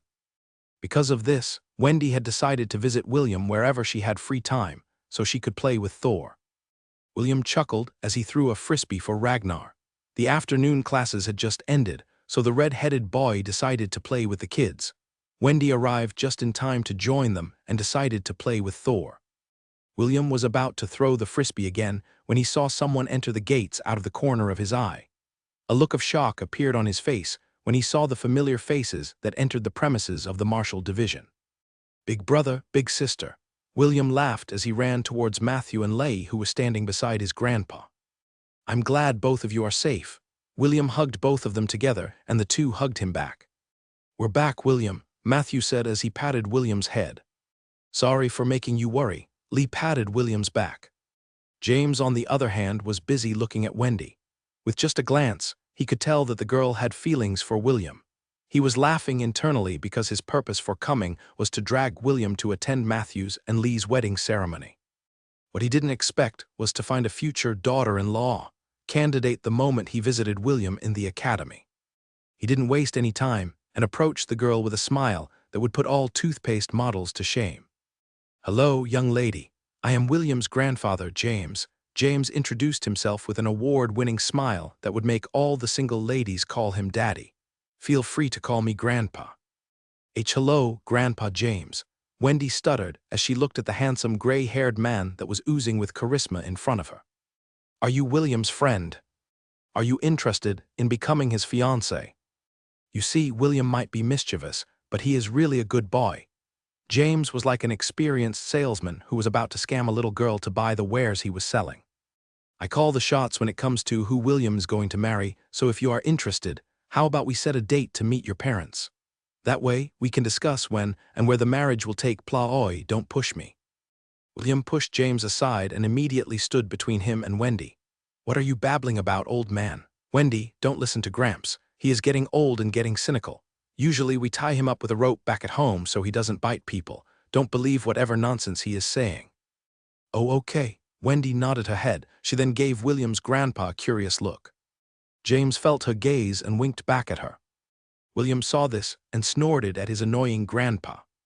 "Why are you being so overprotective? Relax, I'm already old and have no intention of stealing your girlfriend." James teased.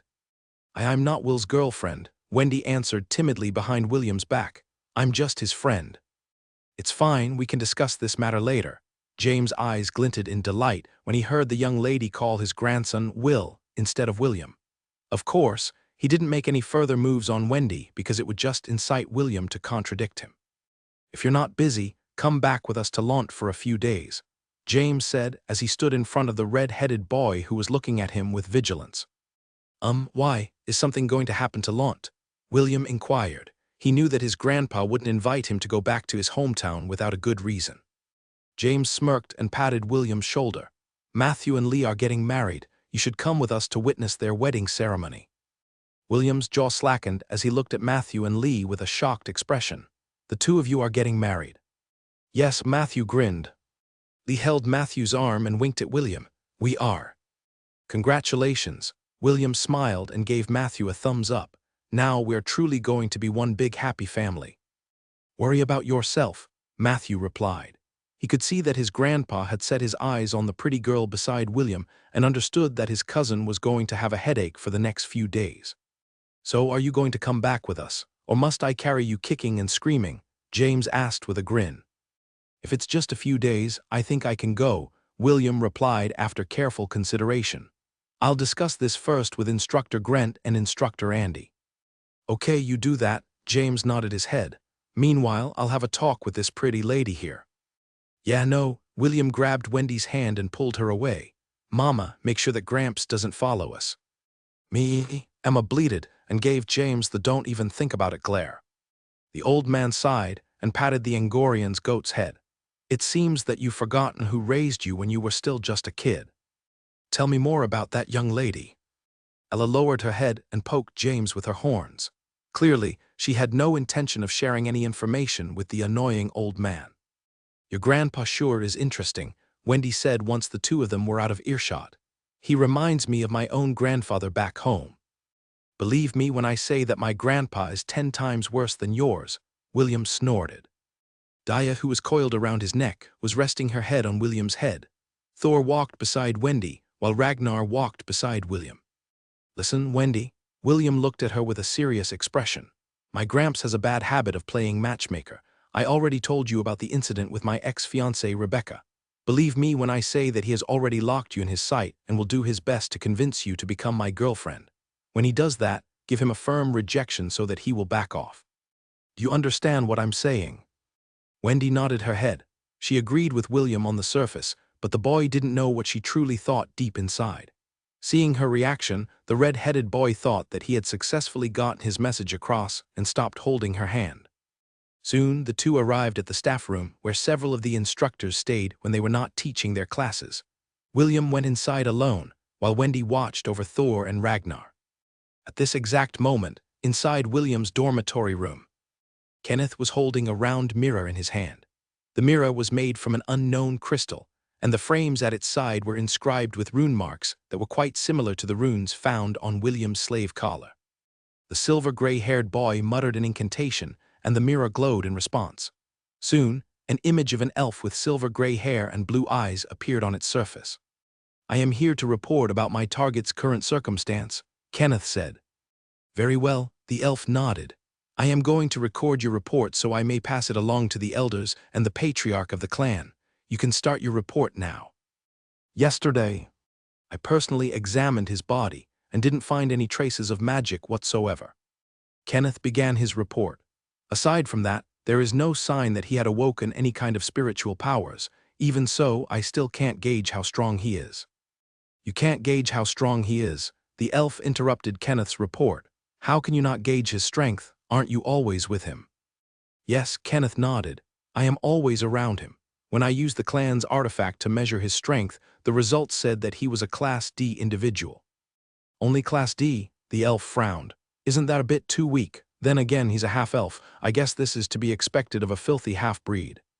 Kenneth tasted something sour in his mouth when the elf referred to William as a filthy half-breed using a contemptuous tone.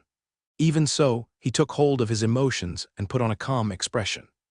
"So, why did you say that you couldn't gauge his powers?"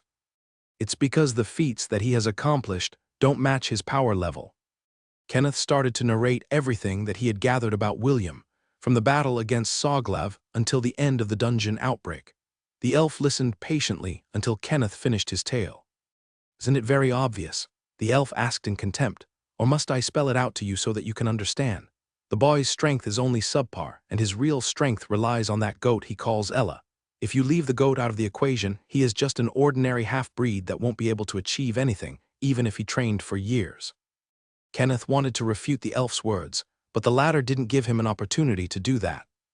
"Based on your report, I can tell that the hybrid only relies on external forces to increase his battle prowess. Such a person doesn't amount to much when fighting alone. Continue your monitoring and report any changes that you see," the elf ordered. "Remember, your purpose for going to the southern continent is to see whether he is the one rumored about in the prophecy. The clan has already dispatched others like you to different places in the central continent where rumors of strong individuals that had a hint of dark magic could be found. We need to find the Prince of Darkness and bring him to the Silver Moon continent before he awakens his power. This is the order from the patriarch of our clan. It still annoys me that we have to waste our resources to monitor a shepherd in the southern continent." "He is not an ordinary shepherd," Kenneth said through gritted teeth. "Don't forget whose son he is." The elf quieted down after hearing Kenneth's words. He also knew William's identity, and that was the reason why Kenneth was sent to personally monitor him in the academy. The son of the Saintess and the Dungeon Conqueror was an existence that shouldn't go unchecked. "Just carry out your mission and report as soon as you find anything worth reporting," the elf ordered before the transmission was cut. "You still haven't changed, Father." Kenneth firmly gripped the mirror in his hand as he clenched his teeth in anger. When Kenneth heard that William was one of the candidates that was named by the patriarch, he immediately volunteered to be the one to monitor him. He had long heard about the half-elf that was born from the union of the Saintess and the hero of the elves. Kenneth wanted to see what kind of person William was. He didn't care if William was the Prince of Darkness or not. What he cared about was Lady Arwen, his teacher, who resided in the holy city of Nitv Ethel. Before he left the Silver Moon continent, he promised her that he would watch over William and keep him safe. Arwen only giggled when she heard his promise.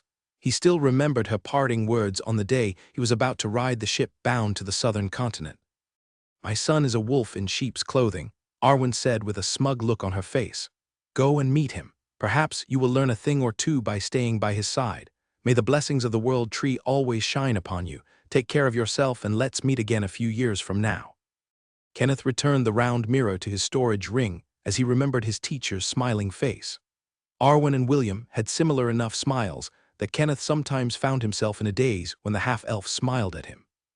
I hope that you're not the Prince of Darkness, William, Kenneth sighed in his heart, because if you are, all the elves in the Silvermoon continent will do everything in their power to catch you. I don't want to see that happen. Kenneth walked towards the window as he gazed upon the east. Dark clouds loomed in the distance, as if to mark the coming of a storm. Oliver, who was hiding inside William's shadow, was not aware that the letter he had sent back to his master had been intercepted by the Rayleigh clan, who specialized in intelligence gathering and the making of prophecies. It was for this very reason that William had become a priority candidate on their list. If the parrot monkey had known that his arbitrary action years ago had set many things in motion in the Silvermoon continent, he would definitely kick himself out of anger because of his stupidity. Not only did he endanger William's life, he had also unintentionally broken the peaceful life that Celine had sought for during the years of her enslavement, after William got the instructor's permission to take a few days' leave from the academy. He hurriedly returned to his dormitory room only to find Kenneth staring outside the window. I am about to return to my hometown for a few days to participate in a wedding ceremony. Would you like to come with me? William asked. No. Kenneth shook his head. I will just wait for your return. There are still many things I need to do because our Sir William doesn't want to do his duties. William coughed lightly because he was guilty as charged. Well then, please, do your best, Mr. Secretary. Your Sir William is very unreliable. Go ahead and look for suitable candidates that can join our ranks. Kenneth gave him a sidelong glance and snorted. Go and return as soon as you can. Okay. William smirked and patted Kenneth's shoulder before leaving the room. In truth, Kenneth wanted to go with him, but he couldn't afford to meet Celine at this point in time. The elves of the Silvermoon continent had been keeping a close eye on two important individuals, and they were none other than Celeste and Celine, the twins that were mentioned in the grand prophecy of the Silvermoon continent. Although Celeste was most likely the bride stated in the prophecy, none of the elves dared to make their move on her in the small chance that they were wrong in their assumption, because if they made a mistake, there was a chance that their entire race would be wiped out from the face of the world. Why are you coming with us again? William asked as he looked at Spencer, who was standing beside Wendy. I want to see the hometown of Sir William, Spencer replied. I will also not allow you to lay your hands on my little sister. I see.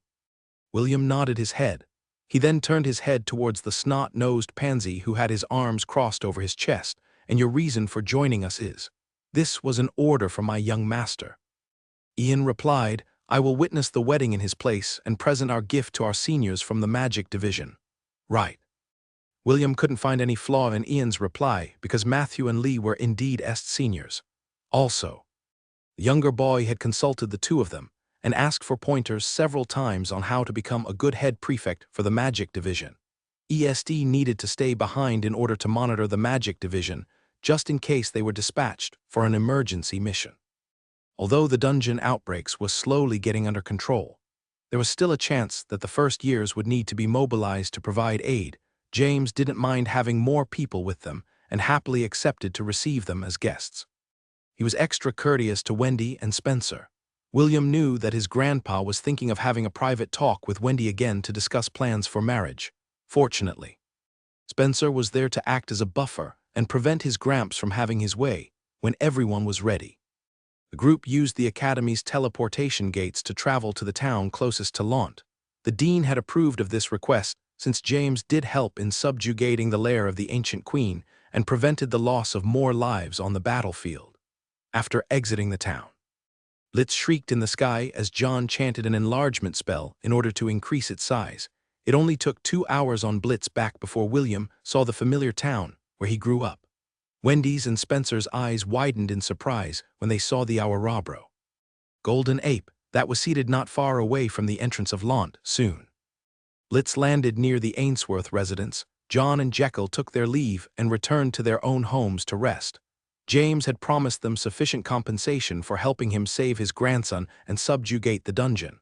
Helen, who saw them land near the mansion, hurriedly greeted them and hugged Matthew, Lee, and William with tears streaming down her face. "I'm glad you are safe." "Young Master," Helen said with a teary face. "You, too, Lee, sorry for worrying you." "Aunt Helen," Matthew replied while looking apologetic, "I'm back." "Aunt Helen," Lee smiled, "I'm also glad to see you." Helen nodded his head and patted William's head. "Have you grown taller, little Will, a little bit?" William admitted, "Aunt Helen.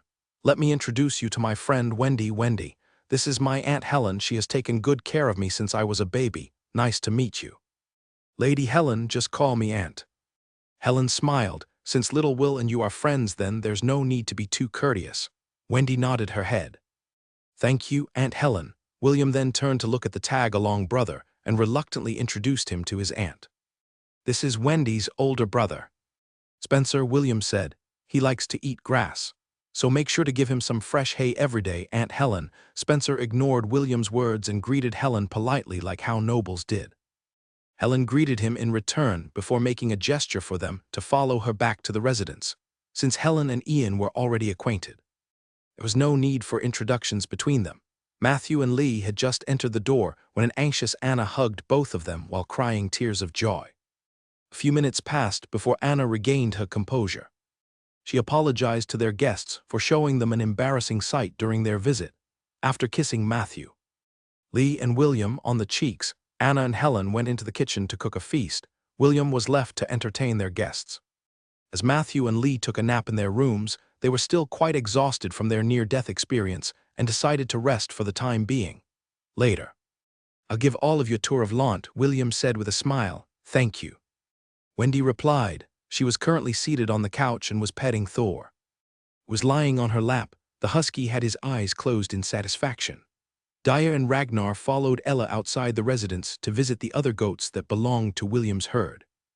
Oliver had also snuck away to return to Celine's house in order to give her the souvenir he had found during his short vacation outside of Lant. "I heard from my father that there was a town that survived the beast tide many years ago, and that town's name was Lant," Spencer stated as he looked at William with a serious expression. "Is the Awarabro the reason why none of the monsters dared to attack this town back then? There were only 4 of them in the living room because James went to see Owen to discuss everything that had happened while he was away." "No." William shook his head. "We were attacked by a wolf tide, but Gramps and the defenders of Lant managed to stop their advance. The Awarabro that you saw outside of Lant was taken from the battle that took place at the Windkeep Citadel." Spencer pondered for a bit before asking the question that had been bothering him since he entered the small town in the countryside. "Who is the strongest person in Lant?" Spencer inquired. He was very curious about the power hierarchy of the only town that survived the disaster that happened many years ago. "The strongest." William pondered for a while. In fact, he didn't know who the strongest person in Lant was if it was a few years ago. He would have readily answered that his Gramps James was the strongest, however. His master, Celine, had shown amazing combat abilities in the battle against the golden-scaled crocodile. Then there was also the town's dentist, Mr. Jekyll. William had a nagging feeling that the dentist was a very powerful expert that even surpassed James and Celine's battle prowess. In the end, William decided to play it safe and gave an answer based on his preference. "My master is the strongest." William replied with a smug expression. "I wouldn't make her my master if she was weak. You know, I want to meet your master." Wendy said. "Is it possible? I'll ask her later if she will agree to meet you." William answered. "My master is quite very shy around people." Ian snorted when he heard the shepherd mention his beautiful elven master. The snot-nosed pansy was quite sensitive to magic power. When he first met Celine, he had already known that she was someone he didn't want to mess with, if possible, however. That didn't change the fact that Ian hated her. The first reason was because she enslaved William. Ian loathed enslavement more than anything in the world. He even made a vow to eliminate all the slave traders he came across when he became stronger. The second reason was the fact that Celine was extremely beautiful. Just the thought of Celine turning William into her boy toy irritated him to no end. He had also heard rumors in the capital that beautiful and handsome half-elves were sold to become the bed warmers of their new owners. In some cases, the nobles even exchanged their slaves with each other in order to promote better relationships in the noble circle. While Ian was deep in thought, Wendy and Spencer were looking forward to meeting William's master. They wanted to see the person who had trained the red-headed boy and made him the way he was now. Is your master really that strong? Wendy asked. Yes. Master is very strong. William nodded in affirmation. She single-handedly dealt with a golden-scaled crocodile and its lackeys. That is how strong she is. What is her profession? Spencer asked. Master. She's a da. William forcefully closed his mouth as sweat oozed on his forehead. He almost forgot that dark mages were banned in the southern continent. If he were to say that his master was a dark sorceress, he wasn't sure how his two guests would react. Ian was different. He already knew that Celine was a dark sorceress, so he didn't need to hide it from him, however. Wendy and Spencer were different, although William trusted Wendy. He wasn't sure if Spencer was tight-lipped or not. Celine had explicitly told him about the prejudice that the common people held towards those who wield dark magic. Your master is a what? Wendy inquired. My master is a da dancer. William hurriedly replied. She's a very good dancer. A dancer. Spencer frowned. Your master is a dancer. Spencer looked at William in doubt. Although some dancers were very strong fighters, their main profession was more in line with the realm of entertainment. He didn't believe that a dancer was capable of training William to become a strong warrior. Yes. My master is a dancer. William lied through his teeth. She's a beautiful elven dancer. Anyone who sees her dance would be charmed by how graceful and talented she is. The corner of Ian's lips twitched as he watched William's attempt to hide his master's true profession. Although Ian was tempted to tell the others the truth, he decided that it was not worth it to make Celine his enemy, after all. Dark mages were banned from the southern continent for a reason. Dancer, Celine covered her luscious lips and chuckled. You told them I'm a dancer. Very funny, little Will. Sorry, master, William replied. I wasn't thinking properly at that time. Don't worry. Even if they ask me to dance, I won't do it. Celine propped her chin on the palm of her hands as she looked at her one and only disciple. Enough about that for now. Tell me everything that you have experienced in the academy. William could only give his master a stiff smile as he narrated the series of events that had happened to him in the academy. From the time he had taken the entrance test up to the point where Oliver helped him save the dungeon cores. Speaking of which, where are these dungeon cores? Celine asked. Rather, the souls of these dungeon cores. William glanced at Oliver, and the latter just avoided his eyes. It seems that he didn't tell Celine everything that happened, so that William could tell her himself. After the twin cores used their energy to give birth to Dia, Thor, and Ragnar, they went into hibernation deep inside my sea of consciousness. William replied. Second Master said that they would sleep for a very long time, and it might take many years before they wake up. Celine nodded her head in understanding. She was also looking forward to meeting the mythical creatures born with the help of the dungeon cores, but William left them at the residence. Thor was with Wendy, while Dia and Ragnar were playing with Eve. He didn't have the heart to take them with him when they were having fun, so he decided to visit Celine alone. Very well, you can bring your friends over tomorrow, Celine said with a smile. I also want to know them better, especially this girl called Wendy. Oliver told me that she likes you very much. William coughed lightly and gave Oliver the "how dare you betray me" gaze. The parrot monkey returned his gaze with a grin and even added oil to the fire. From what I can tell, James has approved of the young lady as Little Will's potential bride candidate, Oliver commented. I just pity the poor girl because Little Will is a wolf in sheep's clothing. He will eat her up, including the bones. Really? Celine raised an eyebrow. Do you like her, William? Wendy is a beautiful and kind girl. It is almost impossible for anyone not to like someone like her, William answered.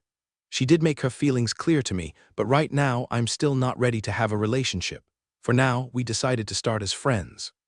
At least you're not pretending to be a dense protagonist. Master, I hate dense protagonists the most. The master and disciple pair stared at each other with a smile, before William decided to have a serious talk with Celine. Master, do you know the dean of the academy? William inquired. Let me guess, that old man told you something about my past after he saw your collar, correct? Celine asked back. Did he try to guilt-trip you? Celine shook her head as she stood up from the chair and headed towards the couch to lay down. She then gave William a lazy gaze and motioned for him to come close to her. William carried his chair closer and sat in front of Celine. He hoped that his master would open herself up more to him after knowing the secret of the collar. Tell me everything that the old man told you, Selene ordered. Don't leave out any details. William nodded his head and complied. He told Selene everything and waited for her response. William, I asked you before you left Lant, but I'll ask again. Selene gave William a teasing smile. Do you resent me? Yes, William replied. On that day you enslaved me, master, I felt betrayed. Selene motioned for William to come closer, and the boy complied once again. Selene caressed the side of his face and looked straight into his eyes. If you told me that you didn't feel any resentment, I would have thought that there was something very wrong with you. What I did to you is something that a master would never do to her disciple. In the past, I didn't have a choice either, Selene said as her hand moved downwards to touch the collar on William's neck. My grandfather asked the legendary blacksmith in the Silvermoon continent to make 2 mithril collars. One was for me, the other for my twin sister, Celeste. Selene frowned as if she remembered something unpleasant, but the frown on her face disappeared after a few seconds as she continued her explanation.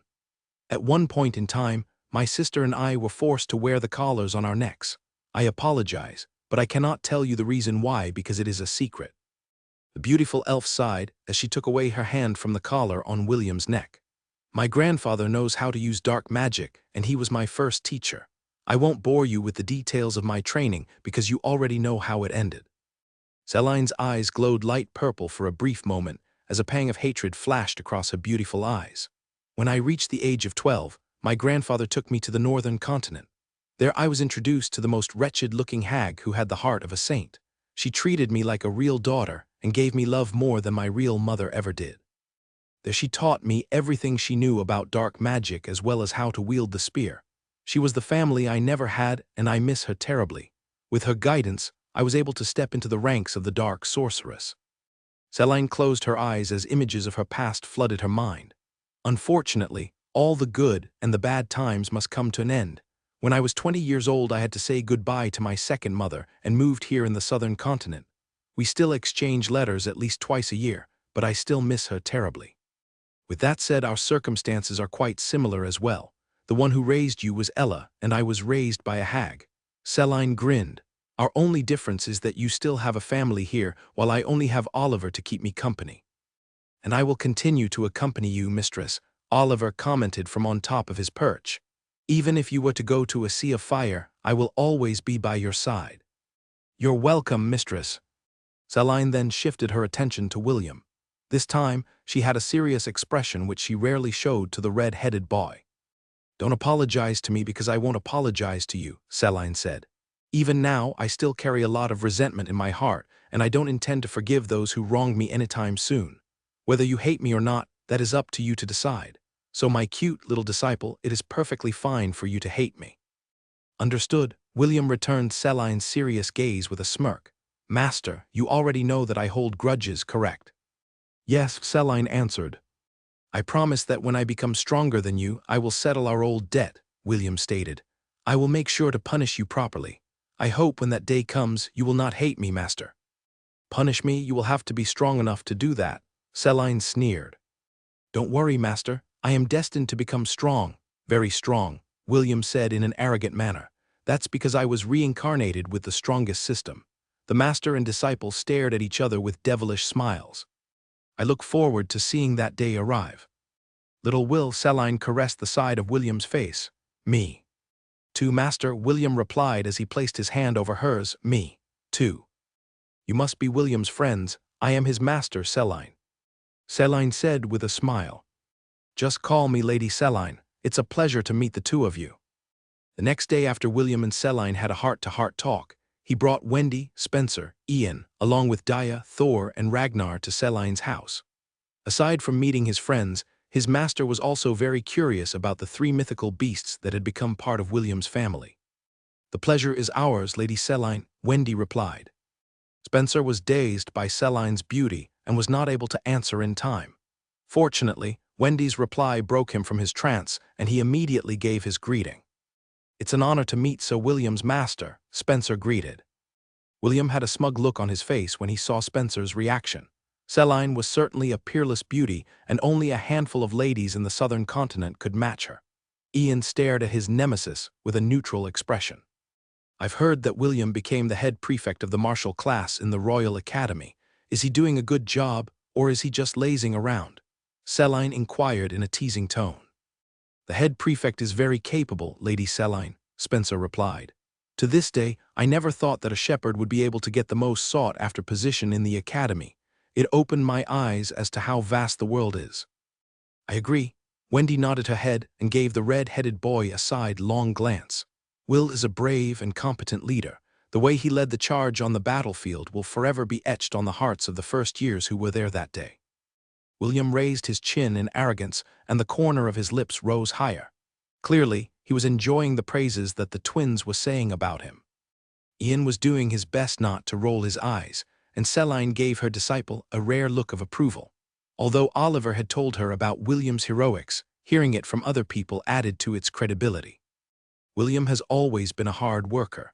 Selline nodded her head. Although he can be quite dumb at times, he is still able to rise to the occasion when it really matters. Master, if you want to praise me, just remove the word dumb, William commented. As your disciple, it is only normal for me to be competent, right? Indeed, Selline agreed, as expected of my disciple. Wendy was paying close attention to Selline.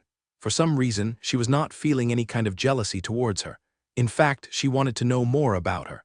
She didn't know why she felt this way, and it also puzzled her. What she didn't know was that Selline was paying close attention to her as well. Wendy was giving her an unusual feeling that she couldn't understand.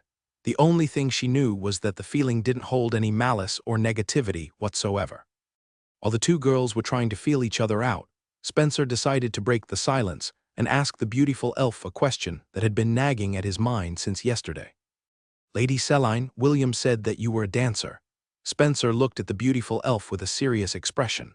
I've met a few of them, and some of them are very capable fighters. Can you tell me what kind of weapon you specialize in? I specialize in wielding spears, Selline answered. Spears, what a coincidence. Wendy looked at Selline with starry eyes. The spear is also my main weapon. Can you give me a few tips on how to become more proficient in it? I suppose. Selline gave Wendy a sweet smile. It will also help me understand why I am feeling this way towards you. Can I also join? Spencer asked with interest. I'm also a spear wielder. It would be an honor to learn a few tips from Sir William's master. Selline's smile stiffened when she heard Spencer's request. The only one she wanted to get to know was Wendy and not her twin brother. Fortunately, William came to the rescue and prevented Spencer's advances on Selline. There's no need for master to teach you. Spencer, William interjected. I alone will be more than happy to teach you how to wield it. Why don't we go outside? I am itching to teach you a few tricks on how to raise your proficiency in spear mastery. William didn't wait for Spencer's reply and dragged the older boy outside the house. Ian also excused himself and followed Will. He didn't like to stay with Selline longer than necessary. The beautiful elf stood up from the couch and motioned for Wendy to follow her. They headed towards the basement where Selline's training room was located. Oliver, on the other hand, was pondering something important. He had discovered something unusual with Wendy.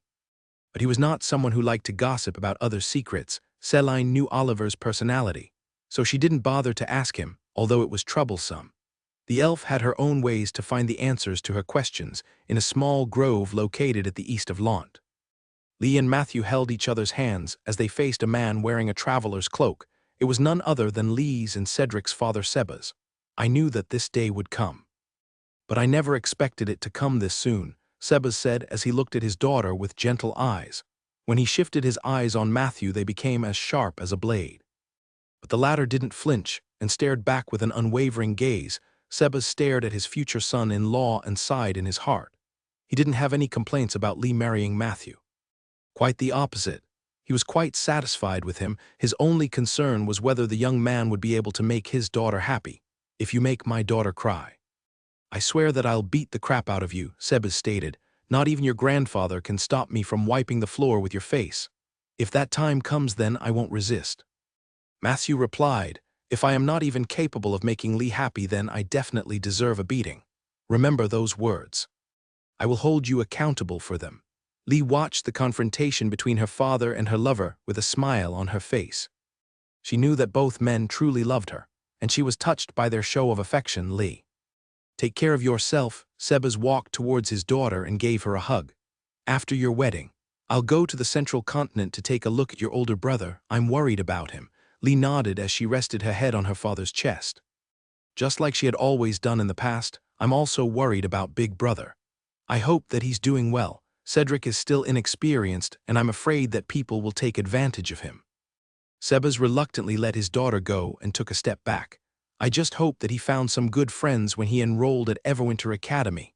Father, are you going to show yourself to Big Brother in a few years? I want your big brother to be more independent. If I show up to him now, he might revert to his old self, and that would only hinder his growth. I will send letters to you from time to time.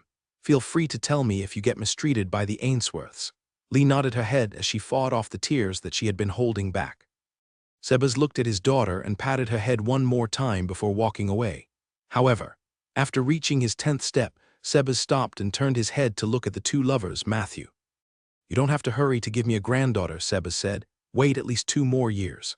Lee is still young. Also, I think that now is not a good time to have a child. There are things happening here in the Helen Kingdom that look fishy to me. Sebas paused as he stared in the direction of the Helen capital. The beast tide and the dungeon outbreaks may be connected to each other. I'm afraid that it is just the beginning of something bigger. Until this danger passes, it would be best to hold off on having children. It's not too late to have them when everything has settled down. Lee's father gave them one last glance before disappearing deeper inside the grove.